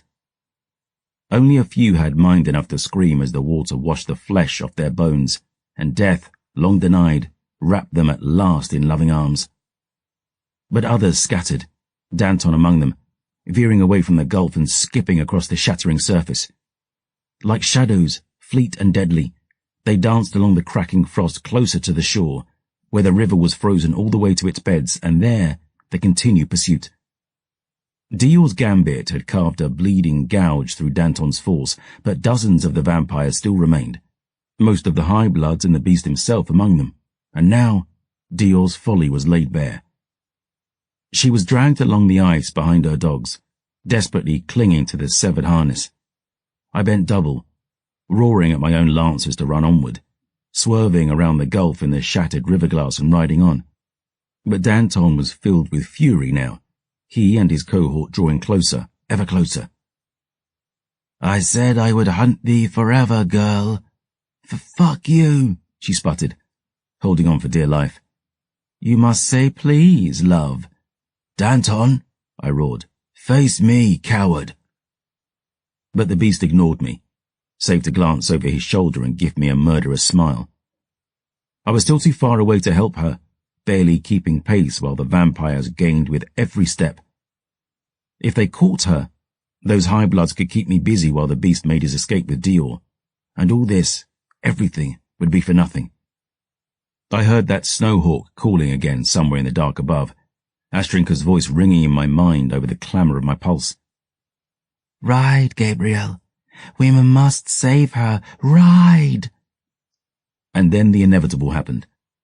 Dior's dogs pounded onward, terrified of the dead, heedless of the girl they dragged behind. They dashed toward a drift of snow, a foot or two high across the ice, veering around it. But Dior shrieked as she swung wide on the harness, closing her eyes as she ploughed into the drift. Her grip failed, and with the sound of snapping whips, the harness broke free, sent her tumbling, sprawling, spilling through the snowbank and rolling to rest on the other side. She cracked her face on the ice, split her brow, blood on her hands and cheeks. I roared in horror as Danton howled in triumph, his high blood swooping toward the fallen girl, his wretched scrambling, claws unfurled. One of the high bloods seized hold of her, an elderly fellow dressed like a country gent, lifting her up by the collar as if she weighed a feather. Dior cursed, scrabbling at his face, the vampire shrieking as her fingers painted crimson lines across his cheek. And where her blood kissed his flesh, fire bloomed, white-hot and blinding. He staggered back, howling, iron-heart flesh carved with great ashen rents by the merest touch of her blood. A silver bomb burst among the wretched, blasting a few to pieces. Another exploded, another, sailing from my hand and lighting up the night, silver caustics scalding dead skin and eyes. Danton's flock scattered as I unleashed another volley, leaping from my sled and roaring, "Dior!" And the girl cried, "Gabrielle!" and scrambled to her feet. A tall, dead-eyed brute made a grab for her as she dashed toward me through the silver smoke, her fine frock coat shredding in his fist. A wretched leapt atop her, trying to bring her down. But again, she lashed out with those blood-slicked hands, and again the vampire fell back, its flesh burned black where her blood had touched it.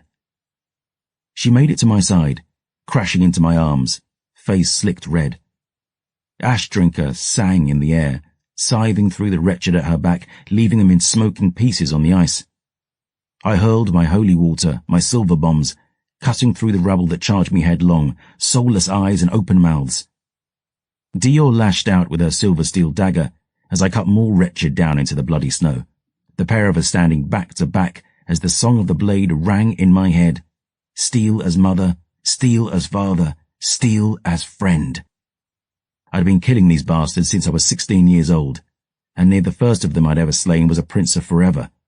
There was no way under heaven I'd fall beneath the teeth of a few dozen mongrels with a full dose of Sanctus in me, with my sword arm whole and the fury of a widower, of a father undone, burning within. And though I made a red fucking slaughter of those dogs, still, I knew it was no kind of triumph.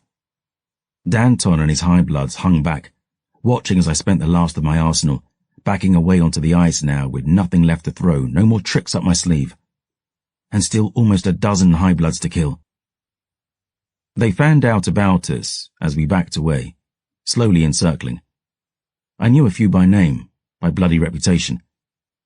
A dark-bearded brute named Martin the Butcher, who wore mail and carried a great two-hander in hammer fists. Another warrior named Roshin the Red, swift and sharp, her body clad in fur-trimmed leathers and her hair in slayer's braids. A slender woman with wheat-gold hair and blood-red eyes called Liviana. A boy known only as Fetch, not more than 10 when he died, dressed in pale finery spattered with blood. Ironhearts all, each the father or mother of decades of murder, each a nightmare to slay alone, let alone with 10 siblings beside them. And at their head, a prince of forever, son of their dread liege himself, the butcher of 1,000 maids, the bloodhound of the forever king, the beast of Velen, now stalking toward me across the ice as his fellows slowly closed their circle around us.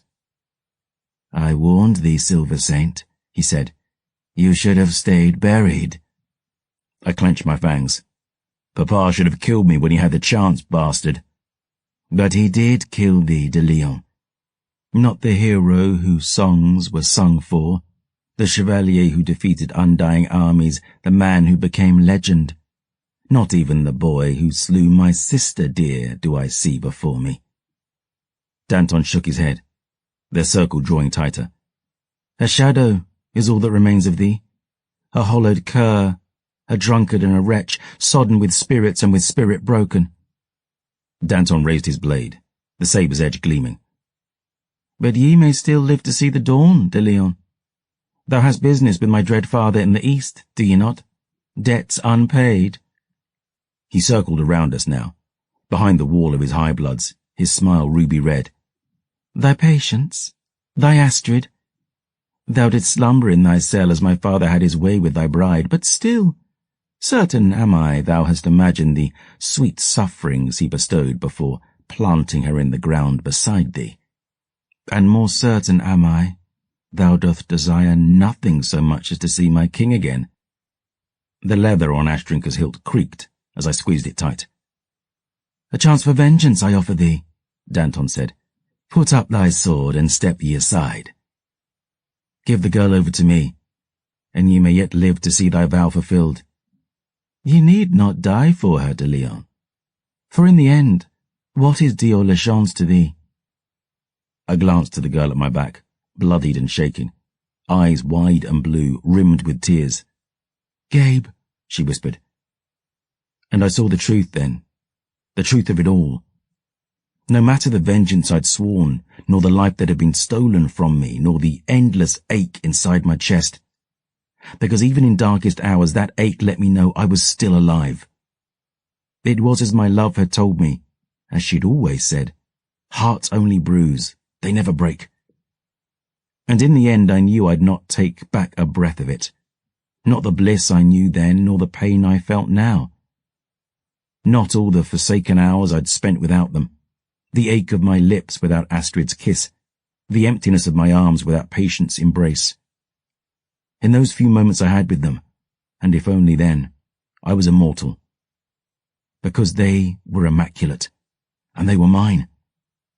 And no matter the God I'd turned my back on, no matter the father I cursed and the heaven I defied, because in the end it matters not what you hold faith in, so long as you hold faith in something.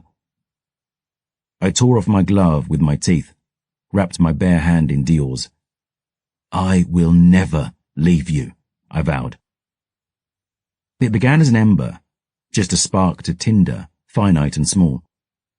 But like to the summer-bleached grasses of my youth, the spark began to smoulder, and that smoulder became flame, burning down my arm and into the palm of the hand that now held Dior's. I felt it like fire in the ink Astrid had scribed upon my skin. I felt it like her lips upon mine. And releasing my grip, looking to the 7-star on my palm, I saw it burning with light, not cold and silver as in days of old, but hot and crimson. Tearing my coat away, the tunic beneath, I saw the lion on my chest ablaze with that same furious light, red as the heat of my stepfather's forge, as the blood I'd spilled and seen spilled in kind, as all the fires that surely burn in the hate-drenched heart of hell. I raised my hand, ablaze, and I saw them tremble. Which of you unholy bastards wants to be the first to die? Kill him, Danton hissed. kill him and bring me the girl. The vampires wavered. Crimson light reflected in narrowing eyes. Obey me, the beast roared. You are 10, he is 1. Dior raised her dagger. You mean 2, bastard? Count again, girl. The whisper drifted across the ice. Danton turned, glowering as a now familiar figure strode out from the tumbling snows. Locks of midnight blue ran thick to her waist. Her long red frock coat whipped about her in the howling wind. Silken shirt parted from her pale chest. She'd fashioned herself a new mask. White porcelain with a bloody handprint over her mouth, red-rimmed lashes. And beyond, those pale eyes, drained of all light and life. Layathi still looked injured from our brawl in Saint-Guillaume, her chest yet marred from Ashdrinker's kiss, her hands yet charred from the blade's touch. But she held her sword and flail nonetheless, both sculpted from her own blood, glistening red in my burning light. Who art thou? Danton snarled. Call us Layathi. The beast of Verlaine pressed his lips thin. He could sense the power in this one, wounded though she was. Step aside, then, Layathi. This prey belongs to the Bloodvoss. We will not, she replied. The child comes with us. Us? Danton spat. Thou art but one, cousin. Know ye who I am? Know ye my dread king and father in whose affairs ye now meddle? The vampire tilted her head, long black locks flowing in that howling wind. We know Fabien, knew him, long before he laid claim to his hollow crown, long before you did, Danton. She stepped forward, raised her bloody blade. Tonight we drink your heart's blood, little prince. Tonight your father grieves another child. Danton's face twisted, fury, and perhaps the slightest trace of fear. But a prince of the Bloodvoss wasn't about to be denied when so close to his prize, nor, I suspect, did he have any desire to explain to his father that the Grail had been plucked from his very fingertips by another leech. And so he turned to his black circle and snarled with all the weight of the sovereign blood in his veins. Butcher her, and I shall take the girl myself. The High-Bloods obeyed, moving like a storm of crows, black and swift. I had time to see Layathi raise her bloody blade, sling back her bloody flail, and then Danton was upon us. I raised Ashdrinker to meet his charge, roared to Dior, "Get behind me," as the beast came on. His sabre crashed upon my blade, sparks flying as the edges kissed. We stared at each other, a moment over crossed steel, eyes burning with purest hatred. "Tonight you sleep in hell, de Lion," he hissed. "This is hell, Danton," I smiled, "and the devil loves his own." And then it began in truth. When last we'd faced each other, I'd been starving, weak, and he'd spitted me like a pig. The time before, with the weakling sun in the sky, I'd taken his arm off at the elbow and torn the heart from his daughter's chest. But now there would be no excuses, no measure found wanting. The night was bitter cold and sin black, the beast's full power at his command. But I burned like a beacon, my aegis aglow, the blood hymn ringing in my veins. No mercy asked, no quarter begged. The debt I owed hanging above us like a headsman's blade, and a pale shadow, a beauty of edgeless winters and lightless dawns, standing at my shoulder. "My lion," she whispered. I could feel them, I swear it. My angels, their love, their warmth. And with that inside me, I was unbreakable. But alas, so was the skin of my foe. It had been years since I faced an enemy like this, an ancien Ironheart, a prince of the dead. His flesh was stone as I struck it, Ashdrinker almost jarred from my hand with every blow. And though deep cracks appeared in his marble skin after each strike landed, I felt like I was chipping away at a mountain. Danton's blade flashed quick as silver, reflecting the burning red light of my aegis, and though the glow kept his eyes part-blinded, burned him as he drew close to strike, still he did, like thunder, like the monster he was, a bleak lord of carrion, too heavy with the weight of centuries to be bested by my faith alone. Ashdrinker caught him across the throat, a chunk taken from his pale skin. His riposte cut through my shoulder, blood sluicing across the snow and the burning lion on my chest. I reached toward him, desperate to get a grip and unleash my blood gift. But the beast of Velen knew the fate that had befallen the wraith in red, knew that for me to get my hands on him might spell his end. And so, he kept his distance, circling like a snake and rearing back as I drew close, almost taking my hand off at the wrist as I reached toward him. He smiled, wagging a finger. "Learn a new trick, dog." "No dog, leech. The blood of lions flows in these veins." "Thou art weak, de Leon. So weak ye could not even defend that which ye loved most dear. And I shall make thee watch as I take another from thee." Behind me, Dior raised her silver steel. "I'll burn your heart out, bastard." The beast laughed, and we clashed again, sparks and blood raining into the black. I could hear screams behind me, the sound of snarls and steel. I knew not how Liathe fared, but nor could I risk a glance to tell. Danton came on again, his sabre cutting a bone-deep gouge through my chest, another across my arm, and I felt the slack weight of muscles sliced loose from their anchors of bone, my left arm hanging heavy now, my speed failing. Ashdrinker's voice rang in my mind, spurring me on, silver bright. "They knew us, Gabriel. The blade that cleft the dark in twain. The man the Undying feared. They remembered us, e'en after all these years."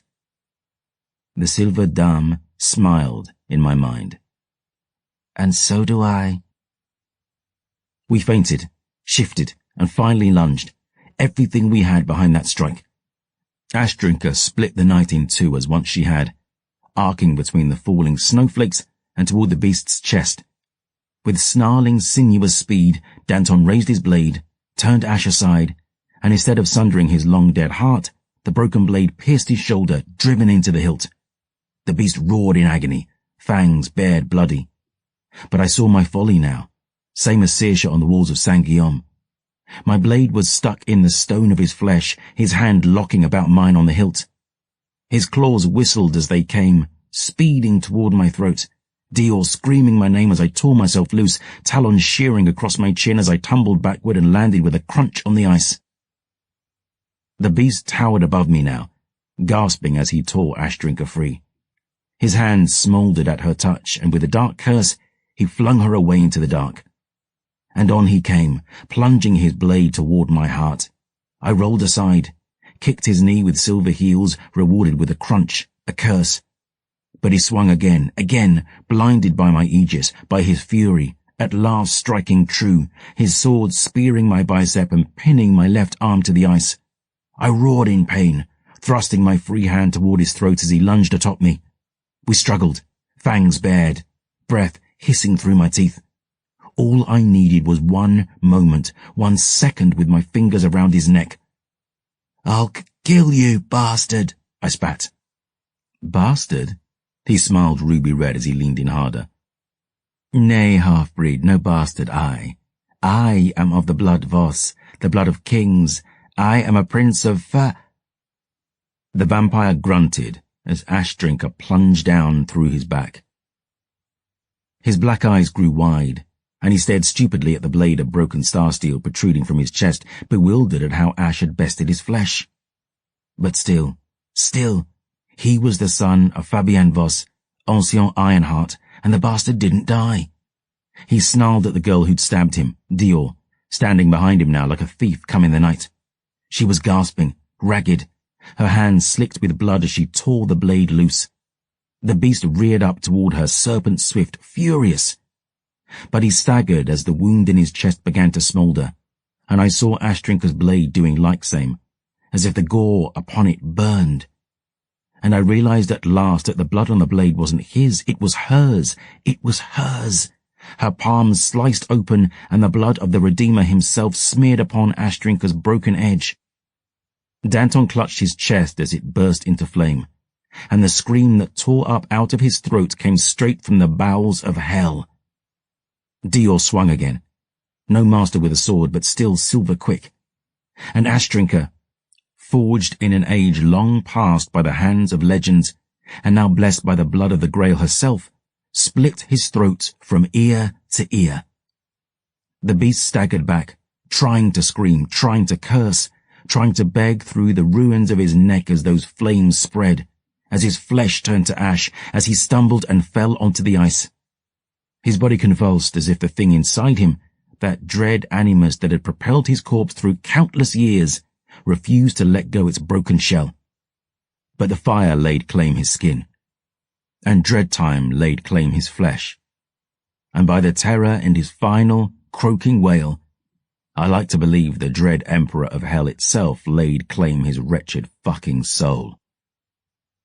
I dragged myself to my feet, trembling, staring at the bloody waif before me. Great Redeemer, I whispered. Flatterer? She gasped. The beast of Valene was dead.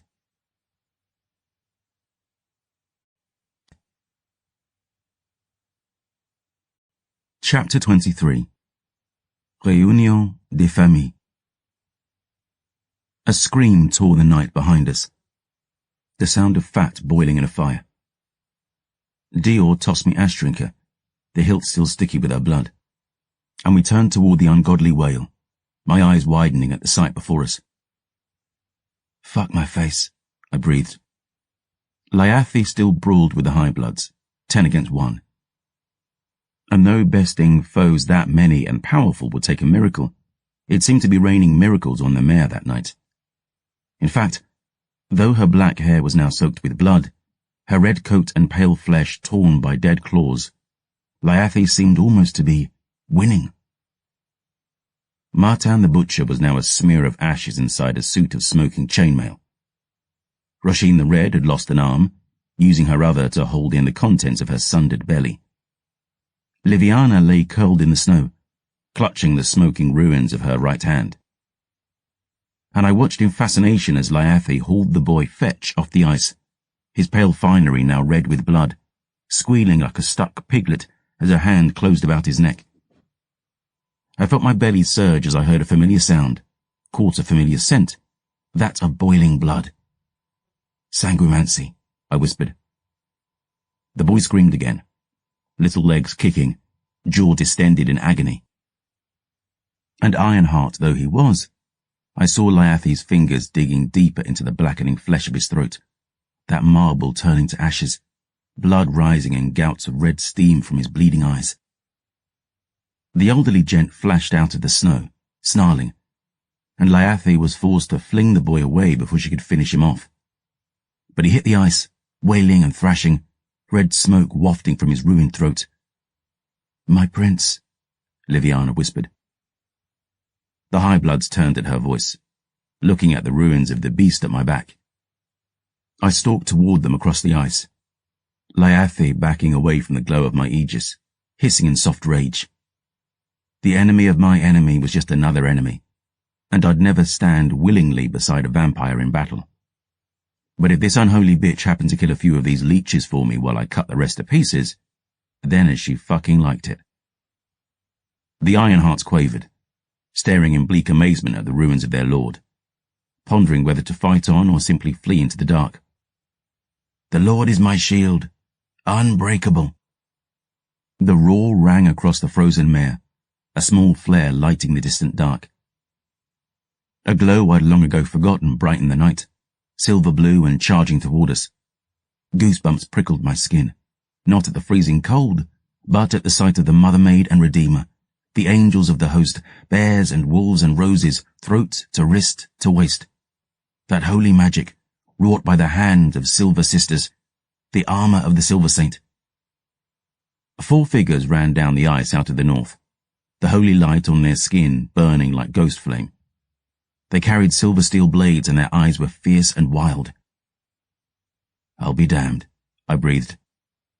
At the sight of the charging Silver Saints at their back, Lyathi and I at their flanks, the Ironhearts took one last look at one another and made their choice. Their dread captain was slain, their advantage lost, and you don't live forever by being a fool. Like shadows, they fled back into the deeper dark, content to live another night. And though I was loath to let them escape, I still felt some grim satisfaction at the thought of their bearing news to the forever king, his prize lost, his ambition foiled, his youngest son slain. And I vowed under my breath, blood on my hands and the ashes of a beast on my skin. Only the beginning, Fabienne. Come with us, child.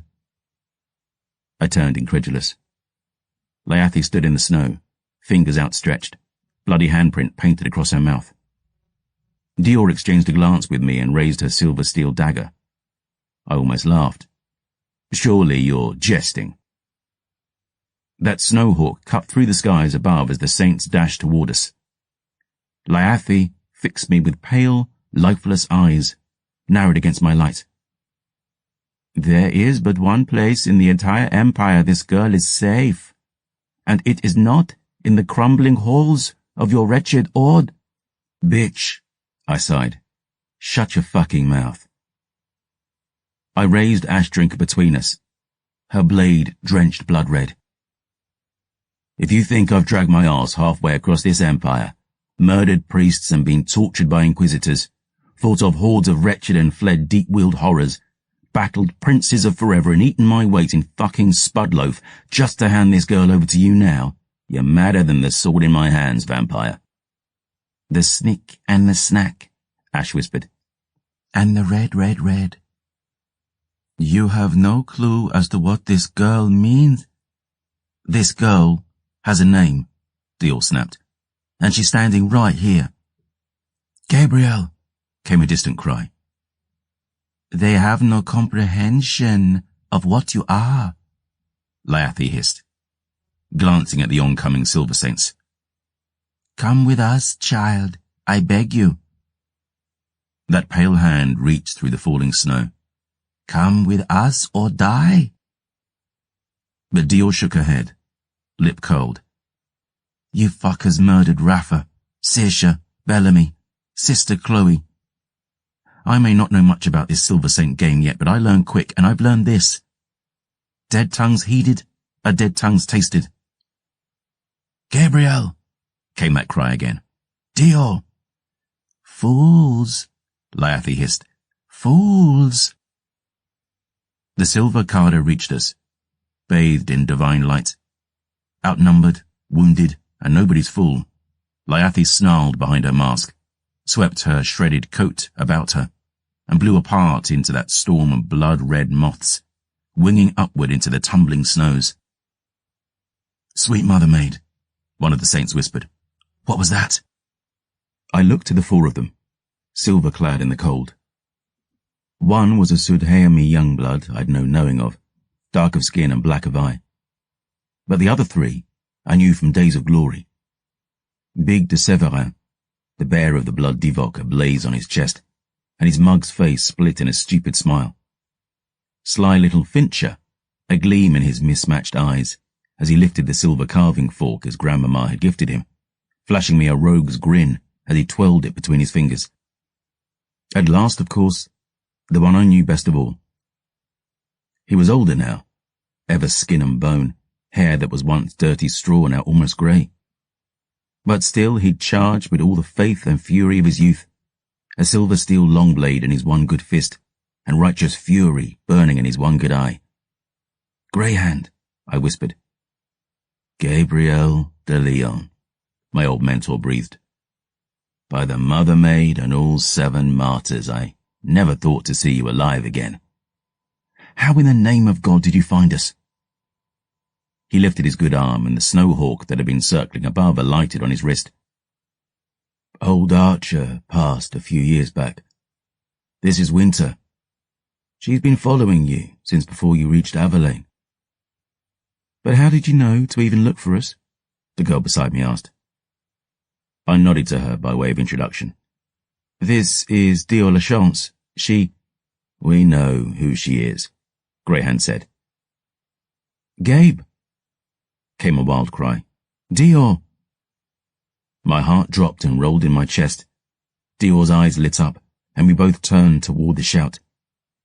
And stumbling down the frozen riverbank, among a cadre of silver sisters armed with wheel-lock rifles, I saw a face I never thought to see again.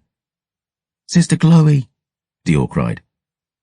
The girl broke into a limping run, and the little sister dashed across the ice, slipping in her haste.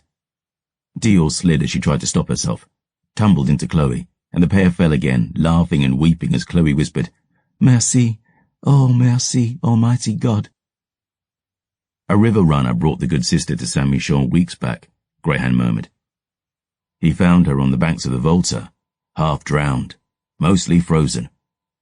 But he was a godly man, and he took it upon himself to carry her back to us. We thought she might not pull through, but her faith burned strong.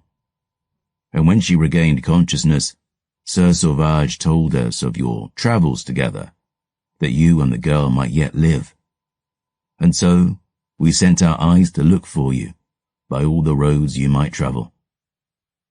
I smiled as I watched Dior and Chloe roll in the snow, my heart grown warm. "Is it true, Gabe?" Fincher looked at me.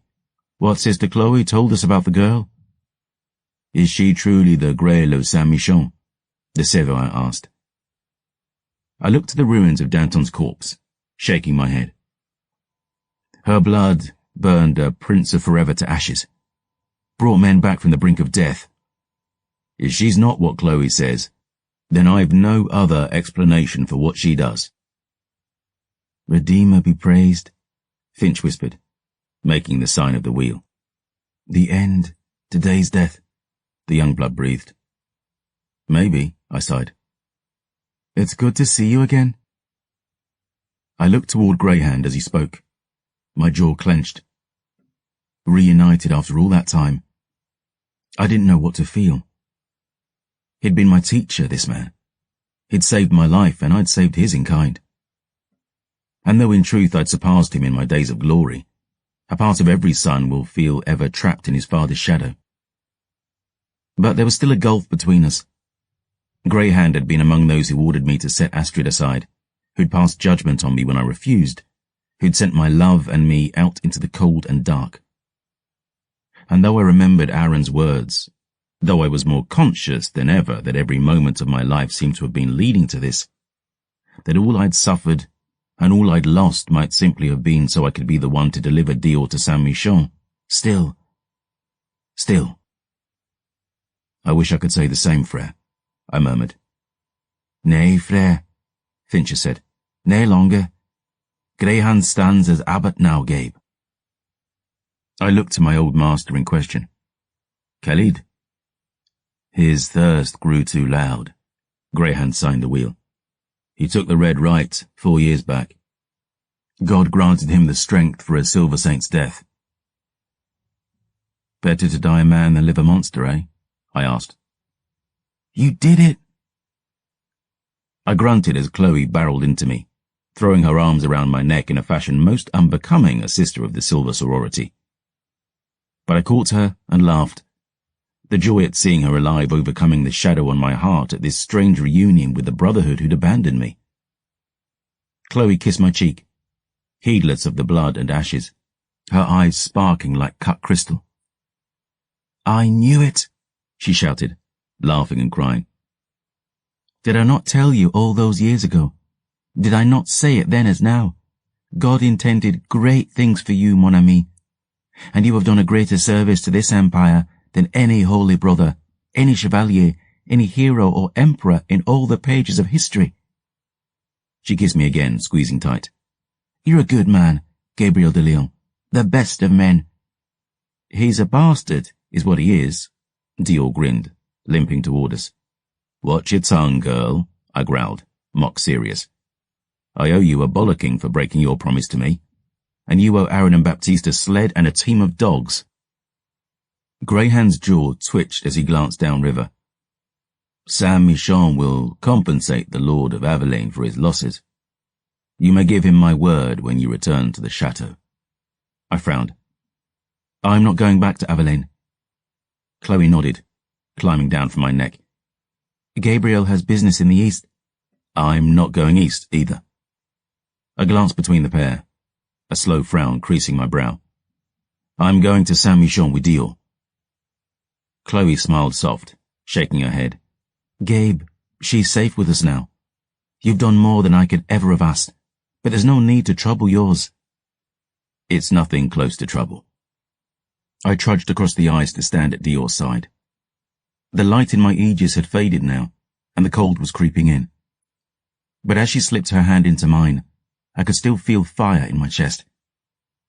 I'm not leaving her. All is well, sister, Greyhound said. Though we parted beneath a cloud, Gabriel served Saint-Michon for long and storied years. 'Tis no sin to seat him at our table for a night. I've no doubt a few of our youngsters would like to meet the infamous Black Lion of Lawson. Not famous, I thought to myself. Infamous.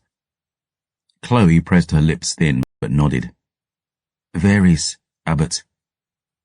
Let's be about it, then, Greyhound grunted. Sunset waits for no saint. The Silver Sisters had brought a spare soucier, and as Chloe bandaged Dior's wounded hands, I wrapped myself in a blanket for the ride back north. Dior climbed aboard a stout grey fellow, and I caught her looking back across the mare. The shattered ice and cold ashes, the remnants of immortal monsters, proven all too mortal by her hand. Her coat was dusted with snow and spattered with blood, and I had the almost irresistible urge to brush her hair the fuck out of her eyes. Instead, I proffered Danton's sabre and bowed like a gentle at court. What's this for? She asked. To the victor, the spoils. It's the finest sort of blade, good to practice with. I smiled, dried blood cracking on my cheeks. We've lessons to begin, you and I. She grinned in return, took the sabre and looked it over. It is pretty. I handed over the beast's scabbard. Just don't cut your fucking hands off. She chuckled and hung her head, ashen hair over her eyes. I'm sorry, Gabe, she murmured. I'm sorry I lied to you. Apology accepted, so long as you don't do it again. She raised the bloody right hand.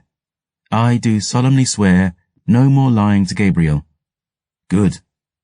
I winced as I climbed up behind her, because dramatic chases with immortal hordes gets the blood pumping and all, but I'm not as young as I used to be. Should I fetch your walking stick, old man? Cheeky bitch. Coming after me was foolish, you know. You said it's always better to be a bastard. Privileges of being a father. Don't do what I do what I say. She smiled faintly, blue eyes still on the bloody ice. Merci, for following me. I told you. My friends are the hill I die on. We're still friends, then? The strangest sort, but we. I breathed deep and sighed. Still friends. She smiled wider, impish, and leaning up, she kissed my bloody cheek. The fuck was that for? I growled. No reason, she lied.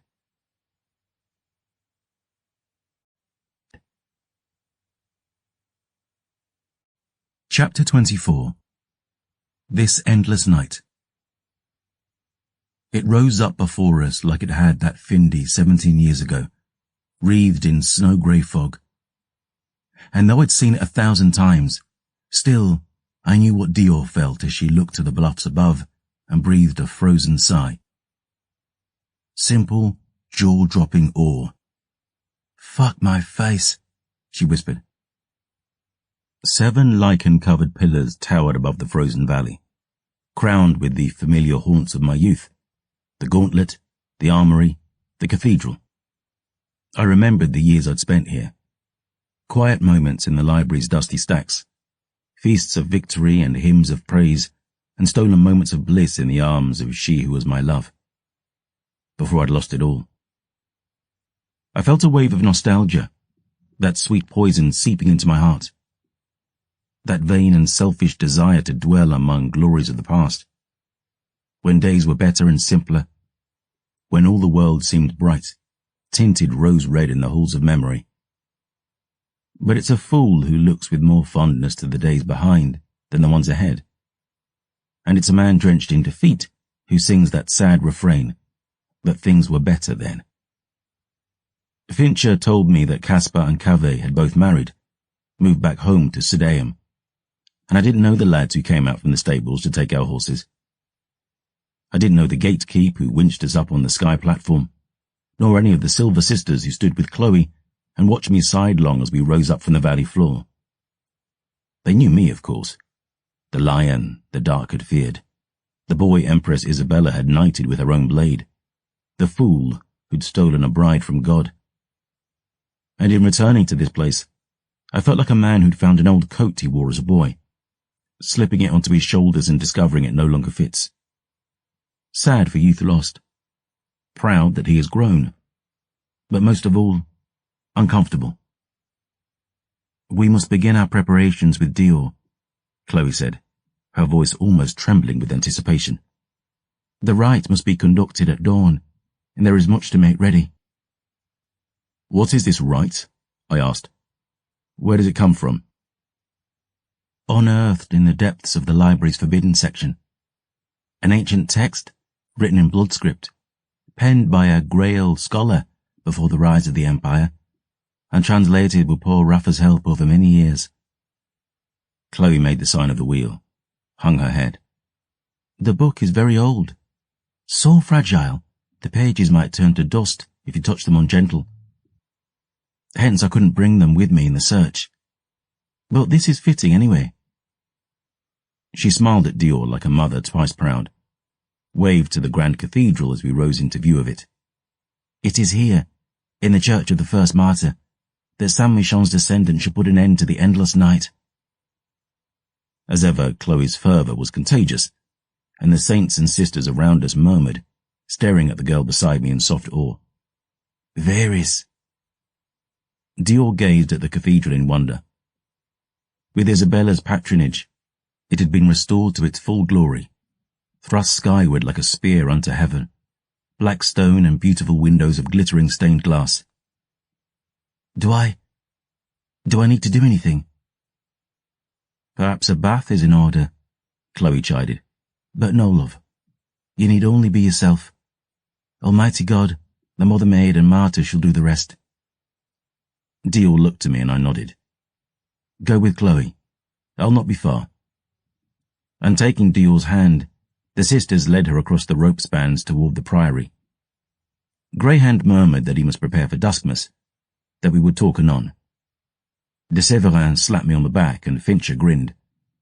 "What say we buy you a drink meantime, brother?" "Throw in a tunic and a new greatcoat, and I'll get the first round," I smiled. The brothers laughed and saw me to the barracks to wash the blood and ashes from my skin, and from there to the armory. Seraphal Guile was in the forge, among his black thumbs as ever. An old man now, but still broad as barns and hard at work, his iron hand wrapped about the blade he was hammering. He nodded greeting, but seemed not overjoyed to see me, even after all those years. The stain of my sin didn't wash out that easily. But he didn't protest at least as I grabbed myself some fresh leathers. Looking about me, I saw again the mark of coin in the walls and the works. Saint Michon was a splendour once more. Yet I couldn't help but notice it seemed emptier somehow. Emptier even than in the days of my youth. Pale blood numbers had always been thin, but it seemed that here, like everywhere else in Elidane, the war had carved its mark. The sun was sinking by the time I was done, and the bells were rung for duskmas. I knew I'd need to attend the cathedral for the rite at dawn, but I'd no stomach for prayer that night. And so I fetched a bottle from the refectory beneath the stares of curious kitchen hands, and made my way to the library. I wandered among the stacks for a time, drinking from the neck and thinking on all that had been. The great map of the empire was laid out at my feet, the wolves of Gestin, and the bears of Divock, and the ravens of Voss spread like a bloodstain across all the 5 countries of the realm. What would this world be, I wondered, if the sun were truly restored on the morrow? What if it has all been worth it? God Almighty, I couldn't even remember the colour the sky had been. I walked into the forbidden section, my old boots heavy on the creaking timbers. I navigated the dusty shelves, the books and scrolls and strange curios. I remembered the scent of blood hanging in the air the first night I came here, half expecting to see my love as I rounded the corner to the room we'd first spoke, first kissed, first sinned. But it was empty, of course. Empty save for the long table we'd once sat at years ago, looking into each other's eyes and welcoming the fall that awaited us both. I looked at the tome laid out on the table, thicker than my thigh, trimmed in tarnished brass. It was so old the leather had been bleached grey, the vellum turned brown with countless years. The book was near falling to pieces, but the lettering was still visible, faint and faded, but still there. This too was a strange immortality, I realised. Poems, stories, ideas, frozen forever in time. The simple wonder of books. I ran my fingertip just above the page's surface, a breath shy of the spidery lettering. I could read not a word of it save one. Avsunk. I remembered Rafa explaining the word's meaning to me in Winfale. Old Talhostic for essence. The essence caught by the first martyr in her womb. The birthright Dior now carried in her veins. The blood of the Redeemer himself. From holy cup comes holy light. The faithful hand sets world aright. And in the 7 martyrs' sight, mere man shall end this endless night, I murmured. The bells rang to end the duskmas, and I wondered about Dior. She'd eat in the refectory, maybe, or perhaps the priory. And though there was no safer place for her in all the empire than upon the holy ground of Saint-Michel, though she'd proven more than capable of looking after herself, I was ill at ease at not having seen her for a time. I left the library, intent on the priory. But I found my feet dragging me toward that great spire of granite and stained glass in the monastery's heart. I walked past the Fountain of Angels, Chiara and Raphael, Sanael and my namesake, Gabriel, through the dawn doors and into the belly of Saint-Michel Cathedral.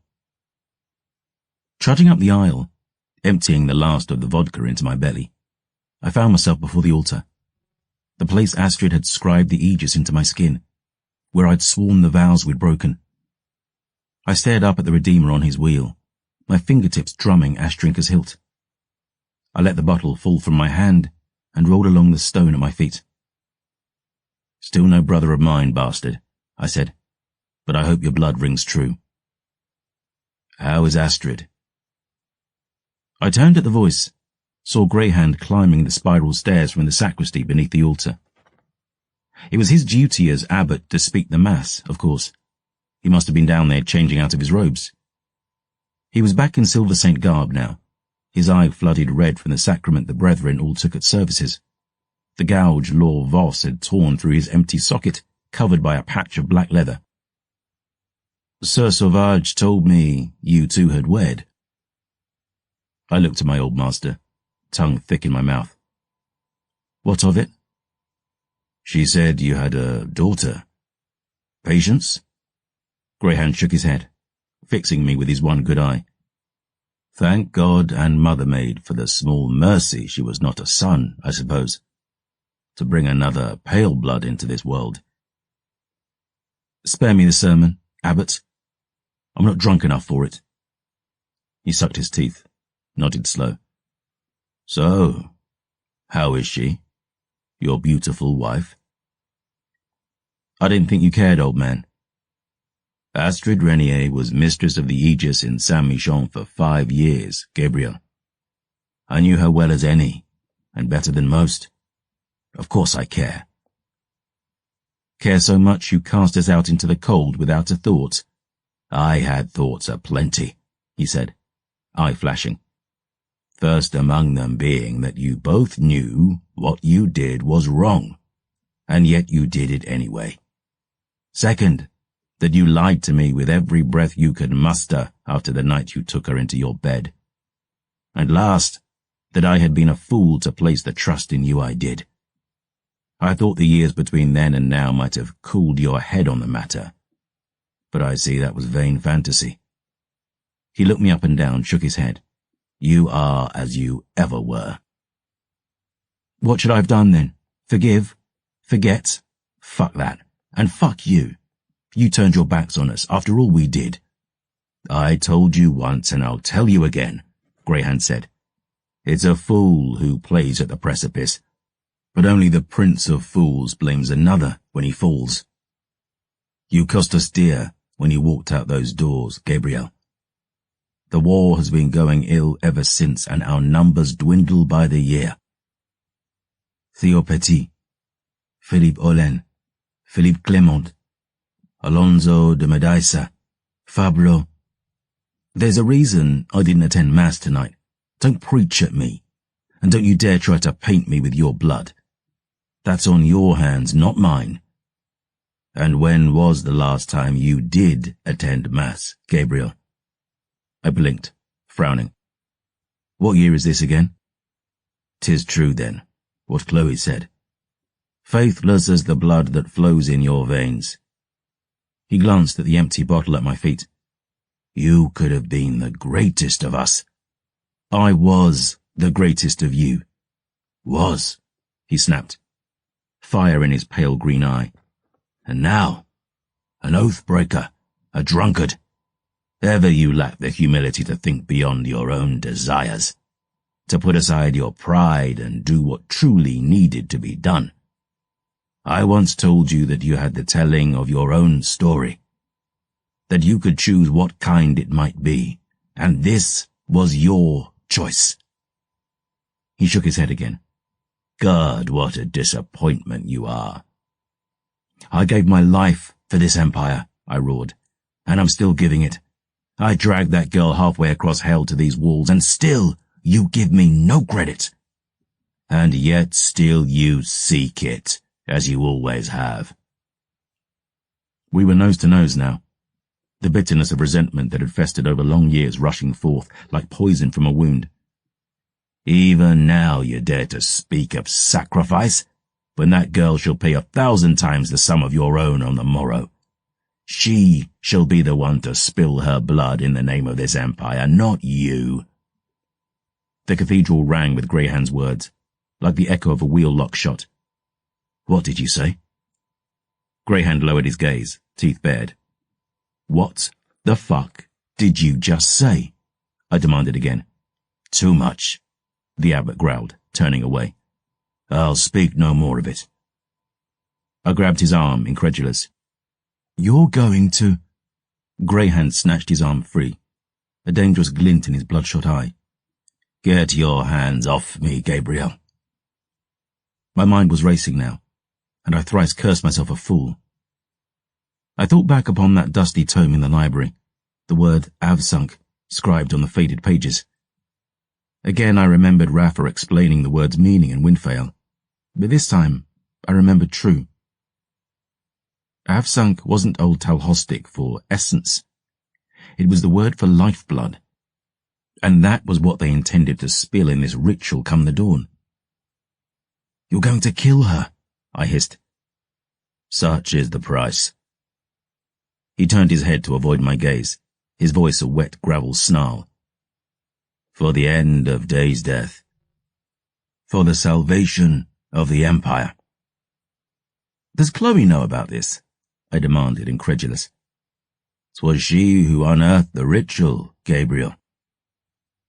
My heart felt cleaved in two at that, my belly turning cold and hard. And what about Dior? Does she know? Did you tell her? Greyhand glowered, his silence speaking all. Fuck me, I hissed. Fuck me, you cannot do this. She's 16 years old. One life, he spat. One life for the sake of thousands, nay, hundreds of thousands. I have been sending men to their deaths for a decade. I am fighting a war against an enemy who does not die, who turns our own dead against us. Think of the suffering that could be averted. If the sun rises true on the morrow, the war is over, Gabriel. Every cold blood abroad in the land, wretched and high blood alike, will be burned to ashes with a single stroke of the blade. The blade? At the throat of an innocent child? He raised his chin defiant. Almighty God will forgive us our trespass. No, this is wrong. This is purest evil, Greyhound, and you know it. Better to die a man than live a monster, you taught me. Well, this is fucking monstrous. I vowed to defend this empire, Gabriel. To be the fire between this and all worlds ending. Greyhound scowled, dark as dusk. And unlike you, I keep my vows. My fist crashed into his jaw, splitting his lip. Greyhound staggered, the sanctus in his veins keeping him on his feet. But my sword was drawn now, ash drinker gleaming in the light of the chemical globes, that silver dam seeming to glower at my old master.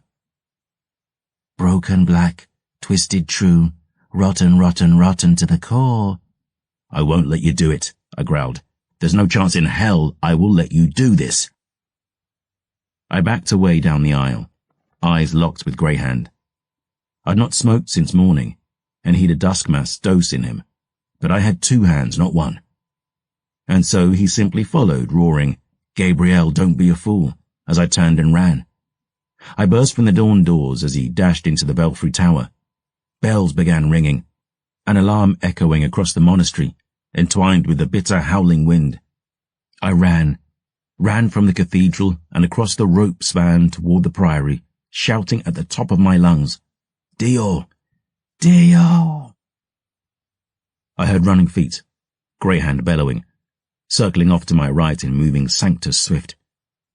The night's watchman loomed out of the dark ahead, lantern high, sword in one hand as cries of "Traitor!" and "Treachery!" rang on the walls. I'd no wish to hurt him, swooping low and kicking his legs out from under him, breaking his nose with a punch that left him senseless on the bridge. But I could see Silver Saints now. Finch and de Severin, that Sudaemi youngblood, all descending. I ran, but Winter swooped out of the dark, carving a furrow down my cheek with her talons. I gasped and lashed out, the Snowhawk retreating quick as lies, and when I'd blinked the blood from my eyes, I saw that Finch stood before me, sword drawn and feet apart, his failing eyes on Greyhound. "Abbot, what the hell?" "Take him in hand," Greyhound bellowed, running toward us. "Get out of my way, Finch." "By the blood, man," I said, "bring that oathbreaker down." "They're going to kill that girl, Finch. Get the fuck out of my way." We'd fought side by side, Fincher and I. He was at Triobeali with me when we liberated the Divok slaughter farms. And like I said, there's a bond between men who've placed their lives in a brother's hands and asked that brother to do the same. But there's fanaticism too. There's faith unbridled and minds unquestioning. The soldier at the order of his commander, the faithful at the word of their priest. And after breaking my vows, my brother trusted me not so much as once he had. In truth, I couldn't fault him for it. Finch raised his sword, and though I was his better with a blade, he was dosed with the sacrament. We clashed, both bled, both cursing. I struck again, and he fended me off, roaring, "Have you gone fucking mad?" as Winter struck again at my back. I lashed out again, furious, smashing Finch's blade from his hand and slicing his arm bone deep. But by then the young blood had arrived, and Greyhound too, and the old bastard slung his flail and caught my sword hand at the wrist. I roared again, "Dio!" and flipped Ashdrinker to my left, spitting the young blood as he came on headlong and leaving him in a bleeding puddle on the stone. I whirled on Greyhound, trying to wrest my hand free from his accursed flail, and finally de Severin arrived, striking with the strength of the Divok blood in his veins. "Dio! Rah!" De Severin's blade plunged through my back, out through my belly, and I gasped, coughing blood. He hauled me up off the ground as I tried to gut him on the backswing, sliding down that great two-hander until my spine was arched upon the crossguard. I swung again, and de Severin slung me into the wall with the strength of the untamed. The brick smashed to powder where I struck it. And wild-eyed, furious, Finch loomed up over me, his silver steel raised in his bloody hand and his fangs bared and gleaming. "Hold!" Greyhound bellowed.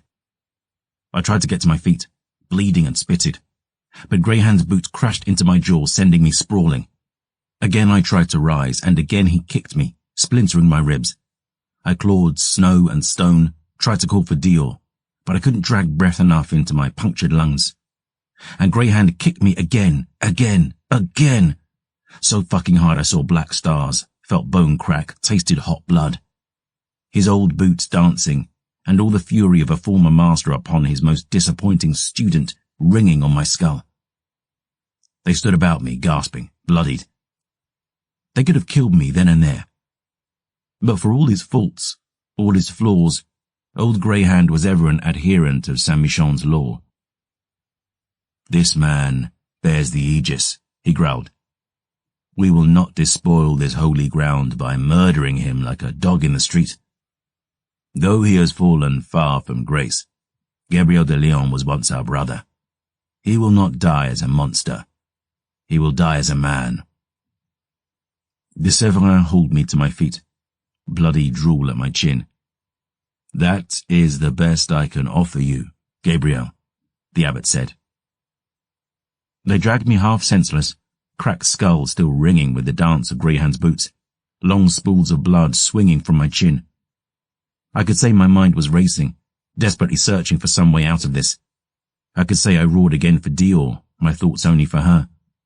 But that would be a lie.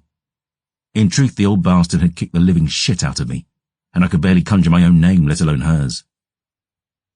By the time we stopped walking, some semblance of clear thought returned. I blinked hard, trying to understand why my hands wouldn't move. "We beg you bear witness, Almighty Father," I heard Greyhound say. "As your begotten Son suffered for our sins, so too shall our brother suffer for his."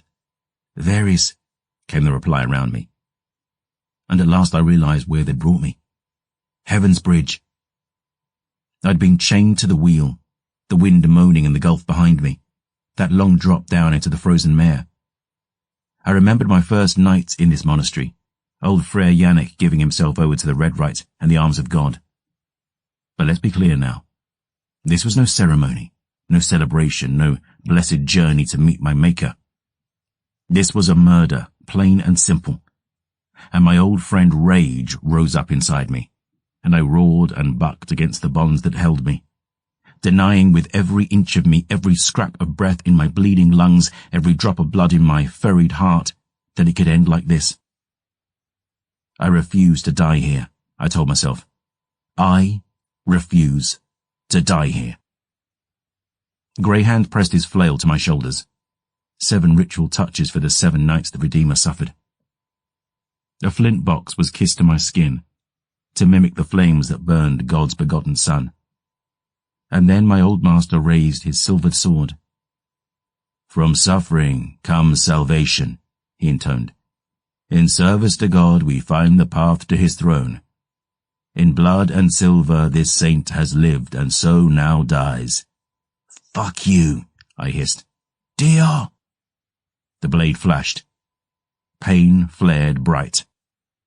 My eyes closed, and my throat opened wide.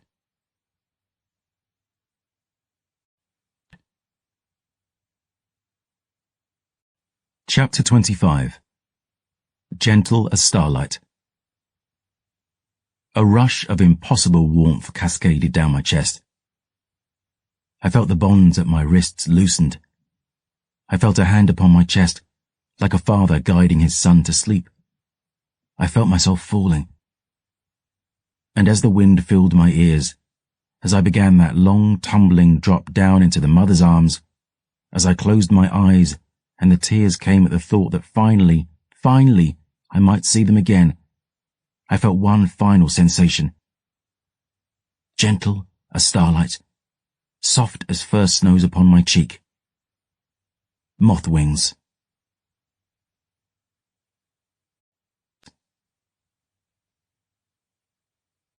Chapter 26. Broken Vows. My tongue was burning as the dark receded. A fire, rushing down my gullet and flooding out through my veins. It was copper and rust, autumn burning red, a hymn both familiar and like nothing I'd known. Blood. Blood. My eyes flashed open, realization crashing down. That I wasn't dead. That this was no life hereafter. that I'd been denied my well-earned sleep and the warmth of ma famille's arms. But more I realized that vow I'd breathed in the ruins of my home, that promise I'd whispered as my lady gave her last gift to me, had been broken. I'd sworn no drop of it would pass my lips again, and yet it had been forced upon me, flooding down my slit throat and dragging me back from the very edge of death. The blood of an ancien. She knelt above me with wrist pressed to my lips, that masked monster in a maid's body, bloody handprint across her mouth, pale dead eyes fixed upon mine. I lunged upward from the blood-stained snow, but she stepped away, long dark whips of hair flowing about her like oil on water. That bloody sword now gleaming in her hand. Liathy, I gasped, my larynx tight and aching. She bowed like gentry, and again the masculine gesture from a form so feminine struck me as odd. But such thoughts were whispers under the rush of my fury, that the vow I'd sworn to my bride had been broken for me by this deathless leech. You dare, I growled, staggering toward her. You fucking dare. Why the rage, Silver Saint? We just saved your life. It wasn't yours to save, not like that. I spat red onto the snow, the wondrous, awful fire of her still flooding my mouth, tingling at the tips of my fingers. Even though my throat had been sliced clean through by a silver steel blade, the wound had closed over, chilling testament to the power in this thing's dead heart. I'd tasted the blood of ancien before, smoked in a pipe, true, but still, the thrill and strength of blood thickened over centuries wasn't a stranger to me. But this was a potency I'd never felt before. I dragged my sleeve across my lips, sticky and red, spitting again as my voice shook with hatred. You bitch, I snarled, hands curling into fists. You leech, you fucking... Snatched from the fall by our 1,000 wings, dragged from death's door by our opened vein, and yet you spit insult at us, like a boy child denied sweets after supper. Liathy shook her head and tutted. You were raised better than that. You know nothing about me. Not the mother who raised me, nor the home I grew up in. Not the blood in my veins, nor the price that I've paid. So speak like you know me again, vampire, and I'll rip the lying tongue out of your dead fucking skull. A part of us hates you enough to let you try. She shook her head, her voice almost sad. But not tonight. Hate me? You don't even know me. Are we so different? She asked. So changed, you do not recognize us. The vampire reached up to that mask she wore, dragged it aside. Again, as it sang Guillaume, my eyes went immediately to the lower half of her face, the awful wound there. Her bottom lip and the skin below it was simply gone. The edges of the wound were ragged, perpetually bruised, as if the flesh had been not cut away but ripped, like a troublesome glove. The teeth in her lower jaw were exposed, and I could see the cartilage and bone, the muscles of her throat flexing obscenely as she spoke again. It was worse once. So awful you surely wouldn't have known us. But we're closer to what we were now. So, look again, Gabrielle, look again. My eyes drifted up, locked on hers now, pale and bleached by death. But there was something in their shape, something, as she reached up with one slender hand and parted that long dark hair from her face, something in the cut of her cheek or the arc of her brow that stirred it within me, a faint spark of recognition. Do you truly not see? And it hit me then, like a hammer between my eyes. Memories of a childhood lost, of a home gutted by flame and a town in ashes. But I shook my head. Impossible, I thought, impossible. Remembering the day I'd returned to Lawson and beheld the vengeance Lord Voss had meted for my sins. My mamma dead in the snow, one hand outstretched toward the chapel. And within, cradled in old Père Louis' arms, another figure. Charcoal skin stretched over kindling bones. But I could still tell it had been a girl, a candlemaid. My baby sister. My little Hellion. Selene, I whispered. My stomach turned as she tried to smile with but half a face. Well met, brother. She'd been but a girl when I left for Saint-Michel, and girls grow quick at that age. With half her face missing, her eyes bleached, I might have been forgiven for not recognizing her. Still, I could scarce believe what I was seeing, after all these years. But I saw your body, burned in the church. Not I, she said, shaking her head. I was not in chapel that day. I was off tumbling with the mason's boy, Philippe. You remember him? Those pale eyes narrowed, as if in remembered pain. She found us first, before she struck the village. Laure was delighted when she discovered I was your sister, Gabriel. She made me watch while she made Philippe sing. She made me cry. She made me beg. She made me think she might let me live. And then she told me why she'd come to Laure's son, what you'd done to earn her wrath. And she kissed me, and she ripped my face off with her claws and drank me slow, so I might feel it to the last. And then she left me dead in the snow. Selene, I whispered, utterly aghast. Sister, But I didn't die, brother. I woke, but an hour or so after the wraith slaughtered me. Trapped in the body I died in. This, she hissed, waving to the ruins of her face. Body. You said your name was Liathe. My title, not my name. But your blood, I breathed, my tongue still aflame with it. Even if you were the child of an ancien, you're still only a fledgling. And your gifts. I looked to the blade in her hand. Sanguimancy is a province of the blood Esani, not the Voss. So much you do not know. An ocean beneath your feet you do not see. But while you hid in the shadows after your fall, brother, I embraced them.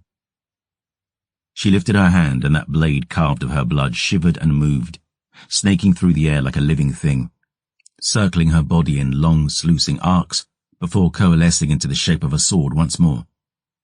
Unlike you, these last 15 years, I spent my time wisely.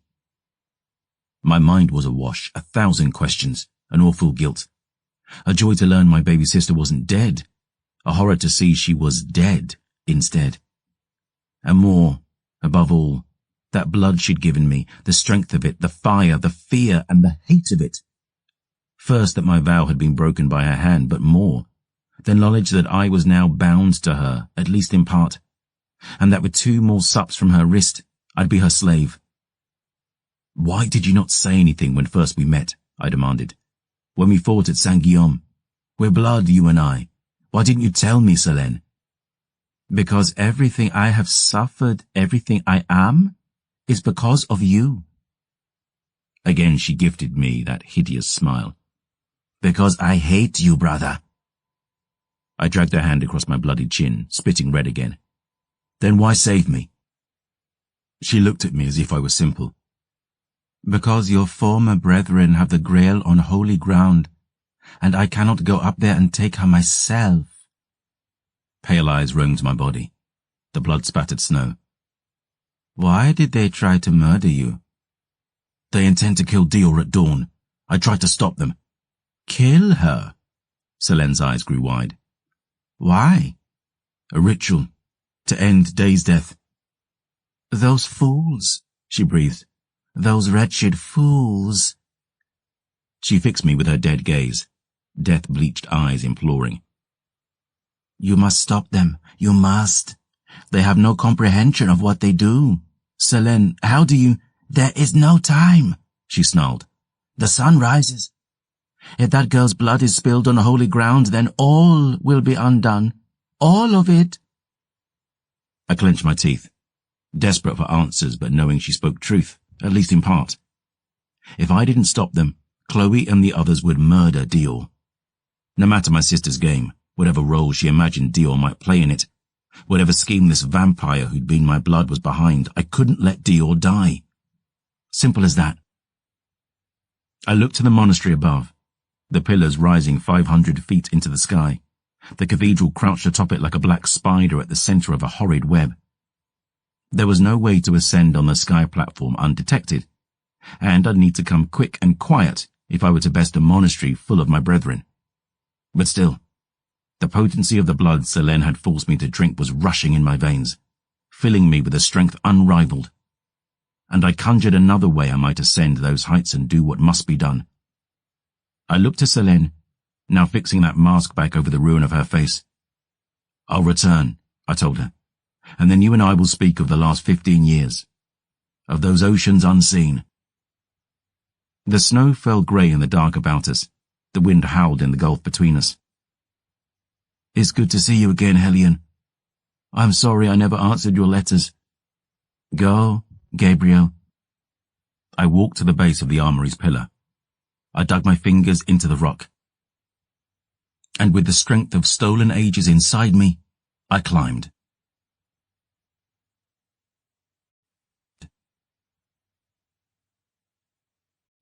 Chapter 27. A Fond Farewell. The ascent was a blur, in truth. As I raced the dawn up that spire of black granite, dreading the moment I might feel bleak daylight break the eastern sky, I remember only cold, bitterest cold.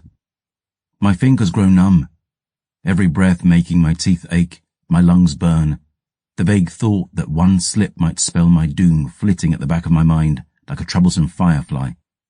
But more, and most, my mind was filled with the thought of my brethren's betrayal. Greyhand's sword at my throat, Finch, de Severin, and the others bringing me down like a dog, and the bitter knowledge that Chloe had known Dior's fate all along. I'm not that little girl anymore, Gabe. I know what I'm doing. And if I can't tell you all, then I beg you forgive me. But God above, true told, it's best you don't know all. Little Chloe Sauvage. A believer, that one, through and through. I crested the pillar's cusp with the dark still at my back. The blood my sister had given me was the only way I could have made that climb. And taking a moment to gather myself in the armory's courtyard, I gazed about the ancient buildings of Saint-Michel, the great library, the priory. This place I'd once pledged my life to and was now set to undo. Even when they'd cast me aside, I'd never wanted the order to actually fail. I'd still believed in what they did. But now I was set to burn this place to the fucking ground. Dawn was a fearful promise at world's edge, and at any moment those cathedral bells might begin their dreadful song. But it's only a fool who walks toward a battle bare-handed, and one hand holding a sword is worth 10,000 clasped in prayer. I climbed the armory walls as I'd done as a boy, and though the old tiles had been replaced, they still came away easy enough. I crept down into the forge, took a moment to warm my freezing hands by the fires, let the cold leach a little from my bones. And then I stepped out into the main hall, those rows of beautiful swords forged by the hands of the saintsmiths, taking up a long blade in each hand. The first was a beauty, the angel Gabriel at the crossguard, a well-worn verse from the vow of Saint-Michel upon the blade. I am the fire that rages between this and all worlds ending. But the second blade was a wonder, the angel Mane upon the hilt, twin sides bared, death's head grinning, a grim promise from laments etched down its length. I am the door, all shall open, the promise none shall break. I threw on a new tunic, greatcoat, bandolier and silver-heeled boots, and like all hell's reckoning I strode toward the cathedral. It rose into dark skies, seeming to glower at my approach. The northern wind pressed me back, whipped my coat about me. The angels in the fountain stared in reproach as I ascended the stairs, not to the dawn doors in the east, but those for dusk in the west. The doors of the dead. Such they'd left me for twice, these brothers of mine. And now I'd see that favour returned. Here I'd lay this to rest. I could hear a voice within, raised up in prayer. A woman I'd taught the art of the blade. A woman I'd let myself believe in. A woman I called a friend. From holy cop comes holy light. The faithful hand sets world aright.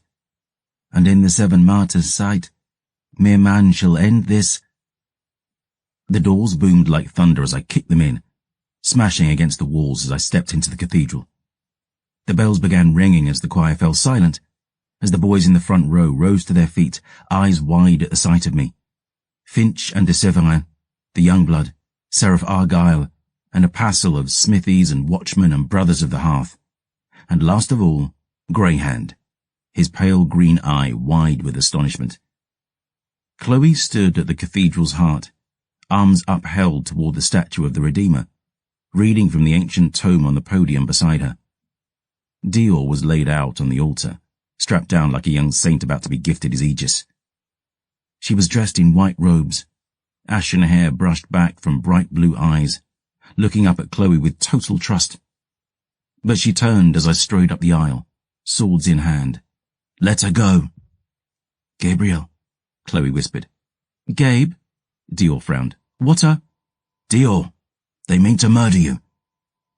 "Almighty's name, bring him down," Greyhand bellowed. 4 saints charged me, and I silently thanked the angel Fortuna that the rest of the monastery's complement must have been abroad at the hunt. I'd no knowing if I could have taken more of them. But that ancien strength burned in my veins alongside my fury at these bastards, brothers I'd once fought and bled beside, who'd now tried to murder me. They came not one at a time like in the theatre plays, no, all together, tooth and nail, but the aisle wasn't wide enough for more than 2 at a stretch. The headstrong young blood came first, de Severin beside him, that Divok strength in his sword arm. But it wasn't just in tavern tales and soothsayer songs that I was named the greatest swordsman of the Ordo Argent. I'd earned that part of my legend, sure and true. And hungry and strong and swift as they were, I left both those silvered saints in puddles of their own blood and shite, sprayed across the cathedral's black stone floor. Finch came next, little Finch with his mismatched eyes locked on my own. The Voss blood in him had grown thick over the years, and I felt his mind pushing into mine, looking to see my strikes before I made them and counter with his own. But for all his faults and all his weaknesses, old Seraph Talon had trained me well. I called up a wall of noise inside my head, left a tiny crack for Finch to peer through, enough to see the feint I conjured to throw his way. But I feinted not at all, striking true instead, and the counter he'd readied was left unsaid as my swords plunged into his belly and chest. Finch snarled in desperation, spitting blood, drawing that damned silver carving fork from his coat and thrusting it at my throat. But I grabbed his wrist, hearing bones splinter, stabbing back, and with the fork buried to the hilt under his chin, I left him split and bleeding on the cathedral tiles.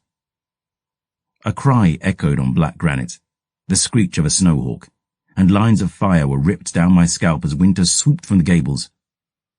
The silver bomb I lifted to hurl slipped from my fingers as a barrage of wheel-lock shots rang out from the choir loft, the assembled sisters unloading at my back with a dozen blasts of silver. My bomb exploded beside me, ripping my flesh and blinding me in a cloud of silver caustic, and through it charged my old master, his eye alight with fury, silver steel in his hand. It taught me from a cub, this man, singing me the hymn of the blade and the gauntlet, day after day, until my fingers bled and my lungs burned and my hands grew hard as iron. And we crashed against each other now, like waves on a storm-tossed sea. I recalled the kindness and the cruelty he'd shown me, that he'd been more a father to me than any man alive. And in truth, a part of me still loved him like one, despite it all. We danced back and forth among the pews, the stone ringing with the song of our swords. The sisters above risked a few shots, but most were afraid of hitting the abbot now. And though he was one-handed, I had a half a dozen silver slugs in my back, and the old bastard was proving my match. I risked a glance to Dior, saw that she was struggling with her bonds now. Chloe still stood with arms raised, still reading aloud in old Talhostic from the tome, rushing through the final words of the rite. "Chloe, don't you dare." "Sister Chloe, let me go," Dior shouted. "I'm sorry," Chloe whispered, drawing a gleaming silver steel knife from her habit. "But all this was ordained, Dior." "No, don't, let me go." "It's for the good, love," she whispered. "It's God's will. All on earth below and heaven above is the work of his hand. Chloe! Winter swept down from on high as I roared, slicing my brow open with her talons. Gasping, blood in my eyes, I felt another lucky shot from the loft strike me behind my knee. As I stumbled, Greyhound took his chance, spitting me in the chest and driving me back into one of the mighty stone pillars. I warned you about being a hero, Gabriel, he growled, twisting the blade. Heroes die unpleasant deaths, far from home and hearth. I grabbed his hand in one bloody fist, keeping it locked on the hilt. Drooling blood, I dragged myself forward on his sword until the crossguard was pressed against my belly, and with my other hand, I seized his throat. Who the fuck told you I was a hero? The old man's eye grew wide. His mouth opened in a scream as the flesh of his throat began to blacken. Frantic, he tried to get his hand free of my grip, but I held on, grim, hateful. He'd chosen to grant me a Silver Saint's death, this man, this mentor, this father mine, supposing that after all the blood and love between us, at least he owed me that. But I owed him no such thing. Not a man's death, but a monster's. A monster who'd cut my throat and given me to the waters. A monster who'd stand watch while a bride of the Almighty butchered a 16-year-old girl in God's own house. And the blood boiled in his veins, and steam rose crimson and roiling from his eye, and the flesh of his throat turned to ashes in my fist. Ruined, smoking, he crumpled to the ground. The abbot of the Ordo Argent, dead by my hand. Au revoir, father, I whispered. I dragged his blade free from my belly as Winter swooped out of the rafters again, screeching in rage at the death of her master. A dull thwack rang out as I swung, limping forward now in a cloud of tumbling feathers. Shots rang out from the loft, and I hurled a handful of silver bombs, sisters scattering whole or in pieces among the blinding concussions. And still I stalked toward the altar, blood-red eyes locked on Chloe now, the sister standing above Dior with silver steel knife raised, as her voice faltered, as she stared at me with wide green eyes and spoke with bloodless lips. Gabriel, all this was meant to... I drove the sword into her chest, pinning her to the podium and the tome laid upon it. Chloe grasped the blade, palms sliced bloody, a look of utter disbelief upon her face. As if even here, even now, she expected God to intervene. Always a believer, was little Chloe Sauvage. No, she gasped. All the work of his hand is in accord with his plan. I leaned in close, whispered through bared fangs. Fuck his plan. She tried to speak, a line of crimson spilling down her chin as she slumped back on the tome and sighed her last. Turning, I tore off the straps binding Dior to the altar, and she surged up into my arms. I held as tight as I dared, trembling, almost weeping with relief. Are you all right? I'm all right, she breathed, looking in wide-eyed horror at Chloe's body. She was going to kill me. Why would she do that? She shook her head, tears in her eyes. Why? It's not your fault, love. The ritual demands the Grail's lifeblood to end Day's death. I turned with a snarl, spitting through bloody teeth. This fucking book. I kicked the podium over, sent it crashing to the floor. Chloe's body tumbled. The ancient tome's spine cracked, splitting and splaying the old pages across the bloody stone. I snatched up a burning candle from the altar, set to drop it into the book's ruins. Dior grabbed my wrist, looking into my eyes. Would it work? She whispered. I don't care, I replied, and I let the candle fall. The flames spread, the vellum burned, the ritual upon it turned to char and ashes.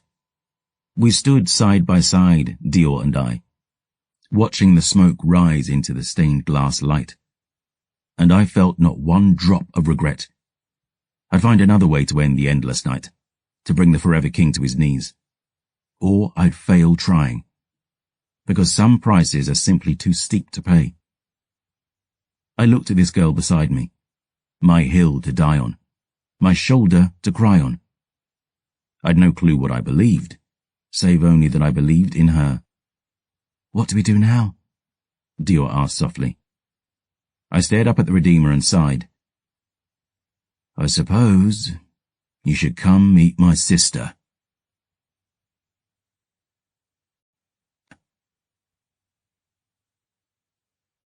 Chapter 28. Tomorrow and Tomorrow. Gabriel upended the empty bottle of Monet over his open mouth. The light of the weakling dawn was creeping through the window like a thief now, refracting in blood-red droplets, falling slow onto his tongue. Drip, drip, drip. That skull-pale moth was still flitting about the lantern's light, beating upon the glass. With the speed belied by the 4 bottles he'd downed, Gabriel snatched it from the air and squeezed. Opening his fist, he let the broken body fall to the stone, ruined wings dusting the 7-star in his hand. He felt as if he'd been in this room all his life.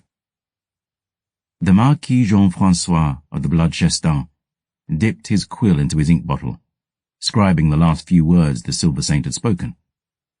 The pages were filled with his story now, word by word, line by line.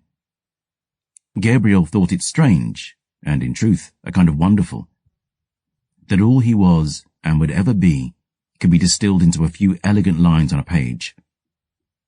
Summation of his youth and his glory, his love and his loss, his life and his tears, captured like an errant moth and bound as if by magic into so small and plain a thing. The simple wonder of books. Jean-Francois finished his writing, scowled at the window, as if offended by the day-star's interruption. Blowing breathless breath upon the ink to dry it, the vampire placed the tome upon the table, steepled pale fingers at ruby lips, and smiled.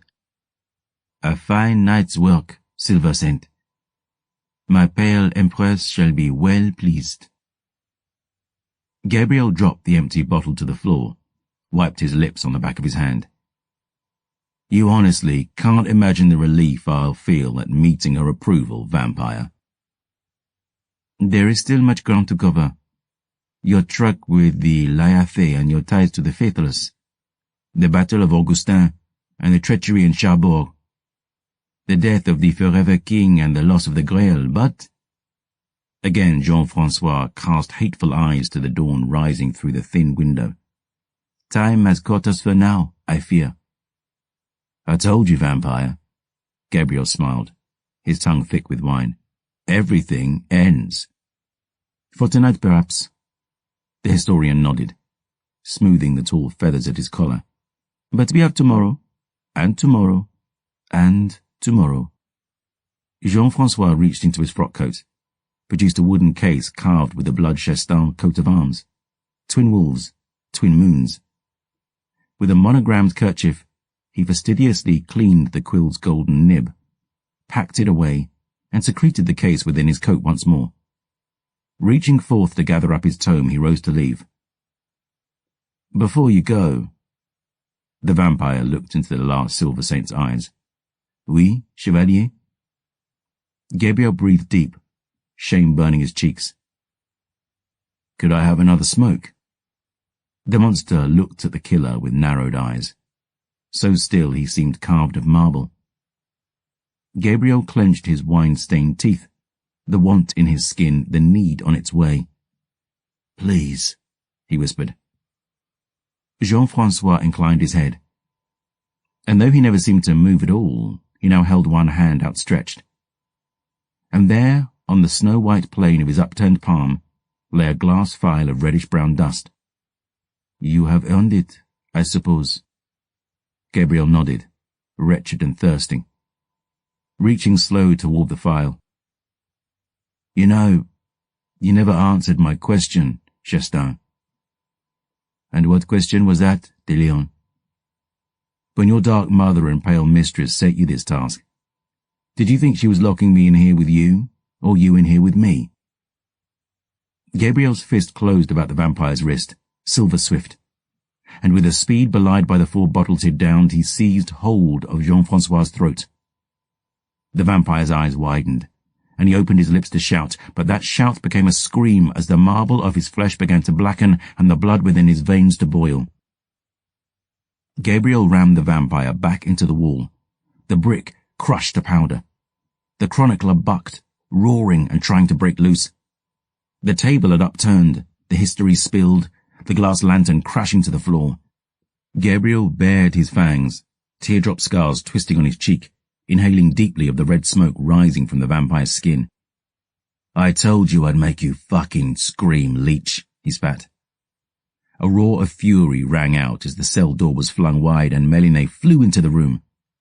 She held a gleaming dagger in hand, eyes burning with the ardour of a mother for her child, a lover for her beloved, a thrall for her master, plunging her blade through Gabriel's greatcoat and into his back once, twice, 3 times. The Silver Saint turned and slapped the woman hard enough to send her sailing across the room, slamming Jean-François into the wall again.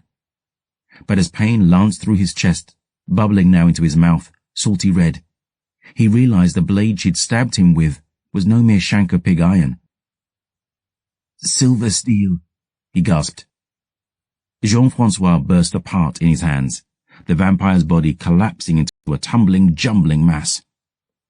As Gabriel staggered backward, pink froth at his lips, he realized he was holding only the vampire's feathered mantle and frockcoat, dark velvet embroidered with golden curlicues.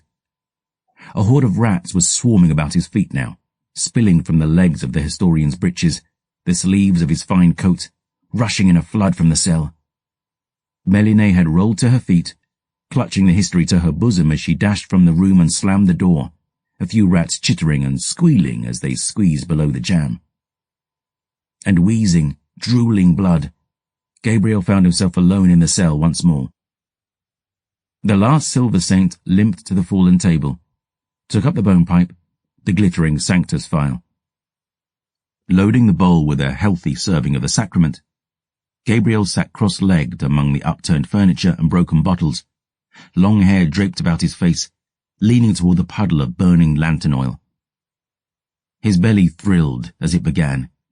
That sublime alchemy, that dark chemistry, the powdered blood bubbling now, colour melting to scent, the aroma of holly root and copper filling the cell.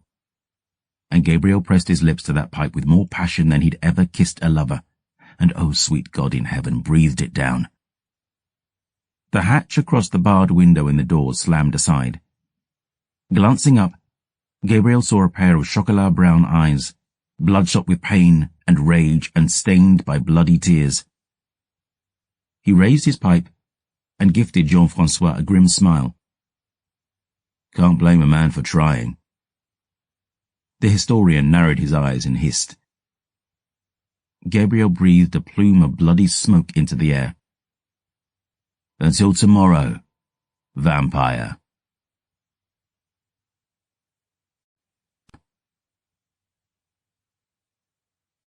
Dawn. It was the 27th year of Day's death in the realm of the Forever King, and his murderer was still waiting to die. The killer stood watch at a thin window, hands stained with new blood and ashes pale as starlight. The floor was scattered with broken glass, splintered furniture, the stone under his feet marked by soot and spilled ink. The door was ironclad, heavy, still locked like a secret. The killer watched the sun rise from its unearned rest, and pressing a thin bone pipe to his lips, he remembered how good hell tastes. The chateau below him was sleeping now, monsters slinking back to beds of cold earth and slipping off the facade that they were anything close to human. The air outside was pale, with flurries of falling snow, with the chill of winter unending. Thrall soldiers, clad in dark steel, still patrolled the battlements below, and the killer's lips still curled as he watched them. But in truth he knew who was truly the slave.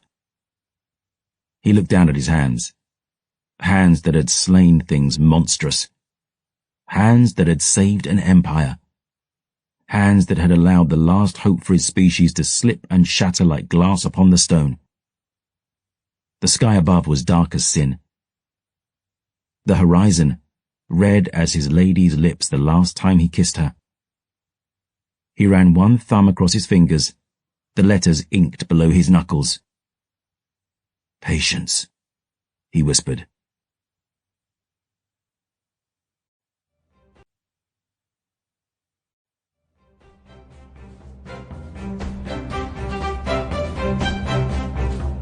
We hope you've enjoyed this production of Empire of the Vampire, a Macmillan audio production for St. Martin's Press. This title was produced by Lepton Productions. Text copyright 2021 J. Christoph. Production copyright 2021 by Macmillan Audio. All rights reserved.